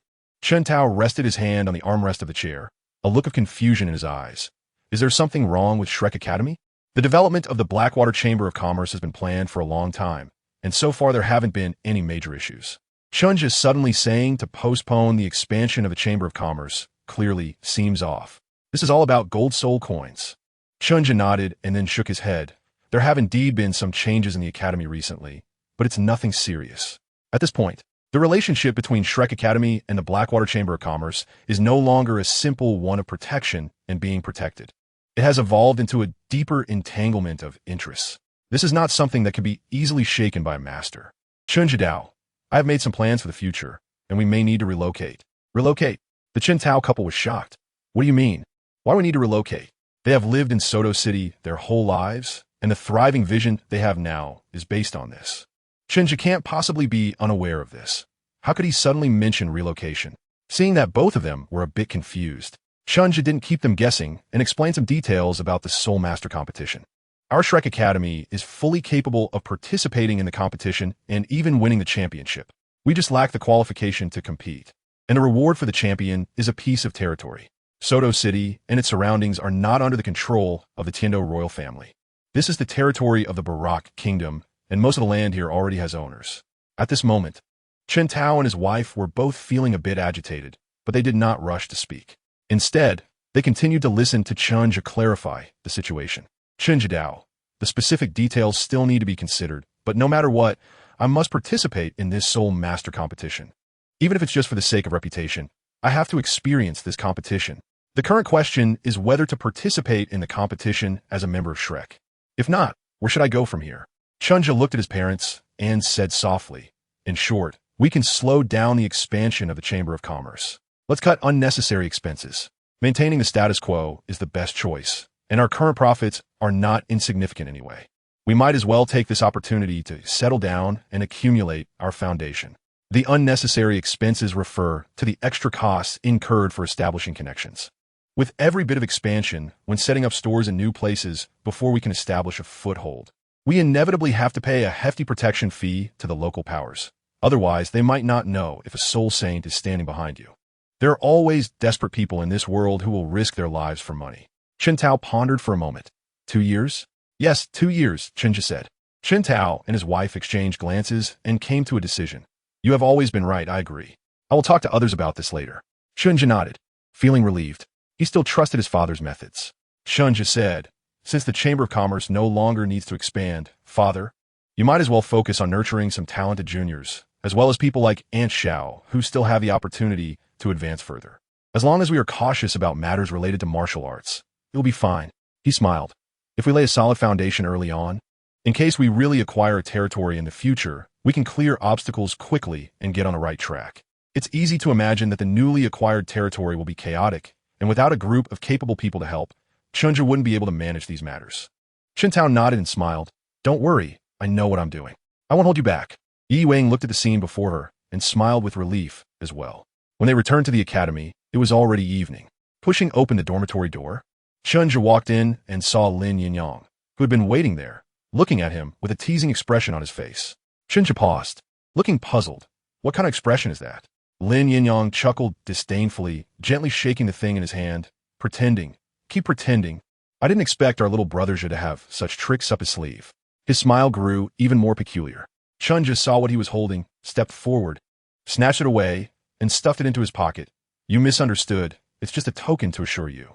It was indeed the cold jade ball he had given to Zhu Zhuqing earlier. Then why is this the cold jade ball you've carried since childhood? Lin Yinyang didn't believe his nonsense and laughed. What's there to be ashamed of? Didn't you say before, a graceful lady is a gentleman's match? He was already 17, and when Chen Zhe mocked him for not having a girlfriend, saying he was even worse than Dai Mubai, he had said this, not expecting it to be remembered. But I really don't have anything with her. Chen Zhe felt a bit helpless, walking towards his room. Although I do admire that girl's diligence, you know me. I won't consider such things too early, and she's quite a hassle. Really? Now Lin Yinyang was a bit uncertain. Chasing after him, what kind of hassle are you talking about? It wouldn't be Dai Mubai, right? Saying this, he started to laugh. Come on. That guy changes women faster than I change clothes. Would he care about this? Chapter 58. Heart to Heart with Flander. He really would care about this. Chen Zhe glanced at him and didn't want to linger on this topic. It's better for you not to know about this. It will only add to your worries. Is there really a story? Lin Yinyang suddenly perked up. Can't you say? Chen Zhe shook his head. It's not that I can't say it. But this matter is very complicated. Knowing it won't do you any good. It's better not to know. Seeing Lin Yinyang looking at him with keen interest, Chen Zhe hesitated for a moment, but decided to tell his good brother something substantial. Dai Mubai and Zhu Zhuqing have an engagement. What? Lin Yinyang jumped up 3 feet high. After taking a hot shower in the dormitory and feeling refreshed, Chen Zhe went to Flander's office, which was still brightly lit. Chen Zhe knocked on the door, and after Flander responded, he pushed the door open to find that he was the only one inside. Seeing Chen Zhe, Flander set down the book he was holding and frowned, asking, "It's so late. Do you need something?" Flander looked rather unhappy, Chen Zhe noted. He walked over, pulled out a chair, and sat down, looking at Flander across from him. In a gentle tone, Chen Zhe said, "Director Flander, I think we need to talk." Flander's frown deepened, clearly aware of what Chen Zhe was referring to. He rubbed his brow and asked, "What do you want to say?" Because of this matter, he had been restless all day. Even now, Flander couldn't understand why his knowledgeable good friend coming to Shrek Academy would cause so much trouble. Regarding some processes in the academy afterward, Chen Zhe didn't immediately mention Yu Xiaojiang, even though both of them knew why he was there. Flander picked up his teacup and took a sip, adopting a listening posture. Chen Zhe no longer hesitated and got straight to the point. "Does the dean have any arrangements for the students' training?" Flander hesitated for a moment and replied, "Not for now. In fact, there was a plan, but it was one that Yu Xiaojiang had just proposed to him." However, it was clear that Flander also knew that Yu Xiaojiang couldn't handle the situation, and he was hesitating. Chen Zhe noticed his insincerity and frowned slightly. "Dean? All right. Flander waved his hand helplessly. "I'm afraid of you. Actually, Xiaojiang mentioned a plan to me before, but I haven't been able to make up my mind about it. Can I know?" Chen Zhe asked calmly. Flander took out a few sheets of paper from the drawer and handed them over. "It's this. Take a look and give some feedback." Chen Zhe took it, flipped through it, and sure enough, it was mentioned in the original work, running long distances while carrying stones. Chen Zhe twitched the corner of his mouth, placed the plan on the table, and looked at Flanders. "Do you think this thing is useful?" Chen Zhe couldn't understand how Yu Xiaojiang came up with this plan. It was too outrageous. "If you ask me for my opinion, I would say throw this thing in the trash." Flanders smiled wryly. "It's still useful. At least it can put enough pressure on the students." Clearly, he himself felt that this thing was not very reliable. Chen Zhe said directly, "Isn't it simple to create pressure?" Among Lao Zhao's 7 soul skills, 2 are related to gravity. He could just make it a bit harder for him and use his soul skills to create a gravity field for everyone, right? Isn't that better than this? Unexpectedly, Flanders' eyes lit up. "This works." Chen Zhe rolled his eyes. "We have 9 people, 5 of whom are around 12 years old and still growing rapidly. Are you not afraid that this kind of training will leave them with hidden injuries in the future?" Flander was taken aback, clearly not having thought about this issue before. After thinking for a while, he simply shrugged his shoulders. "So what do you suggest? Share your thoughts." He was not good at these things to begin with, and now that there was a professional in front of him, he decided to just ask directly. "This is exactly the response I was waiting for."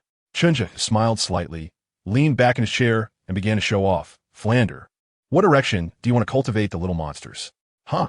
Flander was stunned again. He realized he was starting to struggle to keep up with Chen Zhe's rhythm. After pondering for a moment, he tentatively said, "Strong fighters?" Puffed. Chen Zhe couldn't hold back his laughter. Flanders' face darkened, and he said angrily, "Is there a problem?" No. Chen Zhe waved his hand. "Actually, you're not wrong. No matter how we cultivate them, our ultimate goal is to hope to turn them all into strong fighters." After this commotion, the atmosphere finally relaxed.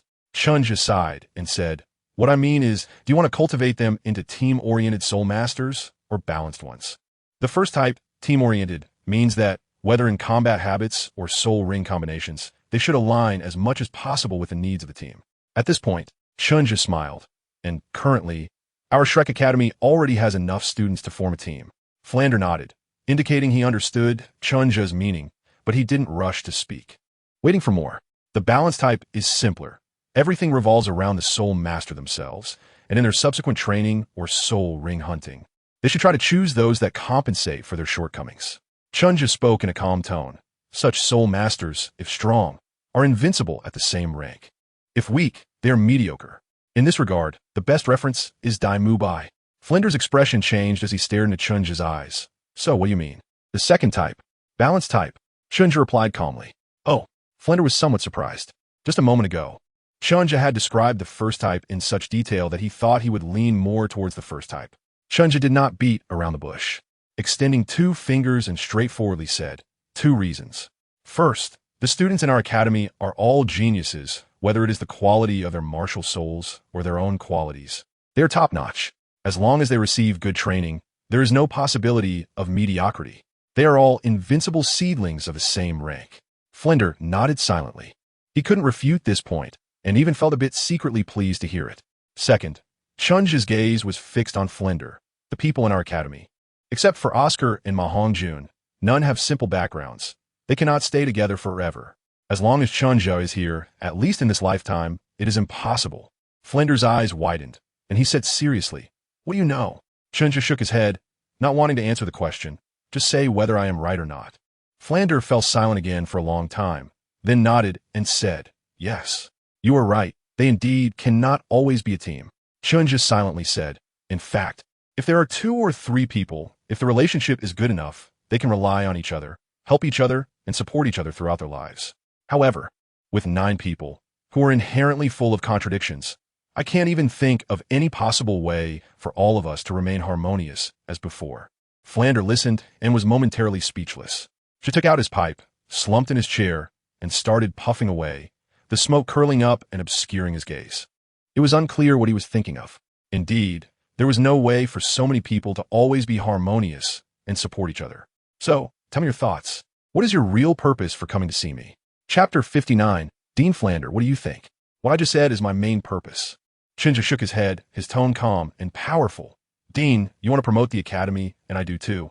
Therefore, an effective educational program is essential." Chen Zhe and Flander quietly locked eyes. "After all, you should also realize that relying solely on the previous methods won't work."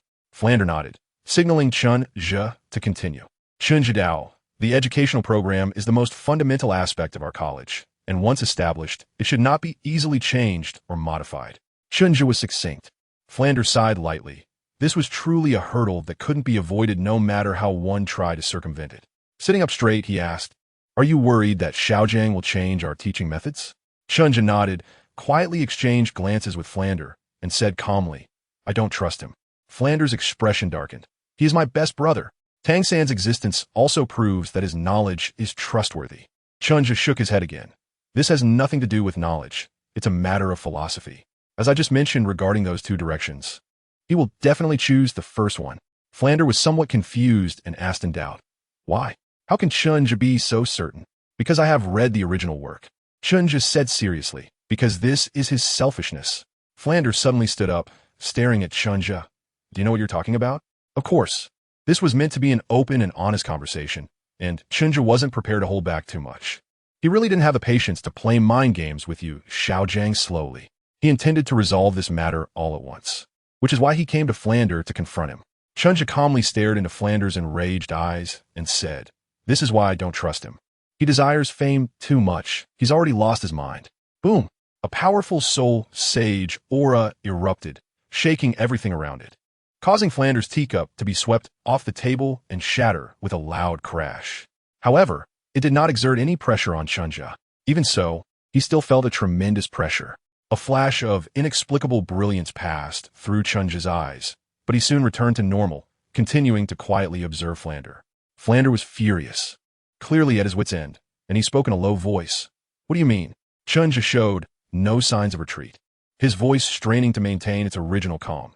"Literally speaking, that master, Yu Xiaojing, how bad is his reputation in the Soul Master world? Others may not know, but you, Dean Fland, surely do. I don't want to discuss whether those rumors are misunderstandings and slanders against him, or whether he deserves it." Chen Zhe quickened his pace. "I only know one fact. He wants to wash away these things, turning them into others' praise for him, dreaming of it. And now, he has found a way, but the cost is to be paid by us. I refuse." Boom! Chen Zhe was sent flying and fell to the ground in a mess. Flander couldn't hold back any longer. He couldn't stand his most valued student slandering his best friend, his brother. Flander's eyes were filled with heartache. "You scoundrel! Just listen to yourself. What nonsense are you saying? Xuanming didn't do anything." His tone was filled with nothing but pain. Chen Zhe rolled on the ground and quickly got back up, uninjured. Flander had merely brushed against him, causing him to be thrown out. Does it have to wait until he regrets it after doing it? Chen Zhe's tone began to carry anger, whether it's true or false.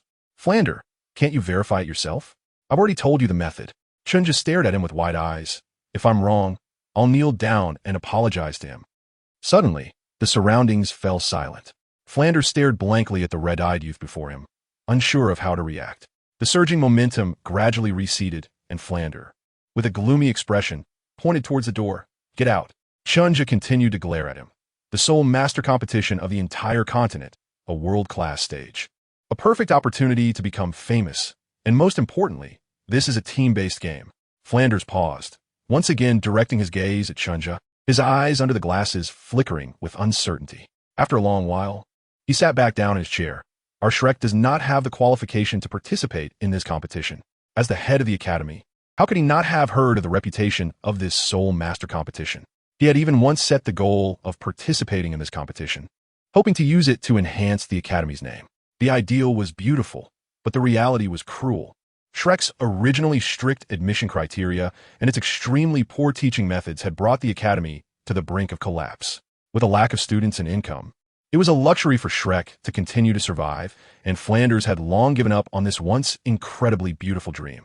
All of this had only started to improve with the appearance of Chen Zhe, and now, unknowingly, it seemed that Shrek had the qualifications to dream again. The glasses shone brightly under the light. At this moment, Chen Zhe had also sat back down opposite Flanders, and seeing him in a state of enjoying the future, he scoffed. "What are you thinking about, my director Flanders? You wouldn't want us, a group of 13-year-old kids, to compete against those Soul Emperors and Soul Kings from high-level academies, would you? I must remind you, the age limit for this competition is under 25. Flanders' face darkened again, and he shot a sidelong glance at Chen Zhe. "Isn't that better? We can participate in the next session." He had just remembered that this competition was held once every 5 years, and there was still more than 2 years until the next session. As for the qualification to participate, neither he nor Chen Zhe were too worried about that now. It was just a matter of money. As long as they could come up with the funds to satisfy those nobles, these things would be the simplest. This session might be hard to say, but if they planned 7 years in advance, they still had a good chance for the session 7 years later. Waiting for another session would be completely feasible. Even Lin Yinyang, the oldest, would only be 24 years old by then. Chen Zhe scoffed and said, "You can wait, but others might not be able to." In fact, he couldn't wait any longer either, Chen Zhe thought to himself. But there was no need to share that with Flanders. Chen Zhe went all out with his sarcasm, completely disregarding Flanders' darkening expression. "Otherwise, why would I say your good buddy would choose the first option? Because he wouldn't be willing to wait for 7 years.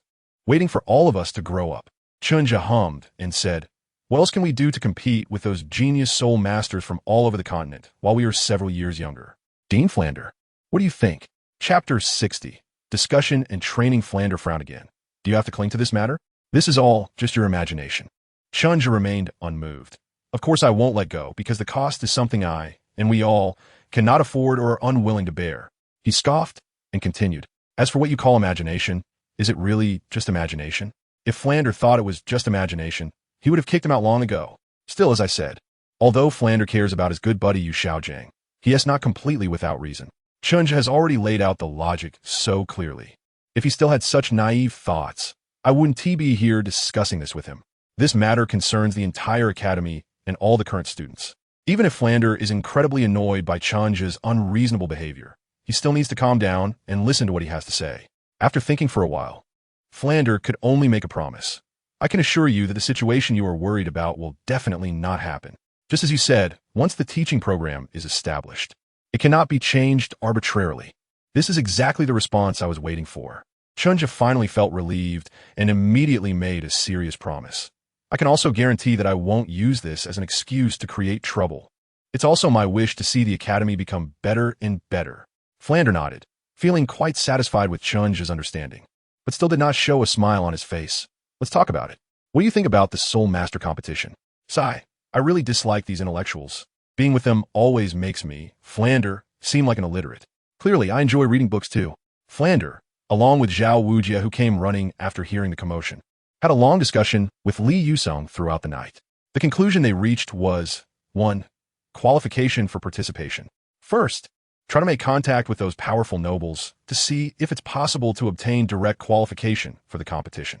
If not, they must plan for the academy to gain qualification for the next competition. Of course, sufficient funds must be prepared. Those nobles are like vampires. Regarding this, Chen Zhe also had other plans, but that matter was extremely risky and currently seemed unrelated, so he didn't dare mention it to them. 2. The whereabouts of Yu Xiaojing. Although Flanders once strongly supported Yu Xiaojing, the other 3 did not trust him much. Chen Zhe's distrust stems from the original work, relying on his prophetic insight. Zhao Wujie and Li Yusong, on the other hand, found it hard to believe that assigning the students' training tasks to Yu Xiaojing wouldn't lead to problems due to his poor performance that day. After some back and forth, it was finally decided to appoint him as the temporary knowledge and common sense teacher for the students. focusing on the knowledge of martial spirits and soul beasts. Primarily the latter. Flander would negotiate with him. The third step was to establish a teaching program. This was the most important part, as it directly related to all aspects of Shrek Academy and would have far-reaching effects on the future. It had to be approached with great caution. After listening to Chen Zhe's narrative, Flander and the others unanimously agreed that the direction pointed out by Chen Zhe was promising and seemed to have the most potential. It was passed unanimously, and the only thing left was to convene a vote among all the faculty members of the academy. As expected, during the vote the next day, Yu Xiaojiang strongly opposed it and passionately expressed his understanding of the term team. However, when Chen Zhe asked him how to ensure that everyone, regardless of how much time has passed, could remain true to their original intentions and restore their relationships, he was at a loss for words and could only say, "I believe in them." Everyone was quite disappointed by this. Even Tang San, who was allowed to audit like Lin Yinyang, did not believe he could maintain a good relationship with Chen Zhe and Lin Yinyang. In Tang San's heart, not thinking about taking down Chen Zhe, who had repeatedly contradicted his teacher, was already considering his classmates' feelings. The thought of reconciling with Chen Zhe, out of the question, Tang San selectively ignored the harsh reality that he couldn't defeat Chen Zhe. Thus, the matter was settled. The academy returned to a strange calm. In this eerie atmosphere, the academy fell into a fervor of training. Yu Xiaojiang, the teacher of soul beast knowledge, often ran to the training grounds, observing while offering various theories and suggestions that he believed were correct. No matter how much the students absorbed, he tirelessly promoted his team-first theory. After telling Flander about this, Chen Zhe no longer intervened, as he had his own examples to draw from. Aside from Tang San and Xuanwu, the others didn't buy into his ideas. Then there was Zhu Zhuqing. While others went to the Soto City Great Soul Arena every 2 days, she went every day, eager to rank up faster.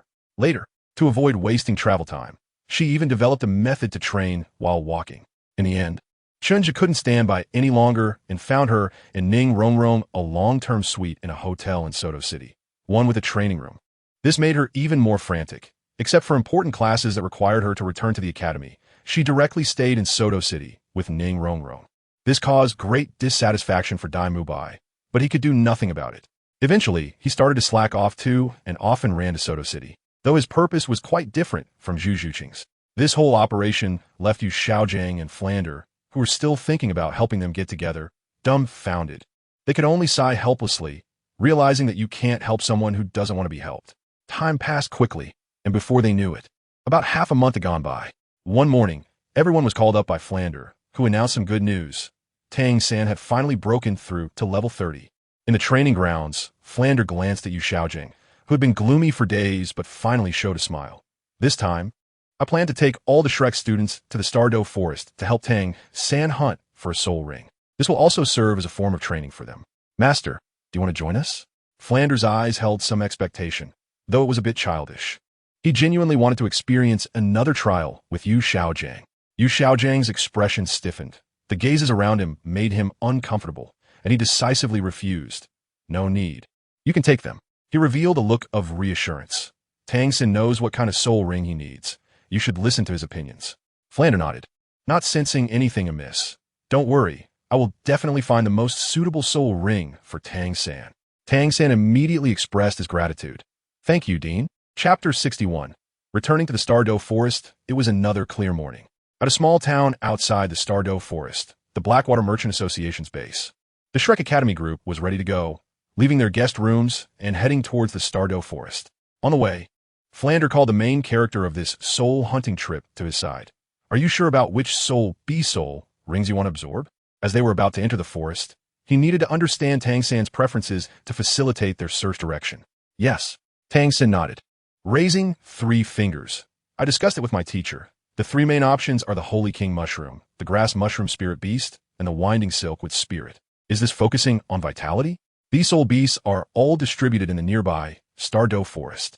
Flander glanced at him, nodded, and after a moment of thought, said to everyone, we will head southwest. That area of the forest is denser and should have traces of these soul beasts. Chen Zhe, you take charge of arranging our formation. As the group was about to enter the forest, Chen Zhe promptly responded, Okay, Dean.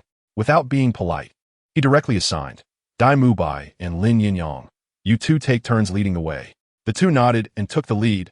Even Dai Mubai showed no emotion. Chen Zhe smiled, following them as support. He continued, Zhu Zhuqing, you are responsible for scouting ahead. Tang San, provide support from the center, ready to assist your teammates in front. Oscar and Ning Rongrong, you two stay behind Tang San and protect yourselves.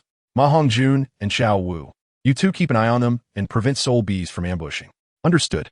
Ma Hongjun and Oscar replied loudly, and Ning Rongrong and Xuanwu nodded slightly. After more than a month of seclusion, Ma Hongjun could now suppress his evil fire on his own. As long as he had the medicine, he would be fine.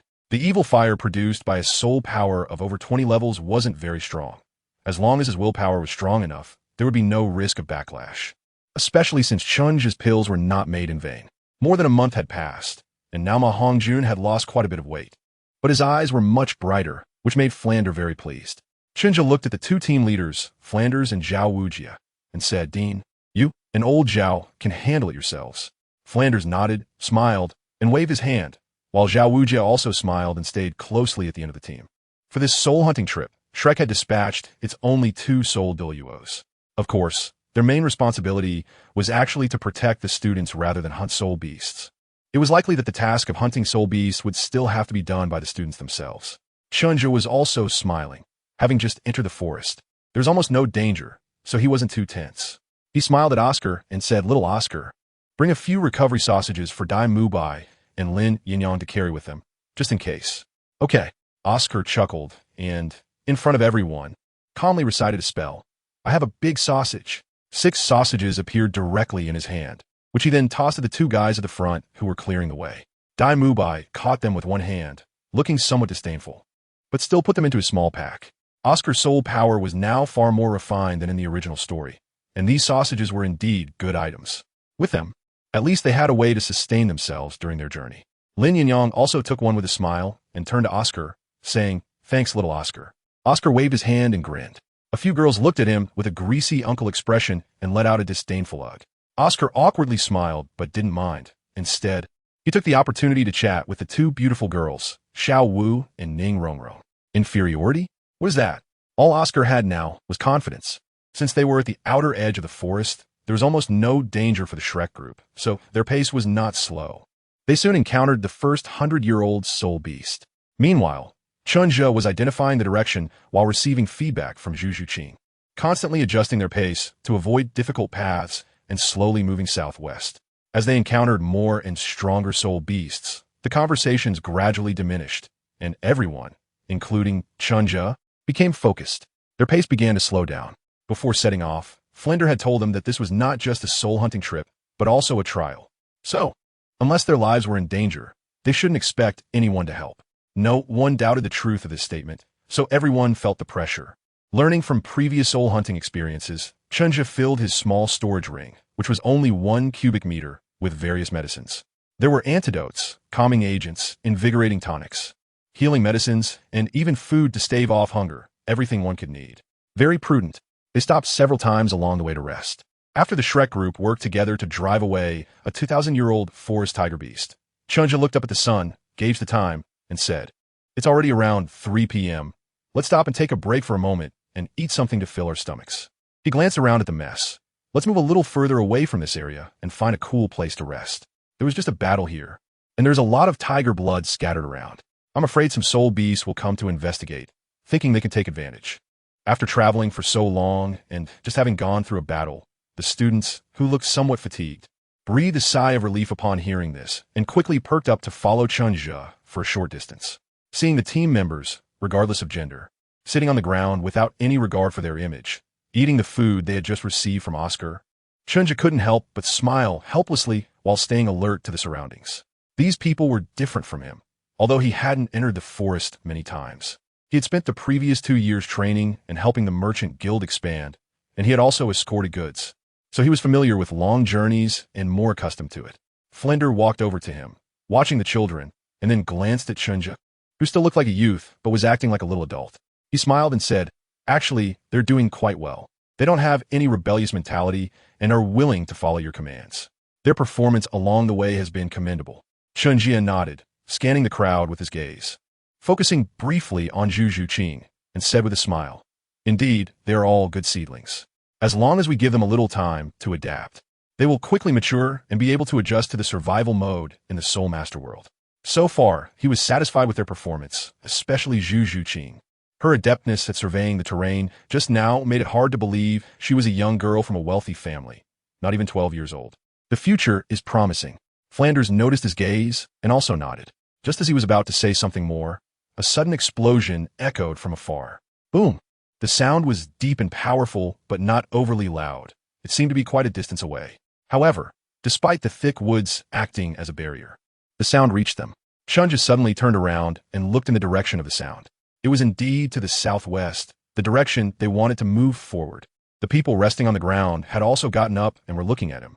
Chen Zhe exchanged a glance with Flander and said to the still somewhat fatigued crowd, "You all rest here for now. I will go check the situation alone.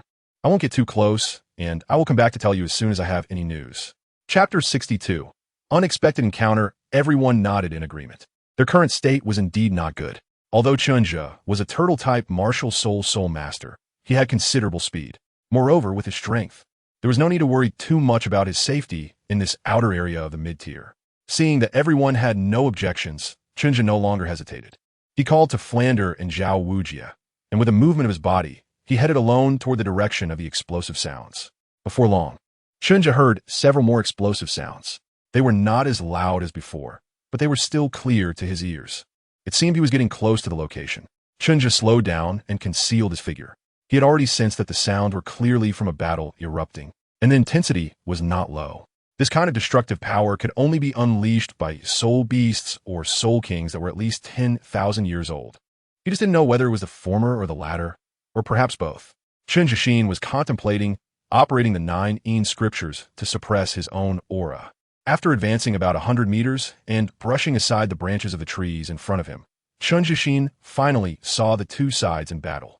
One side was composed of soul beasts, 3 soul beasts, a black-green forest black-scaled python, which he estimated to have at least 7,000 years of cultivation. The other 2 were Xuanming crystal-armored beasts. Chen Zhe widened his eyes. The forest black-scaled python was just an ordinary soul beast, nothing much to say about it. However, those 2 Xuanming crystal-armored beasts were rare soul beasts, and this type of soul beast was mostly found in the colder regions further north. Although the place where Chen Zhe was located was not exactly hot, it was still relatively towards the south. How could the Xuanming crystal-armored beasts appear here? Chen Zhe quickly scanned the surroundings and indeed found a pool of water not far away, exuding a chilling aura. This was a cold pool. Looking across at the human soul masters battling the 3 soul beasts, he saw 3 beautiful women, 1 soul emperor, 2 soul kings, and a group of 8 young and elegant girls. All were dressed in ice blue clothes. As Chen Zhe focused his gaze, he noticed a distinct insignia on those girls. After a brief thought, he was even more astonished, secretly thinking, Tianshui Academy. As someone who was going to participate in the Soul Master competition, how could Chen Zhe not familiarize himself with various academies? Although the information he had gathered so far was limited, such a well-known insignia was still easy to find. Among the 3 beautiful women, 2 soul kings were attacking the forest black-scale python and the nearly 1,000-year-old Xuanming crystal armor beast, while also keeping an eye on the safety of several students. The only soul emperor was facing the robust 10,000-year-old Xuanming crystal armor beast. The noise Chen Zhe heard earlier was the result of their collision. As for their intentions, Chen Zhe glanced at the blue-clad girl in the crowd, who was striving to release soul skills to support her teacher. Her aura was light, and her soul power seemed to barely break through level 40. After understanding the basic situation, Chen Zhe did not act rashly, but planned to return and explain the situation to Flinder and the others. The battle here would not end anytime soon. The Soul Emperor did not have the strength to kill the 10,000-year-old Xuanming crystal armor beast, so she was simply stalling, waiting for the outcome on the other side. Shrek had plenty of time to decide whether to intervene in this matter. Chen Zhe made a decisive decision.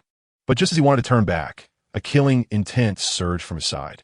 Chen Zhe was greatly shocked and hurriedly dodged while activating his martial spirit. Bang! The attack hit his turtle shell shield, and Chen Zhe's figure staggered back, trying to distance himself from the source of danger. Whoosh! Whoosh! 2 more sounds of breaking air echoed, and 2 attacks came at him. This time, Chen Zhe clearly saw what they were, 2 vine whips. He quickly evaded and retreated to an open area. Meanwhile, the soul beasts and soul masters engaged in fierce battle also noticed the commotion. But Chen Zhe couldn't care about that anymore. He widened his eyes, staring at the tree where he had originally been, where a small figure now stood. It was humanoid, but its body was made of grass and wood, with short limbs and a large head. The limbs were intertwined with vines, and the head resembled a budding flower. This little creature was now glaring at Chen Zhe with its fruit-like eyes, looking quite angry, with a slight raise of its small hand. 2 more vine whips launched towards Chen Zhe. Is this a silkwood spirit? Chen Zhe dodged again, his face filled with disbelief. It was only the first day entering the forest. It's important to know that the silk tree spirit is a relatively rare soul beast species. To encounter it on the very first day, and it even came to him willingly, was just too absurd. Even for someone like Chen Zhe, who considered himself lucky. Hunting soul beasts usually took 10 days to half a month. Was Tang San really that lucky? Was this really just luck? Seeing the little creature attacking fiercely, Chen Zhe hurriedly dodged while hesitating for a moment. He took out a signal flare from his pocket and shot it into the sky. Boom! The yellow signal flare exploded. This signal meant target discovered. At the same time, he activated his soul power, and one of the only 2 soul rings on him shone brightly. First soul skill, energy water ring. Chen Zhe planned to feign weakness to buy time until Xuanwu and the others arrived. At the same time, he shouted towards the tense members of the Tianshui Academy. I mean no harm, my classmate needs this soul ring of the Silkwood spirit, regardless of whether they believed him. He had to make his stance clear. Otherwise, if he were betrayed, he would have nowhere to cry. Sure enough, upon hearing his words, the members of Tianshui Academy, although still vigilant and on guard, relaxed a bit. Whether true or not, they had to treat it as true until they resolved the trouble in front of them. Chen Zhe could clearly sense that the pressure exerted by the Soul Emperor over there had intensified. The 10,000-year Xuanming crystal armor beast, which had been in a state of attack, was now being hammered and howling in pain. As Chen Zhe had anticipated, although it might not be easy to kill it outright, defeating this 10,000-year Xuanming crystal armor beast was not a difficult task for that Soul Emperor. He could perceive the fluctuations in people's hearts, but Chen Zhe did not care and focused on dealing with the Silkwood spirit in front of him. He only used his first and second soul abilities, concealing his own aura. With outsiders present, he couldn't directly unleash his full power to eliminate the Silkwood spirit and could only wait for Flander, Xuanwu, and the others to arrive. Sigh. Sometimes being too talented can also be a burden. Chen Zhe couldn't help but sigh. A master-level, powerful, demon-fighting fist struck the silkworm with spirit, making the little creature cry out in pain, but it didn't suffer any serious injuries. Instead, it ignited its anger, and the 2 vine whips danced even more vigorously.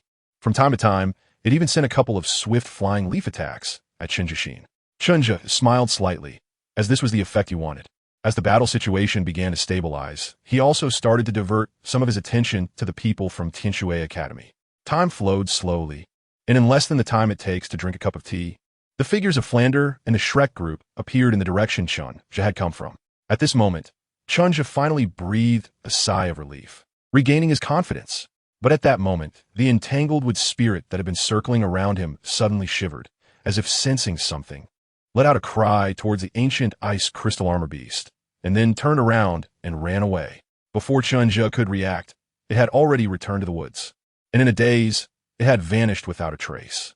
Chen Zhe quickly chased into the woods, but could no longer find its trace. Chapter 63. Xuanwu. It hurts. It hurts too much. Chen Zhe quickly shouted at Flander. Dean Flander, this is the Silkwood spirit, the one Tang San mentioned. Flander's eyes lit up. What luck? Chen Zhe noticed that he didn't move, glanced towards the people from the Heavenly Water Academy, and said to him, that little thing has too strong a hiding ability. If you don't take action, we won't be able to catch it at all. In fact, if he used the Xianlin Golden Horn, Chen Zhe could locate the position of the Silkwood spirit himself, but he clearly couldn't do that.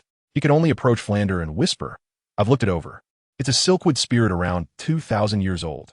If we miss it, we won't be able to find it again. Flander glanced at Tang San, who had a hopeful expression, sighed softly, and no longer hesitated, rushing into the forest alone. With his soul saint cultivation, tracking an injured, disoriented 1,000-year Silkwood spirit was not difficult. Even if this was the Great Forest, the opponent's home ground. Old Zhao, protect the kids. Xuanwu, who arrived a step behind, nodded, don't worry. As he spoke, he looked towards the other side where the battle was still entangled and asked Chen Zhe, who are they? Tianshui Academy. Chen Zhe replied lightly, looking back at the crowd behind him. One of them just broke through to level 40 and seems to have her eyes on that 4,000-year-old Xuanming crystal armored beast. Lin Yin and the others also focused their attention on that side and noticed the most outstanding one among the group of beautiful girls. Dai Mubai and Hongjun and Oscar immediately brightened their eyes. Ma Hongjun secretly glanced at Chen Zhe, just in time to meet his half-smiling gaze, and he immediately shivered, saying seriously, "Brother Zhe, look, they're about to win." Chen Zhe let out a light hum, letting him go, and looked back at the fiercely contested battlefield. At this moment, with their arrival, especially Zhao Wujia's presence as a soul saint, the three soul beasts clearly began to panic. Particularly, the forest black-scaled python was already preparing to flee like the silken wood spirit. The 10,000-year ice crystal armor beast, which had begun to gain wisdom, was now frantically charging towards a crowd of Tianshui Academy, attempting to rescue its companion, whose escape route was being firmly blocked. The beautiful female Soul Emperor was also quite formidable, as the snow lion martial soul continuously roared, and even though it felt strenuous under such an eruption, she still firmly blocked its path. Dai Mubai walked up to Zhao Wujia and asked, "Do we need to intervene?" Everyone's gaze turned to Zhao Wujia, who pondered for a moment before shaking his head.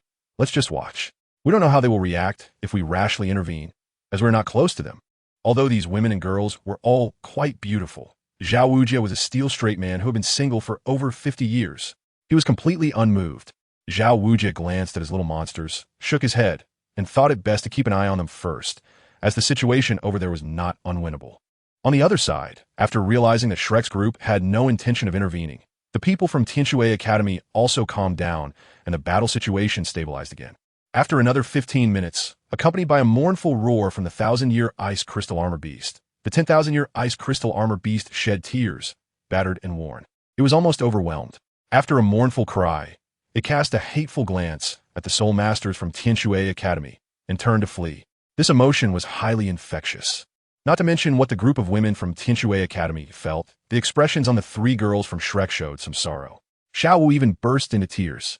She looked as though she wished she could take its place.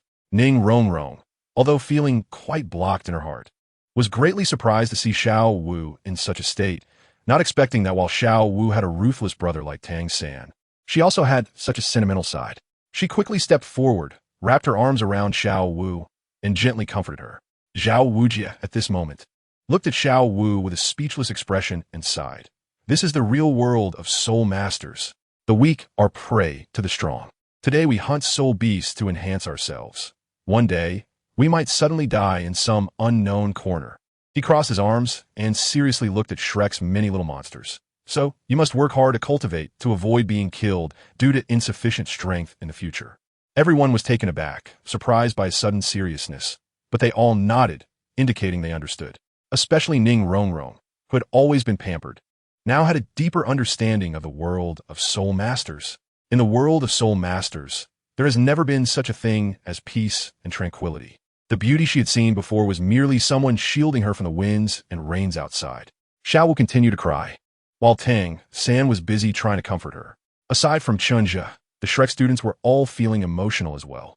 On the other side, the women from Tianshui Academy, who had already finished fighting, were silently licking their wounds. They did not let their students absorb the soul rings directly.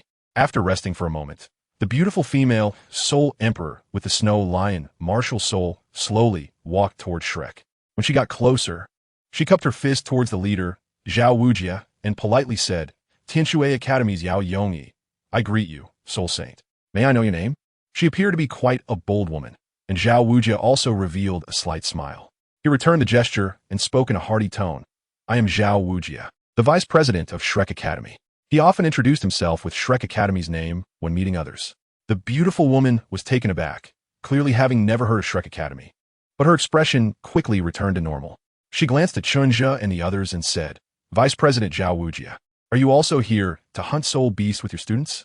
Although she had not heard of Shrek Academy, she felt that Zhao Wujia's name seemed familiar. Clearly a renowned powerhouse on the continent. In the absence of hostility, she wanted to communicate with Zhao Wujia. Zhao Wujia chuckled and looked at Tang San, who was gently comforting Xuanwu. "That's right, I brought them over to train a bit since one of my students has broken through to level 30. Yao Yongyi nodded, surveyed the Shrek students, and suddenly realized their ages seemed a bit off, especially when she scrutinized Tang San for a moment. She was astonished.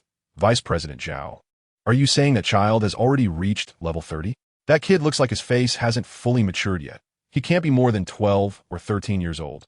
And you tell me he is already level 30? Xuanwu laughed heartily. He enjoyed this feeling of subtle bragging. After nodding, he wanted to say more, of course. Bang! A yellow signal flare exploded in the distance, and Shrek's group felt a stir in their hearts. Tang San, even more delighted, looked at Xuanwu. Teacher Zhao. Xuanwu, interrupted in his boasting, felt somewhat frustrated, but seeing the look of anticipation on Tang San's face. He turned back to Yao Yongyi and said with a faint smile, "It seems my student soul ring is also settled, so I won't disturb you anymore. We will take our leave first, and we will meet again to chat next time." Before Yao Yongyi could express her surprise, he quickly led the Shrek group away. In no time, they disappeared from her sight. Chapter 64. Tang San's third ring, not to mention the women from Tianshui, how surprised they were that Tang San, at such a young age, was about to become a soul master. At this moment, Chen Zhe and the others had found Flander. Flander was holding the previously captured silkworm spirit, which looked listless and dispirited. Seeing them approach, Flander said, "The silkworm spirit is a favored soul beast of the forest, immune to most negative status effects, so it's hard for me to knock it out." He raised his hand, continuously channeling soul power to suppress the silkworm spirit state, and looked at Tang San. "Just kill it directly. I'll help you suppress it." "Yes. Thank you, Dean." Tang San exclaimed joyfully, his eyes sparkling with excitement. The silkworm spirit was one of the few soul beasts he had concluded to be the most suitable for him after combining Chen Zhe's theories and discussing with his teacher. It had strong and vigorous life force, was a spirit of the forest, and aside from its low combat power and difficulty in providing strong soul skills, it had almost no drawbacks. For this soul ring, Tang San didn't actually expect it to provide him with any powerful soul skills. He just wanted it to make up for the wasted potential from absorbing the first and second rings. As Chen Zhe had said before, he never lacked means to deal with opponents. Taking out a sharp dagger from his storage ring, Tang San was about to step forward. Suddenly, someone grabbed his hand. He turned back in confusion to see Xuanwu. "What's wrong, Xuanwu?" At that moment, Xuanwu's eyes were filled with tears, not looking at Tang San, but staring at the listless silkworm spirit, whose eyes were dull and full of despair. Xuanwu was heartbroken. "Little San, it's so cute. Please don't kill it." With tears welling up in her eyes, she looked at Tang San pleadingly. Before Tang San could respond, the others were already stunned. Ning Rongrong, who had a relatively good relationship with Xuanwu, hesitantly stepped forward. "Xuanwu." To be fair, when Ning Rongrong saw the exquisite and cute appearance of the silkworm spirit, she also didn't want this anthropomorphic little creature to be killed. However, this emotional moment only lasted for a moment before she suppressed it. What soul master doesn't kill soul beasts? As long as it's not excessive killing or wasteful, there is nothing to criticize. Now is not the time to consider how cute they were. Tang San was also taken aback. He looked at the inexplicably crying Xuanwu, scratched his head, and smiled helplessly. "But this soul ring is really suitable for me." The type was appropriate, and it was nearly 2,000 years old, which aligned perfectly with his desire to absorb a soul ring beyond its age. Tang San was confident that his physical strength could withstand the impact of this soul ring. "You're still able to smile." Xuanwu stomped her foot and turned to look at the silkworm spirit again, which seemed to regain a glimmer of spirit in its eyes. "Why must we kill it? It's harmless and kind. We can find those fierce soul beasts." "Huh?" Tang San was dumbfounded. Of course, it was because it was suitable for him. "No, Xuanwu." Tang San looked at the girl in front of him, unsure of what to say. Enough. They wanted to linger, but at this moment, Flander was getting angry. He glared at Xuanwu. "We came to this dangerous Star Doe forest with so many people just to find a suitable soul ring for Tang San. Now that the soul ring is about to be obtained, what nonsense are you trying to pull?" He then looked at Tang San. "If you don't want this soul ring, I'll just crush it." Xuanwu's body trembled, intimidated by Flander's imposing aura, and for a moment stood frozen in place. Tang San hurriedly stepped forward, positioning himself between her and Flander, and quickly said with a smile, "Yes, of course I want it." Looking at the obviously distressed Xuanwu, he opened his mouth, but couldn't bring himself to say anything harsh. After all, she was his beloved little sister. "Xuanwu, stop messing around. Let's talk about it after I absorb the soul ring." After comforting her, Tang San stepped forward and, in the desperate gaze of the silkworm spirit, ended its life with one swift strike. As the soul ring floated up, Flander finally smiled in satisfaction and stepped aside to give Tang San room to absorb the soul ring. However, Xuanwu remained frozen in place, her mind filled with the mournful cries of the silkworm spirit's death. Flander frowned and glanced at her, unsure of what was wrong with her. But he couldn't afford to think about anything else. The most important thing now was to ensure Tang San absorbed the soul ring safely. Chen Zhe was watching this scene, and seeing Tang San had entered a meditative state, his eyes were calm. He and Ning Rongrong shared the same thought. As long as there was no indiscriminate killing, hunting souls would only be about whether they were suitable or not, and everything else was no longer a consideration. Turning back, he looked at Oscar and the others. Let us set up camp here. This time, Tang San is also absorbing across the year limit. Although the exceeded years are not many, it is estimated to take 2 or 3 hours, and by then it will be night. So it's not suitable to continue on the road. Looking around, Chen Zhe said lightly, "This place is quite good, spacious and open with a good view, making a great place to camp." "Yes. All right, Brother Zhe." The few of them immediately got busy, and Flender took out the tent from his storage item and handed it to them. Time passed slowly, and when Tang San woke up, it was indeed dark outside. The camp had been set up, and everyone had started a fire, sitting together and chatting casually. Xuanwu quietly guarded beside Tang San, no longer in tears, gazing blankly at the blue silver grass on the ground. Not far away was Flender, who had been watching over the area. Tang San stood up, his 3 soul rings continuously pulsating. Yellow, yellow, purple. He clenched his fists lightly, feeling a full, overwhelming sense of fulfillment within him. Tang San had never felt so powerful before. Indeed, is this the soul ring that suits me best? Tang San felt an immense joy in his heart. At this moment, the others also noticed his awakening, and Oscar quickly asked, "Tang San, how is it? What kind of soul ring is it?" Hearing the question, Tang San smiled slightly. This soul ring mainly enhanced the vitality of his blue silver grass. The soul skill was secondary. After closing his eyes and feeling for a moment, Tang San said, "Flying leaf quickblade. A kind of hidden weapon? What is surprise? What is TMD surprise?" At this moment, Tang San felt the surprise. From now on, every piece of his blue silver grass would be his hidden weapon. Facing his approaching companions, the usually serious Tang San revealed a smile, pulling the dazed Xuanwu to join the crowd. On the first day, there was a great harvest, and they didn't even need to fight much. Everyone was very happy, and laughter filled the air. After dinner, they chatted until late at night, and it was only under Flender's urging that the little monsters went into their respective tents to prepare for rest. Chen Zhe stood beside Flanders and Xuanwu, listening to the whispers inside the tent, but his expression was somewhat unpleasant. "What's wrong?" Xuanwu noticed that something was off with his expression. Chen Zhe shook his head. He had just remembered that in the original work, when Xuanwu first returned to the Douluo forest, she attracted that terrifying giant beast, the Titan giant ape. Although with Xuanwu around, their group might pass through this ordeal safely like in the original story, Chen Zhe still felt uneasy. When did the Titan giant ape come? Was it the first night or later? Chen Zhe pondered quietly. The time was too long ago, and his memory had become a bit hazy. He couldn't recall such trivial details clearly anymore. He was contemplating whether to wake everyone up and make a run for it. But what reason could he give? Chapter 65. Titan giant ape. He didn't know if it was psychological, but ever since Chen Zhe thought they might encounter the Titan giant ape tonight, he had been feeling restless. Without much hesitation, he directly said to Flander, "Dean Flander, we need to leave here immediately." Before Flander could react, Chen Zhe spoke with a serious expression. "I have a bad feeling." Flander was taken aback and exchanged glances with Xuanwu.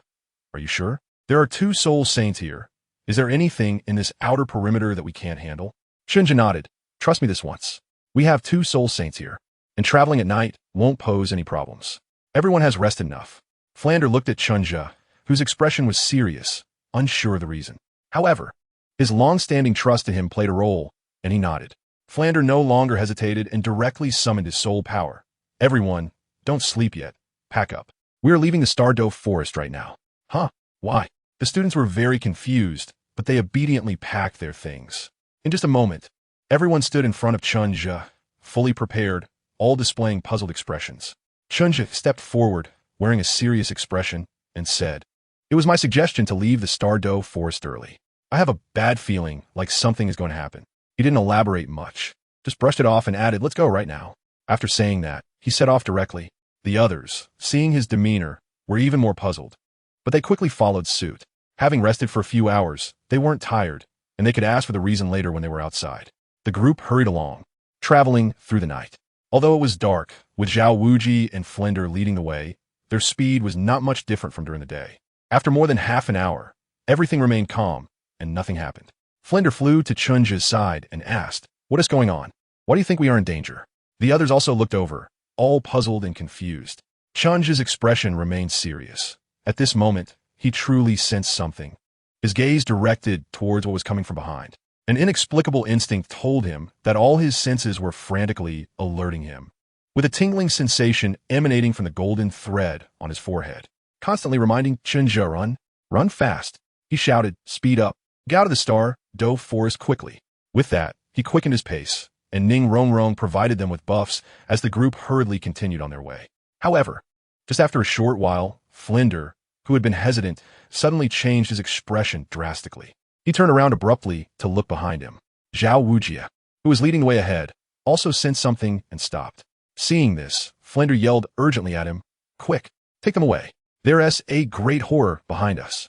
Roar. As soon as Flinder finished speaking, Xuanwu hadn't even reacted yet when a tremendous roar came from behind. Hearing the roar, everyone shuddered, an inexplicable sense of dread spreading through their bodies. Xiaowu's expression changed. She realized something. Roar. Another massive roar erupted, this time closer and more shocking. The group finally saw what it was. Towering giant trees were toppled, and a terrifying beast revealed its form in the moonlight. A monstrous body resembling a small mountain, covered in lava-like patterns. The Titan giant ape. Roar. It howled at the sky. A massive wave of sound surged forth, sending chills down everyone's spines. Flinder, with a serious expression, stood in front of the group. Old Zhao, take them away. I'll hold it off. Flinder did not recognize that this giant beast was a 100,000-year-old beast. He was still thinking about staying behind to create an opportunity for others to escape. Xuanwu's eyes flickered with hesitation, but seeing Flinder's determined gaze, he gritted his teeth and said, "Follow me." He turned to leave, but at that moment, the Titan giant ape moved, completely ignoring Flinder, raising its hand to grab the crowd. Flinder gritted his teeth and unleashed his martial soul's true form. His soul rings flashing in succession as he charged at the Titan giant ape. The Titan giant ape swung its arm down towards him. Boom! After just a moment of holding on, Flinder's full-force explosion was shattered, and he was sent flying. Boom! Flinder's flying figure passed by Xuanwu, crashing through several large trees. Xuanwu widened his eyes and quickly turned back to see the Titan giant ape swinging its arm towards the crowd again. With a loud bang, the Titan giant ape's grasp missed, as Xuanwu had already fled with Tang San. Seeing the Titan giant ape swing its palm towards the crowd again, Xuanwu had no time to be amazed and quickly unleashed his martial soul's true form, stepping forward to take the hit for everyone. This all happened in an instant. The others scattered to escape, and Chen Zhe grabbed the stunned Ning Rongrong, quickly retreating while shouting to the crowd, "Run, everyone, run out of the forest. Lin Yinyang, go check on Dean Flinder, bring him along." He handed the shocked Ning Rongrong to Oscar. "You two hurry and run." Having witnessed the Titan giant ape's power firsthand, Chen Zhe no longer cared about the original story. He only knew that with their small frames, if they didn't run fast now, they could truly die. Boom! Xuanwu could no longer hold on, spitting out blood and retreating repeatedly. The Titan giant ape swung another fist at him, and Xuanwu could only muster the strength to block. But he was still knocked away by a single punch, instantly injured. Chen Zhe flashed and appeared behind him, helping him steady his stance. He took out a bottle of healing elixir and handed it to him. Xuanwu opened the bottle and poured it directly into his mouth.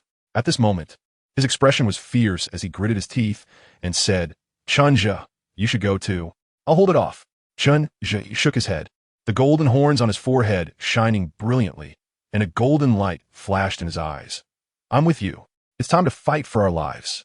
Xuanwu's gaze trembled as he looked at him, no longer saying much, and once again charged towards the Titan giant ape that was chasing the crowd. The situation left him no time for consideration. He could only resolve in his heart that even if it meant losing his life, he had to ensure Chen Zhe's safety. Xuanwu once again entangled with the Titan giant ape, while Chen Zhe had already activated his martial soul, with 4 soul rings flashing in succession. First soul skill, energy water ring. 4th soul skill, sword soul bestow. 2nd soul skill, Xuanming shock shield approaching the Titan giant ape from behind. Chen Zhe slammed a shield into the back of its head.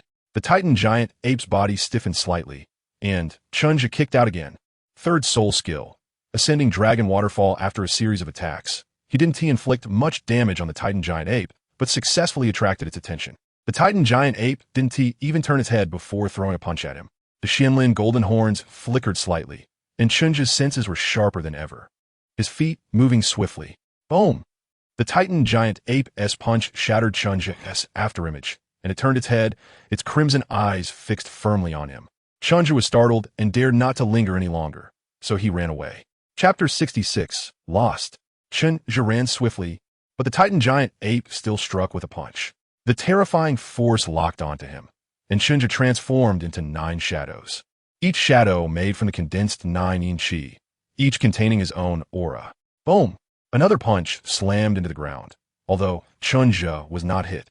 All his 9 shadows were shattered by the residual force, and he himself was sent flying into the woods. His mind was blank, and Chen Zhe felt as if he had crashed into a soft embrace.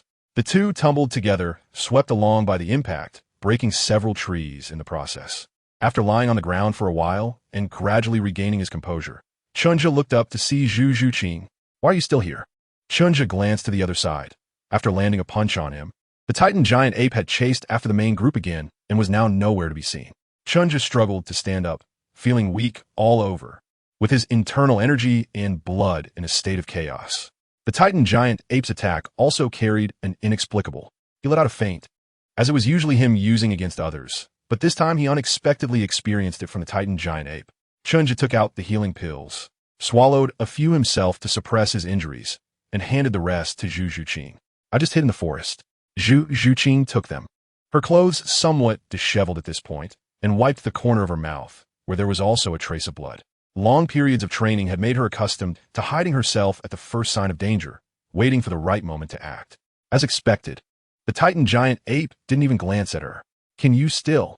Before Chen Zhe could finish his sentence, there was another rumbling sound from the other side, as if the Titan giant ape had returned. Zhu Zhuqing's expression changed, and she quickly grabbed the weak Chen Zhe, and the two of them hid in the treetops. Chen Zhe's expression stiffened. However, the Titan giant ape did not pass by the two of them. Once the rumbling sound completely faded away, they both breathed a sigh of relief. Not coming down from the tree, Chen Zhe glanced at Zhu Zhuqing, only to see her looking back at him, her eyes straining to maintain calm, as if nothing had happened.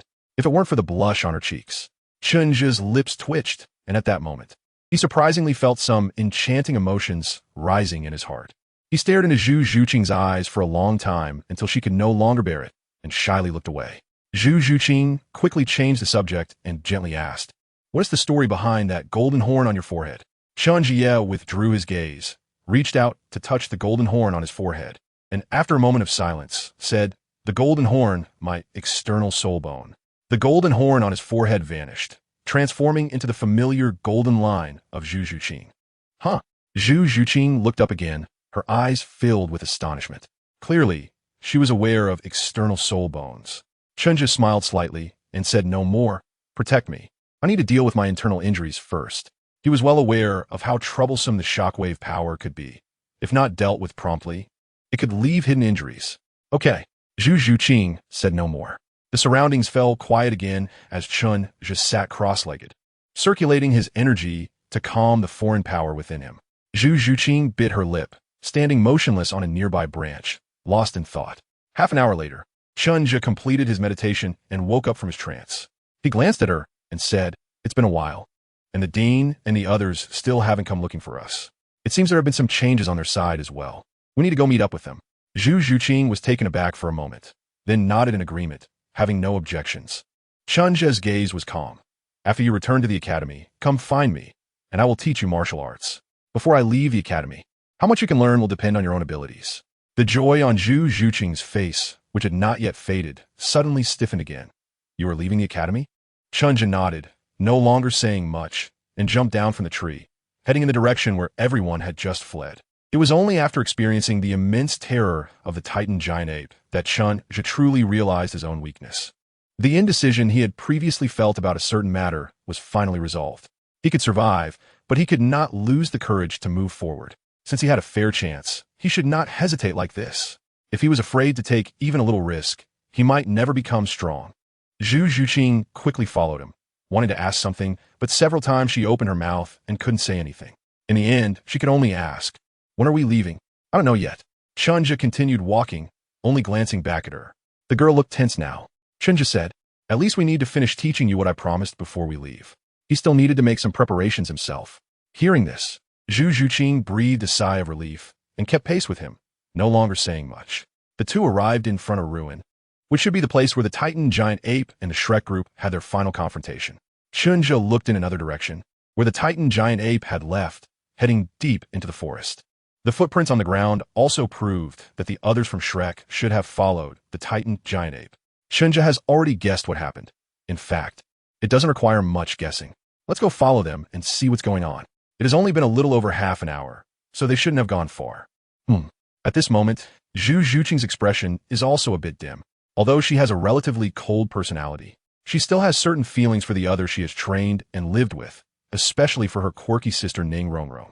And now, their lives and deaths are uncertain. Chen Zhe didn't offer any comfort, because he himself wasn't sure if everything would still develop according to the original story. It was already early morning, and the cold wind howled through the forest. Chen Zhe and the other person quickened their pace, moving along the path trampled by the Titan ape. They thought they would quickly find others, but after more than an hour, they still hadn't seen any trace of them. Suddenly, as if sensing something, Chen Zhe abruptly stopped, his gaze shifting to the side. "Come out." Zhu Zhuqing also halted, her eyes turning in that direction as well. As Chen Zhe finished speaking, a rustling sound came, and in front of Chen Zhe and the others appeared spider. No, 3 of them. 3 spiders the size of houses. Chen Zhe looked at the 2 spiders surrounding them from both sides. They were ender spiders. Be careful. These spiders are extremely ferocious. Zhu Zhuqing nodded, crouched down, and hid in Chen Zhe's shadow, ready to strike. Ender spiders are rare spiders that do not rely on venom for their meals, although they are venomous. Their paralysis toxin is quite ordinary. What is truly to be wary of are their spider legs, which are like 8 long spears. Chen Zhe looked at its 2 forelimbs, long like spears and sharp like sickles, feeling a chill in his heart. Chapter 67, Battle with the Shadow Spider, Fleeing. The cold wind howled through the forest at night. The moonlight repeatedly fell on the chaotic scene, adding a touch of murderous aura to the place. Chen Zhe's golden horn reappeared between his brows, and a barely noticeable golden ripple spread outward from the golden horn, allowing everything around him to be vividly reflected in his heart. He fixed his gaze tightly on the 3 ender spiders, his expression serious, and quietly said to Zhu Zhuqing, 3 10,000-year ender spiders are not to be underestimated. Otherwise, we will definitely be dragged to our deaths here. When the fight starts, you look for a chance to run. Don't worry about me, and don't think about attacking them. Remember, never think about hiding in the shadows to launch a sneak attack. They're the experts at manipulating shadows, and you won't be able to hide. Staying away from the battlefield is the best choice. 10,000-year soul beasts have combat power equivalent to that of a human soul king. Although ender spiders are fierce and rare, they don't have any powerful bloodlines. I believe I can withstand 1 or 2. In fact, if there's only one, I would dare to confront it directly. But you can't. Your small frame would break with just a touch. Chen Zhe could sense her poised state, but he couldn't allow her to rush forward to her death. Upon hearing this, Zhu Zhuqing felt somewhat unwilling, glancing up at Chen Zhe's back. Listening to his deep and powerful words, she could only nod gently. She wanted to stay and help, but her strength wouldn't allow it. Zhu Zhuqing clenched her delicate fist tightly, speechless. The ender spiders slowly approached, encircling them and gradually pressing in. At that moment, a glimmer flashed in Chen Zhe's eyes. He stomped on the ground and charged out. Run. He took the initiative to rush towards the ender spider on the left, his first soul ring shining brightly, a circle of water rings appearing around him. Striking first, golden light flickered in Chen Zhe's eyes as he opened his mouth to let out a fierce roar. Ghost prison wind howl. The sound wave mixed with spiritual energy spread forward, causing the 3 ender spiders that had just moved to pause. Zhu Zhuqing's figure also halted. Then she quickly quickened her pace to escape, with a surge of unwillingness boiling in her heart. Boom! Seizing this opportunity, Chen Zhe delivered a powerful demon overthrowing fist, smashing it down on the head of the ender spider in front of him, directly knocking it over. Then, he turned around, his other hand claw-like, and struck down fiercely. Clang poof! A sound like metal clashing rang out, followed by the sound of the crushing claw piercing flesh. After landing a hit, Chen Zhe dared not linger. His footsteps continued to stomp down, leaving a shadow behind, his figure abruptly disappearing. Both. For spider spears struck where he had stood moments before, shattering the shadow. Hiss. The injured ender spider shrieked incessantly, 5 holes on its head oozing dark green blood, its 6 red eyes flashing wildly. Finally locking onto Chen Zhe's revealed figure. Murderous intent exposed. Chen Zhe, who had already circled to the side, thought to himself how unfortunate it was that he hadn't injected a bit of shock soul power earlier. Otherwise, this creature would be dead or severely injured, instead of just wounded and alive as it was now. He raised a shield to block the incoming spider spear, then swung the shield aside to dissipate the force, while soul power enveloped his other hand, launching a punch. Hiss! Chen Zhe and the Ender Spider both took a sharp breath. So tough. The 4th and 3rd soul rings lit up. Chen Zhe stabilized his body with his excellent physical coordination, and the water ring around him suddenly expanded outward. He kicked out, and the violent water flow slammed into the Ender Spider, directly sending it flying, crashing into another Ender Spider that had just rushed up, causing chaos. Then, Chen Zhe stepped on the ground again, the 2nd soul ring shining brightly as he turned to block the sneak attack from the initially injured Ender Spider. A shockwave from the turtle shell shield transmitted forward, pushing the 2 front limbs of the Ender Spider away. The newly intelligent Ender Spider showed a hint of astonishment in its eyes, but Chen Zhe grinned ferociously, his eyes flashing with golden light. This time, there would be no teammates to save you. The water ring around him expanded again as Chen Zhe unleashed his 3rd soul skill, Dragon Ascending Waterfall, Mighty Demon Fighting Fist. With a powerful punch, wrapped in a torrent of violent water, Chen Zhe delivered the strongest attack he had ever unleashed. Boom! Hiss! The Ender Spider let out a terrible scream as it flew backward, crashing into the forest, its fate unknown. Taking a light breath, without even glancing back, Chen Zhe turned and fled. The previous burst of power was fierce and imposing, with tremendous lethality, but also drained nearly 40 of his soul power. This was still due to his soul power being far more solid than that of soul masters of the same rank. Otherwise, just that series of attacks could have drained a typical soul sect master dry. Moreover, he himself was feeling waves of emptiness within, due to the consecutive release of soul skills and extraction of soul power in a short time. He still lacked experience in battles. Chen Zhe thought to himself as he ran away. Chen Zhe ran towards the outskirts of the forest, no longer intending to search for the whereabouts of the others from Shrek.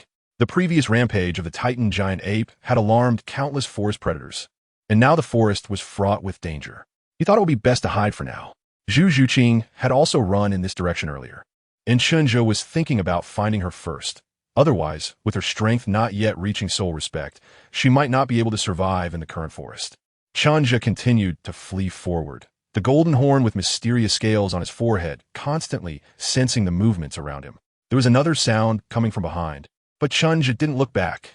The scene behind him was already reflected in his mind. It was those 2 eternal shadow spiders. No, 3, and further back. There was another one limping along behind them. This guy was still alive. Chen Zhe clicked his tongue and ran even faster. His figure swiftly darted through the forest. Although the Spiral 9 Shadows was more adept at agile maneuvers, its lightness technique was effective at all times, and his speed was no worse than that of an average agile attack type soul master. In no time, only 2 of the shadow spiders remained trailing behind him. Over here, suddenly, a presence entered Chen Zhe's perception. To his left front was Zhu Zhuqing, who had also spotted him and waved at him.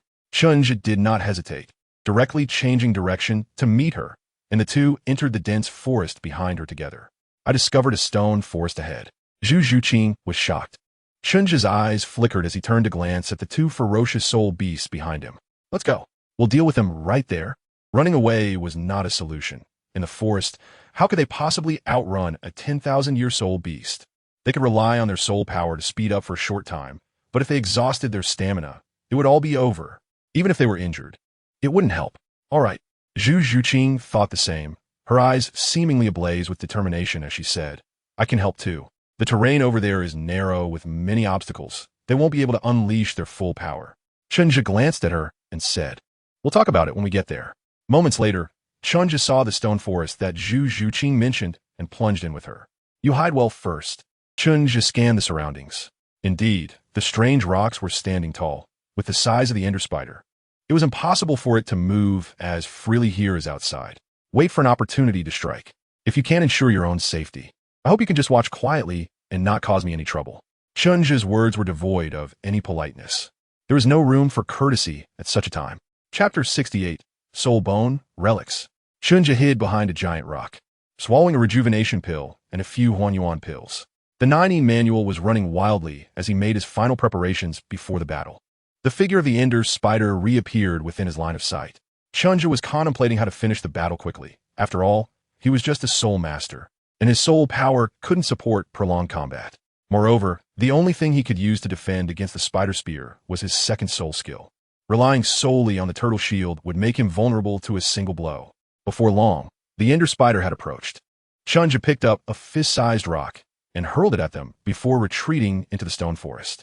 He glanced at Zhu Zhuqing's position, then turned his gaze calmly toward the enraged Ender Spider charging at him, causing the turtle shield to radiate light. Second soul skill, Profound Dark Shock Shield. Bang! After a collision, Chen Zhe took a step back to lure the enemy in deeper. To conserve soul power, he didn't even fully unleash the shockwave this time. Swish! The spider spear sliced through the stone as if it were tofu, directly splitting a stone pillar in two. However, Chen Zhe smiled. The Ender Spider's attack speed had decreased significantly.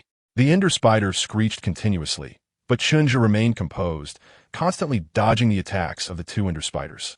When he couldn't evade, he used a shield to block and quickly relieve the force, maintaining his stability. He then maneuvered them toward the edge of the stone. Slowly, he searched for a lethal opportunity. Suddenly, with a swing of the Ender Spider's attack, a stone pillar was cut in half, tilting down and crashing into the space between it and Chen Zhe. At the same time, the other Ender Spider swung its spider spear toward him, only to be struck by the falling boulder. Opportunity! Chen Zhe's eyes flashed with brilliance. Ignoring the Ender Spider that was struck by the stone pillar and focusing on the one that was preparing to attack again. Fourth soul skill, Sword Soul Bestowal. Third soul skill, Ascending Dragon Waterfall. Boom! This time, Chen Zhe directly used the turtle shell shield to strike the Ender Spider, with torrents of water swirling around him. A single explosion left the Ender Spider wide open, sending it flying backwards, its relatively soft abdomen exposed to Chen Zhe. The opportunity was fleeting, and Chen Zhe charged forward, the water around him surging once more. Great Force Demon Fist. Ascending Dragon Waterfall combo. He hit the target, severely injuring the Ender Spider. It rolled on the ground, struggling to get back up.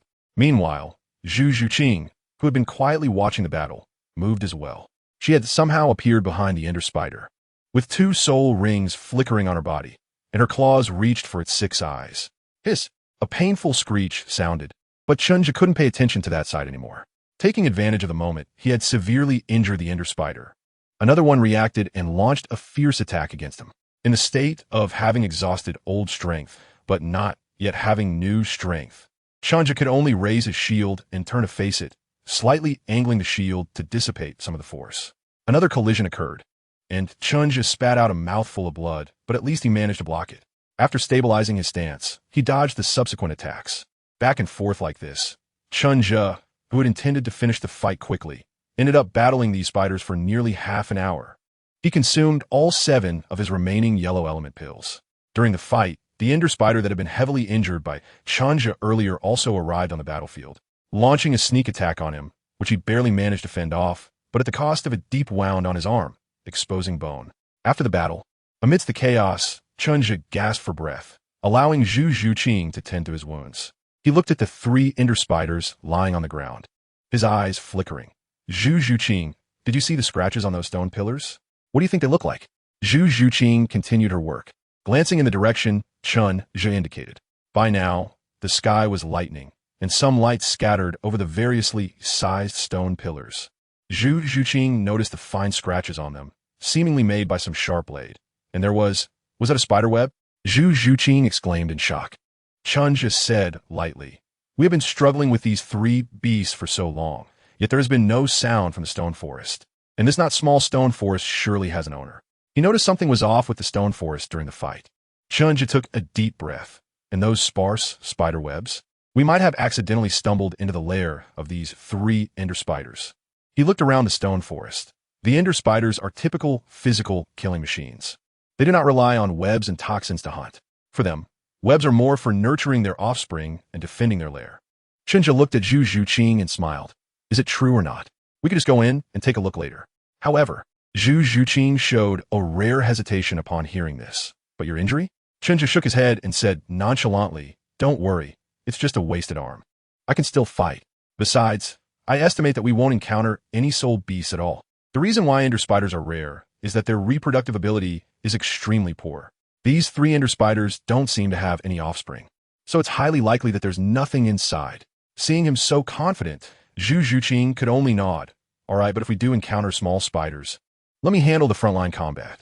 I may not be able to deal with 10,000-year-old beasts, but 1,000-year one is still manageable. Rarely speaking, so much. Zhu Zhuqing's face was filled with determination at that moment. Chen Zhe paused slightly, looking into her eyes, his gaze showing a slight fluctuation. No problem. He kept repeating in his mind, she is only 12 years old, she is only 12 years old, she is only 12 years old. Only then did Zhu Zhuqing reveal a smile. Another hour or so passed, and Chen Zhe and the 2 of them were slowly walking through the stone forest. Chen Zhe threw a pitch-black soul bone to Zhu Zhuqing. This is yours. After dismembering the 3 ender spiders, Chen Zhe and Zhu Zhuqing obtained this soul bone. The head bone, produced by the first ender spider that Chen Zhe had crushed its skull with a claw. It was quite ridiculous. The skull had 5 holes in it. Yet it didn't die and even ran back from afar to give Chen Zhe a soul bone of decent quality. Zhu Zhuqing instinctively caught it, but looked at him in confusion. This is your trophy. There seemed to be no greed in her eyes. At least Chen Zhe didn't see it. I don't need it, and I don't plan to absorb it. This thing is of the shadow type, which isn't very useful to me, but it's perfect for you. Zhu Zhuqing was silent for a moment, then said, forget it. No reward without merit. And I don't have anything to give back to you. This is too precious. I can't accept it. It would be a lie to say she wasn't tempted. This soul bone was indeed very suitable for her, but you're not someone I'm close to. How can I dare to take such a valuable thing from you? Chen Zhe paused and asked, really don't want it? Really don't want it? Zhu Zhuqing's words were even more resolute this time. Chen Zhe smiled, reached out to take the soul bone, and stored it in his storage ring. Forget it. Before long, the 2 finally arrived deep within the stone forest. Indeed, they saw many spider webs, confirming that this was the territory of the 3 ender spiders. They also saw many skeletons of soul beasts, but did not see any living soul beasts, and there were no ender spiders either. This further confirmed Chen Zhe's guess that the 3 ender spiders had not been here for long. As they ventured deeper, both Chen Zhe and his companion clearly felt that the further they walked, the dimmer the surroundings became, even though it was clearly morning. Suddenly, the 2 stopped in their tracks. In front of Chen Zhe and Zhu Zhuqing appeared construction, or rather, a ruin. Chapter 69, Stone Statue. Stone symbol deep within the mysterious stone forest, relying on the sparse morning light. Chen Zhe and Zhu Zhuqing looked at the ruins of the building in shock. It can't really be called a ruin. The main structure of the building is still relatively intact, but long-term neglect has given this place an indescribable sense of decay. Chen Zhe was the first to come back to his senses. Should we go in and take a look? At a glance, the main structure of the ruins consisted of 3 buildings, with 2 slightly shorter palaces flanking a main hall, surrounded by some smaller buildings whose purpose was unclear, and a circle of collapsed walls. The style and color were dark and cold, with a gray-black hue, exuding a mysterious atmosphere. Most importantly, in Chen Zhe's mental projection perspective, he could clearly see that there were quite a few cobwebs on these buildings. This proved that the ender spider could traverse this ruin, and it was even possible that this was their lair. Zhu Zhuqing also saw the cobwebs, hesitated for a moment, and nodded. A cat's curiosity was not to be underestimated. Chen Zhe smiled. Then let's go. He immediately took the lead, the golden horn on his forehead faintly shining, alert to any signs of movement. Although he felt that the danger level here was not high, Chen Zhe still maintained his usual caution. After circling around the dilapidated wall, the 2 arrived inside the ruins and saw those small buildings and some already abandoned civilian facilities. There must have been quite a few people living here once. But this is within the starry forest. Chen Zhe was muttering to himself, although they were in the outer circle, who was so powerful that they could live and reproduce here. Everything was calm and nothing had happened. Chen Zhe and his companion successfully arrived in front of 3 palaces. Looking at the dense and subtle scratches on the palace floor, Chen Zhe said, it seems I was right. This is the lair of those ender spiders. His gaze went directly to the largest palace. Let's go take a look. Zhu Zhuqing quickly followed, her eyes lingering for a moment on the palace's decorations, and said, although the architectural style here is somewhat cold and austere, the patterns on it give a sense of splendor. It should be related to some noble class from a past era. Throughout history, only nobles have had the right to pursue such things. She raised an eyebrow. However, I feel that this place is more likely to be a type of temple. Temple? Chen Zhe paused, turned back, and became a bit unsettled. This world truly had gods. Regardless of what those gods were like, they were indeed beings that transcended mortals. Such beings could easily dominate their fates. For a moment, Chen Zhe felt that this place might not be so safe after all. Zhu Zhuqing was surprised by his reaction and noticed the hesitation on his face. How about we leave? Hearing this, Chen Zhe looked at the grand hall that was now within reach, recalling once again his powerlessness in front of the Titan ape and the determination he felt afterward. Chen Zhe smiled faintly, but his gaze became resolute. No, those Enderman spiders have been living here for who knows how long without any issues.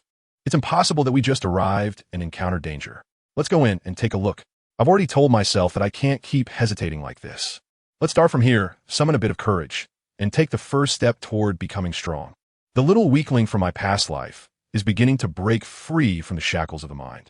Chen Zhe stepped into the grand hall, with Zhu Zhuqing following closely behind him. It was spacious and silent, the air filled with a decayed scent. This was Chen Zhe's first impression of the place. He took out a luminous stone, relying on the faint light it emitted. Chen Zhe's gaze swept over the scattered debris and cobwebs in the corners before settling straight ahead, where there was a table. On the table stood a dilapidated statue. Overall, it appeared to be a female figure in a crouching position, but it was missing its head, an entire right arm, and half of the left hand, while the remaining body and legs were covered in cracks. Chen Zhe saw the missing parts of the statue on the ground and on the altar, one of which had broken and fallen off. This is truly a temple. Although it is unclear who is worshipped here, some of the arrangements within this grand hall clearly indicate that this is indeed a temple. After exchanging a glance with Zhu Zhuqing, Chen Zhe cautiously stepped towards the altar, holding the luminous stone in his hand. He noticed that there were other items placed on the altar. As he got closer, he saw a stone box without a lid, inside which lay a stone sword. The stone sword was spotless. Chen Zhe's expression was one of shock, and he exchanged a glance with Zhu Zhuqing. Both of them immediately held their breath.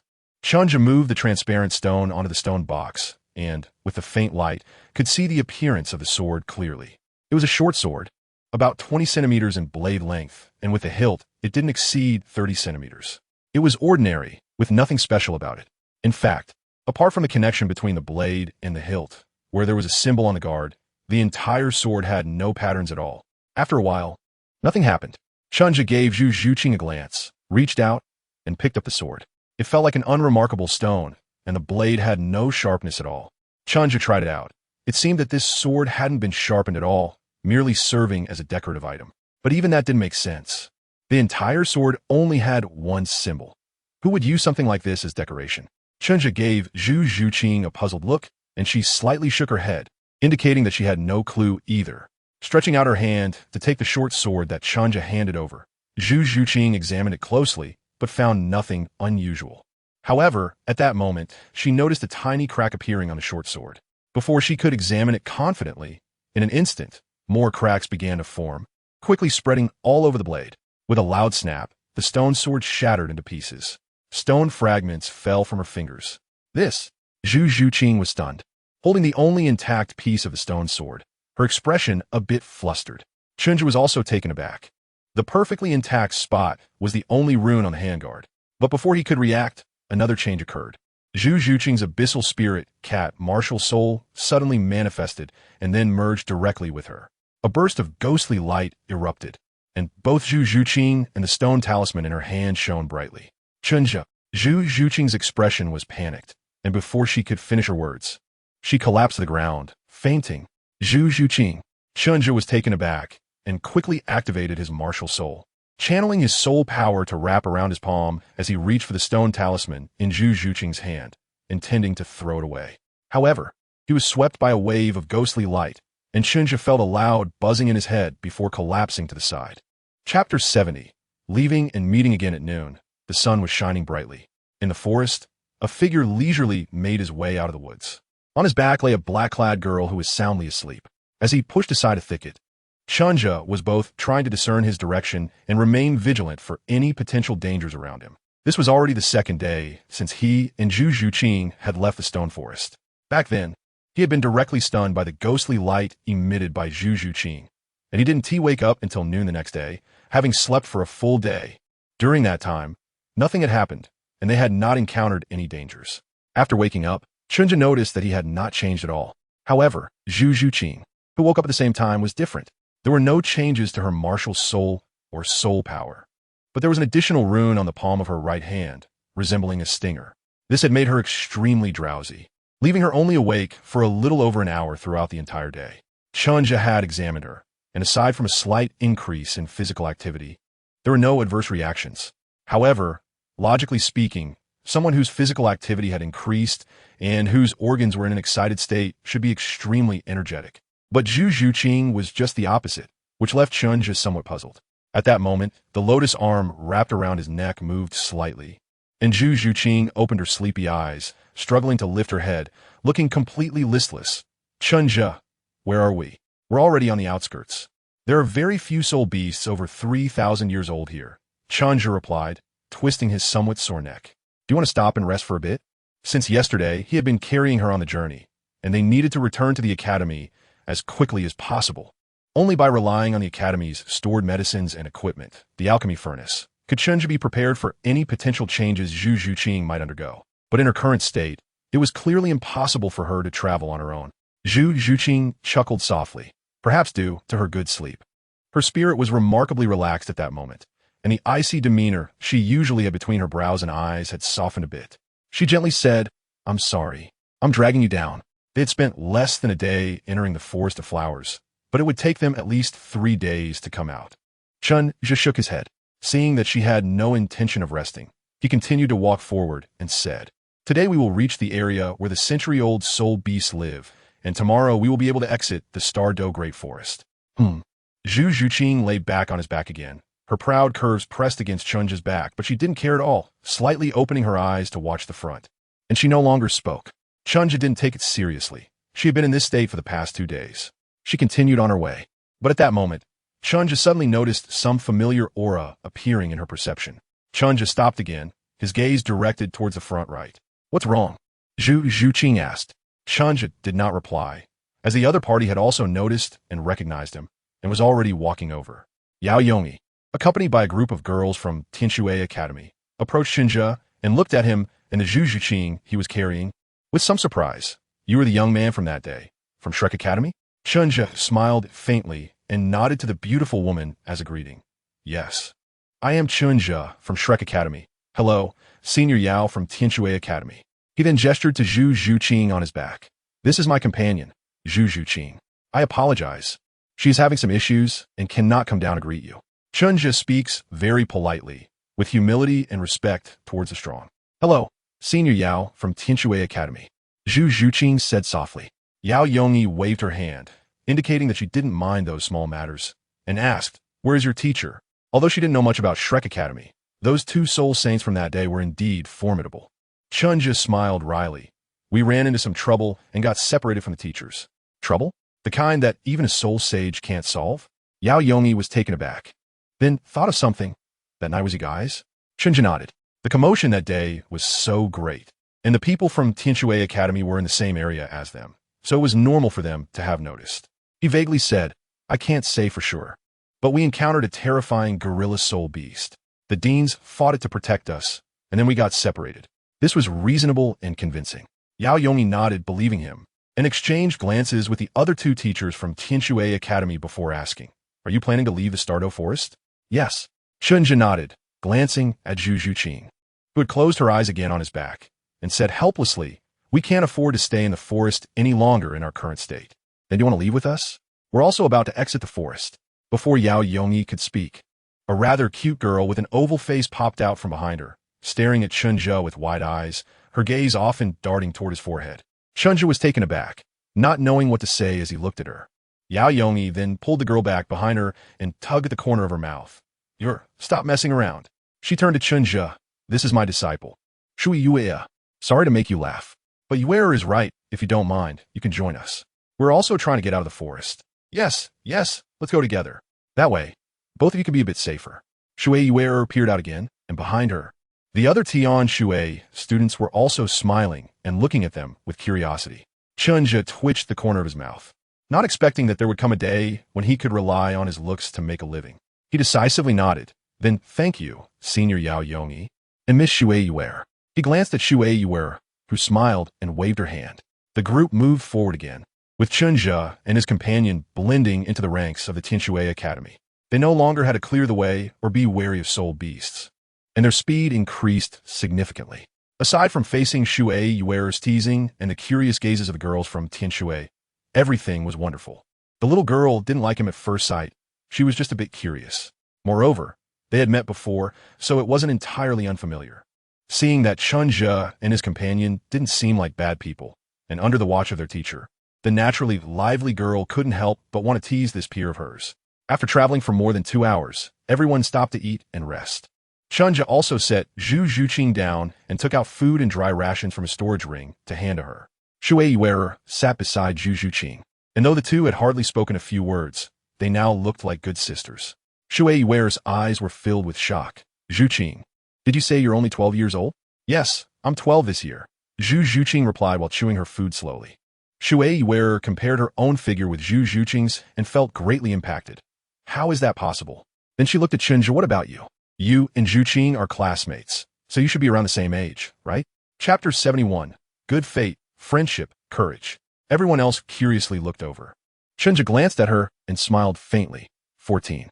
Xuanwu was even more surprised. She directly pulled Chen Zhe up, and the two stood up to compare their heights. I'm 18, and I'm half a head shorter than you. Chen Zhe shrugged off her hand in silence. What's there to compare? He had already started to grow taller. So it's not surprising that he's taller than a petite girl like Xuanwu. Xuanwu chuckled and said, Chen Zhe, little brother, are you a soul master? Being able to survive in the great forest with a completely non-combat capable girl must at least make you a soul master, right? That's ridiculous. I'm already 18 and only at level 32 as a genius from the Heavenly Water Academy. Her eyes sparkled with excitement.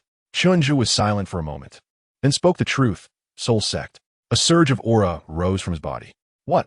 Upon hearing Chen Zhe's words and sensing the aura emanating from him, even the always smiling Yao Yongyi and the others became unsettled. Chen Zhe had long anticipated their reaction and humbly explained, I have a natural, full soul power, and I train diligently in my daily practice, so I unknowingly reached the soul sect. Seeing his nonchalant expression made Xuanwu feel a pang of frustration. But her gaze turned to a girl in the crowd.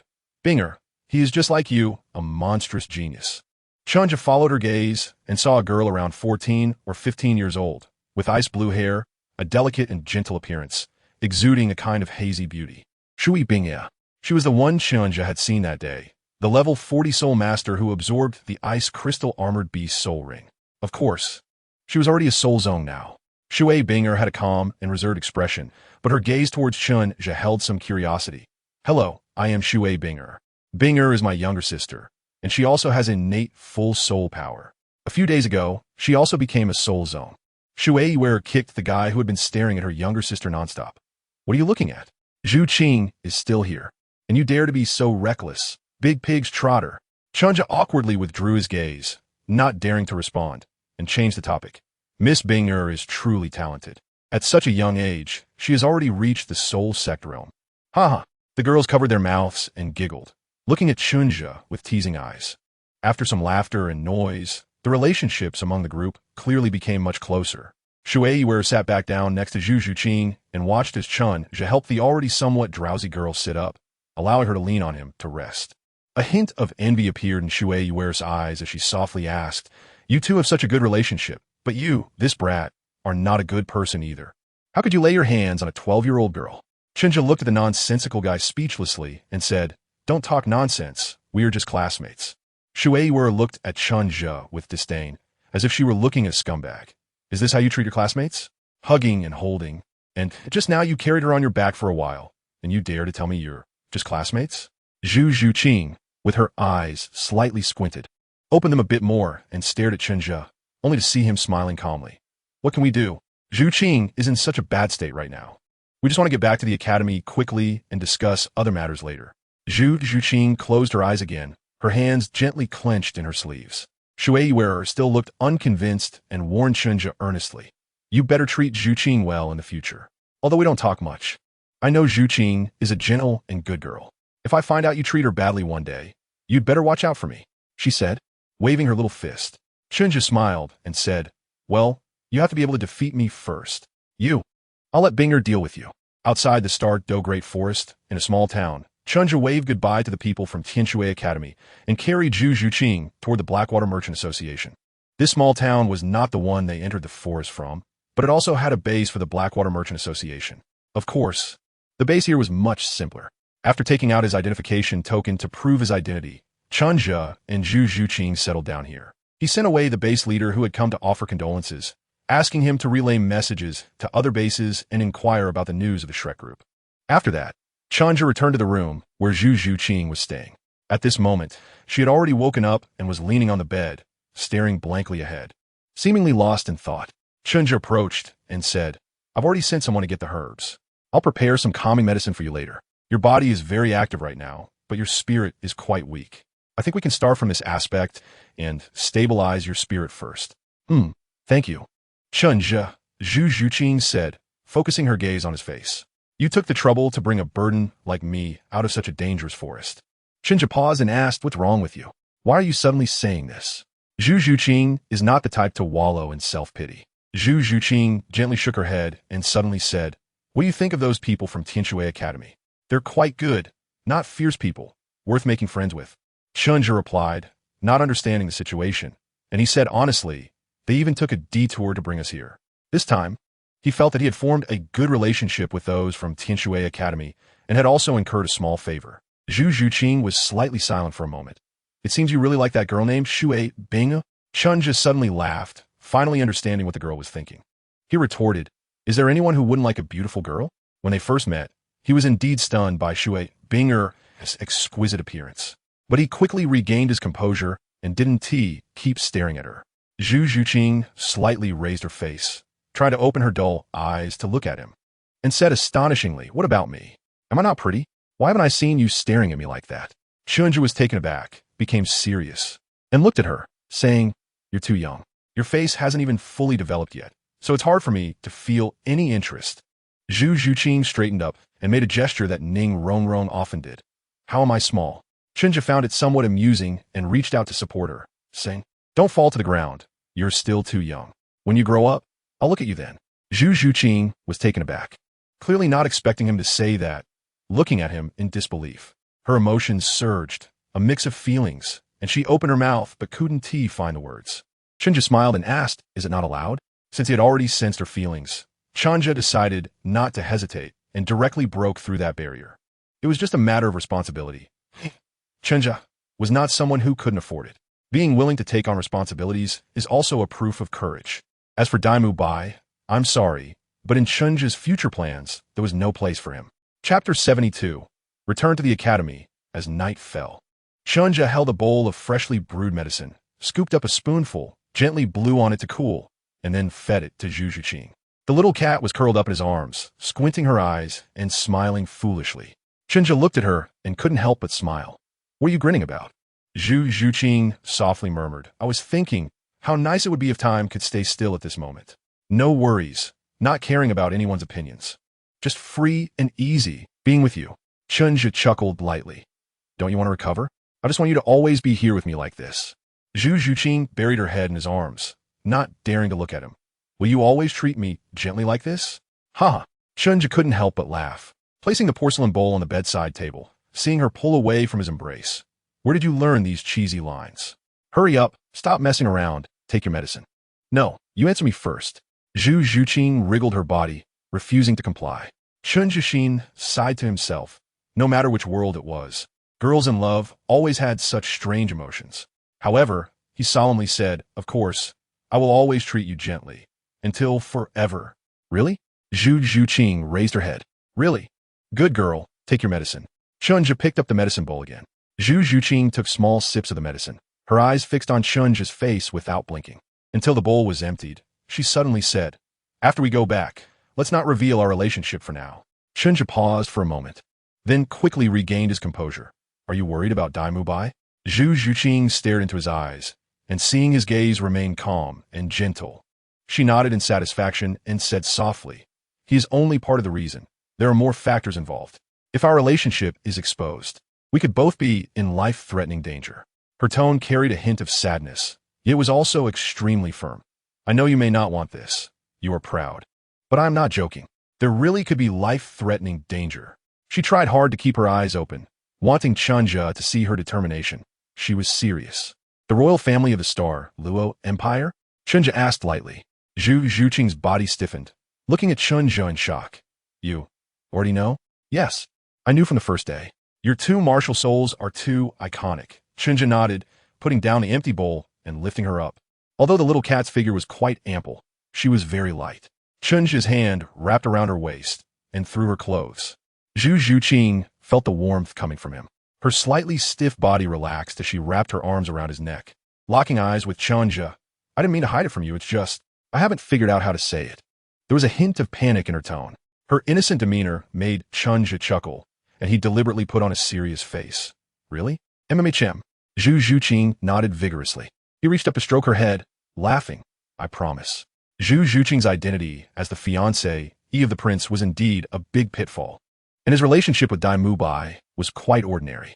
If he found out that Chen Zhe was stealing his girl, he might explode and come after Chen Zhe. If the news reached Xing Luo, it would be even more troublesome. He might have to flee with his whole family overnight. So even though he was getting closer to Zhu Zhuqing, he didn't plan to announce it everywhere. In fact, if Zhu Zhuqing hadn't brought it up, he would have found a chance to discuss it with her before the academy. All of this was temporary. Chen Zhe took a deep breath. He had one more reason to fight. At most 2 years, in 2 years, we will have the ability to protect ourselves. I believe you. Although Zhu Zhuqing didn't understand what he meant, at that moment, she didn't want to think too much. With Chen Zhe around, she just needed to rely on him. Resting her head on his shoulder, Zhu Zhuqing closed her eyes and murmured, I've always believed in you. Early the next morning, the two took a carriage and set off on their way back to Shrek Academy. Before leaving, Chen Zhe still hadn't received any news from the others at Shrek Academy and could only remind the Merchant Association manager here to inform the other merchant outposts that they had safely exited the Stardow Forest. This was to ensure that if the others from Shrek had not yet come out, they would know their news as soon as possible. The journey back to Shrek Academy was uneventful. What Chen Zhe saw was a scene of intense training. Ma Hongjun and Oscar, who had rushed over, gave him a bear hug. Chen Zhe waved his hands repeatedly, indicating that he couldn't take it anymore. Where's the dean? Did you all return safely? Counting the time, it had been a day since the soul hunting, and Chen Zhe and Zhu Zhuqing had been unconscious for a day, taking 2 days to travel. Today was already the 5th day since they entered the Stardow Forest for soul hunting. We're all back, and we're safe. Ma Hongjun and Oscar explained to Chen Zhe in a flurry. Except for you and Zhu Zhuqing, everyone else is fine. After bringing us back, the dean and the others went to look for you again, along with Lin Yinyang and Dai Mubai. Now in the entire academy, there are only 5 of us students and our caretaker, Teacher Lu Bin. The situation was indeed similar to the original story. Xuanwu was taken by the Titan giant ape, and Tang San went into a frenzy. However, this time Oscar didn't give him the flying mushroom sausage. Instead, he directly chased after it on foot. Flinder, the fragile one, was knocked out by the Titan giant ape, and without a leader, everyone else was thrown into chaos. In the end, under Zhao Wujia's leadership, everyone chased after it. At that time, the forest was too chaotic. Zhao Wujia didn't dare to split the team to search for them, so he could only go find a mentally unstable Tang San first, thinking that with Chen Zhe's strength, they shouldn't encounter any major issues. Did we just miss each other? Chen Zhe recounted how he went to find them after recovering from his injuries and finally sighed. That 10,000-year-old shadow spider was too strong. Zhuqing and I were injured, and we wasted 3 days in the forest. Zhuqing is still lying in the carriage now. What? Zhuqing is injured? Ning Rongrong and Xuanwu, who had also gathered around, exclaimed in surprise, immediately abandoning Chen Zhe and running towards the carriage behind him. Chen Zhe looked at the two of them in silence. Don't worry, she's just asleep now. Not injured. She's had some other issues, but I already have a clue. After just returning to the academy and meeting with Teacher Lu Bin, Chen Zhe immediately went to Soto City, asking the Merchant Association to send someone to wait outside the Stardow Forest for Flander and the others to come out, to deliver the news of his return to Flander. 2 days later, Flander returned with those who had gone out to search for them. Chen Zhe explained their experiences once again, and the Shrek Academy, which had been noisy for nearly a week, finally quieted down. At this moment, Chen Zhe was finally able to calm down and formulate a treatment plan for Zhu Zhuqing. However, unexpectedly, after just 3 days of taking calming medicine, her inexplicable ailment was cured, or rather, the transformation that the substance had undergone in her body had come to an end. Chapter 73. Graduation application and early graduation application. 4 more days passed, and it had been 7 days since they returned to Shrek Academy. In the woods behind the mountain, In a specially designated small training ground, Zhu Zhuqing's figure moved back and forth on the wooden stakes, familiarizing herself with the routine of Spiral 9 shadows. Chen Zhe watched from below, frowning as he paid close attention to her breathing fluctuations, guiding and correcting her. Half an hour later, Zhu Zhuqing, panting, came down from the wooden stakes, took the towel that Chen Zhe handed over, gently wiped the sweat from her cheeks, and asked, "So, did you notice anything?" Chen Zhe nodded and then shook his head. "Let's wait until tonight. At that time, you can conduct another training session for concealing your breath. I think your changes are more evident in breath concealment and the use of shadows. Of course, there have been slight improvements in physical strength and neural reaction abilities, but that's normal. Given Zhu Zhuqing's previous level of physical activity, it would be strange if those attributes hadn't improved. Well, I'll wait for you here tonight." Zhu Zhuqing nodded, her cold eyes gently blinking. "My body's vitality isn't as active as it was before. In a couple of days, it should completely stagnate and return to normal. Well, then make an effort these 2 days. Your current state is the best for training." Saying this, he took out a small vial from his pocket. "Just right. I have one last bottle of Yuhua powder left. The effect of Yuhua powder is similar to that of body-refining pills, but it's milder and not taken orally. Instead, it's dissolved in water for a bath. You could say it's a substitute for body-refining pills."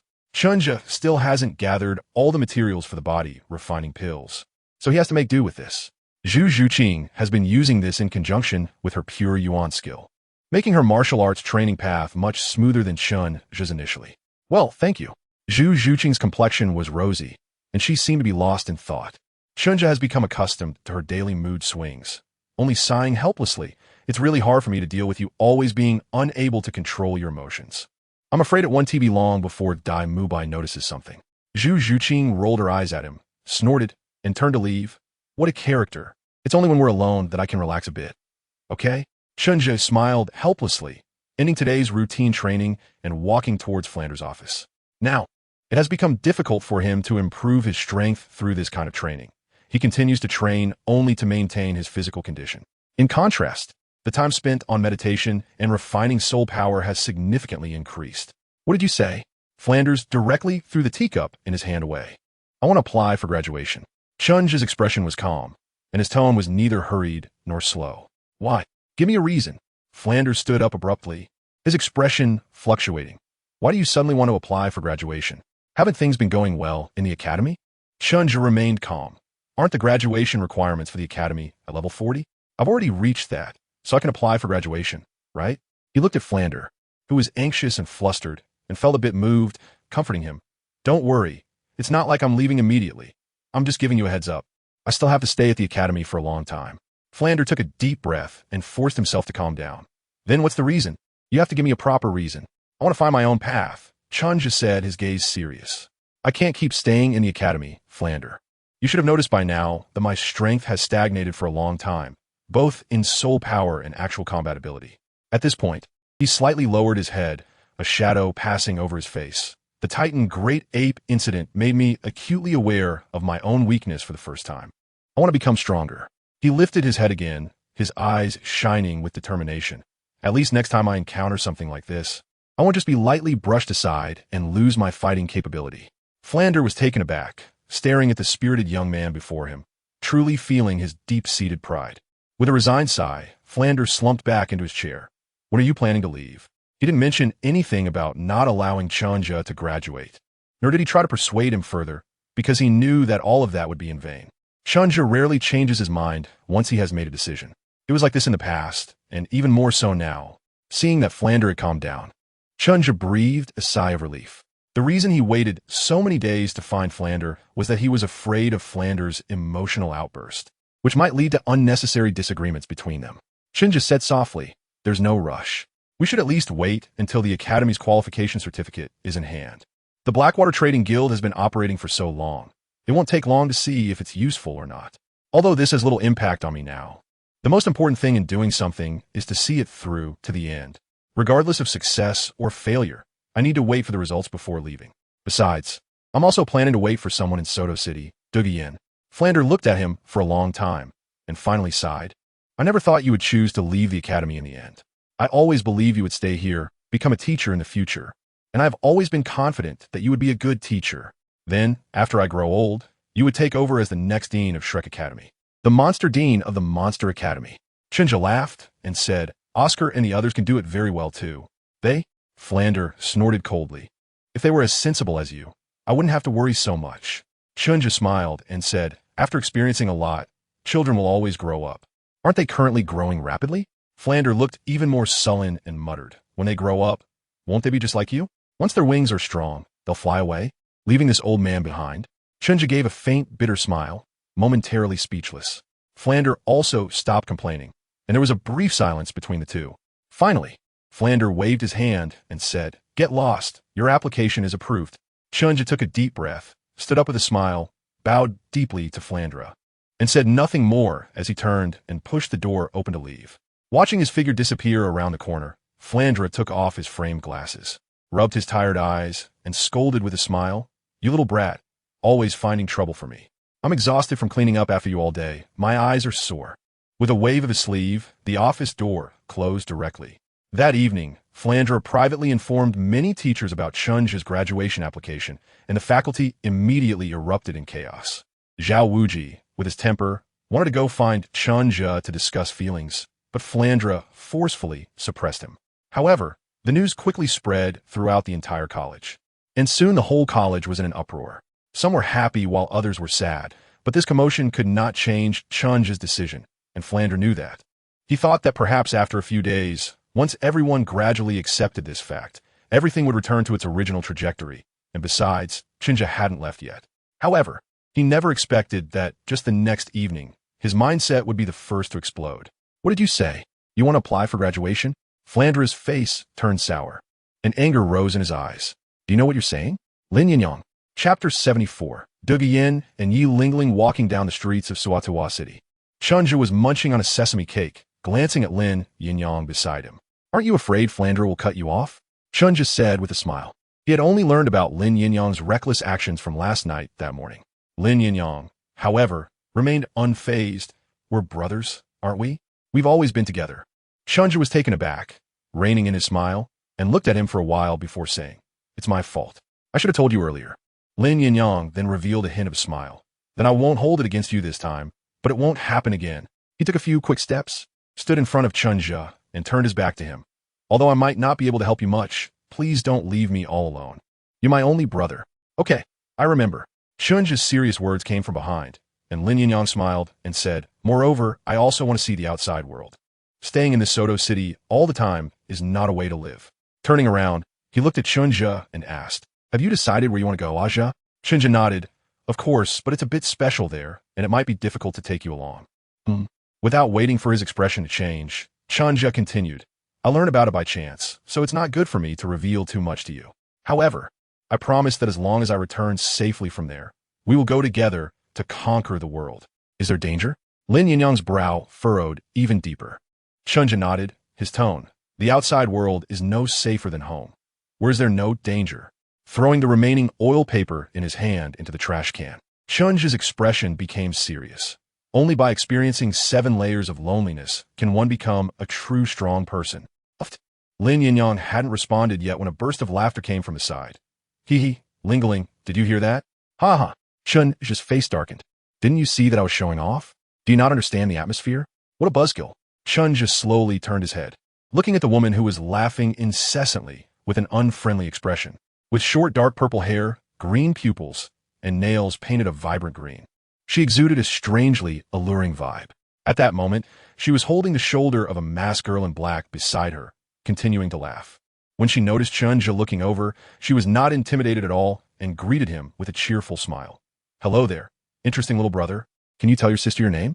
Her outfit gave Chen Zhe an inexplicable sense of DJVU, and his unfriendly expression gradually softened as he focused on her bright green eyes. Before asking for someone else's name, shouldn't you introduce yourself first? It's basic courtesy. Hee. Dugian was not bothered by his tone and waved her hand slightly, looking at Chen Zhe with interest, smiling. My name is Dugian. Can you tell me your name now?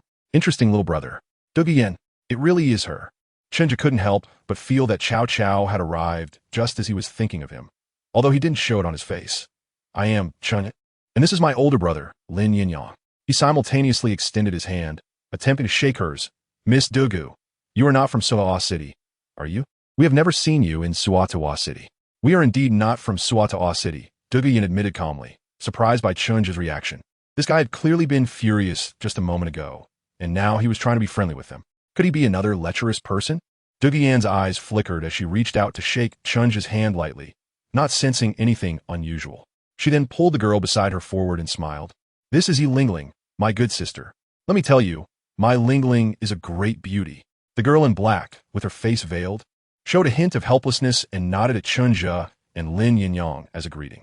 Hello, Miss Yi Lingling. Chen Zhe and Lin Yinyang both nodded back. Duguyan kept staring at them, and seeing that neither of them showed any unusual expression, she was even more surprised. With a quick thought, she said, Little brother Chen Zhe, little brother Lin Yinyang, we just arrived in Xuanwu City and are not familiar with the place.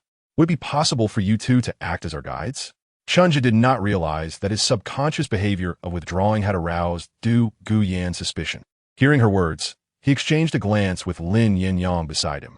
Lin Yinyang shrugged, indicating that he didn't mind and let Chen Zhe decide for himself. Since that was the case, and also wanted to get to know her, Chen Zhe no longer held back and nodded, smiling. Of course, we happen to be free today. What do you want to eat or do? Just let us know. There's no place in Xuanwu City that we don't know. Du Guyanis Aizliyup. Being bold and skilled, she wasn't afraid of any tricks Chen Zhe and the others might pull. Seeing that he, a local, agreed to act as a guide, she was very pleased. You said it, so I'm leaving my 100+ pounds to you today, she said, winking at Chen Zhe and hinting at something. However, that flirtatious glance was like throwing a charm to a blind person. Her looks and style did not align with Chen Zhe's aesthetic, and Lin Yinyang, being a pure steel straight man, felt nothing about it. Chen Zhe immediately asked the two if there was anywhere they wanted to go, and then he led the way, taking the two girls around Soto City for a whole day. Along the way, it was mostly Du Guyan chattering away with Chen Zhe, while Lin Yinyang and Yi Lingling, the two quiet ones, followed behind. In the evening, Chen Zhe and Lin Yinyang dropped the two girls off at the Soto City Great Soul Arena Hotel. They were here to participate in the soul fighting, and this big hotel was their accommodation. Before parting, Du Guyan glanced at the smiling Chen Zhe and lightly huffed, Come on, kid. What are you trying to gain by being so nice to me? Since I had a lot of fun today, I don't mind helping you out a little. This was already an unspoken understanding between the two. After all, if Chen Zhe and Lin Yinyang had no ulterior motives, why would they spend the whole day with the two girls? However, she still couldn't figure out how this kid managed to keep it to himself all day. Now that they were about to part ways, Du Guyan simply asked directly, You better think it through before you answer. Once this village is gone, this store won't be here anymore. If you don't say anything by tomorrow, I might not recognize you. Du Guyan said with a charming smile. Chen Zhe smiled and shook his head. Today I just want to get to know Miss Dugu. There's nothing I need your help with. Seeing her expression change slightly, Chen Zhe chuckled. Don't worry, we will meet again, and by then, I will tell you my purpose. Du Guyan looked at him deeply. Having spent the entire day together, she could tell that Chen Zhe was not an ordinary person, but she didn't expect that he seemed to have great ambitions. Oomph. Du Guyan turned around and pulled Yi Lingling into the Grand Hotel, leaving behind a remark. By then, it won't be so easy for you to ask your sister for help. Chapter 75. The upcoming soul duel back at Shrek Academy. Lin Yinyang looked at Chen Zhe, who still had a smile on his face even now, and was a bit puzzled about what he was so happy about. So, what is so special about that girl? Chen Zhe shook his head and chuckled. Can't say, can't say. Lin Yinyang was speechless.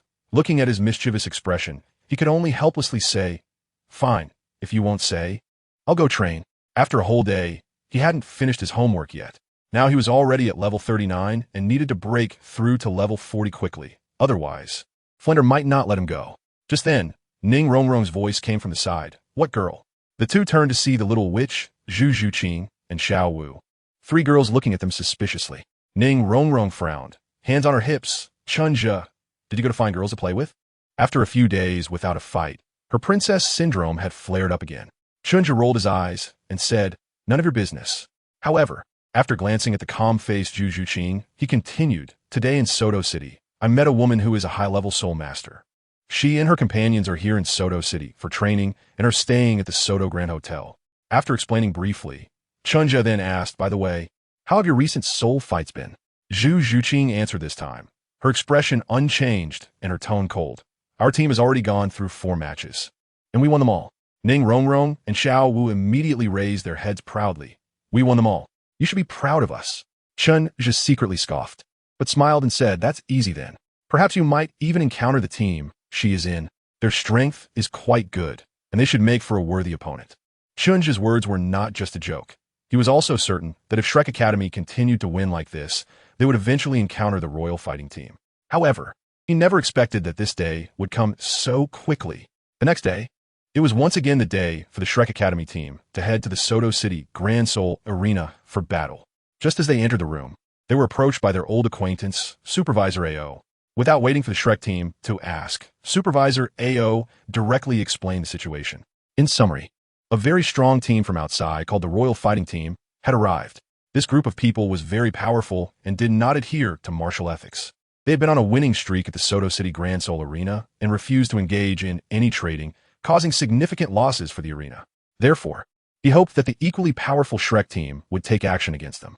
Chen Zhe listened in silence, knowing that Shrek had been on a winning streak as well. After a lengthy discussion, Yu Xiaojiang made the decision to agree to this soul fight. Flinder did not refuse, and after Manager AO promised a series of rewards, he also nodded in agreement with a smile. Manager AO was very pleased with Shrek's straightforwardness and left a piece of information before hurriedly departing. The information circulated among the crowd, and suddenly, Lin Yinyang's eyes widened as he looked at Chen Zhe while holding the information about Douluo Yan. "Aja, what is this?" Chen Zhe smiled and nodded. "That's right, it's them." The others looked over with skepticism, and Flander asked in confusion, "Do you know each other?" Chen Zhe nodded and said, "I met them yesterday. We encountered the vice-captain of the Emperor Battle Team, Douluo Yan, and the support soul master Yi Lingling in Soto City." He didn't shy away from anything and recounted what happened yesterday. Xuanwu tilted her head and said with a grin, "So, it's them. Then we should go easy on them later." "Oomph." Ning Rongrong let out a cold snort and said, "I could tell at a glance that these two are not good people. I think we should go all out instead." Chen Zhe looked speechless at the inexplicable little wish. Just by looking at the name, you can tell she's not a good person. However, Yu Xiaojiang frowned and glanced at them, saying seriously, "Everyone focus.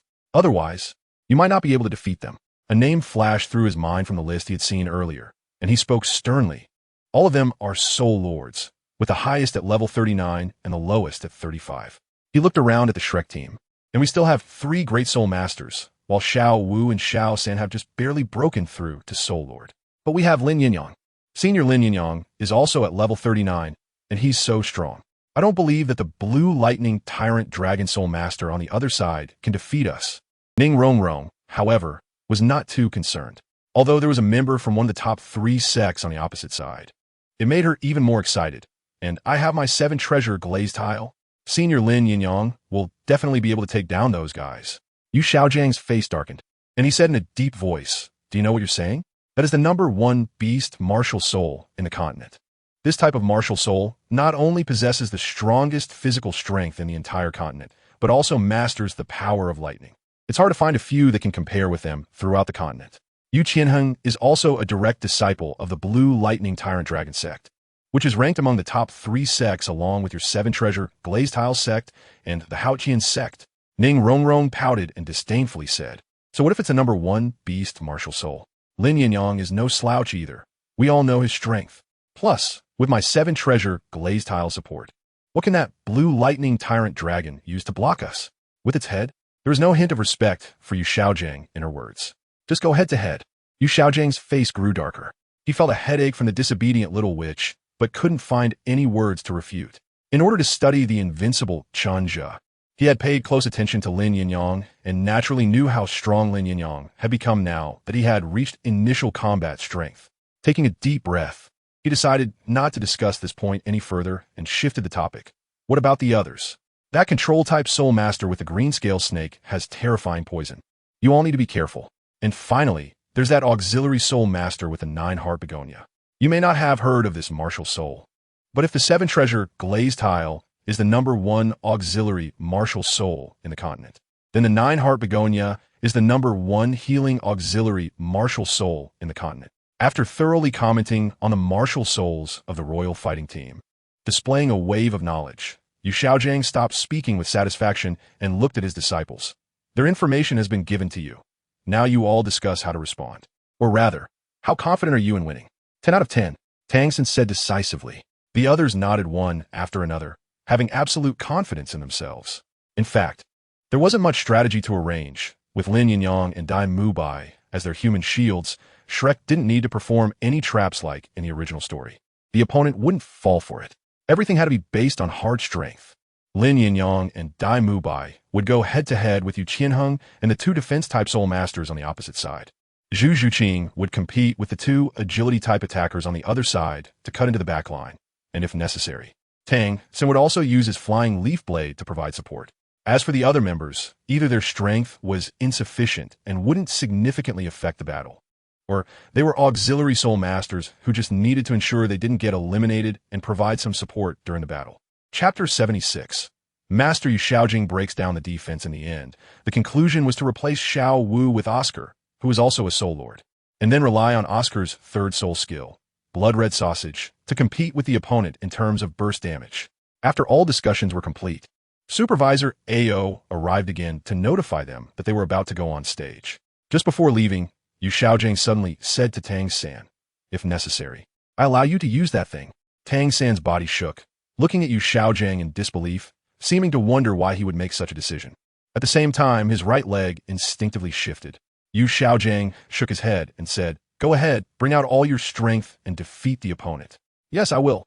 Tang San nodded earnestly, finally giving a reassuring look to the unhappy Xuanwu before heading to the battle arena with the others. The battle soon began.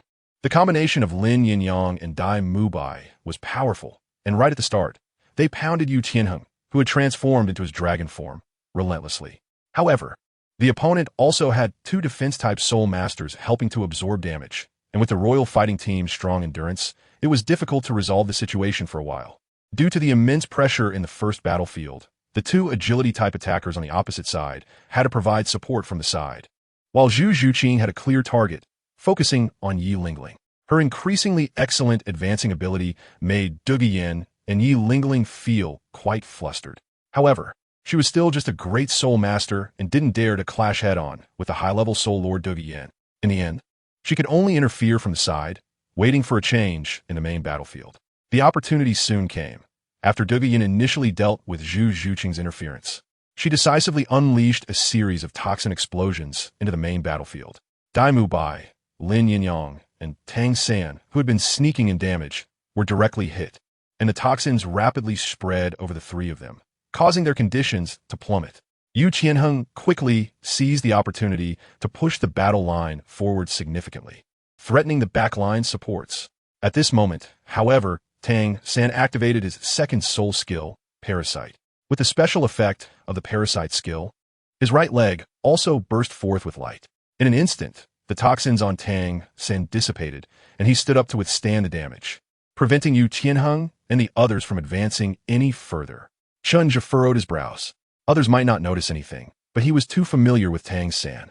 He watched as Tang San displayed the Tang Sec's ultimate skills, clashing head-on with the 39-level Yu Qianheng as a 32-level Soul Master. Soulbone? He glanced at Flanders. Flanders smiled awkwardly, nodded, and looked at the focused Yu Xiaojing beside him. "That's right, it's the one produced by the Silkwood Spirit. When I was guarding Tang San, I casually checked it out and found this thing. After returning to the academy, I gave it to Tang San for absorption."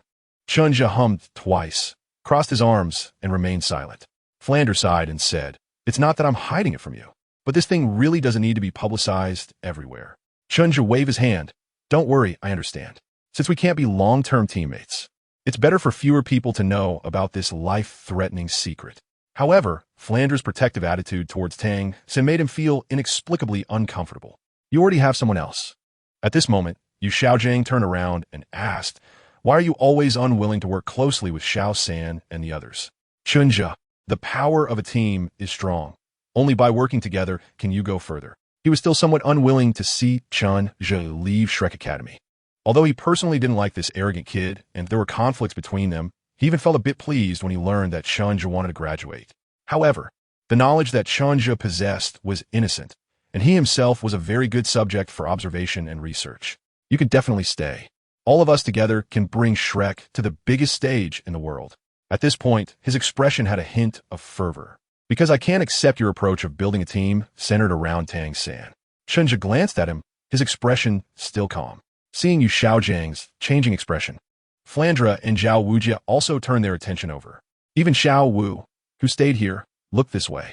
Chen Zhe shook his head and said faintly, I do not deny Tang San's excellence and potential, but his martial soul is just blue silvergrass. Even setting aside myself, among the other Shrek members, his martial soul strength is also among the weakest. In the early stages, this isn't very obvious, and he can compensate with other means, but what about later on? Do you really think his blue silvergrass can bear the responsibility of connecting the team? Even in the original work, after Tang San's blue silvergrass transformed into blue silver emperor, it was more about fighting alone. Connecting the team? What is that? In the later stages, who isn't fighting alone? In fact, once you reach the rank of Soul Douluo and above, Soul Masters rarely choose to cooperate in battles. Having no good teammates is one aspect, but the need isn't that great either. After all, which Soul Douluo or Title Douluo hasn't perfected their own system? Yu Xiaozhang's expression became somewhat grim, and he said angrily, there are no useless martial souls, only useless soul masters. Chen Zhe, you need to understand this. Chen Zhe smiled and looked into his eyes. Do you really believe what you just said? When we were discussing the blue electric Tyrannosaurus, you didn't say it like that. Yu Xiaozhang's gaze showed a hint of evasion. Chen Zhe chuckled, withdrew his gaze, and slightly considered Flanders' feelings. He didn't directly mock him, but his calm voice pierced Yu Xiaozhang's heart like a knife. On this continent, everything is based on martial souls. The strength of a martial soul determines not only the potential of a soul master, but also the heights they can reach when they truly grow up and the ultimate combat power they can possess. For the same title Douluo, tell me, which is stronger, a blue silvergrass or a blue electric Tyrannosaurus? As he spoke, Chen Zhe gestured to the two individuals below. At this moment, Dai Mubai and Lin Yinyang had already recovered and rejoined the battle, while Zhu Zhuqing had also approached Yi Lingling from a distance. Du Guyan was running out of options. Yu Xiaozhang was panting heavily, his eyes fixed on Chen Zhe. I will train Xiao San to become a stronger warrior than a blue electric Tyrannosaurus soul master. I guarantee it. Xiao Gang. Flander couldn't bear to watch any longer and was about to step in to give some advice. Zhao Wujie shrank back in the corner, not daring to speak, completely unaware of his status as a soul sage. Seeing his anxious demeanor, Chen Zhe spoke slowly. This statement also reflects your opinion, right? You yourself believe that the blue electric Tyrannosaurus is stronger. No, how could that be? Xiao San is. Yu Xiaozhang was almost furious, wondering how this person could be so sharp-tongued. He was a bit anxious, nearly revealing Tang San's true identity. Fortunately, he still retained the last bit of rationality and retracted what he was about to say. Xiao San is a genius, a one-in-a-million genius. He emphasized this point. Tang San was special. Seeing that he was still being stubborn, Chen Zhe decided not to indulge him any longer and calmly asked, so, even now, how much of Tang San's strength is your credit? On the battlefield, Tang San was working hard to use the Tang sect's secret techniques to engage his opponent, hiding behind Lin Yinyang and secretly unleashing his blue-silver leaves. Those blue-silver leaves were tough and sharp, much stronger than ordinary blue-silver grass. Even Yu Tiange's lightning found it difficult to directly wipe them out. This made Yu Tiange extremely annoyed. The balance of battle had quietly tilted. Chen Zhe spoke with an inexplicable tone. Thanks to Master Yu Xiaozhang's help, Tang San has previously chosen the wrong path. Yu Xiaozhang suddenly stood up, but due to the sudden movement, he experienced a lack of oxygen to the brain and momentarily became dazed, then fell back onto the sofa, gasping for breath. Xiaozhang. The lounge was in chaos. Chapter 77. Can I borrow a moment to speak? Don't hit the face when attacking, and don't reveal the shortfalls when scolding. This was already the second time Yu Xiaozhang had been emotionally compromised in front of Chen Zhe. The last time was manageable, as their confrontation was just a brief encounter. But this time, Chen Zhe did not spare him any face and directly expose his most embarrassing side. This was the one thing Yu Xiaozhang least wanted to face right now. It was his greatest pain, because he himself was not so confident about the so-called theories he had always promoted after arriving at Shrek. He even developed some misunderstandings with Tang San over the matter of his first and second rings. Finally, upon sensing Tang San's strong intentions, he agreed to his idea of changing direction and actively assisted in the selection process, which ultimately resolved the crisis between master and disciple without a trace. In recent days, due to Chen Zhe's change in mindset, there were countless matters to handle and arrange, leaving him no time to consider Yu Xiaozhang, allowing him to enjoy a period of smooth sailing. With a solid accumulation of knowledge, he had gained some reputation among the students. Although it wasn't much, it was indeed there. Then he became arrogant, thinking he could deceive Chen Zhe. After that, he was emotionally compromised again. Chen Zhe. Flander shot a blameful glance at Chen Zhe. Chen Zhe pouted and said nothing more. He got up and walked to the floor-to-ceiling window, watching the Shrek team clean up the aftermath and secure their victory. In fact, wasn't everyone in Shrek, including Flinder, aware of Yu Xiaozhang's superficiality? The current situation is quite different from the original story. After spending several years with Chen Zhe, the perspectives of the Shrek Academy teachers and students have been greatly elevated under the influence of the various knowledge he brought. With Chen Zhe himself as a comparison, everyone can somewhat see through the facade of Yu Xiaozhang, but for various reasons, it's hard to speak out. Otherwise, Yu Xiaozhang wouldn't have struggled for so long to establish his authority, and Tang Sen wouldn't have insisted on changing his path back then. Otherwise, Xuanwu wouldn't be hiding in the corner and staying silent. Even Flinder has rarely promoted Yu Xiaozhang's title as a master anymore. Now, he is mostly just maintaining their long-standing friendship. The battle in the arena was about to end. Flinder, who had gained a lot of benefits from the Great Fighting Soul Arena, was in high spirits and, in an effort to dispel the gloom from the previous incident in the lounge, generously treated all the faculty and students to a big meal. The celebration banquet was held at the Soto City Grand Hotel. During this time, Chen Zhe also rarely relaxed his mind, no longer thinking about those messy things, and enjoyed a hearty meal with everyone.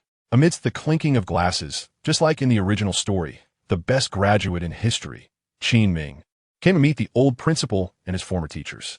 On this joyful occasion, Flinder's face turned red with happiness, having long forgotten the minor unpleasantness of the day, and pulled Xuanming to reminisce about old times. Chen Zhe looked at the two emotional individuals, who seemed on the verge of crying together, and felt quite surprised. He also stepped forward to toast to senior Xuanming. Although he didn't fully understand why Xuanming had given up a bright future to support his alma mater in the original work, he found himself quite fond of this senior Xuanming, especially since he was now also a member of Shrek. Well, at least he was still a member of Shrek for now. During this time, Xuanming stepped out for a moment, saying he wanted to let Flinder and the others meet his students. He soon returned with a few people, the Imperial Fighting Team, sitting among the many Shrek students. Chen Zhe looked at the wide-eyed Douluo Yin and Yi Lingling on the other side, smiled, and raised his juice to signal. Nice to see you again, Miss Douluo Yin. Miss Yi Lingling. Xuanming, the leader, was also surprised. You know each other? The other members of the Imperial Fighting Team turned their gazes towards them, curious. Douluo Yin let out a soft snort, her previously reserved demeanor relaxing as she said, "Of course we know each other. But I didn't expect this somewhat impressive little brother to also come from your alma mater, Teacher Xuanming." Chen Zhe smiled and recounted yesterday's events to the Huangdo team. The others then realized what had happened, and Xuanming laughed. Haha, it seems that our Huangdo team and the Shrek team are quite fated. Flander gave him a light tap on the shoulder and said with a smile, "What do you mean by our Anur? Sit down. Everyone here is one of us." As the group quickly became familiar with each other, the atmosphere became lively once more. They gathered together to eat, drink, and chat, and for a moment, everyone enjoyed themselves. Time slowly passed, and after everyone had eaten and drunk their fill, Yu Xiaozhang led the captain of the Huangdo team, Yu Qianheng, out for a private conversation. At this time, Douluo Yin also approached Chen Zhe, holding a glass of red wine and gently swirling it. "Little brother Chen Zhe, do you still remember what you said yesterday? I'm still very curious about what you meant." Chen Zhe glanced at her, stood up, and smiled. "May I have a word with you?" Douluo Yin looked at him for a while, raised her neck, and replied. Chen Zhe greeted the curious Oscar and, with Douluo Yin, walked outside. Arriving at a windowsill, Chen Zhe stopped, turned back, and exchanged a glance with Douluo Yin. "Miss Douluo, you must have been practicing poison skills since you were young, right?" Douluo Yin looked at him in confusion, not understanding why he brought this up. Isn't it obvious? Otherwise, how could he possibly master such terrifying toxins at the Soul Sage level just with his Emerald Scale, Serpent Martial Soul? This is not the Emerald Scale, Serpent Emperor. Chen Zhe's smile faded, and he spoke astonishingly. Then Miss Douluo must have a deep understanding of the poison path. However, do you know that you're already gravely ill? Douluo Yan's originally smiling face suddenly stiffened, and she said coldly, "Do you know what you're talking about?" Chen Zhe remained calm, his gaze steady as he met her sharp, knife-like eyes. "Of course, I've been thinking about this moment since the first time we met." Upon hearing this, Douluo Yin felt a sense of unease wash over her, and chills ran down her spine. "You foresaw this moment from our first meeting?" Her eyes began to turn cold, and her soul power started to mobilize, ready to strike at any moment. "Do you know me?" Besides that, Douluo Yin didn't want to give Chen Zhe any reasons to play this game with her just yet. But if he knew her, he should know who stood behind her, right? Seeing her cautious and defensive demeanor, a faint wave of soul power emerged from Chen Zhe, intercepting the aura she had released. An invisible barrier of soul power enveloped the two. Douluo Yan's expression changed slightly. So sect. How is that possible? How old is he? Alarm bells rang in Douluo Yan's mind. Chapter 78. If you want to help me like this, what do I need to pay? Watching her poised to explode at any moment, Chen Zhe said calmly, "No need to be nervous. I mean no harm. Otherwise, I wouldn't choose this moment to talk to you." As he spoke, he gestured towards the direction where the others were. This soul power barrier is just to ensure that outsiders cannot hear our conversation. As for your earlier question, my answer is that I don't know you. But I have heard of you. Douluo Yan's expression shifted slightly. She no longer held her tension as tightly. Although still alert, she adopted a listening posture. Chen Zhe smiled faintly and spoke in a relaxed tone. "When I saw you, I had some guesses. You mentioned your surname is Douluo, so it's not hard to recognize you. After all, in the entire continent, you're the only family that possesses such poison skills at the soul sovereign level, right?" This sounded like a compliment, but combined with what Chen Zhe said earlier, Douluo Yan's expression was not good. "So, Chen Zhe, little brother, after recognizing me, you choose to communicate with me this way. What do you want? Aren't you afraid of death?" Chen Zhe smiled. The conversation finally getting back on track. Whether I'm afraid of death or not is not important. What matters is, Miss Douluo Yan, are you afraid of death? To die in a state of decay.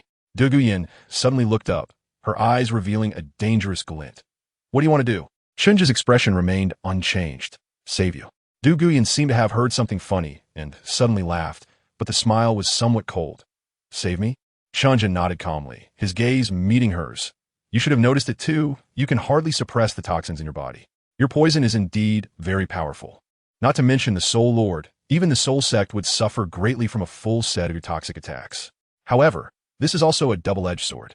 Chen Zhe spoke in a tone devoid of emotion, staring into her emerald green pupils. "In battle, it can poison your enemies, but in daily life, you must also endure the constant erosion of these toxins. And now, these toxins have begun to invade your internal organs. You should have sensed this already." Just as Chen Zhe said, Douluo Yan indeed had some basic awareness of her own condition, because almost every night, she could feel that inexplicable chill spreading through her body. Moreover, on the first and last days of each month, when the yin energy is at its heaviest, she would experience a weakness characterized by a lack of strength in her limbs and sluggishness in her soul power. Douluo Yan's expression fluctuated. "How do you know?" She had asked her grandfather, the titled Douluo, about this matter more than once, but the poisoned Douluo was always vague and unwilling to elaborate. He only told her to rest assured that he would find a solution and then left with a gloomy expression. Now, it seemed that Chen Zhe had recognized her problem at first glance. Regarding her pupils, Chen Zhe didn't keep her in suspense and directly said, "The color of your pupils is off." Facing her puzzled gaze, Chen Zhe explained, "Even soul beasts that are poisonous do not have toxins throughout their entire bodies. Rather, they store toxins in a special organ, which we commonly refer to as a poison sac. Other parts of their bodies contain very few toxins. The reason for this phenomenon is that even with their own body strength, it is difficult for them to withstand the long-term erosion of their own toxins, even though they have a high resistance to it."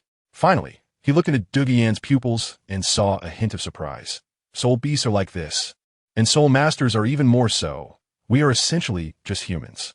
Therefore, the toxins of poison attribute soul masters are mostly contained within their own martial souls. The martial soul is the poison sac for poison attribute soul masters. However, you are different.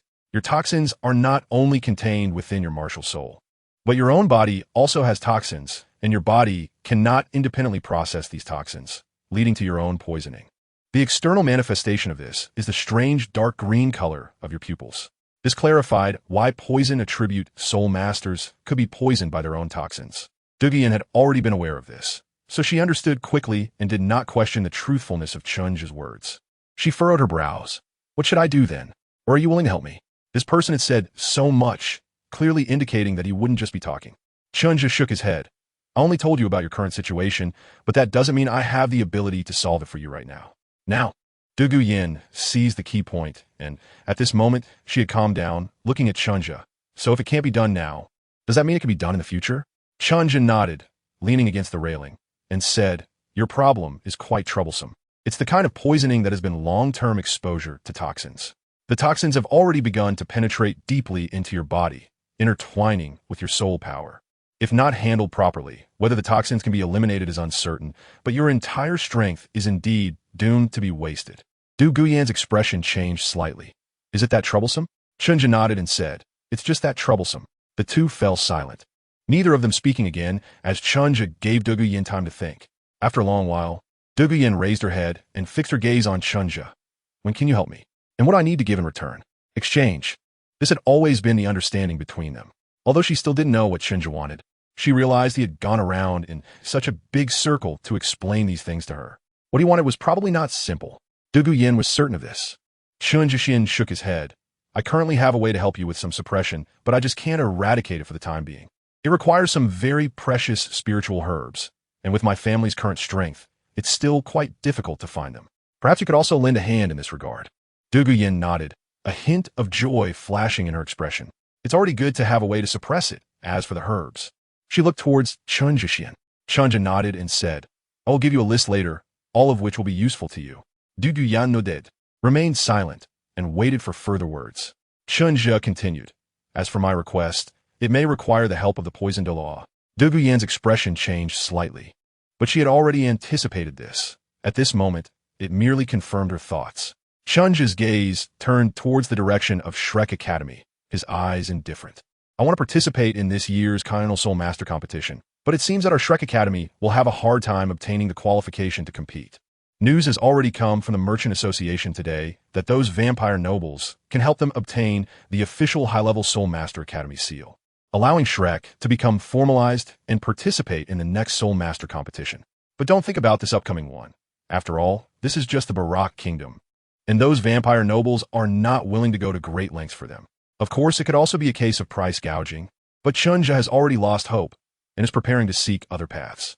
After explaining the situation to Du Guyan, Chen Zhe then said, the news I received is that the Poison Douluo has a good relationship with the Imperial high-ranking officials. I hope to request the Poison Douluo to step in on my behalf. After hearing his words, Du Guyan had a puzzled expression. Is that it? I can agree to this matter, provided you can really help me suppress my symptoms. Du Guyan's expression was serious. She thought it was a big deal, but turned out to be this? However, it made sense. Soto City is just a small place, and although this guy is a genius in every sense, Soto City has still limited his perspective. For a moment, Du Guyan's gaze towards Chen Zhe softened quite a bit.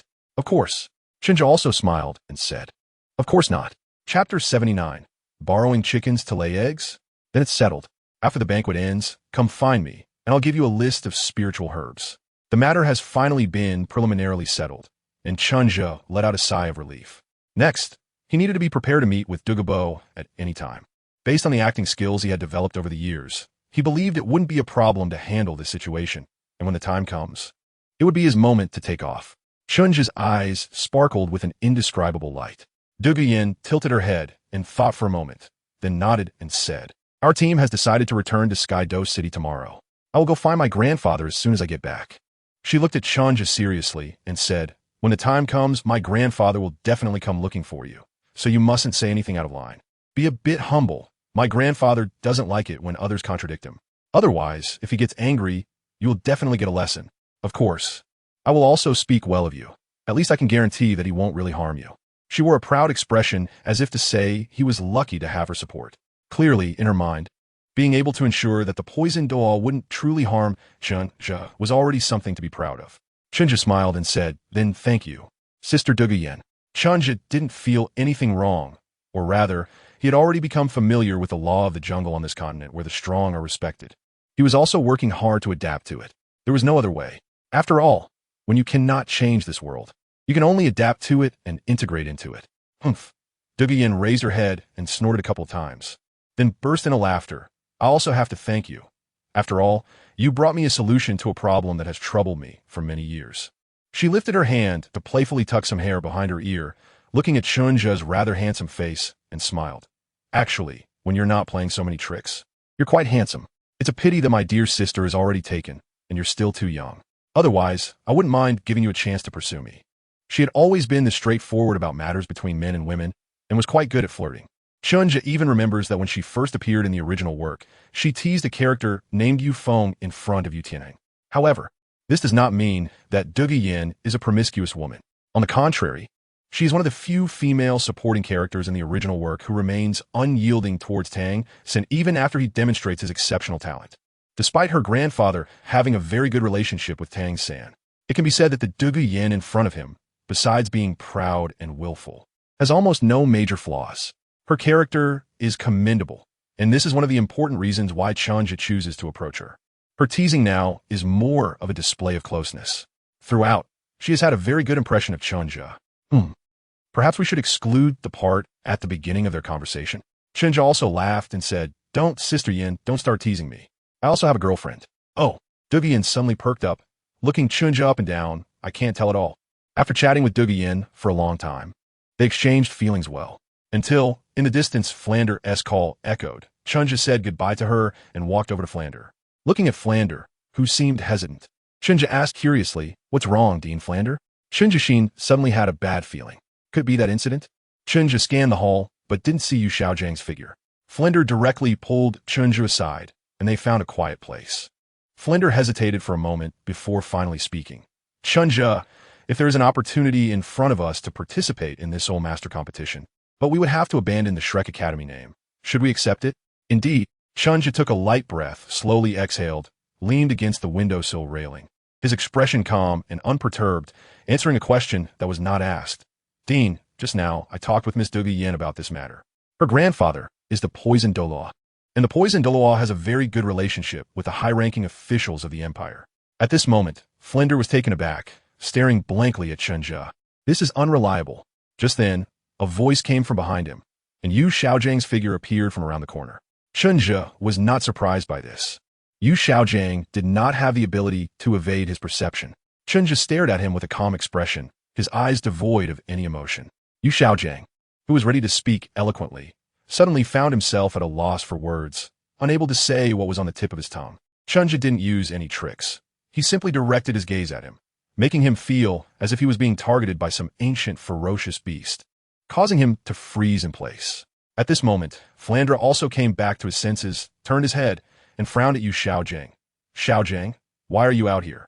Chen Zhe's gaze shifted to Flander. Yu Xiaojiang let out a sigh of relief, feeling extremely angry inside, secretly cursing Chen Zhe for being ungrateful. He had just been berated to the brink of death during the day, and now he was putting on such a posture. It was simply disrespectful. At the same time, he was also angry at Flander. How could he be swayed so easily? That was the Poison Douluo. "Flander, don't you know the fearsome reputation of the Poison Douluo?" Yu Xiaojiang's face darkened. The favor of the Poison Douluo is not something to be taken lightly. If we owe such a huge favor because of this, what will we use to repay it in the future? Flander clearly did not expect Yu Xiaojiang to say this, looking at him in confusion. "Xiaojiang?" Seeing his expression change, Yu Xiaojiang's demeanor shifted slightly, wanted to say something more, but Chen Zhe interrupted their farce at that moment. "Dean, could you please explain to me what exactly is going on?" His tone was calm, revealing no emotions. However, Flander, who was familiar with him, knew that he was already unhappy, and he sighed inwardly. Here we go again. He was caught in the middle of these two. He immediately explained the situation to Chen Zhe. It was pretty much as he had anticipated, and it wasn't far off from what was depicted in the original text. The idea Yu Xiaojiang came up with was to find Xuanming without any communication with Flander, and then propose his plan. Borrowing a chicken to lay eggs? No, it was delivering vegetables to the door. After listening to Flander's description, Chen Zhe sighed inwardly. As soon as Flander finished speaking, Yu Xiaojiang spoke in a deep voice. "This is the best way. We can directly participate in this year's Continental Soul Master Competition. With Xuanming's connections, this matter is guaranteed. The only cost we have to pay is that elusive so-called reputation." As he spoke, he glanced at Chen Zhe. "This is much better than the method you just mentioned. We won't have to owe a favor to a title de law." Chapter 80. Parting on good terms. Each to their own for Yu Xiaojiang's words. Chen Zhe did not respond, but looked at Flander. Does Dean Flander also hope that Shrek will participate in this competition? In fact, given Tang San and their age, the next competition should be their stage. He did not mention anything about paying a price, because it was meaningless. Chen Zhe also did not want to explain to Yu Xiaojiang that a soul sect from a small place like him had nothing to offer in return for a titled Douluo's favor. The most important thing right now was to confirm whether Flander, like Yu Xiaojiang, was eager to have Shrek's student step onto the world stage immediately. Was he also so eager to achieve fame? Flander's expression showed some hesitation, as if he was considering how to speak. However, Yu Xiaojiang's face looked grim, and he said urgently, "Of course we should participate in this competition. Who knows what the situation will be like 5 years from now? Will we even have everyone here?" This was his most genuine thought at that moment. Others might not be able to say, but Dai Mubai and Zhu Zhuqing, who were from the Star Luo Empire, might not even be around by then. At that time, who would fulfill his dream? Is it Chen Zhe? That bastard is already thinking about dropping out. He even wants to take Lin Yinyang with him. You and Lin Yinyang are about to leave the academy, and our Shrek is down to just 7 people. We need at least 7 to participate in the competition, and we also need a few substitutes for rotations. We are already at a disadvantage in terms of numbers. What will be like 5 years from now? He spoke with conviction because this is the truth. At the same time, he was subtly indicating that you, Chen Zhe, will soon no longer be part of Shrek, so you should stop worrying about it. Aren't you overstepping your boundaries? Hearing this, and understanding the implications, Flanders sighed lightly, no longer harboring any illusions, and nodded at Chen Zhe. This is also my wish. The Blackwater Merchant Association is not supportive, and they cannot secure an opportunity for Shrek to participate in this competition. He himself has already run out of patience with those nobles. Chen Zhe was silent for a moment before saying, the favor for Bilbo doesn't need to be repaid by Shrek. He couldn't provide a more detailed explanation, as Flinder would undoubtedly not allow him to take such risks. Flinder, who was already prepared to put down his burdens, shook his head and said, "No need, Aja. You've done enough for Shrek. The path ahead still needs us to walk on our own." When he said this, Flinder felt a bit confused. He had only intended to ask for advice, yet the conversation had reached this point. Hearing this, Chen Zhe was also taken aback, realizing for the first time that Flinder might not be as unbothered by his sudden departure as he appeared. In his heart, the balance between Yu Xiaojiang and himself might have begun to tilt. However, there was nothing to complain about, as it was Chen Zhe who first said he wanted to go out and find his own path. Leaning back against the railing, Chen Zhe chuckled softly and said, "Then I have no objections. However, I must remind you, Dean, the nobles in the imperial capital are still nobles. In fact, those guys are the truly disgusting ones. We at Shrek Academy need to be mentally prepared. Over the past month, not only Flinder and the others, but Chen Zhe himself had also experienced the unpleasantness of those nobles who could do nothing but bicker and seek benefits. He had even decided to minimize contact with such people until he had decisive power, fearing that he might be corrupted by them. Only then did Flinder show a smile and say, "Don't worry, I, Flinder, am still a soul sage. Unless I am in need, if those kinds dare to approach, I will definitely let them know why the flowers are so red." Yu Xiaojiang also scoffed disdainfully. They need 10 times their courage. After all, Flinder and the others were soul masters. High-level soul masters. Well, I can only wish Shrek Academy outstanding performance in this competition, Chen Zhe said, no longer saying anything to dampen the mood, smiling as he spoke. He glanced at Yu Xiaojiang, who looked delighted and silently wished, "I also hope that you all can have prosperous martial arts in the future." Yu Xiaojiang nodded in satisfaction. "Thanks for your good wishes." After saying that, to avoid any more lengthy discussions, he directly pulled Flinder away. "Let's go, Flinder. We still need to discuss the specifics." The remaining Chen Zhe's expression gradually became complex. Sigh. There were many sentiments, but he did not regret it. He would not regret it. At that moment, Lin Yinyang walked over, a slight on his face. "I didn't expect it would come to this. You heard everything, right?" Chen Zhe put on a smile again. "You guys were making such a commotion that the whole private room knew." Lin Yinyang shook his head slightly, glancing at the others, indicating the figure that had been lingering but not approaching. With an ambiguous smile, he quietly asked Chen Zhe, "Tell me the truth. Do you really have something going on with Zhuqing?" Chen Zhe saw Zhu Zhuqing, smiled at her to indicate he was fine, and then turned to Lin Yinyang and whispered playfully, "Get lost. You should take care of yourself first. You're already 17 and haven't even held a girl's hand." Lin Yinyang immediately became unhappy. "Nonsense. How could I be that useless? I have definitely touched one, okay? Oh, you seem quite proud?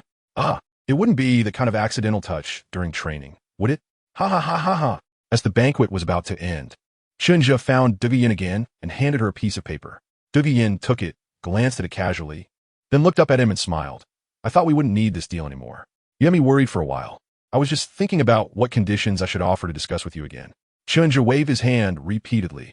He then took out 2 porcelain bottles. "This is Qingxin, San, and Shukawang, both specially made.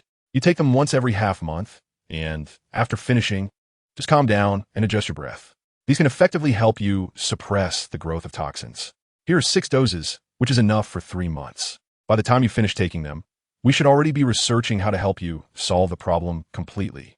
Du Guyan quickly took them, holding the bottles and quietly rubbing the surface, and said to Chen Zhe seriously, "Thank you." Chen Zhe smiled and waved his hand. "No need to be polite. I've also gotten what I wanted." Du Guyan, hearing this, looked a bit confused. "Isn't that matter already blown?" Chen Zhe said seriously. "Then let's change to another one.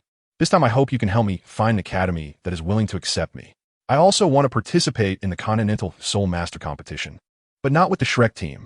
Huh? Du Guyan was stunned and couldn't understand what was going on. Chapter 81.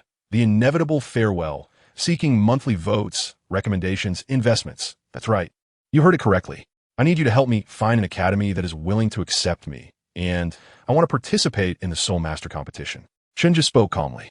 This was originally one of his plans, but he intended to ask for help after convincing Du Gubo. After all, this matter was different from helping to obtain qualifications. It involved a high-level Soul Master Academy, and Du Guyan might not have the authority to decide.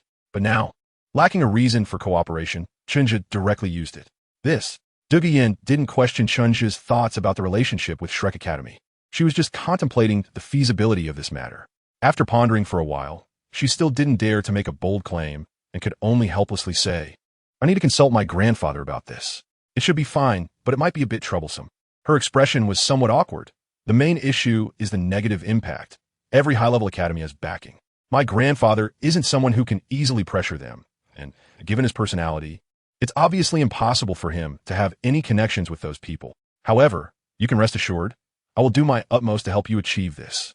In fact, she wanted to suggest to Chen Zhe that he might as well directly join the Imperial fighting team. As with Chen Zhe's soul sec strength, that would be completely fine. But thinking about his relationship with Shrek, there might be some other stories, and she felt a bit embarrassed to bring it up. After all, Shrek might become the second team of the Imperial fighting team, and if there really were any stories, it would be awkward to meet face to face later. Chen Zhe smiled and said casually, "Just help me convey this to Poison Douluo, and I'll handle the rest myself. Don't worry, regardless of the outcome. Our transaction won't be affected. I'm counting on you to support me with your strong connections." "Who are you calling strong?" After giving him a fierce glare, Du Guyan shook her head repeatedly and said, "No way. How can I let you bring this up with my grandfather? He might just skin you alive." After thinking for a moment, she finally gritted her teeth and said, "I'll give it a try first. If the old man won't help, I can always ask my girlfriends for assistance." To be honest, at this moment, Chen Zhe was genuinely touched. This girl was really straightforward. He quickly waved his hands. No, don't make such a big fuss. Don't worry, I have a way to persuade Poison Douluo." Du Guyan looked at him suspiciously. Really? Seeing his determined expression, Du Guyan, although doubtful, thought about the various tricks he had up his sleeve and nodded, saying, "Then I'll go back and act a bit spoiled to secure a backup plan for you. Just don't let my grandfather take you out before you even get into your academy. You're quite unreserved." Chen Zhe, moved yet somewhat speechless, could only smile and express his gratitude. At that moment, others were also preparing to leave and were calling out to Du Guyan. As they were saying their goodbyes, Chen Zhe said to her, "I should be heading to Tiando City in a few days, but I'll be walking there by myself. Consider it a training journey. Yin Jia, please leave me a contact method, and I'll look for you once I arrive in Tiando City." Du Guyan's eyes lit up, and she readily agreed. "All right, I'll wait for you in Tiando City." After exchanging contact information, they bid farewell. Once Du Guyan returned to the crowd of the royal fighting team, Yu Feng approached her playfully. "Yin Jia, when did you and that Chen Zhe become so close?" The others also looked on with curiosity. Du Guyan rolled her eyes and shot a glance at Yu Feng. "What is it to you?" Yu Feng immediately shrank back. Du Guyan snorted and then let him go, walking over to Yu Tianheng and linking her arm with his. "He's just an interesting junior. He helped me solve some troubles, and I'm willing to repay him and befriend him." On the other side, Chen Zhe returned to Shrek Academy with everyone else. The group looked heavy-hearted, completely losing the joy from earlier. Oscar and Ma Hongjun frequently glanced back at Chen Zhe at the end of the crowd. They both sensed something was amiss. Upon arriving at Shrek Academy, Flinder sent everyone back to their dorms, and Chen Zhe was no exception. However, not long after, Chen Zhe came to Flinder's office. Pushing the door open, he saw Flinder sitting in the boss's chair, smoking. Even though he had anticipated Chen Zhe's arrival, Flinder couldn't help but darken his expression upon seeing him. However, his tone remained calm as he said, "Are you leaving so soon?" Chen Zhe smiled and nodded, not creating any sad atmosphere, but softly said, "This time leaving, I don't know how long it will be before I can return here. So I thought I'd come and say goodbye to the dean." Although Shrek was preparing for everyone to head to Tiando, They did not plan to give up this campus. After all, joining Tiando was only temporary. Chen Zhe didn't know if they would encounter the clever and astute Xuanming again during their visit to the Royal Fighting Academy, and subsequently be expelled. However, no matter what, Shrek Academy would not easily give up on this place. Not only had everything here been fully developed, but there was also the factor of the Blackwater Merchant Association. Shrek Academy was still a shareholder of the Blackwater Merchant Association. Flander nodded and waved his hand, saying, "Then let's go, but you must remember, no matter where you go, Shrek Academy will always be your home." Flander's words were sincere, but Chen Zhe just smiled and nodded, not responding further. He naturally had a conflict with Yu Xiaojiang, and with him around, Chen Zhe would likely return very rarely in the future. Out of sight, out of mind. Of course, this wouldn't change the fact that he was from Shrek. Flander felt disappointed, but had no choice. Chen Zhe was already trying hard to avoid conflict with Yu Xiaojiang. However, ideological conflicts were not something that could be easily avoided. And he, Flander, could not give up the years of friendship between him and Xiaojiang.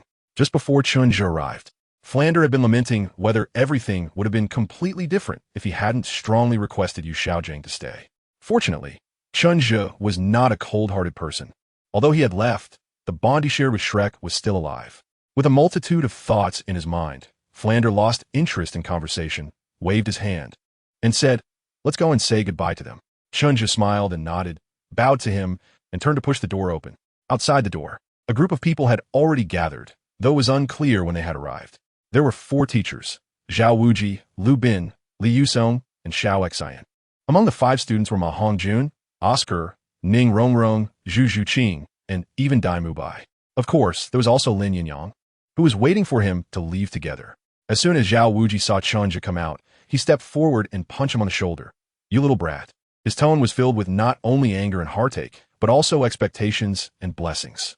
Chen Zhe smiled and opened his arms, giving him a hug, and said, "Lao Zhao, this isn't like you." Zhao Wuji patted him heavily on the back a few times and replied, "What do you mean? Lao Zhao isn't a sentimental person?" "Huh." Chen Zhe laughed heartily and let him go. He then hugged the other 3 teachers one by one, bidding farewell to each. Chapter 82. Living Towards Death, Seeking Monthly Votes. Recommendation votes. Investment. Oscar and Ma Hongjun stepped forward. Usually carefree, Ma Hongjun was now crying heavily, following behind Oscar. Oscar approached Chen Zhe first, gave him a bear hug, and then said, "Chen Zhe, take care on your journey." There was a hint of guilt in his eyes. Chen Zhe patted his shoulder and said, "Be good and show filial piety to Dean Flander and teacher Xiao Xian." Then he looked at Ma Hongjun and added, "Also, take good care of Ma Hongjun, and keep an eye on him for me. Don't let him go out and mess around again." "Okay, I will, you can rest assured," Oscar nodded. However, at that moment, Ma Hongjun said, "I don't need him to keep an eye on me. I can control myself." He was sniffing and stepped forward to hug Chen Zhe tightly, tears and snot splattering all over him. Chen Zhe immediately pushed him away with a face full of disdain. "Get lost. Don't act like it's a funeral. I just graduated, not died. Who knows, it might not be long before we meet again. I don't care, without you, brother. There wouldn't be to me now. When I graduate too, I'll come find you right away, and you have to take me in then." Ma Hongjun said in a muffled voice. "By then, Flander will surely skin me alive." Chen just secretly complained in his heart, but smiled and said, "No problem. We can have an elder from a sect accompany us, and then we brothers can venture into the world together." At that moment, Ning Rongrong also pulled Zhu Zhuqing's hand and stepped forward, looking at the snot and tears on Chen Zhe's face with disdain, saying, "Chen Zhe, are you also going to Heaven-Do City?" Chen Zhe glanced at her, nodded to Zhu Zhuqing, and then said, "That's right, for a long time in the future. I should be in Tiando City." The little witch smiled, then it settled. "When I return to Tiando City, I'll come find you. We'll go out and have fun together. There's no place in Tiando City that I don't know, so I'll take you to see the world." Chen Zhe waved his hand and said, "Let's talk about this another time. Zhu Zhuqing, safe travels." Chen Zhe smiled and nodded. He then looked at Dai Mubai for the last time, feeling uncertain about his own emotions. He hadn't expected Dai Mubai to come and see him off before their farewell. He raised his fist and lightly bumped it against Dai Mubai's. Dai Mubai softly said, "See you again." Chen Zhe took a deep look at him. "We shall meet again." In his eyes, Chen Zhe saw a hint of deeply hidden unwillingness. Farewells are always filled with sorrow. After Chen Zhe and his companion bid farewell to their friends, they walked out of Shrek Academy together. At the school gate, Chen Zhe saw Tang San and Xuanwu, but they didn't approach. They just exchanged glances with Chen Zhe before leaving. With the conflict between him and Xuanming now out in the open, Tang San, who already had a mediocre relationship with him, became even more distant. The next time they met, they would be enemies rather than friends. Chen Zhe didn't have many thoughts on this. As long as his own strength continued to rise rapidly, these matters were of no concern. If Tang San were to come at him head-on, he wouldn't mind crushing him as well. As Chen Zhe and his companion left, the once bustling campus fell silent. The night deepened gradually. Originally sitting in his office, drinking to drown his sorrows, Flinder's expression shifted. He stood up, opened the door, and saw Zhu Zhuqing bending down to place an envelope at the doorstep. Flinder's face darkened.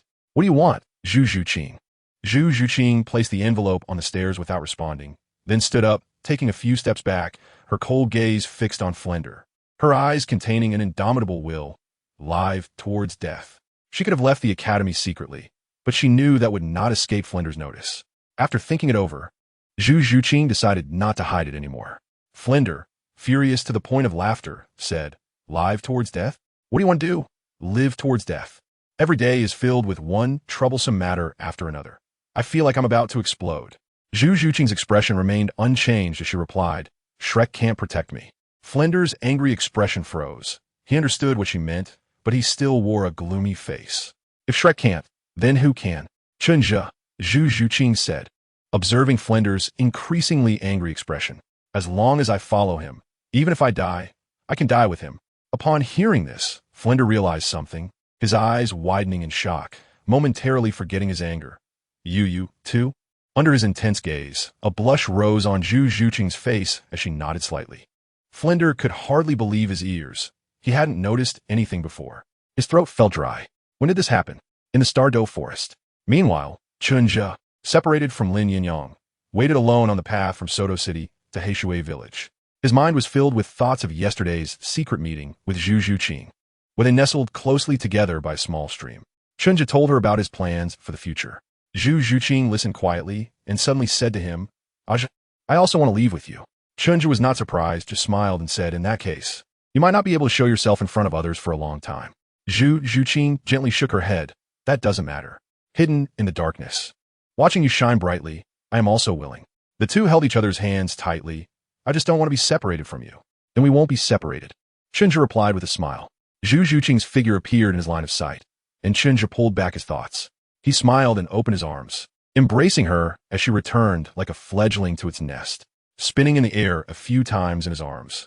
Zhu Zhuqing's face turned rosy as she tightly clung to Chen Zhe's arm.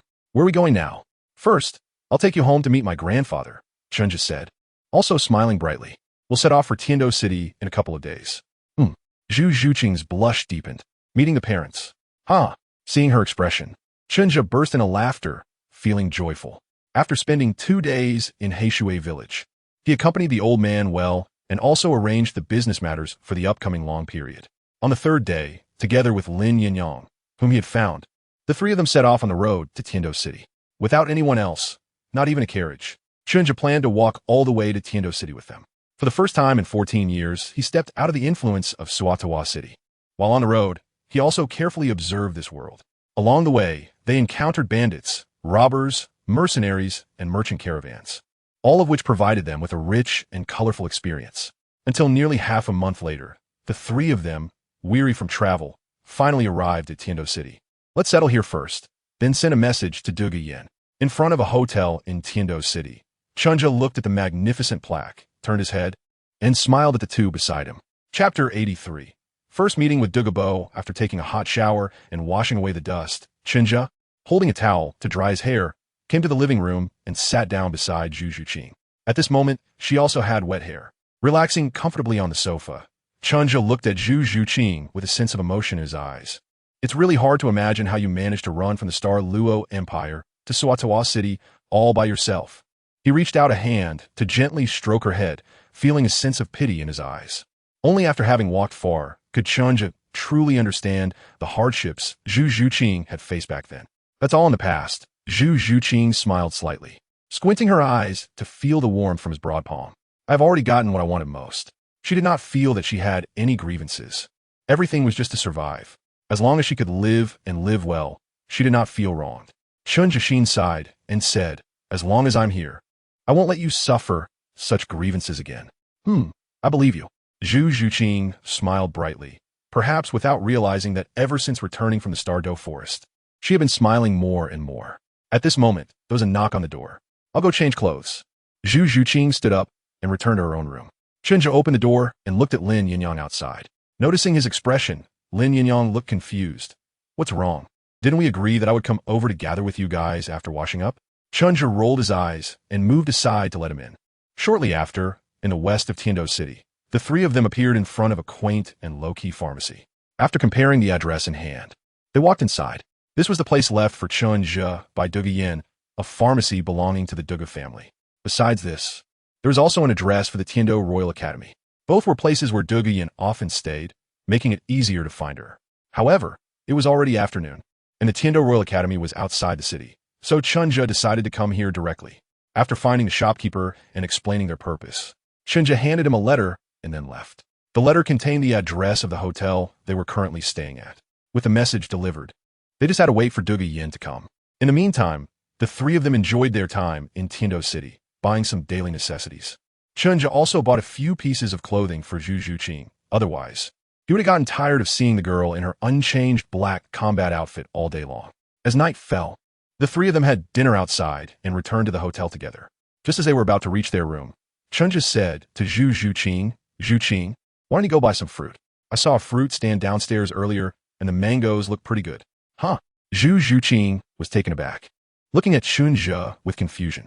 Go on, I just want to eat some fruit, and I didn't think of buying any earlier, Chen Zhe said with a smile. Zhu Zhuqing felt a bit speechless and pouted. You have issues. But she turned around and went downstairs anyway. Lin Yinyang also gave Chen Zhe a speechless glance before returning to his own room from the other side, leaving a remark. Don't forget to bring some back for me later. Watching them leave, Chen Zhe smiled, rubbed his face, and took a deep breath. He opened the door to his own room and saw the old man in green behind the door. Poison Douluo. Life is like a play, entirely dependent on acting skills. Chen Zhe silently recited this sentence in his heart, looking calmly at the old man. Hello, Poison Douluo. Chen Zhe slightly lowered his head and said softly. The Poison Douluo looked at him with interest, his expression unchanged. You don't seem surprised to see me? Yes, Chen Zhe nodded after all. This is the property of the Duge family. I just didn't expect you to arrive so quickly. I thought you would at least meet with Duge Yin first. But it doesn't really matter. Sooner or later, I would have to face this. Dugabo nodded, leisurely sitting on the sofa, his gaze fixed on Chen Zhe. Then tell me, what are your plans? Chen Zhe smiled faintly and closed the door. What does the Poison Douluo want to hear about? Sister Yan's poison, or your own? Boom! A surge of pressure erupted, and Chen Zhe was pressed directly against the door behind him. For the first time, a hint of coldness appeared in Dugobo's eyes, his voice low. What did you say? Cough, cough. The atmosphere became heavy and oppressive, and Chen Zhe was forced to cough repeatedly under this pressure. He immediately summoned his martial soul, which made him feel somewhat better. Did I say something wrong? The poison in you, the poison in your body, is more than 10 times that of Sister Yin. Who would have thought that the renowned Poison Douluo would be tormented to the point of despair by his own poison? Moreover, I finally understand where that bizarre and troublesome poison on Sister Yin comes from. You are the source of it all. The pressure intensified wildly, and Chen Zhe's tone was no longer humble. Although he had anticipated that the Poison Douluo was definitely a person prone to mood swings, he still did not expect him to start with such a scene right away. However, Chen Zhe would not simply back down. Backing down at this moment would only invite contempt and was of no use whatsoever. He feared he would have to endure some suffering, Chen Zhe thought to himself. On the surface, however, he maintained a defiant demeanor. Staring fiercely at Dugobo's gaze was icy as he coldly watched the reckless Chen Zhe, the pressure continuing to intensify. Yet, he felt little killing intent. This was not only due to Duge Yan's constant reminders earlier, but also related to the pills Duge Yin had brought back.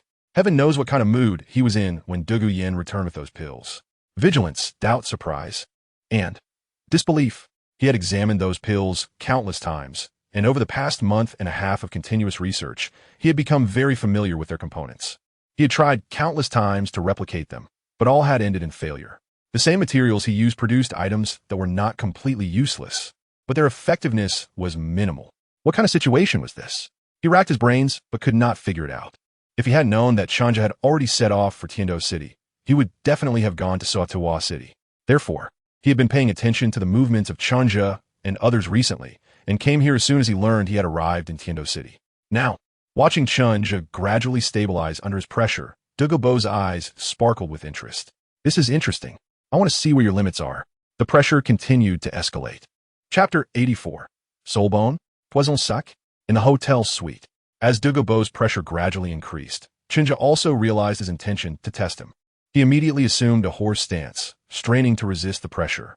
Level 40, level 50, level 60, the surprise in Douluo's eyes grew more intense, especially when the 4 soul rings, 1 yellow, 2 purple, and 1 black, appeared on Chen Zhe's body.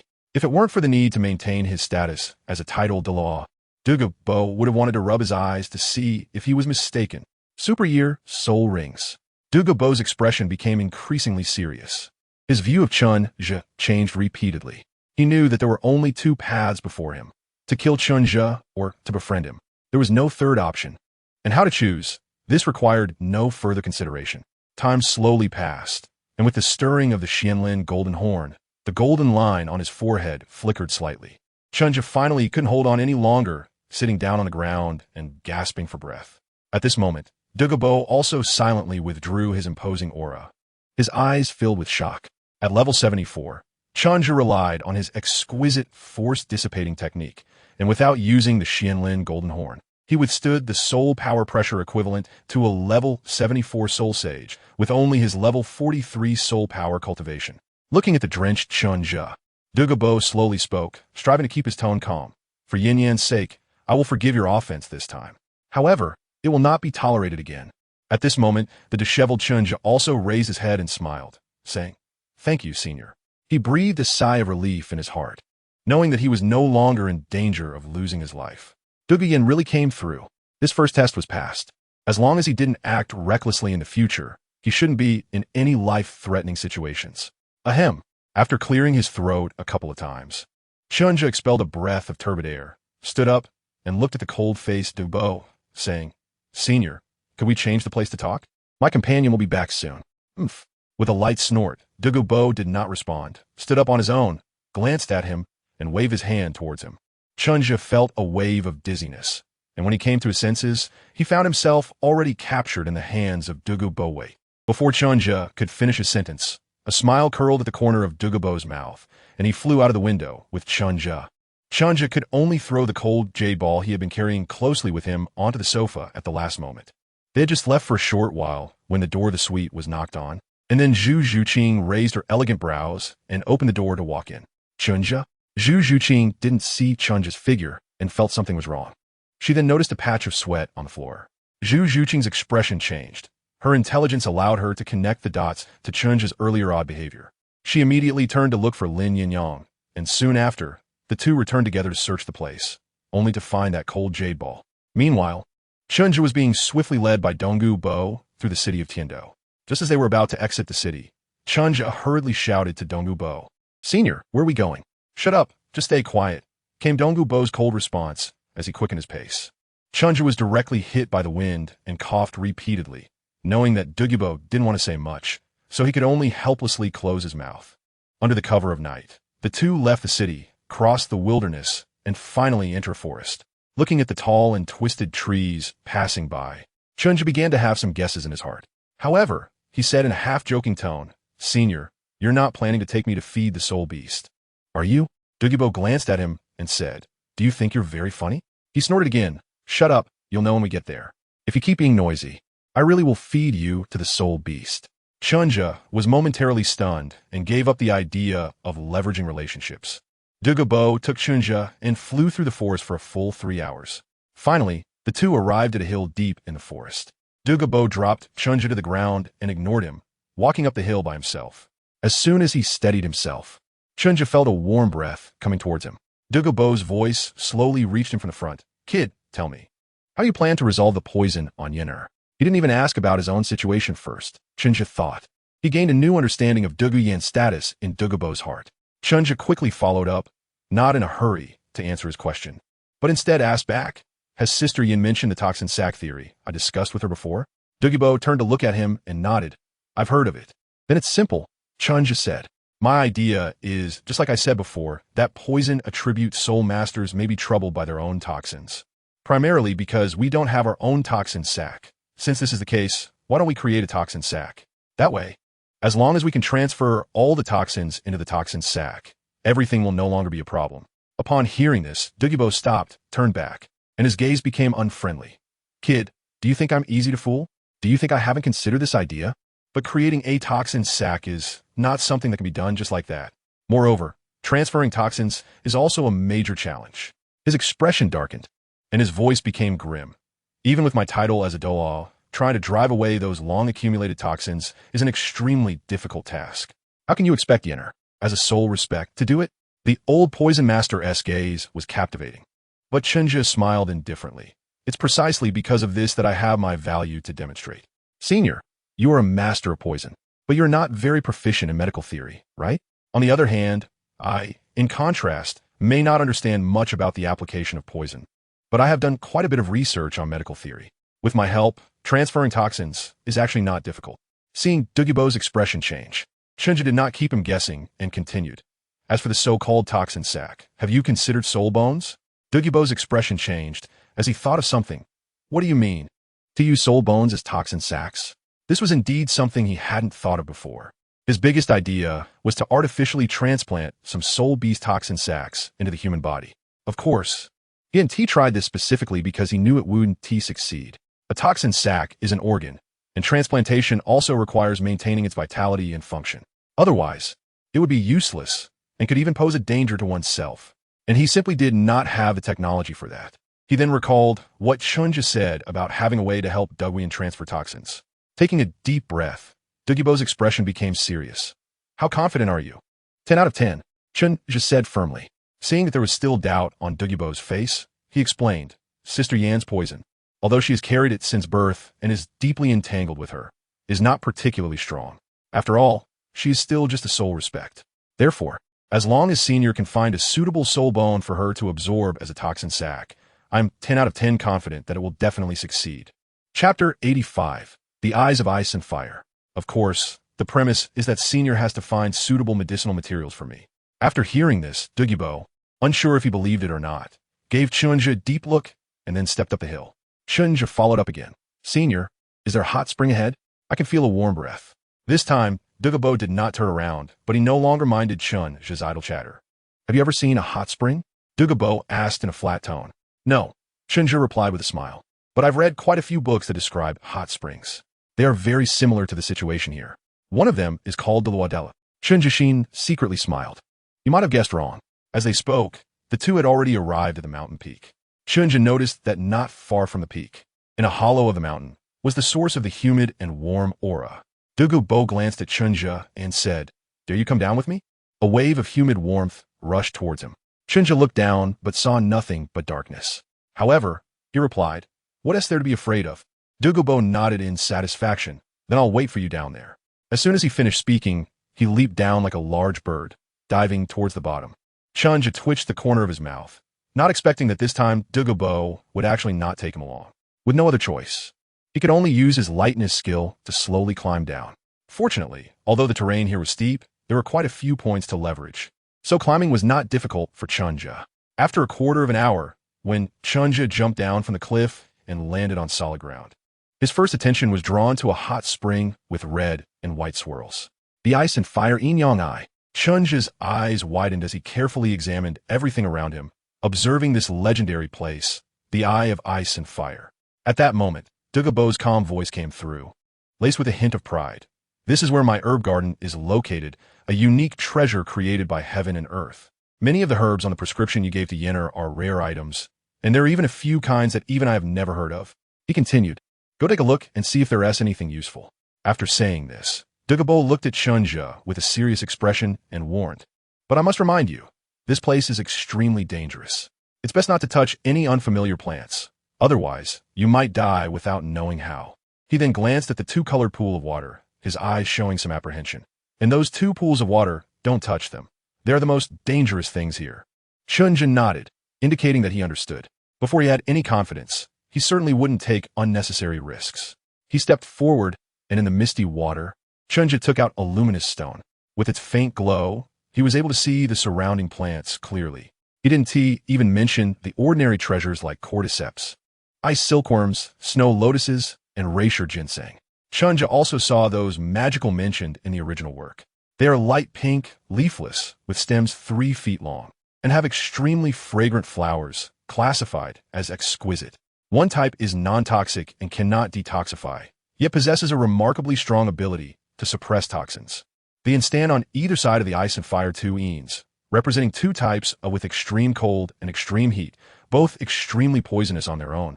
But when consumed together, they can cultivate a body impervious to ice and fire. A refined eye-enhancing substance also has the effect of strengthening mental power. When consumed, can cultivate an indestructible body, and is also the original spirit form of the martial soul Hall's chrysanthemum Douluo.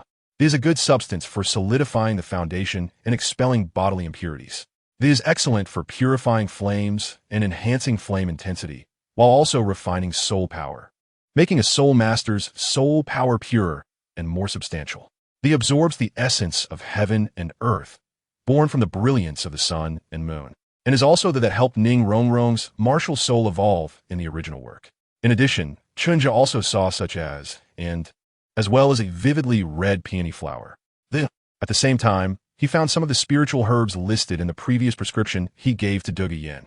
Chen Zhe smiled and said, "Senior Dugu, with the existence of this herb garden, it's not just the poison on Sister Yin. I can completely remove it without harming her foundation. I'm even quite confident I can help you with the poison in your body." Dugu Bo's expression changed, and he scanned the places where Chen Zhe's gaze had lingered before, frowning, and asked, "Do you recognize these herbs?" "I know a little about them," Chen Zhe replied with a slight smile. Holding the inheritance of the initial understanding of alchemy, he recognized most of the herbs here, even the few he didn't recognize. He could easily identify their medicinal properties. Dugu Bo's expression fluctuated, and after a long contemplation, he said, "If you can truly help me resolve the issues with Yin Yin, I, Dugu Bo, can guarantee that you will be the most important friend of the Dugu family in the future, and you can freely use everything in this pharmacy." Since he had already decided to befriend this young man, Dugu Bo wouldn't hesitate or look back. He solemnly promised, "Of course, I will also help you fulfill the conditions you mentioned earlier. Of course, the premise is that you truly have this ability, otherwise." As soon as he finished his promise, Dugu Bo's tone turned cold, and the threat was evident in his words. "Otherwise, I'll make you understand what it means to wish you were dead." Chen Zhe smiled slightly and calmly met his gaze. "I will not disappoint your expectations." Dugu Bo nodded slightly and said, "Do I also need to use a soul bone?" "Of course." Chen Zhe nodded. "The artificial poison sac is the basis of this plan. Moreover, Yin Jie's strength is already sufficient with 100-year soul bone. Even considering the need for future strength growth, 1,000-year soul bone is also enough." Chen Zhe looked at Dugu Bo, shook his head, and said, "But senior, your soul bone needs to accommodate a large amount of toxins at once. As your strength continues to increase, it might not be able to hold it anymore. Therefore, your soul bone needs to be at least 8,000 years old. Preferably, it should be a 10,000-year soul bone. A 10,000-year soul bone." Dugu Bo's expression turned grim. There's no need to elaborate on how rare soul bones are, and those with poison attributes are even fewer, let alone a 10,000-year soul bone. Seeing his expression, Chen Zhe helplessly said, "There's no other way. If you can't find a 10,000-year soul bone in a short time, an 8 or 9,000-year one is also feasible. However, if it can no longer accommodate in the future, you will need to find another one. Can I still use 2? Dugu Bo's eyes brightened. "Of course. Many soul beasts have more than one poison sac," Chen Zhe explained. "However, doing so may affect your future control over toxins." Dugu Bo fell silent and, after a long time, nodded heavily and said, "All right, let's do it this way. Leave the matter of the soul bone to me. Within a month, I will see if I can find a suitable one." As he spoke, he directly opened his mouth, and a greenish-blue pearl floated out. Chen Zhe's eyes twitched, and he had a bad premonition in his heart. Chapter 86. The burden of the mind. Dugu Bo naturally noticed the change in Chen Zhe's expression, knowing that this clever guy had already guessed something. He immediately snorted and said, "Although the plan you proposed is very feasible, and I am willing to accept your plan, it still involves the safety of both me and Yin Yin, so it is necessary to give you some insurance. Swallow it." He looked at Chen Zhe's face, which looked as if he were constipated, and remained unmoved. "This pearl is condensed from my martial soul, the green-scaled snake emperor, and is linked to my life. If I die, it will explode directly." Chen Zhe took it with some difficulty. He certainly knew what it was and could actually understand Du Gubo's methods. But he still had to put on a show. Under Du Gubo's calm gaze, Chen Zhe wrapped the pearl with his soul power, forcing down his nausea and swallowing it. Seeing his expression as if he had eaten something disgusting, Du Gubo's face turned sour as well. He angrily exclaimed, "You ungrateful brat! This pearl is something I painstakingly condensed. It represents all of my cultivation. Swallowing it, as long as you don't play tricks. It will only benefit you and greatly accelerate your soul power training." Du Gubo knew that although this kid had some skills, he was also quite cunning. In this situation, he couldn't help but feel uneasy without restrictions. Yet, he was worried that imposing unnecessary limits would provoke a rebellious mindset. Otherwise, he really wouldn't want to part with this pearl. With the deal made, a bond formed between them, and Chen Zhe grew bolder. He shrugged and said, "But what if you run into enemies during this time? Wouldn't I just be dead for nothing?" Du Gubo's expression darkened. "Who are you cursing, brat?" With another wave of his hand, he said, "It's settled then. I will go find the soul bone, and during this time, you stay here and wait for me. But I must warn you, don't get too close to that ice and fire spring. You won't be able to handle that strange force." He was preparing to keep Chen Zhe confined temporarily. However, Chen Zhe refused to accept this. "No way, you brought me out? And my companions still don't know what's going on. I need to meet with them first and let them know I'm safe." Du Gubo, however, was unwilling to let Chen Zhe go just like that, his face darkening. "Kid, are you negotiating terms with me?" Chen Zhe remained unmoved, calmly looking into his eyes. "Senior, are you worried that I might run away? I approached Sister Yin myself, and I still need your help to obtain the qualification for the Soul Master competition. Moreover," his gaze shifted to the celestial herbs within the ice and fire yin-yang eye, a look of obsession flashing in his eyes. "Why would you question the allure of such a treasure to a pharmacist?" Du Gubo paused, realizing he indeed didn't need to worry about Chen Zhe running away. There was no need. However, he still insisted firmly that it's one day. "After one day, you must return here with me." "No problem." Chen Zhe smiled slightly, no longer pushing for anything else. His relationship with Du Gubo was still quite unfamiliar, so it was best to avoid unnecessary risks. Yet within a limited scope, it was also essential to assert his own will. Chen Zhe then followed Du Gubo back to Tiando City. By this time, the sky was already dawning. Upon returning to the hotel, he couldn't find Zhu Zhuqing and Lin Yinyang, but he saw their messages. After that, he went to the Du Gubo family's residence in Tiando City. There, Chen Zhe found the two of them, along with Duguian, who had rushed back overnight. Upon seeing Chen Zhe arrive, the three of them breathed a sigh of relief, and Zhu Zhuqing directly threw herself into his arms. After sitting down in the living room, Chen Zhe recounted his experiences during this period. He focused on his conversation with Du Gubo, briefly mentioning the details of being taken away. Even so, after hearing Chen Zhe's account, Duguian still looked apologetic and said, "I'm really sorry, it's my fault. I didn't expect my grandfather to react so strongly. If I had known, I wouldn't have left you the address of that pharmacy." Chen Zhe smiled and waved his hand, saying, "It's fine. This is something we have to face sooner or later." Although Senior Dugu has a solitary temperament, he is not unreasonable. As long as I'm honest with him, he won't make things difficult for me. Besides, I really have to thank you, Sister Yin. Otherwise our conversation wouldn't have gone so smoothly. At least he hasn't suffered too much. Hearing this, Duguian's expression improved slightly, but she still said, "When my grandfather comes back, I will definitely go find him to settle the score." Chen Zhe smiled, and at that moment, Zhu Zhuqing spoke up. "So, you still have to go to that medicine field tomorrow to help Sister Yin and Senior Dugu with the potion preparation?" Zhu Zhuqing's hands were intertwined, her expression showing signs of worry. There was also a hint of reluctance. They had just eloped, and now they had to part again, not knowing how long this separation would last. Lin Yinyang also frowned and said, "I don't know if you'll be staying there the whole time, or if you can come back occasionally." "Of course, I won't be staying there all the time." Chen Zhe replied with a smile. "What you don't know is that while the ice and fire yin-yang eye is quite extraordinary and very suitable for the growth of medicinal herbs, it's not suitable for humans or soul beasts to stay there for long. If we stay too long, it will have adverse effects on our bodies. At least, until I can become immune to the environmental effects there, I won't be staying for long. I think Senior Dugu hasn't taken Sister Yin there yet, right?" Hearing about such an extraordinary place, the three were somewhat surprised, and Zhu Zhuqing and Lin Yinyang looked at Duguian. Duguian nodded and said, "Grandpa indeed hasn't taken me there. In fact, this is the first time I've heard about the specific information about that place." "Then that's settled," Chen Zhe said with a smile. "So there's no need to worry about me. I just need to understand the place initially and select the appropriate spiritual herbs to use. and that's why I will stay there for a longer time. After everything is on track, I will still return here to cultivate with you." Only then did the two of them breathe a sigh of relief and nod in understanding.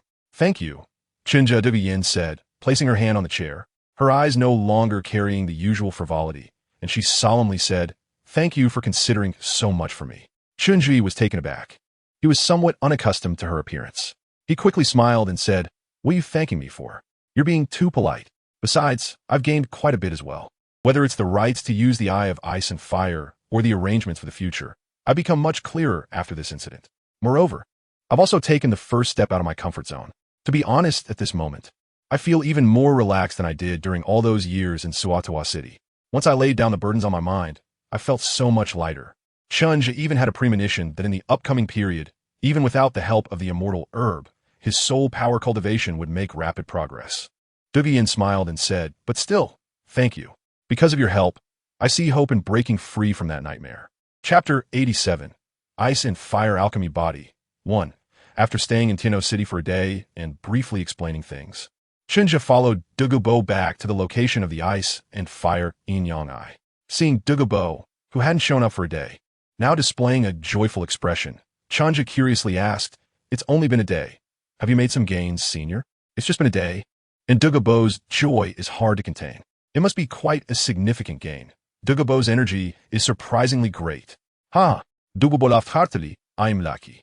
Next month at the auction, there will be an auction for a right arm soul bone of a nearly 9,000-year-old blue scale scorpion, and I managed to intercept it. It will arrive in a few days. Yenner's soul bone has found a source. As for myself," Dugubo glanced at Chen Zhe, "I have a 10,000-year-old soul bone." He indeed had a soul bone from a 10,000-year-old Medusa, which became his 8th ring and also contributed a head soul bone. So he didn't need to obtain soul bones from elsewhere. This was also the reason for his current happiness. In the past day, not only did he seek out Prince Xuanming to leverage his power to inquire about and intercept the soul bone, but he also tested the feasibility of the artificial poison sac. The results were very promising. Upon hearing this, Chen Zhe couldn't help but say, "Are you still wary of me? Your acting skills are top-notch. After all, a child who cries gets milk. I'm here pouring my heart out to you, yet you still don't trust me. That's really disheartening." Dugubo snorted dismissively. "If I didn't have this level of caution, I wouldn't know how many times I would have died over the years. Besides, do you really have nothing to hide from me? For example, your understanding of my medicinal garden?" Unexpectedly, Dugubo had already noticed this, but Chen Zhe remained calm and replied, "What could I possibly know? This is my first time seeing such a peculiar place. Previously, I had only seen some ambiguous snippets in ancient books. I can't easily believe your nonsense. Who knows what tricks you're trying to play?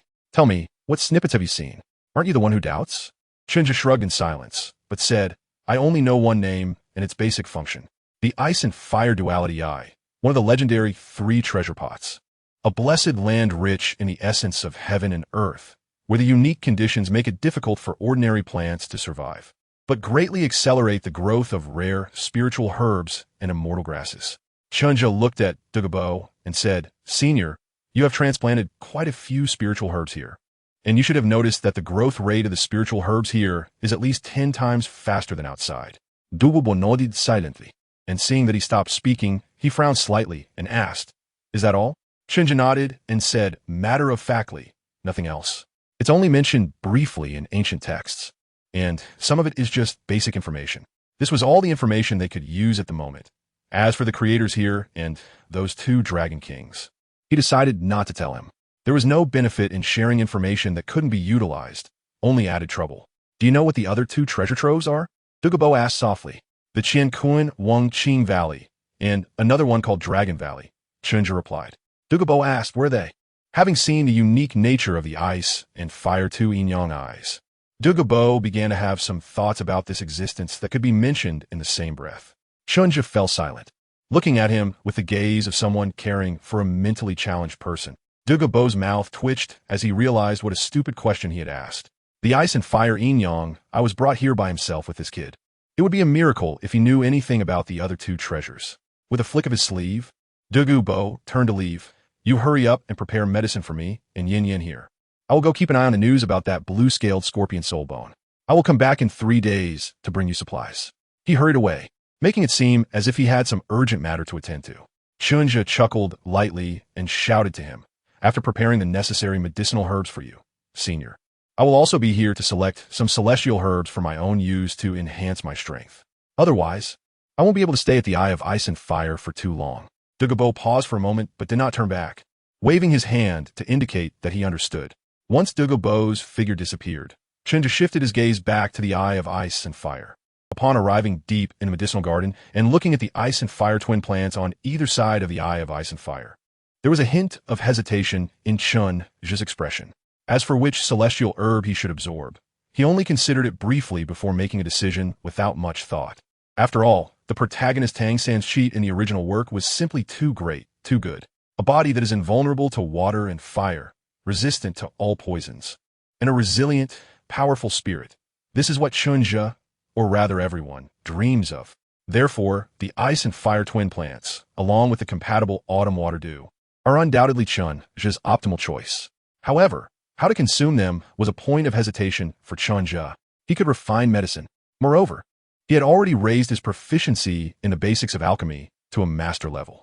Although he had primarily been refining low-tier pills in recent years due to the scarcity of spiritual herbs, he lacked complete confidence in successfully using two types of celestial herbs for alchemy. In other words, at his current level, he only had a maximum of a 40 chance of successfully forming a pill. If he failed, everything would cease to exist. Then the ice and fire twin plants would slip through his fingers. The ice and fire golden body would be even more unattainable.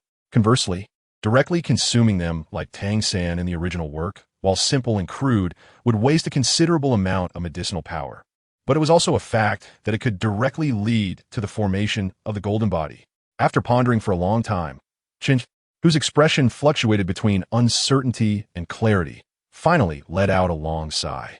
Regaining his composure, he took out his alchemy furnace from his storage ring and began preparing the medicinal herbs needed by Douluo. He modified a variant of a meridian opening pill by replacing the main herb with the spiritual herb relaxing tinden grass and tear bloodwood bark. He then combined it with dragon pattern sandalwood and a series of rare materials to balance the medicinal power, successfully refining a batch of high-quality meridian opening pills. At this point, it was already evening. Chen Zhe put away the 12 pills from the furnace and distanced himself from the Eye of Ice and Fire to adjust his state. Until early the next morning, just as the night was about to fade away, his biological clock woke him from his slumber. He opened his tightly shut eyes and stood up.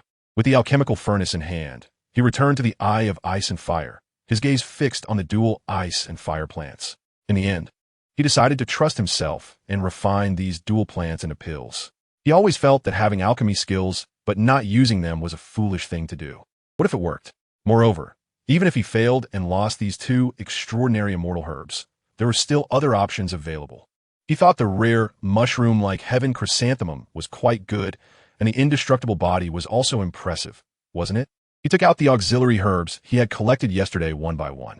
Chen Zhe took a deep breath. The dim light of the lantern flickered, and his eyes shone with a glimmer of vitality, while the mysterious golden horn appeared on his forehead.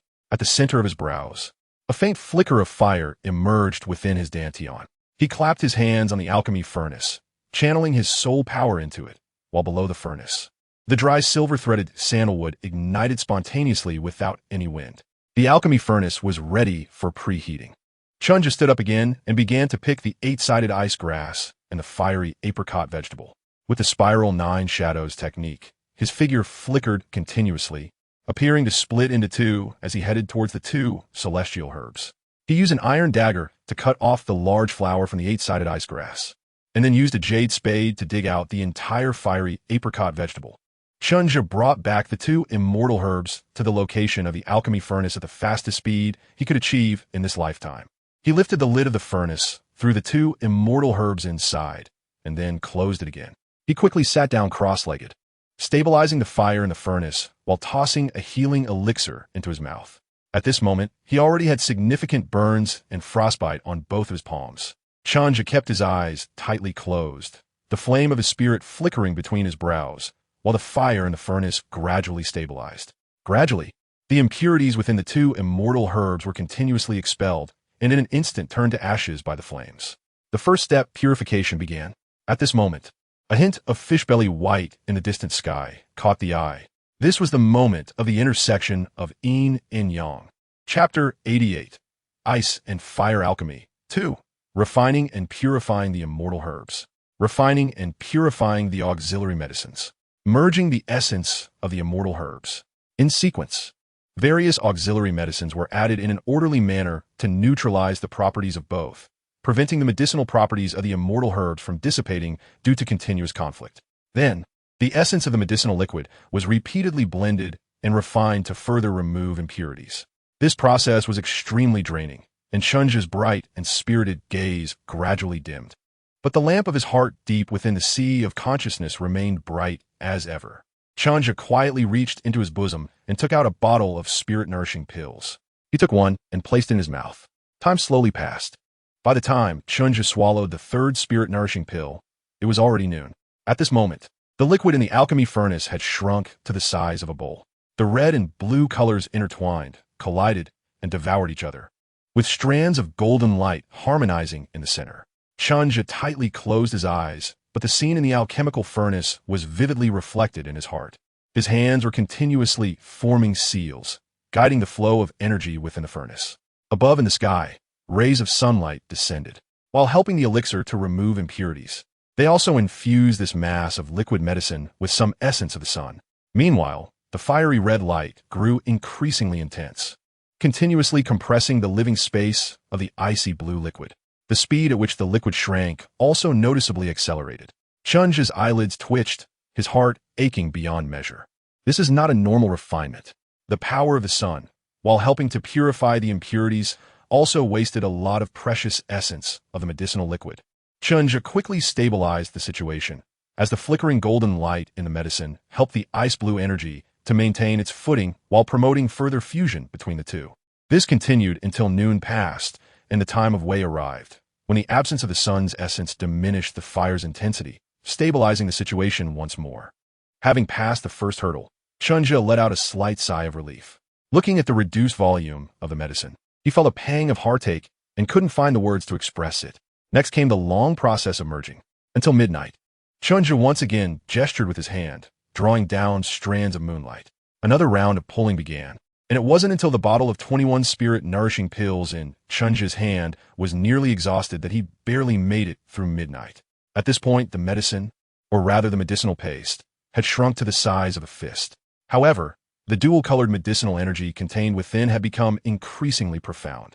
Chen Zhe had been observing everything, and unexpectedly, he gained some new insights into the yin-yang principles described in the 9 manual. Another night passed, and when the first ray of morning light appeared on the horizon, Chen Zhe, who had been keeping his eyes tightly closed, suddenly opened them. He concentrated, both palms directly pressed down on the alchemy furnace, and with his soul power infused, a strange force emerged within the furnace, drawing the medicinal paste apart and forming 7 small clumps of concentrated paste, each the size of a longan. Then, the 7 clumps of paste began to slowly rotate, further concentrating. After another half an hour, the sun had already revealed half of its head on the horizon. The medicinal pills in the furnace finally took shape. In Chen Zhe's perception, 5 perfectly round pills were spinning briskly in the furnace. 5 pills were successfully formed, while the remaining 2 turned into waste pills during the condensation process. Chen Zhe still did not dare to relax at all. The furnace was still spinning round and round. There was one last step: nurturing. Chen Zhe secretly thought to himself, forcing himself to regain focus. He pressed his palms against the furnace wall, channeling his soul power into it more steadily and gently. After a quarter of an hour, a glint of brilliance flashed in Chen Zhe's eyes, and he directly slapped his palms onto the furnace lid, causing the entire lid to fly off. With a clear sound, a faint and gentle medicinal fragrance wafted out from the furnace. Chen Zhe quickly took out the jade bottle he had prepared earlier and placed the 5 pills inside. After sealing the bottle, he finally let out a sigh of relief. Ha ha ha ha ha! Chen Zhe's laughter echoed throughout the ice and fire to yin-yang eye. He succeeded. This alchemy was not only a test of his alchemical skills, but also a test of his understanding of the yin-yang principle he had comprehended over the years. Holding the vial filled with the essence of his hard work from a day and night of alchemy, Chen Zhe lay back on the ground beside the furnace. His mind was filled with memories of the alchemical journey, where the medicinal liquid continuously transformed and fused with the powers of ice and fire. Just like the yin-yang principle, the interplay of opposites contained infinite truths of the universe. Gradually, Chen Zhe relaxed, and his breathing became even. Unknowingly, he had fallen asleep. Apart from the hand tightly gripping the vial, his entire body had completely loosened up. He slept peacefully. When Chen Zhe woke up again, the sky had darkened once more. He had slept for an entire day. Sitting up, Chen Zhe rubbed his sleepy eyes and scanned his surroundings. Everything was unchanged. It seemed that Douluo had not returned yet. However, it should be tomorrow. Chen Zhe raised his palm, which had been tightly clenched, and looked at the bottle lying quietly within it. A smile once again broke out on his face. This is my hard work. According to what was mentioned in the initial alchemy teachings, a furnace of elixirs can produce a maximum of 12 pills, symbolizing perfection. To this day, when refining other lower-tier elixirs, he has a 50% chance of achieving this level. In fact, the Tongmai pills he previously refined for Douluo and the others were all produced in sets of 12. However, this time he only produced 5 pills, which can be considered below average. But these are elixirs made from immortal herbs. The difficulty is on a completely different level compared to before. Chen Zhe was already very satisfied. After eating something to fill his stomach, he adjusted his state for half an hour, sitting beside the fragrant and exquisite immortal product. Chen Zhe poured out a pill and looked at the golden base with intertwining red and blue colors in his hand. He smiled slightly and said, "I'll call you the Ice Fire Body Refining Golden Pill."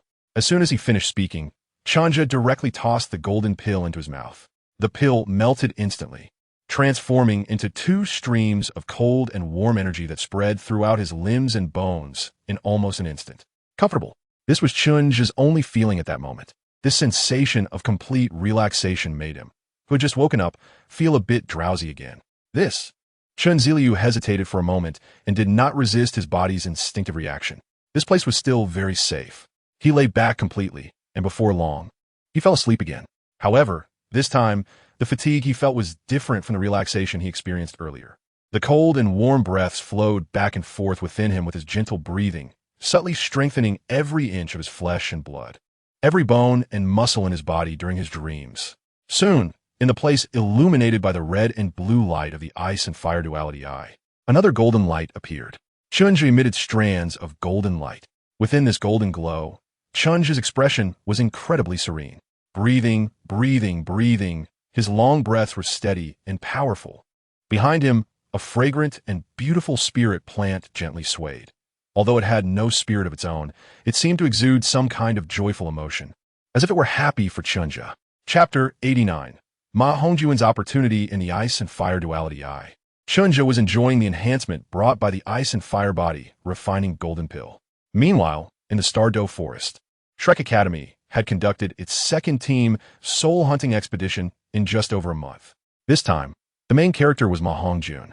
After 2 months of strict management and transformation by Flander and others, Ma Hongjun had slimmed down significantly compared to his former self. Although he still looked like a little chubby boy, he had become much more solid overall. The once faint traces of fat had been replaced by solid muscles. Get lost. Zhao Wujia's sharp shout resonated as a giant python, red and yellow with magnificent wings, was struck down by his palm, crashing heavily to the ground and instantly sustaining severe injuries. The flames burning on the phoenix feathers gradually dimmed.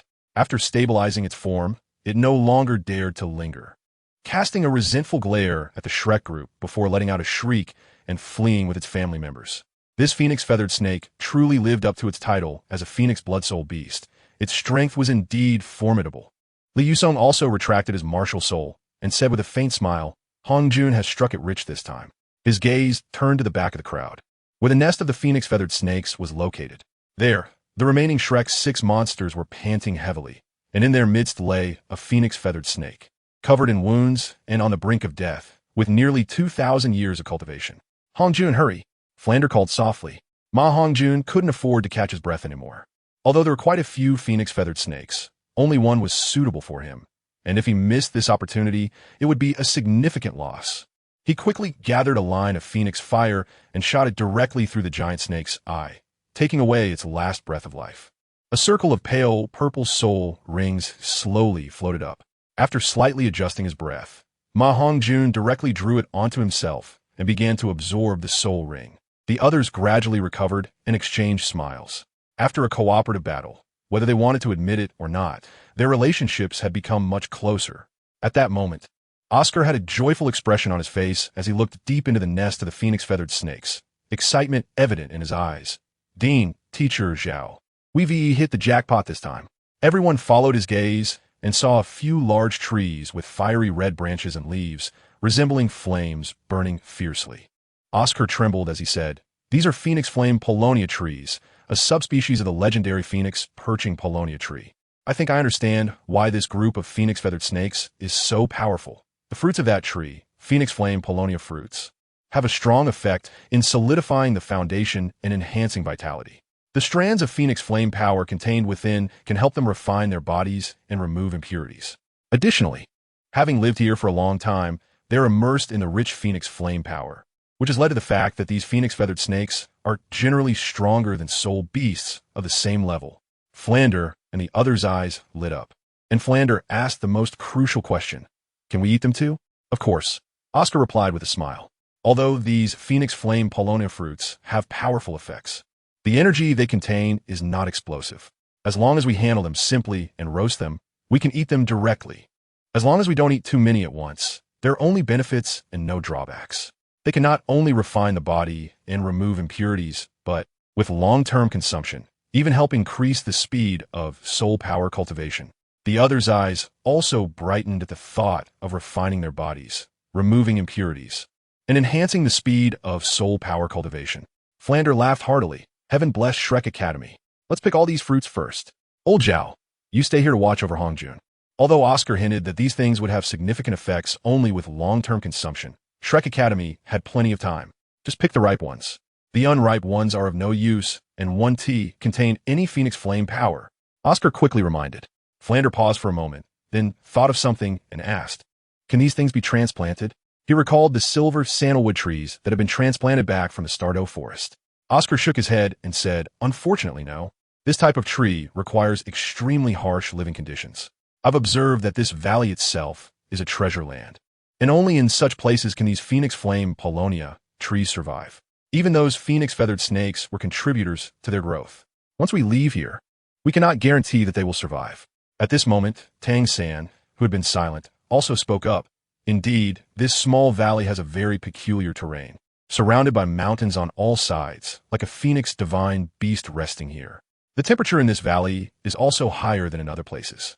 "Well," Flander said with some regret, "there's nothing we can do. If worst comes to worst, we'll just return this place to the group of phoenix-feathered snakes and harvest once every few years.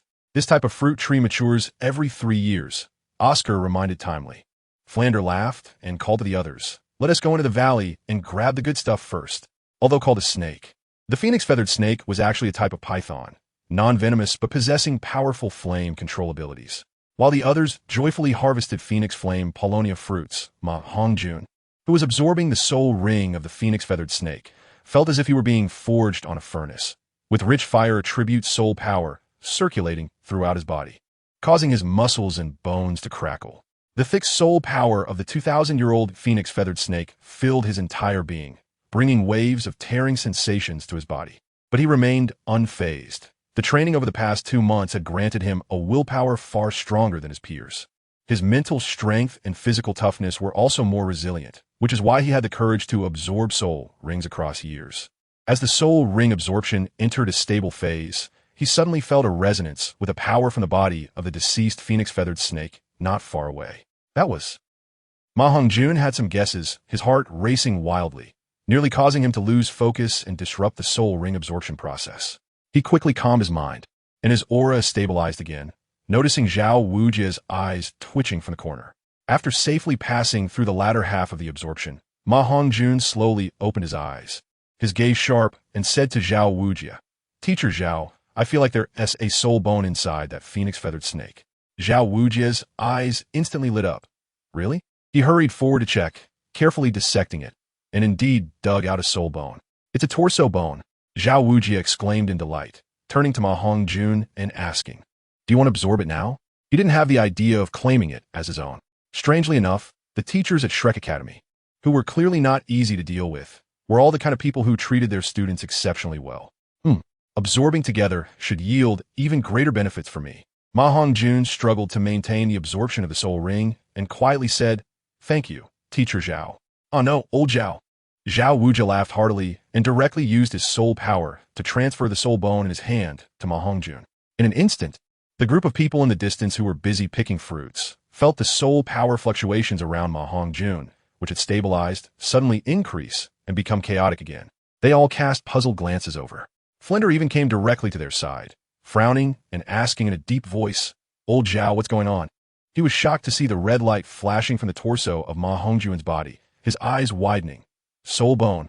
At that moment, he could only think one thing. When did soul bones become so easy to obtain? Chapter 90. Ma Hongjun's transformation. Flinder felt like his worldview had been shaken to its core. This is too outrageous. From Chen Zhe obtaining an external soul bone, to Tang San from a while ago, and now to Ma Hongjun, this was already the third soul bone obtained by Shrek students in just a few short years. Were the rumors all false? Were soul bones actually easy to come by? Did I not get any with my 7 soul rings, just because I was unlucky? Flinder was left stunned in place, and Zhao Wuji shot him a glance, saying, "What's wrong? You don't seem too happy?" Zhao Wuji didn't think too much. He only knew that the strength of the Shrek battle team had made significant progress, and the one making this progress was Ma Hongjun, whom he had watched grow up since childhood. Just be happy. Not to mention the two's banter. Ma Hongjun felt warm all over at this moment, and the absorption of the soul bone was going exceptionally smoothly. Even the previously slow absorption of the 1,000-year soul ring became smooth. It seemed it no longer resisted me. A ridiculous thought arose in Ma Hongjun's mind. He then felt it was somewhat funny. How could that be? That doesn't conform to common sense, right? For some reason, Ma Hongjun suddenly recalled something that Zhigu had said when he was bragging as a child. "I have great fortune on my side." The absorption of the soul ring became smooth, and what was originally expected to take 3 hours ended after just 2 hours. This also counted the time before absorbing the soul bone. When he opened his eyes, Ma Hongjun saw the excited eyes of the Shrek group. And Oscar even came up directly, lightly punching him. "Wow, you hit the jackpot, fatty. Quickly tell Big Brother what kind of soul skill you got." "Oh, and the soul bone skill?" Oscar leaned in with a cheeky grin. Ma Hongjun pushed his big face away, disdainfully saying, "What jackpot? Can you speak properly? I'm a person with great fortune. I obtained a soul bone that was produced together with the absorbed soul ring. The compatibility is directly maxed out. So that's not wrong, right?" Ma Hongjun struck a proud pose. With his hands on his hips, he looked up at a 45-degree angle. Ha! Everyone laughed. Even the girls Xiao Wu and Ning Rongrong covered their mouths and chuckled. Zhao Wuji even came up to him, wanted to wrap his arm around his neck. But at that moment, a dark red flame suddenly erupted from Ma Hongjun, instantly enveloping his whole body. Zhao Wuji's outstretched hand was singed by the flame, and a look of shock flashed in his eyes as he quickly grabbed the nearest Oscar, and the two hurriedly retreated. Ma Hongjun bent his body, slowly collapsing to the ground. The sudden change left everyone astonished, and Flinder was particularly alarmed, recalling some bad memories. He was all too familiar with this dark red flame. "Evil fire! Back away! Everyone retreat!" Flinder shouted to drive the others back, but then he hurriedly moved forward. However, Zhao Wuji grabbed him, saying, "Don't go over there yet. This flame is not right. The evil fire from Hongjun before didn't have such a high temperature. Moreover," Zhao Wuji's expression grew serious, and there's a strange power within it that affects emotions. "Just now, I was only singed by the flame, and I was affected. It's important to know that I am a soul sage." Upon hearing this, others displayed worried expressions. Flinder's expression also gradually became grave. The power of emotions? Or perhaps the power of desires. He quickened his steps. He must not let Hongjun be consumed by that power. Flinder arrived in front of Ma Hongjun, the scorching temperature hitting him, and he pulled out a jade bottle from his pocket, loudly calling to the Ma Hongjun enveloped in flames. "Hongjun, can you hear my voice?" The flames were burning fiercely, and Ma Hongjun, who was wrapped inside, fell to the ground, bracing himself on the ground, seemingly struggling against something. Flinder's face showed even greater urgency. It seemed he heard his words, as Ma Hongjun bent over, slightly shook his head, but did not speak. Flinder held a bottle of Qingxin Dan, but could not get it inside, only watching anxiously. He didn't dare to act rashly. Ma Hongjun's overall aura still appeared stable. If he acted recklessly and made the situation worse, it would be too late for regrets. The surroundings fell silent, and no one dared to speak anymore. Unable to help, they all held their breath and quietly observed, watching Ma Hongjun slowly burn in the flames. After 10 minutes, they miraculously found that he had not suffered even the slightest injury. Not a single burn. This made Flinder, who had been tense, gradually breathe a sigh of relief. And when Xuanwu urged him to back away a bit, he hesitated but slowly distanced himself from Ma Hongjun. The temperature of that flame was simply too high. Even though he was a soul sage, he could only rely on soul power to protect himself in order to be unharmed. Time passed slowly, under the watchful eyes of everyone. Cough, cough, cough. Ma Hongjun suddenly let out a few light breaths and began to cough repeatedly, spitting out some grayish substances. That was the necrotic oral mucosa, and Ma Hongjun spat out a mouthful of black phlegm, which was then burned to ashes by the evil fire. A strange laughter came from Ma Hongjun as he slowly rose. The black fire surrounding him gradually returned to his body. He could actually control this evil fire freely? Everyone who knew Ma Hongjun stared wide-eyed. At that moment, they could see his current appearance. His once plump figure had become lean, and the fat on his cheeks had decreased significantly. Compared to his former self, he now gave off a feeling of being slim. The evil fire phoenix martial soul emerged behind him, and all the evil fire was retracted back into the vibrant phoenix. With a wave of his hand, the evil fire phoenix vanished without a trace, while Ma Hongjun opened his palm, revealing a dark red flame gently swaying. Flinder and the other's pupils shrank. This is my evil fire. Ma Hongjun's voice was mixed with a hint of hoarseness. I can now control it. At this moment, his strong body stood upright, and he gently clenched his fist, extinguishing the flame within his palm. Moreover, my evil fire phoenix has finally completed the first bloodline enhancement, at least before level 50. I no longer need to worry about losing control of the evil fire. He looked at Flinder's slightly moist eyes, and his own eyes sparkled with a hint of brilliance. Moreover, as long as I complete this bloodline enhancement once more, I will never have to worry about the evil fire going berserk again. Teacher, by then, I will be able to control it perfectly. Chapter 91. The beginning of a change in style 4 days later, at the Eye of Ice and Fire. At noon, under the bright sun, Douluo, who came to deliver supplies to Chen Zhe again, twitched the corner of his eye as he looked at Chen Zhe lying on the surface of the Eye of Ice and Fire. At this moment, his eyes were tightly closed, his breathing was even, and he appeared to be in a state of indescribable fatigue, drifting slowly with the flow of the water. Douluo knew he wasn't asleep. According to Chen Zhe's own words, he was comprehending and experiencing his body that had been enhanced by the celestial herb. What kind of comprehension needs to take place in that extremely dangerous Eye of Ice and Fire?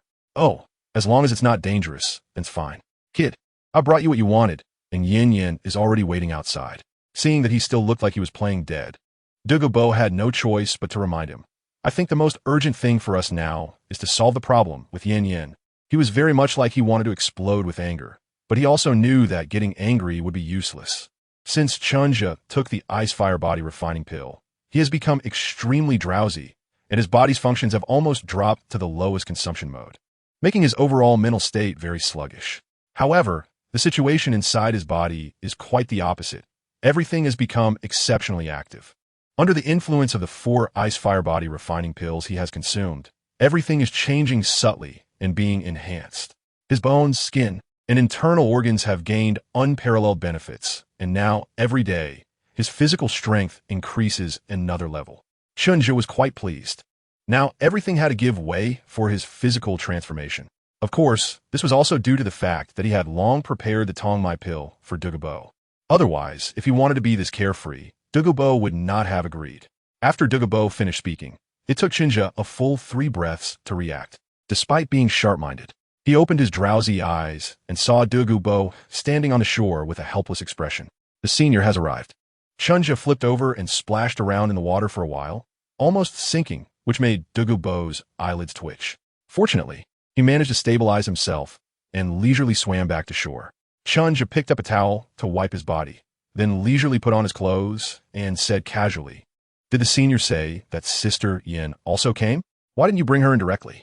With her strength as a high-level soul master, it shouldn't be a big problem for her to stay here for a while." Upon hearing this, Douluo's eyes twitched with anger, and he said fiercely, "You little brat. Say that again. Do you believe that I will castrate you right now?" Chen Zhe's movements while getting dressed paused for a moment, and he suddenly realized what he had just said. He forced a laugh and said, "Senior, please wait a moment. I'll go out with you to meet Sister Yin right away." His mind immediately became clear. Oof. Douluo still let out a light snort, and then said, "How's her condition now? Looking at you, I'm quite worried about letting you handle the detox for Yin Yin. He shook his head, not avoiding anything, and spoke frankly. Your condition has been getting worse these past few days, especially your mind. Where has the cleverness you had before gone? Douluo frowned slightly and said, why don't we wait a little longer? Let your transformation finish. Yin Yin can wait. He didn't want to delay either, but he wasn't reassured to entrust Yin Yan's detoxification work to Chen Zhe in his current state. Chen Zhe smiled and said, don't worry, senior. The detoxification plan has been prepared long ago and is already complete, so there is no need for any changes. It will be fine. As he spoke, he began to walk outside. I'll quickly resolve this matter for Sister Yin, so she can take the immortal herbs I've selected for her. Upon hearing this, Douluo became energized. Immortal herbs? Isn't Chen Zhe's current condition due to eating the fairy grass? Feeling the increasingly powerful body beneath Chen Zhe's weary appearance, even the calm and indifferent Douluo couldn't help but show a keen expression. Have you found the right fairy grass for Yin Yin? Chen Zhe smiled and didn't keep it a secret. It's a type of fairy grass called water fairy jade musclebone, which has the main characteristics of unblocking meridians, strengthening bones, and has a strong effect on consolidating the foundation and nurturing the essence. It's very suitable for Sister Yin, who is currently accumulating her foundation. Upon hearing this, Douluo nodded in satisfaction and smiled. At least you have a bit of conscience, kid. When can Yin Yin take it? Chen Zhe shook his head and said, there's no rush. What I mean is that to maximize the efficacy of the immortal herbs, I need to refine them into pills. Given my current state, it's likely that I won't be able to start refining pills within half a month. Moreover, Sister Yin also needs time to detoxify. After all, taking the immortal herbs should come after the detoxification. If I don't eliminate the toxins in my body first, it will be even more difficult to do so later. I also need time to deplete the medicinal power of the ice and fire body refining golden pill. You have to know that my ice and fire immunity golden body was built up with strong medicinal effects, and I've consumed 4 out of 5 golden pills, taking one a day. There is still a large amount of medicinal power that hasn't been digested, lying dormant in my body, waiting to be processed. My previous act of lying in the ice and fire 2 instruments, I was also to leverage its power to aid digestion. All right, I will wait for your news. They have now established a certain level of trust, and Douluo had no objections to this. He didn't even mention his own. After he finished speaking and fell silent, Chen Zhe glanced at Douluo, feeling somewhat puzzled. When did Douluo become so secretive? Or is he just not interested in the immortal herbs? How could that be? They are immortal herbs. However, since he didn't bring it up, Chen Zhe also didn't plan to mention it now, as he hadn't figured out which immortal herb would be suitable for Douluo to absorb. It couldn't possibly be the snow-colored swan kiss, could it? He chuckled softly and shook his head. That thing was too terrifying, capable of directly destroying even the trial grounds of a deity king. He couldn't control it right now, so he didn't dare to take the risk. Chen Zhe and Douluo arrived at the outskirts of the ice and fire 2 Yin and met Duguian, along with Zhu Zhuqing and Lin Yinyang who came with her. At this time, several thatched huts had already been set up here. This was Chen Zhe's residence, and, of course, a room was also prepared for Douluo. Chen Zhe's infrastructure talent does not allow him to live long-term in the wilderness, because in his view, places meant for long-term residence cannot possibly be in the wild. If it were, then he would first build a 3-bedroom apartment for himself. At this moment, Douluo had already obtained and absorbed that nearly 9,000-year-old soul bone. It is said that Douluo paid a considerable price for it. After a brief greeting among the group, Chen Zhe officially began to detoxify Douluo, from the methods of drug trafficking to infusing the poison into the soul bone, and then to adaptive training. The teaching was detailed, comprehensive, and integrated. It highlighted professionalism. Of course, there were also accompanying pills and medicinal bath prescriptions. These were all things to soothe tendons and invigorate blood, and Chen Zhe made everything clear to Douluo. At the same time, he privately provided deeper martial arts guidance and teaching to Zhu Zhuqing and Lin Yinyang. Many core teachings of the 9 Manual had already been opened to them by Chen Zhe. The bone-tempering chapter of the I Ching, internal power techniques, spiral 9 shadows, crushing divine claw, and great force subduing demon fist. As long as they could learn it, Chen Zhe was willing to teach. Although these were still an important part of his combat power, their role had actually begun to diminish, especially the spiral 9 shadows, which was an extremely impressive and stylish lightness skill, had gradually become a secondary martial art for him due to his own style transformation. This was unavoidable. The mismatch in style made everything seem to require double the effort for half the result. If one were to say what Chen Zhe's current style was, it would definitely be that of a heavy armored warrior. It emphasized stability. The once carefree and elegant mode had gradually faded away. Chapter 92. Star Moon and Young Hemp. Another half-month had passed. Dougyeon's detox journey was smooth and steady. She no longer needed to stay long at the Eye of Ice and Fire, only visiting once every 3 days. At this moment, standing by the Eye of Ice and Fire, Chen Zhe looked at the jade bottle in his hand, hesitated for a moment, and then put it away. The Eye's fire golden body had already been cultivated, and taking this remaining golden pill would not greatly enhance him. Let's leave it for now and see who around can make use of it. Although it's just one golden pill and unlikely to recreate another Eye's fire golden body, it can still bring a significant boost to one's physique. Adjusting his mood, Chen Zhe walked into the newly built alchemy room, where a 3-meter-tall giant alchemy furnace was set up. This was the one he used back at Shrek, which he specially had someone bring over.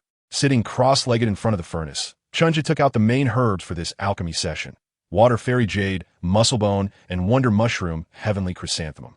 These two immortal herbs had a strong compatibility, with their main effects being to strengthen the foundation and enhance the essence. The difference was that Water Fairy Jade Musclebone was milder, while Wonder Mushroom, Heavenly Chrysanthemum was more potent. In a certain sense, this was also a yin and yang pairing. When considering what auxiliary herbs to pair with Water Fairy Jade Musclebone for refinement, Chen Zhe suddenly came up with the idea of using Wonder Mushroom, Heavenly Chrysanthemum. These two immortal herbs should make a good combination. This could also be seen as a test of his understanding during this period. The alchemy quickly began. By the next morning, when the furnace lid was opened, Chen Zhe extracted a total of 9 pills. They were pure white, interwoven with gold and silver colors. The quality was good, and Chen Zhe felt pleased. This could be considered a breakthrough for him in the path of alchemy, right?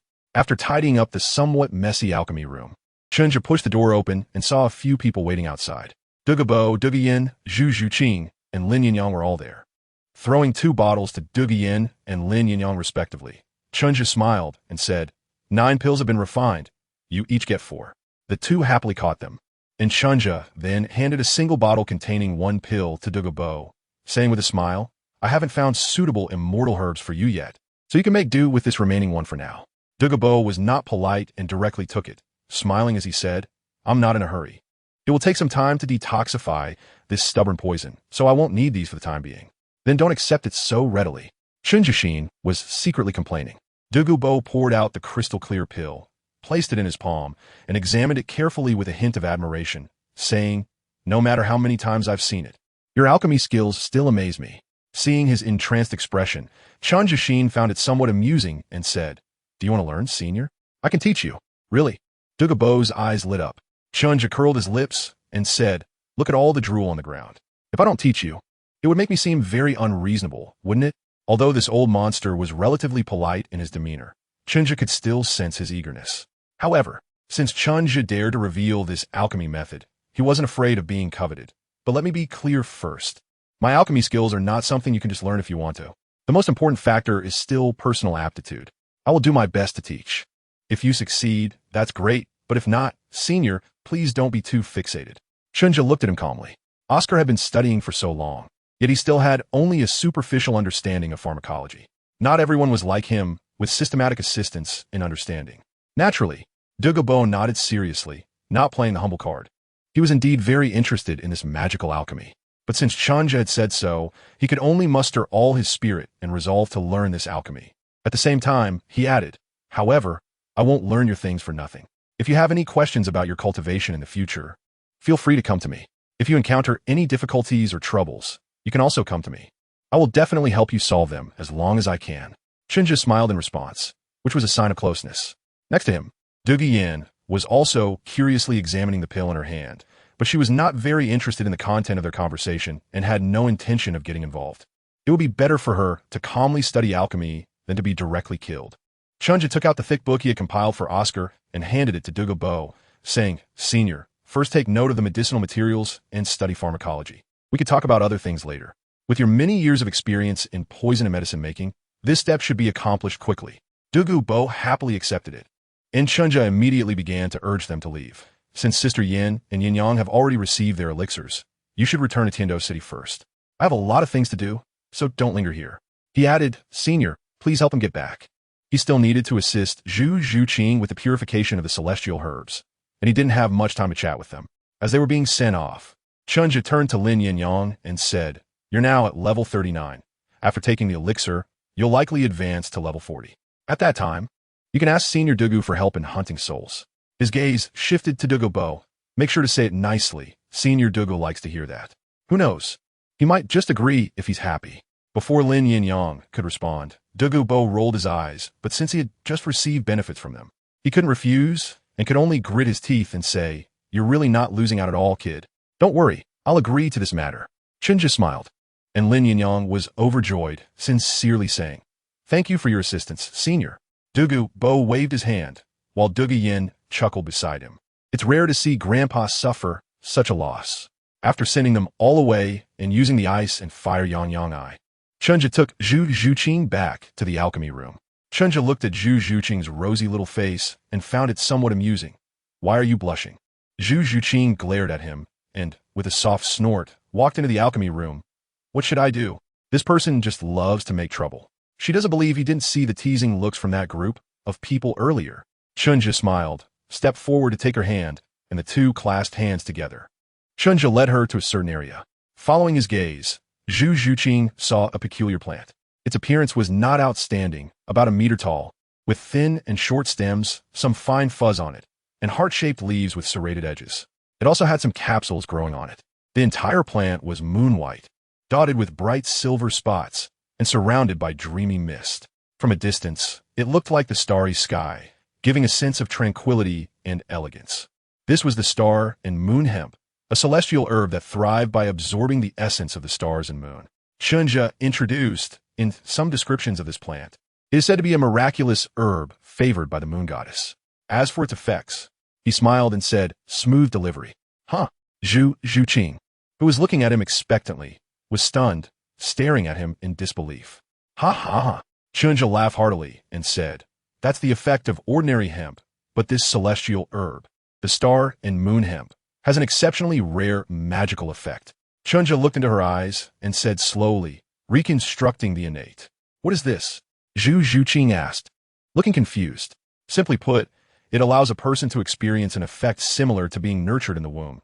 Chen Zhe explained, thus enhancing a person's innate talent. Chapter 93. You really are not an honest person. Zhu Zhuqing was left stunned in place. Chen Zhe raised his hand and gently stroked her long, smooth hair, saying, "Although it can't directly increase your soul power level, or significantly enhance your foundation, I believe this is the most suitable herb for you." Zhu Zhuqing's current strength was entirely due to her years of hard work and diligent cultivation over the past decade. However, no matter how hard she worked, her innate talent had always been lacking, and she was now beginning to feel some limitations in that regard. At the very least, her speed of improvement couldn't be compared to those with innate soul power levels of 9 or 10. Hearing his words, Zhu Zhuqing blinked and smiled, saying, "No, this is the best. Really, I don't need those. I can practice my soul power slowly on my own," but she tilted her head slightly, gazing at the sky, not allowing the tears in her eyes to fall. "Perhaps you don't know, but my innate talent is actually very low, only level 7. I have always been worried that I wouldn't be able to catch up to you, and gradually, I would no longer have the right to stand beside you. But now, I see hope." Her gaze turned to the starry moon herb, her eyes filled with anticipation. "Thank you, Chen Zhe. With me, there's no need to say thank you, silly." Chen Zhe smiled, with a hint of encouragement. "Since you're so satisfied with it, let's get started and let it bring you a transformation." However, as he spoke, Chen Zhe's smile became somewhat strange. "This starry moon herb isn't for eating. I will use it as the main ingredient to brew a medicinal bath. At that time, you will need to enter the furnace and absorb its essence completely. You will become the pill." Zhu Zhuqing was taken aback, then understood his meaning, her entire face turning red as she quickly lowered her head. But the flushed roots of her ears revealed the feelings she had at that moment. "Ha ha!" Chen Zhe laughed heartily. The preparation of the medicinal bath soon began. 3 hours later, Zhu Zhuqing was soaking in the medicinal furnace. With only half her head above the surface, looking at Chen Zhe below with a mischievous smile, feeling angry enough to grind her teeth. This guy had said something so ambiguous earlier, making her feel shy for a long time, and just when she finally mustered the courage to take action, he had walked away, only returning after she had entered the furnace. Not a real man." Zhu Zhuqing muttered under her breath, her face still red. "What? Chen Zhe didn't quite hear her. What did you say? Nothing, nothing. Zhu Zhuqing shrank her head back. Chen Zhe looked at her with some confusion, but quickly put the matter aside and advised her, start absorbing the medicinal power now. I will cover the furnace soon, leaving only one vent to ensure that the medicinal power doesn't dissipate too quickly. You just need to operate the 9 true scripture normally, and I'll handle the rest. Zhu Zhuqing's muffled voice came from inside the furnace. Chen Zhe smiled and fell silent, his expression turning solemn. This medicinal bath would determine Zhu Zhuqing's future limits, and he couldn't afford to be careless. He was fully focused. The alchemy room gradually quieted down, with only the faint sound of flickering flames occasionally breaking the silence. Time slowly passed, and Zhu Zhuqing curled up in the icy white medicinal liquid, her eyes tightly closed as she silently operated her mental techniques. Silvery light continuously appeared in the medicinal liquid, which she absorbed into her body.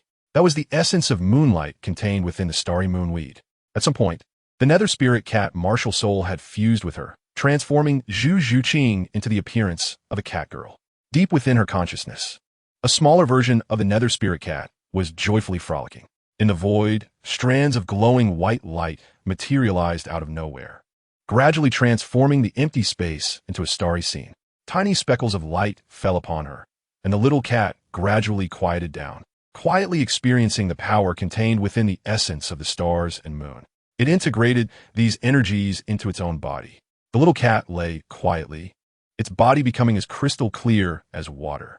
Star-like luminescent points appeared on its small body, and a crescent-shaped mark faintly emerged on its forehead. As time flowed slowly, Chen Zhe stood quietly guarding the alchemy furnace. Although he did not use his spiritual sense to peek inside, he was fully aware and constantly attentive to the changes in Zhu Zhuqing's aura. If any accident occurred, he would immediately rescue her. Fortunately, as initially anticipated, the medicinal bath proceeded without any mishaps. Zhu Zhuqing draped a loose robe over herself, enveloping her flawless figure. Glancing at the now crystal-clear medicinal liquid, a hint of softness flashed in her eyes. Feeling her body, which was now countless times more transparent and relaxed than before, she experienced a flutter in her heart.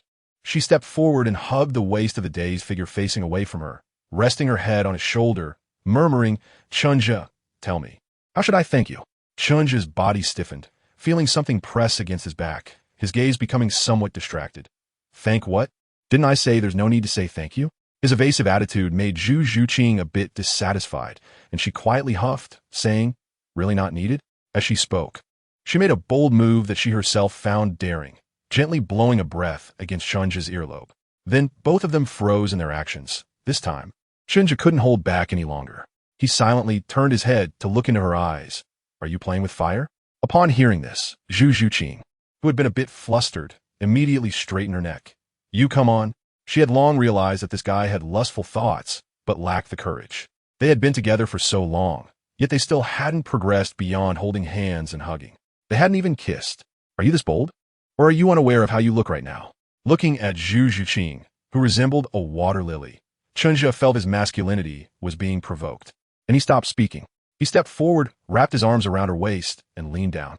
Zhu Zhuqing's eyes widened.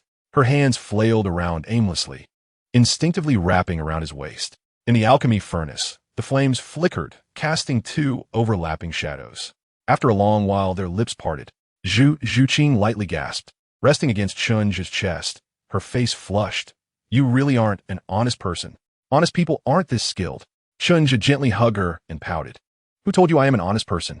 I'm just an honest person in this life." Chapter 94. Zhu Zhuqing's change. "Who told you I am an honest person?" Chen Zhe pouted and said. His palm lightly brushed her wet hair, slightly lowering his head to meet her bright black eyes. A mischievous smile playing at the corners of his mouth. "Why don't you try a few more times? Verify it for yourself." Although she was still too young and it wouldn't be appropriate to act, since she came to him, Chen Zhe didn't mind having a taste of the meat broth.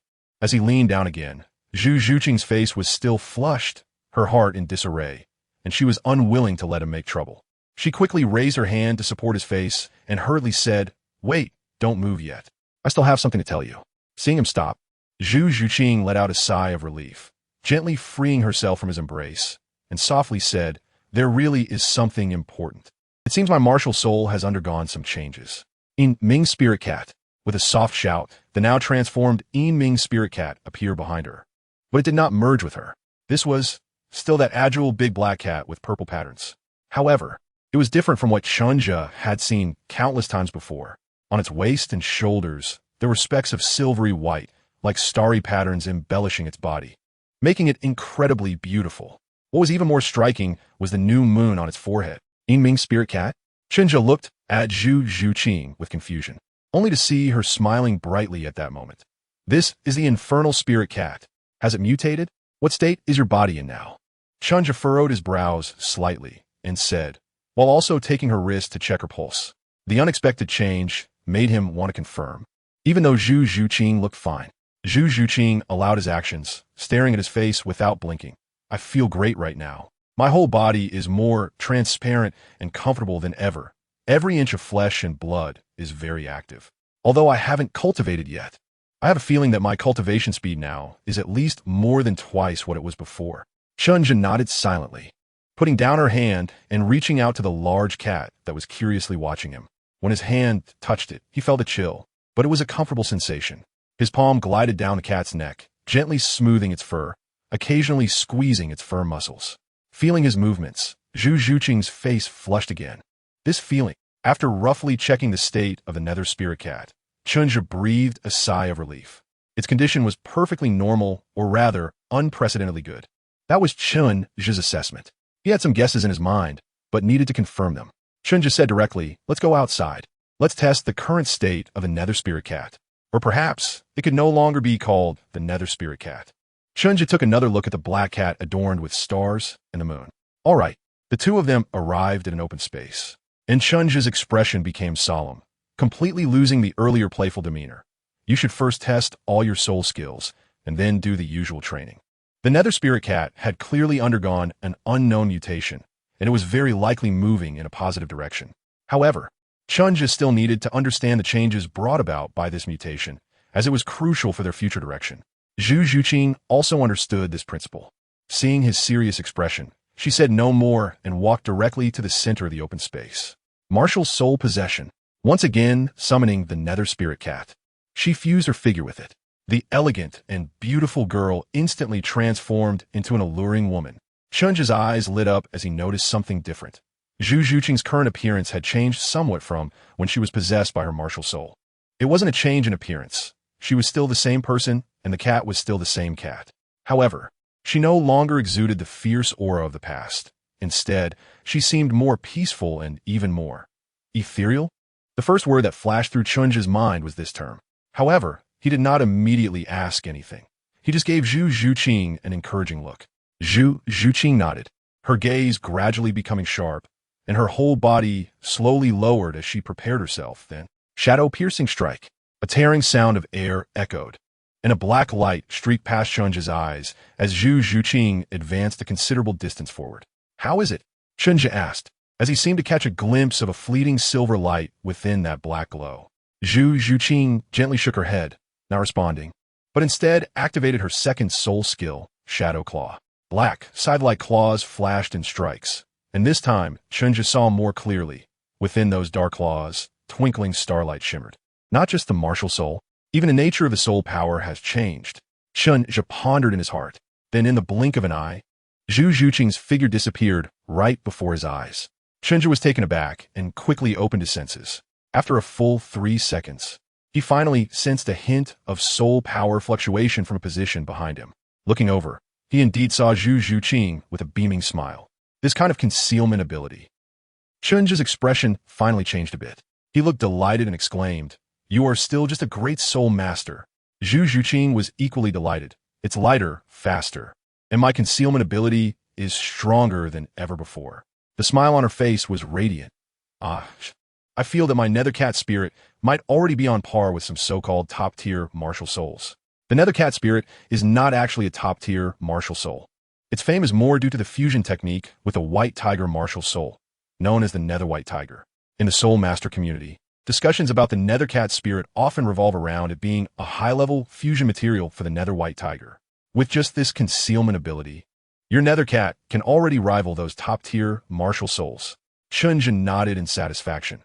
Compared to mutation, I would even be willing to call this evolution. It perfectly inherits the characteristics of the original Nethercat, and your training plan doesn't even need too many changes. Just make some minor adjustments as needed. Chen Zhe crossed his arms and smiled, saying, "This time, Xingyu Aikama has made a great contribution." Zhu Zhuqing pondered for a moment. The ability of the Nether Spirit Cat to conceal its presence is much stronger than before. Ozzy, I'm considering whether to start moving toward the assassin direction you mentioned before. Just like you said, if the first strike fails, retreat 1,000 miles. What do you think? This wasn't a sudden idea. Zhu Zhuqing had been contemplating this for a long time. Since deciding to elope with Chen Zhe, they had made it clear that her identity was too sensitive and that she wouldn't intentionally reveal herself in public for a long time. This was also the main reason she didn't leave openly with Chen Zhe at the beginning. They still didn't have the ability to withstand the troubles that arose from her background. So, what could help Chen Zhe while minimizing her exposure? Zhu Zhuqing recalled the word from the training plan he had taught her back then. Assassin. If the first strike fails, retreat 1,000 miles. Chen Zhe furrowed his brows slightly. He didn't think as much as Zhu Zhuqing did. Just as he was about to say something, Zhu Zhuqing raised a finger and placed it on his lips, silencing his next words. Don't worry, this is actually a form of self-awareness, isn't it? Given my personality, direct combat is not my strong suit. Instead, a profession like that of an assassin, which combines information gathering, covert probing, and assassination, is more suitable for me. Her tone indeed carried determination, but Chen Zhe still shook his head and said, transitioning to an assassin role is fine, but your responsibilities won't involve assassination. Chen Zhe showed a thoughtful expression. It's too early to talk about this now. You can start by try to learn some information gathering techniques, as they may be of great use to us in the future. The intelligence department. Chen Zhe suddenly had this thought. Speaking of which, it seems that there really isn't any decent intelligence processing organization in the Chamber of Commerce. Chapter 95. Observations at the Auction House. In the Heaven Do City. At the Grand Auction House. After providing proof of assets, Chen Zhe took Zhu Zhuqing into this massive building. He took out the prepared mask from his storage ring and put it on, then handed one to Zhu Zhuqing. Zhu Zhuqing accepted the mask and looked at her loose robe. She slightly furrowed her brows and asked in confusion, "What are we doing here? With such thorough preparations? It's obvious we came here for a reason. To let you witness the evils of the human world." Chen Zhe said calmly, "You wanted to learn about information gathering, right? I brought you here to build a psychological defense, to broaden your horizons.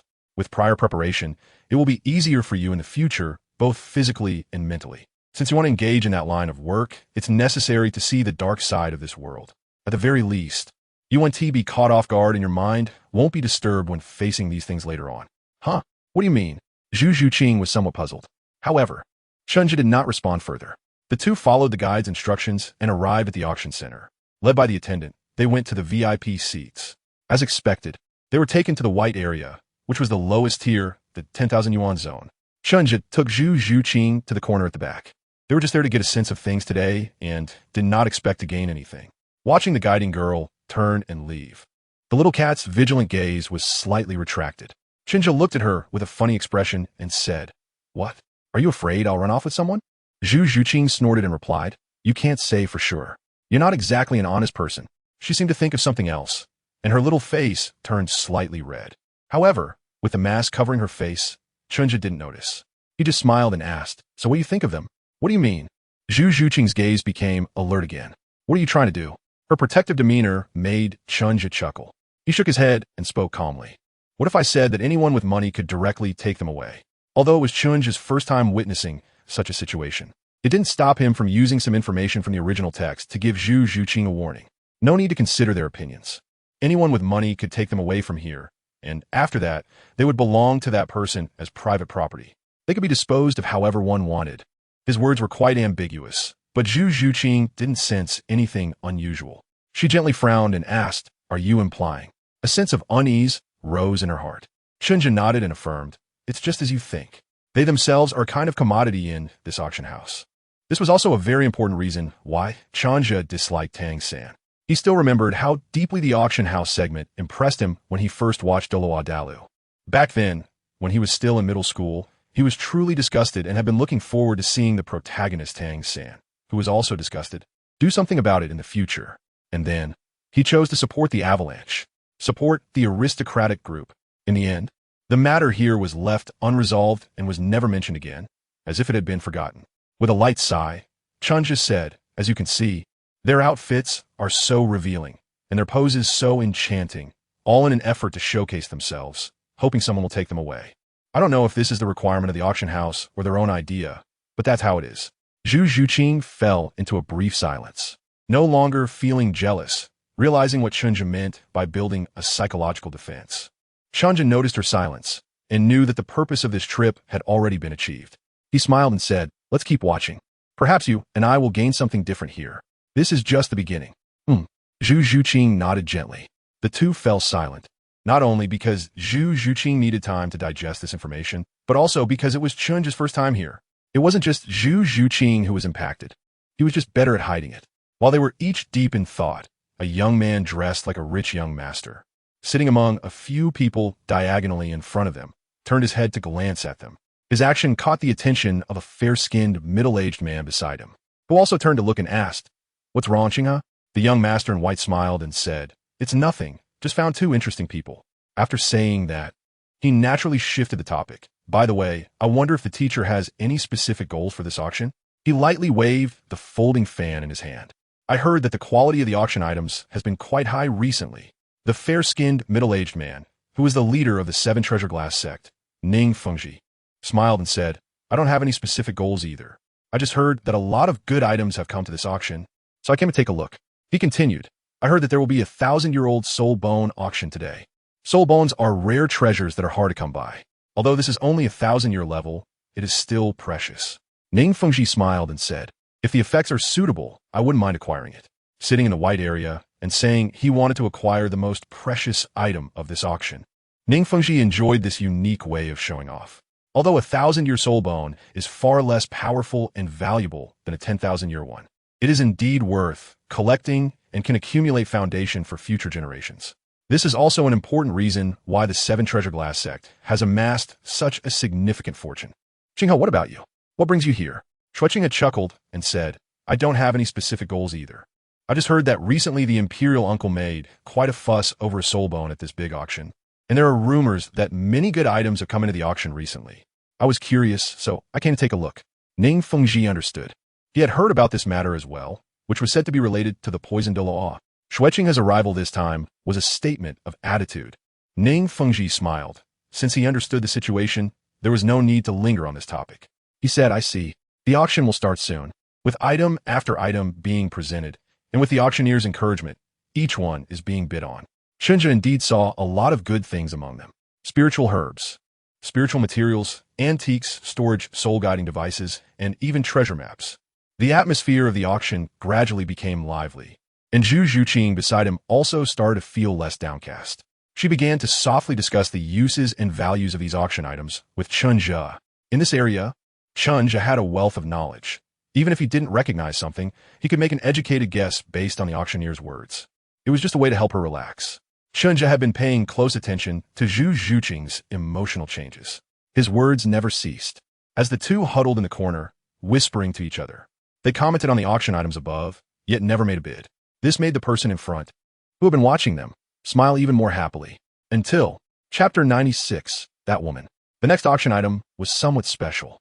The auctioneer's smile was unusually strange.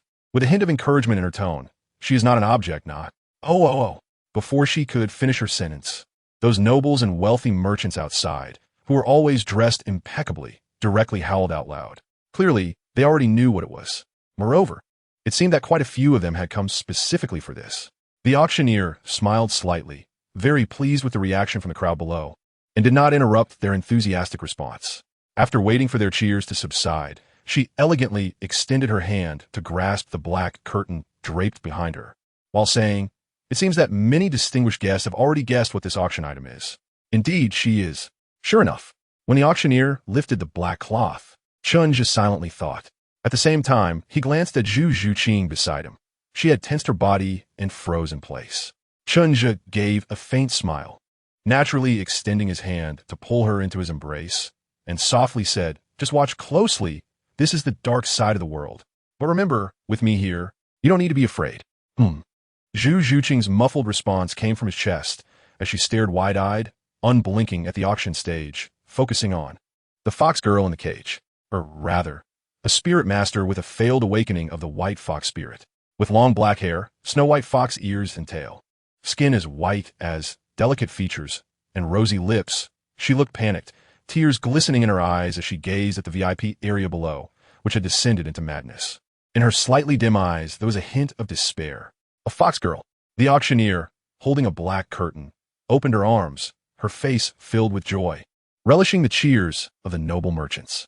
Just now, she used the word only? Zhu Zhuqing's pupils constricted, her eyes widening, and she tightly gripped Chen Zhe's clothing. That was clearly a person. It is well known that when beast spirit masters awaken their spirits, there's an extremely small probability of failure. Or rather, it is only half successful. The auctioneer's face rippled with a smile, her words filled with pride. In this way, they may forever merge with their spirits, maintaining this semi-beastly state. He. And if this person is a woman with exceptional beauty, she will become like this, a top-tier treasure, the best of the best.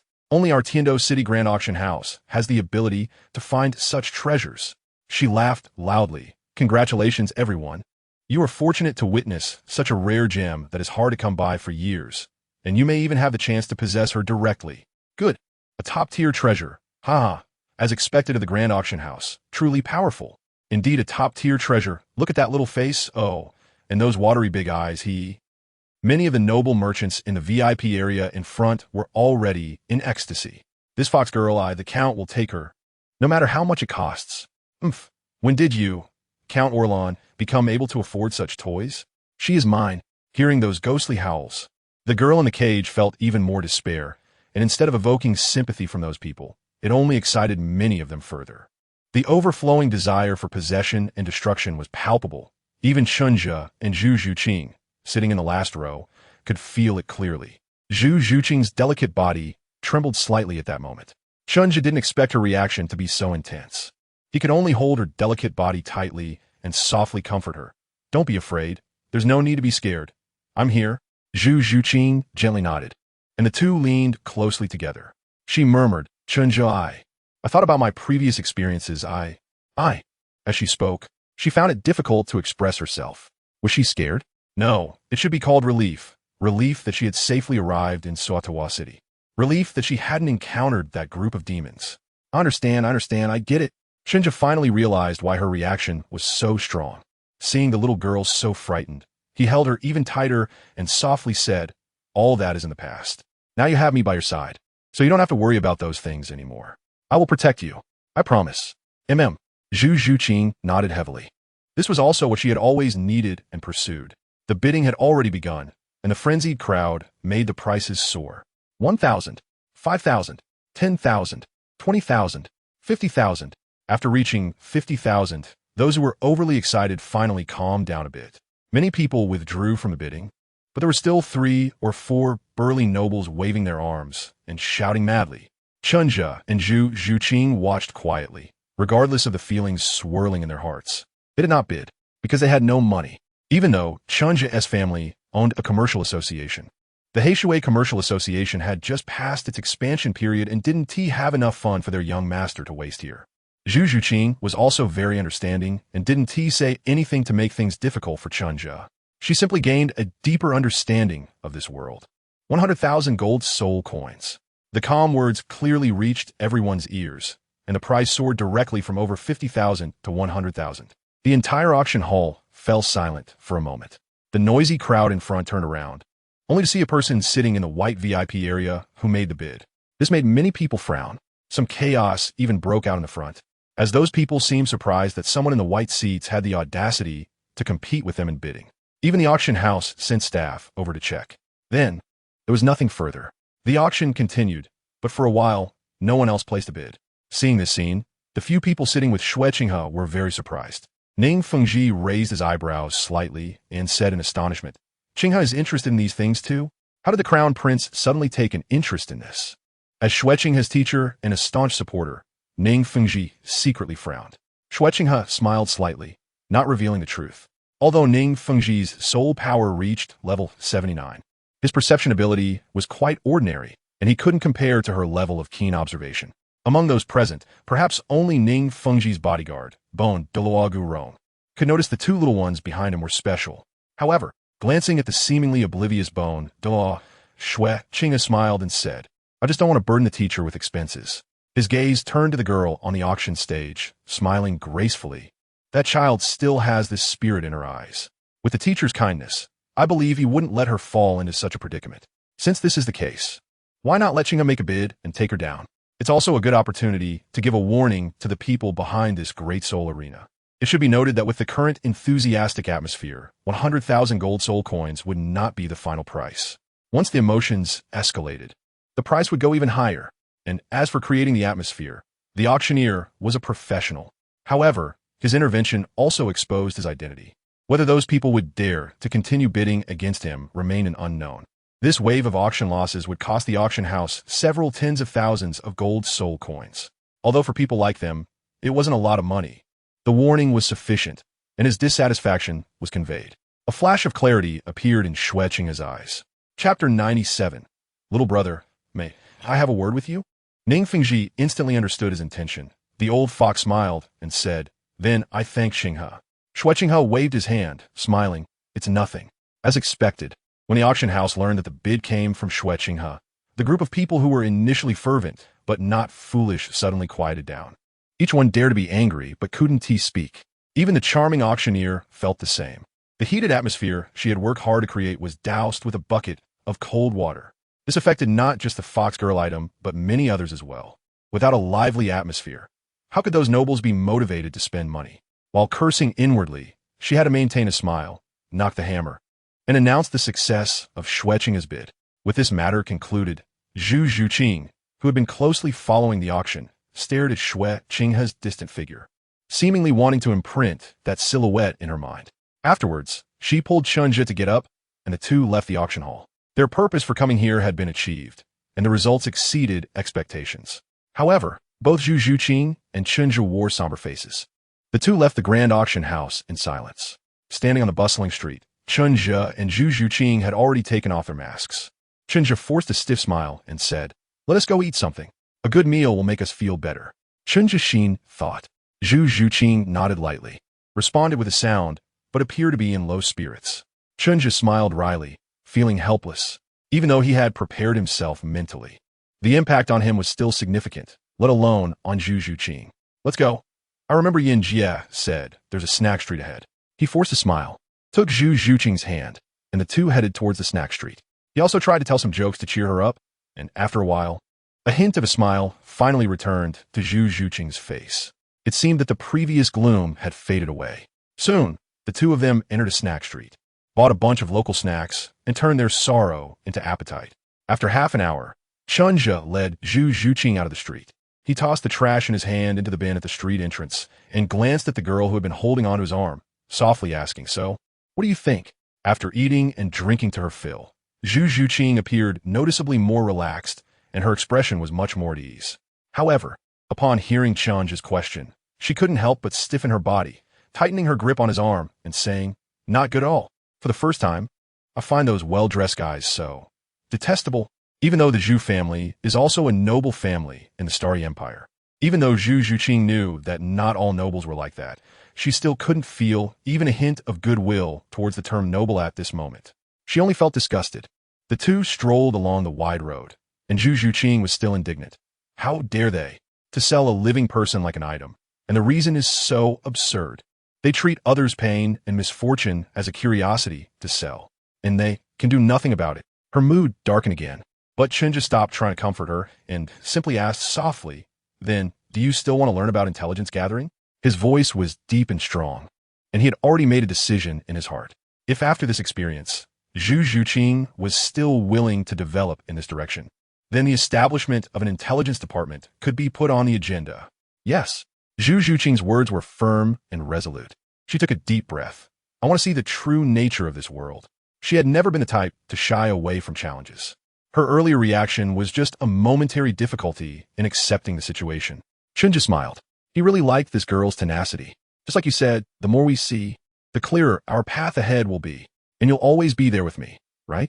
Chen Zhe was taken aback for a moment, then smiled softly and said, Of course. I will always be with you, and we will grow together. Together, we will become strong. Zhu Zhuqing nodded seriously. Just then, A carriage passed by them and stopped after passing by. Chen Zhe and the other person looked over in confusion, only to see a young man in white clothing with a folding fan, smiling at them from the lower car window. I apologize for disturbing you too, the young man said with a warm smile. I am Xuanming, and I would like to invite you both for a cup of tea, if you wouldn't mind gracing me with your presence. Xuanming? Qianren.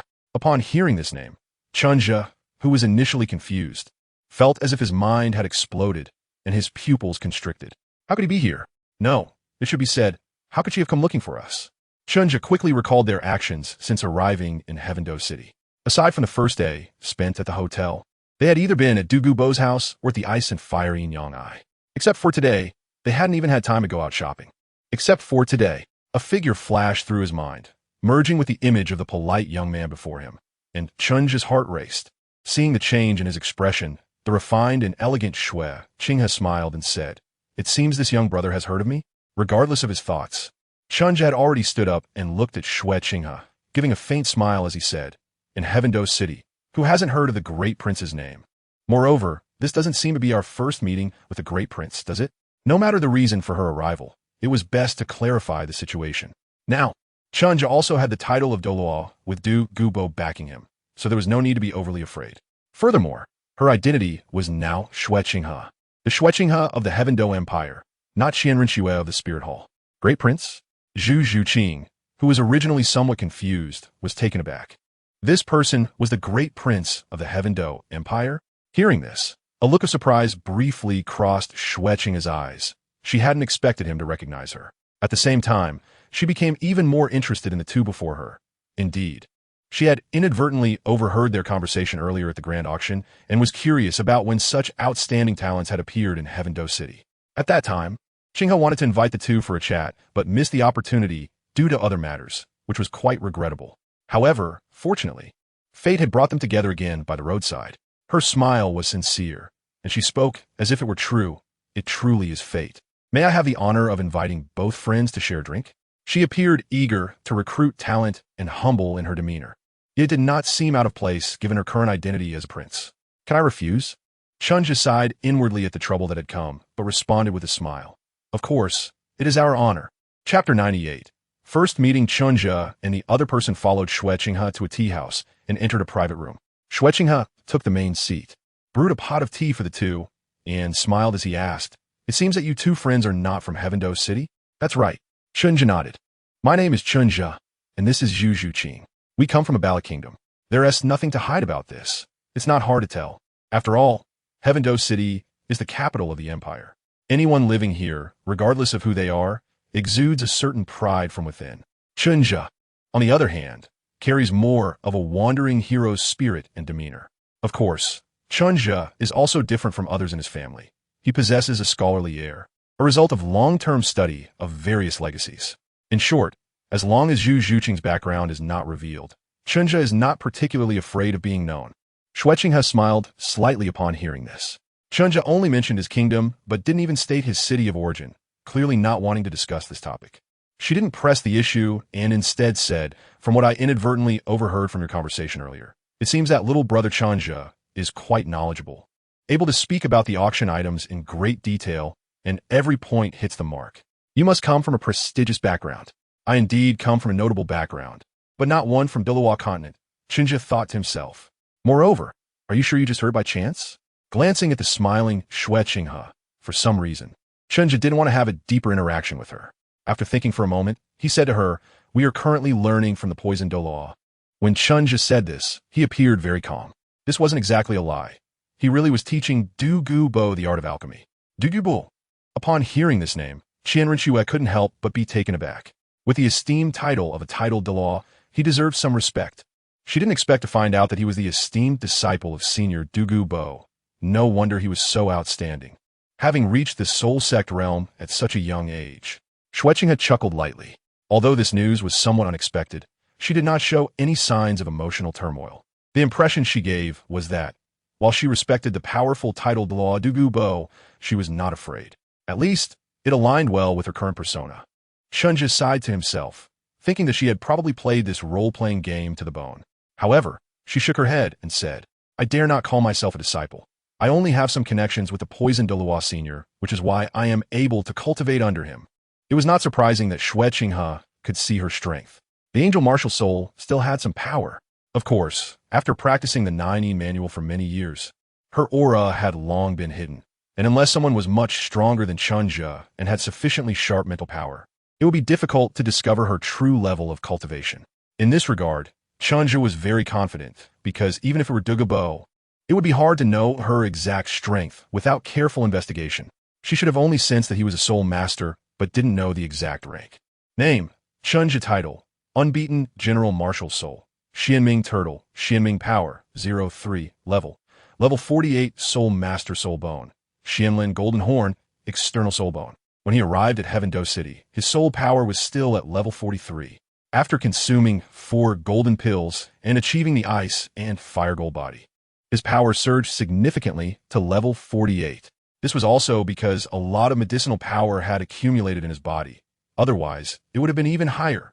This also meant that his future cultivation speed would be astonishing, and he believed it wouldn't be long before he became a Soul King. The kind of Soul King who could fight above his rank. When Xuanming heard that he was not Douluo's disciple, his interest deepened. However, he also sensed that Chen Zhe really didn't want to discuss his background in depth. After thinking for a moment, he said, "Brother Chen, why must you belittle yourself? Being able to learn beside a titled Douluo like the senior Douluo itself proves your outstanding talent." Previously, in that large auction house, I heard Brother Chen say that Xingning grass is very beneficial for defense-type soul masters. I'm quite curious about this. Could you elaborate, Brother Chen? You just call me Brother Chen? Chen Zhe's mouth twitched. Is this what it means to have the thick skin of a superior? Chen Zhe expressed that he had learned something and said, "It's very simple. No matter if it is taken internally or applied externally, Xingning grass can effectively strengthen the flesh of soul masters. That's why I said it is very beneficial for defensive soul masters. In fact, it's not just defensive soul masters. Any melee soul master can gain great benefits from Xingning grass." This conversation lasted for a full half an hour. Overall, aside from Xuanming's occasional probing into Chen Zhe's background, their conversation was quite harmonious. As the time approached, Chen Zhe and his companion stood up to take their leave. Xuanming did not insist on keeping them longer and personally saw them to the door. Looking down from the window at the disappearing figures of Chen Zhe and his companion, Xuanming showed a thoughtful expression. After a long while, she chuckled softly and murmured to the empty room, "Go check their origins, but do not make it known, and definitely do not draw their attention." Soul masters around 14 or 15 years old, although not unheard of, are rarely so knowledgeable, and there must be a significant power backing them. Moreover, it seems they have a deep connection with Douluo. Xuanming chuckled softly. Yes. Besides Xuanming, in the empty room, a faint, mosquito-like voice answered. Xuanming gazed in the direction where Chen Zhe and his companion had left, murmuring to herself, "Resisting deeper contact with me, yet not showing any aversion towards me. Could it be because of Douluo? Or perhaps Uncle Xuanming?" On the other side, Chen Zhe and Zhu Zhuqing were walking towards the direction of Douluo's residence. Noticing that Chen Zhe had been frowning since they left the tea house, Zhu Zhuqing softly asked, "Aja, it seems you don't like that prince of the Tiando Empire?" Zhu Zhuqing's words jolted Chen Zhe from his contemplation. He slightly furrowed his brow and replied, "It's not that I don't like him, but I don't want to have too much contact with her." After all this time, he had figured out why he instinctively rejected contact with Xuanming. Chen Zhe understood very well what a big trouble she was. Her very existence was a super vortex. Being too close to her would naturally attract attention from all kinds of people. Moreover, Chen Zhe himself was a cautious type, and at this stage where he had not yet fully developed, he certainly did not want to engage too deeply with her. That would be too dangerous and less prudent. At the very least, he needed to develop for another 2 years. Chapter 99, Oakland Academy and the trial another week later. A carriage pulled by 2 tall horses was traveling on a wide road. Inside the carriage, Douluo, Lin Yinyang, and Chen Zhe were seated across from each other. Douluo took out a stack of documents from his storage ring and handed it to Chen Zhe, saying, "Here, this is the basic information about Oakland Academy. This is the academy I have chosen for you, a medium-sized advanced Soul Master Academy." Chen Zhe quickly took it over and began to read it carefully. Douluo's words continued. "Their founder, who is also the current old dean, is named Auckland and is a soul sage with a martial spirit called the Overlord Flower." Quite a powerful name, right? I've heard that he was indeed a remarkable figure in the past. which is one of the main reasons he was able to establish such a large academy and receive subsidies from the empire every month. As he spoke, he shook his head and said, "But I've met that old guy, and he seems to have lost his ambition, becoming quite lethargic. His only wish now is for the Academy's battle team to achieve excellent results in the Soul Master competition." Chen Zhe also saw this in the materials. He flipped through the Academy's past competition results, which could only be described as abysmal. Not a single one made it past the elimination round. The consequences of such results are dire. There are many academies in Tiando City whose performances are much better than theirs, which has led to their student enrollment being far below that of other advanced Soul Master academies. This then initiated a vicious cycle, and it seems that the Empire has already intended to cut their funding. You see, this is the main reason they are willing to allow you to join the Academy's battle team. They are desperate for results. Otherwise, once that old guy dies, the Academy might just fall apart, right? He shook his head slightly, appearing somewhat sentimental. Does Dean Auckland not have any descendants? Chen Zhe asked. He had already read the basic information above, which did not mention this. Auckland Academy has, aside from the old Soul Sage Dean, 5 Soul Emperors and 7 Soul Kings as teachers, along with more than 20 other auxiliary teaching staff of varying ranks, from Soul Masters to Soul Douluos. Moreover, what is most commendable is that they seem to have a simulated environment training ground. However, it is plant-based, which is quite unfortunate, as it is of no use to both Chen Zhe and his companion. Yes, why wouldn't they? Douluo suddenly started to chuckle coldly for some reason and said, "But they are all useless fellows." Upon hearing this, Chen Zhe understood, after all, the son of a soul sage could not possibly also be a soul sage. In fact, it is still uncertain whether he can even awaken his soul power. In this regard, Yu Xiaojiang is a very good example. Chen Zhe nodded, closed the documents in his hand, and handed them to Lin Yinyang, while asking, "I understand. Is there anything else I need to pay attention to?" Douluo shook his head and said, "The only thing to note is that this academy mostly enrolls talented soul masters from humble backgrounds or even commoners due to their academic performance. However, this won't affect you much, so there's no need to worry too much about it. Chen Zhe comes from such a family, so if he really enters Auckland Academy, it shouldn't be difficult to get along with these people. As long as he shows some strength, that should be enough, right?" Chen Zhe and Lin Yinyang exchanged smiles. Indeed, in the end, it all comes down to strength. Douluo also chuckled. In fact, with Douluo around, as long as Chen Zhe truly wants to join this academy, could they really resist? But they chose not to do so. The negative impact was one reason, but more importantly, it was unnecessary.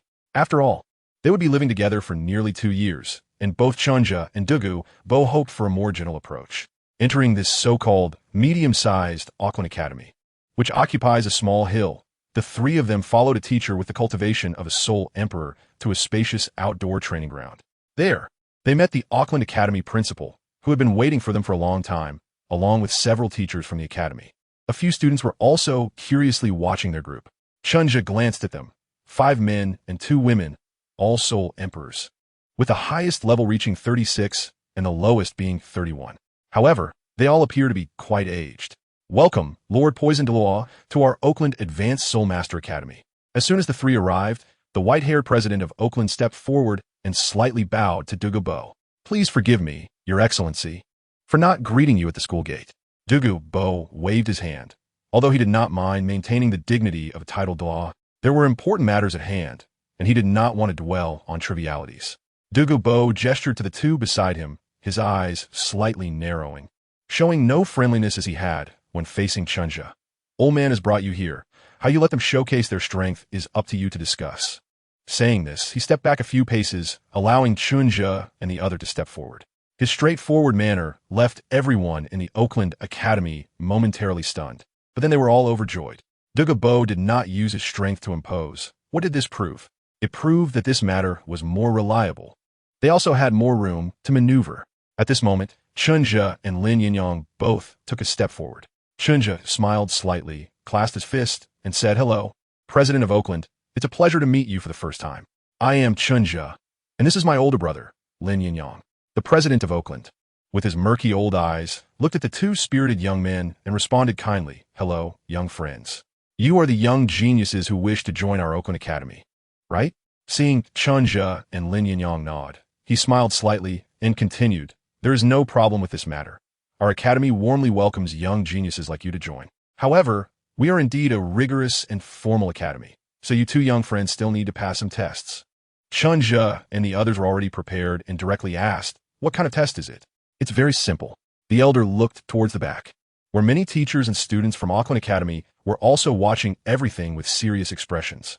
Auckland scanned the group of teachers and gave them a reassuring glance, finally resting his gaze on the students, and said clearly, "As long as the two of you spar with the members of our Academy's original battle team to demonstrate your strength, that will suffice." After saying this, he glanced in the direction of Douluo, and seeing him just quietly watching without voicing any opinions, a heavy stone finally lifted from his heart. "You few, why aren't you coming over to meet Chen Zhe and Lin Yinyang?" "Yes, Dean." Several students stepped forward, each introducing themselves. Liang Yu, 21 years old, Martial Soul Goldback Mantis. Level 38 Attack System Soul Master. In Xinzong, 19 years old, Martial Soul Hunting Shadow Leopard. Level 36 Agility System Soul Master. Lin Xinyuan, 16 years old, Martial Soul Green Lotus Sword. Level 35 Attack System Soul Master. Lucia, 16 years old, Martial Soul Illusory Bell. Level 34 Support System Soul Master. Lu Yun, 16 years old, Martial Soul Two-Headed Crimson Flame Tiger. Level 31 Attack System Soul Master. Qi Chongzhen, 17 years old, Martial Soul Black Soul Knife. Level 34 Attack System Soul Master. Zhuang Yin, 16 years old, Martial Soul Black Horn Viper. Level 33 Agility System Soul Master. The seven of them introduced themselves together, and the format was the same, making it quite imposing. It would have been even more perfect if their gazes hadn't kept darting towards Douluo. "I'll go first." Lin Yinyang's eyes lit up as he stepped forward and said, Lin Yinyang, 17 years old, Martial Soul Fire Scaleblade. Level 40 Attack System Soul Master. He smiled slightly. "Please give me guidance." Level 40, 17 years old. Everyone gasped in unison, their gazes towards Lin Yinyang changing. At the same time, many glances turned towards Douluo. Douluo stroked his beard and smiled without speaking. Chapter 100. You all go together. It was clear they attributed Lin Yinyang's excellence to Douluo. At this moment, the three of them had no intention of explaining. Lin Yinyang walked to the center, looking at the astonished expressions on the faces of the few people opposite him, and smiled slightly. "How shall we fight?" With that, he held his hands in a virtual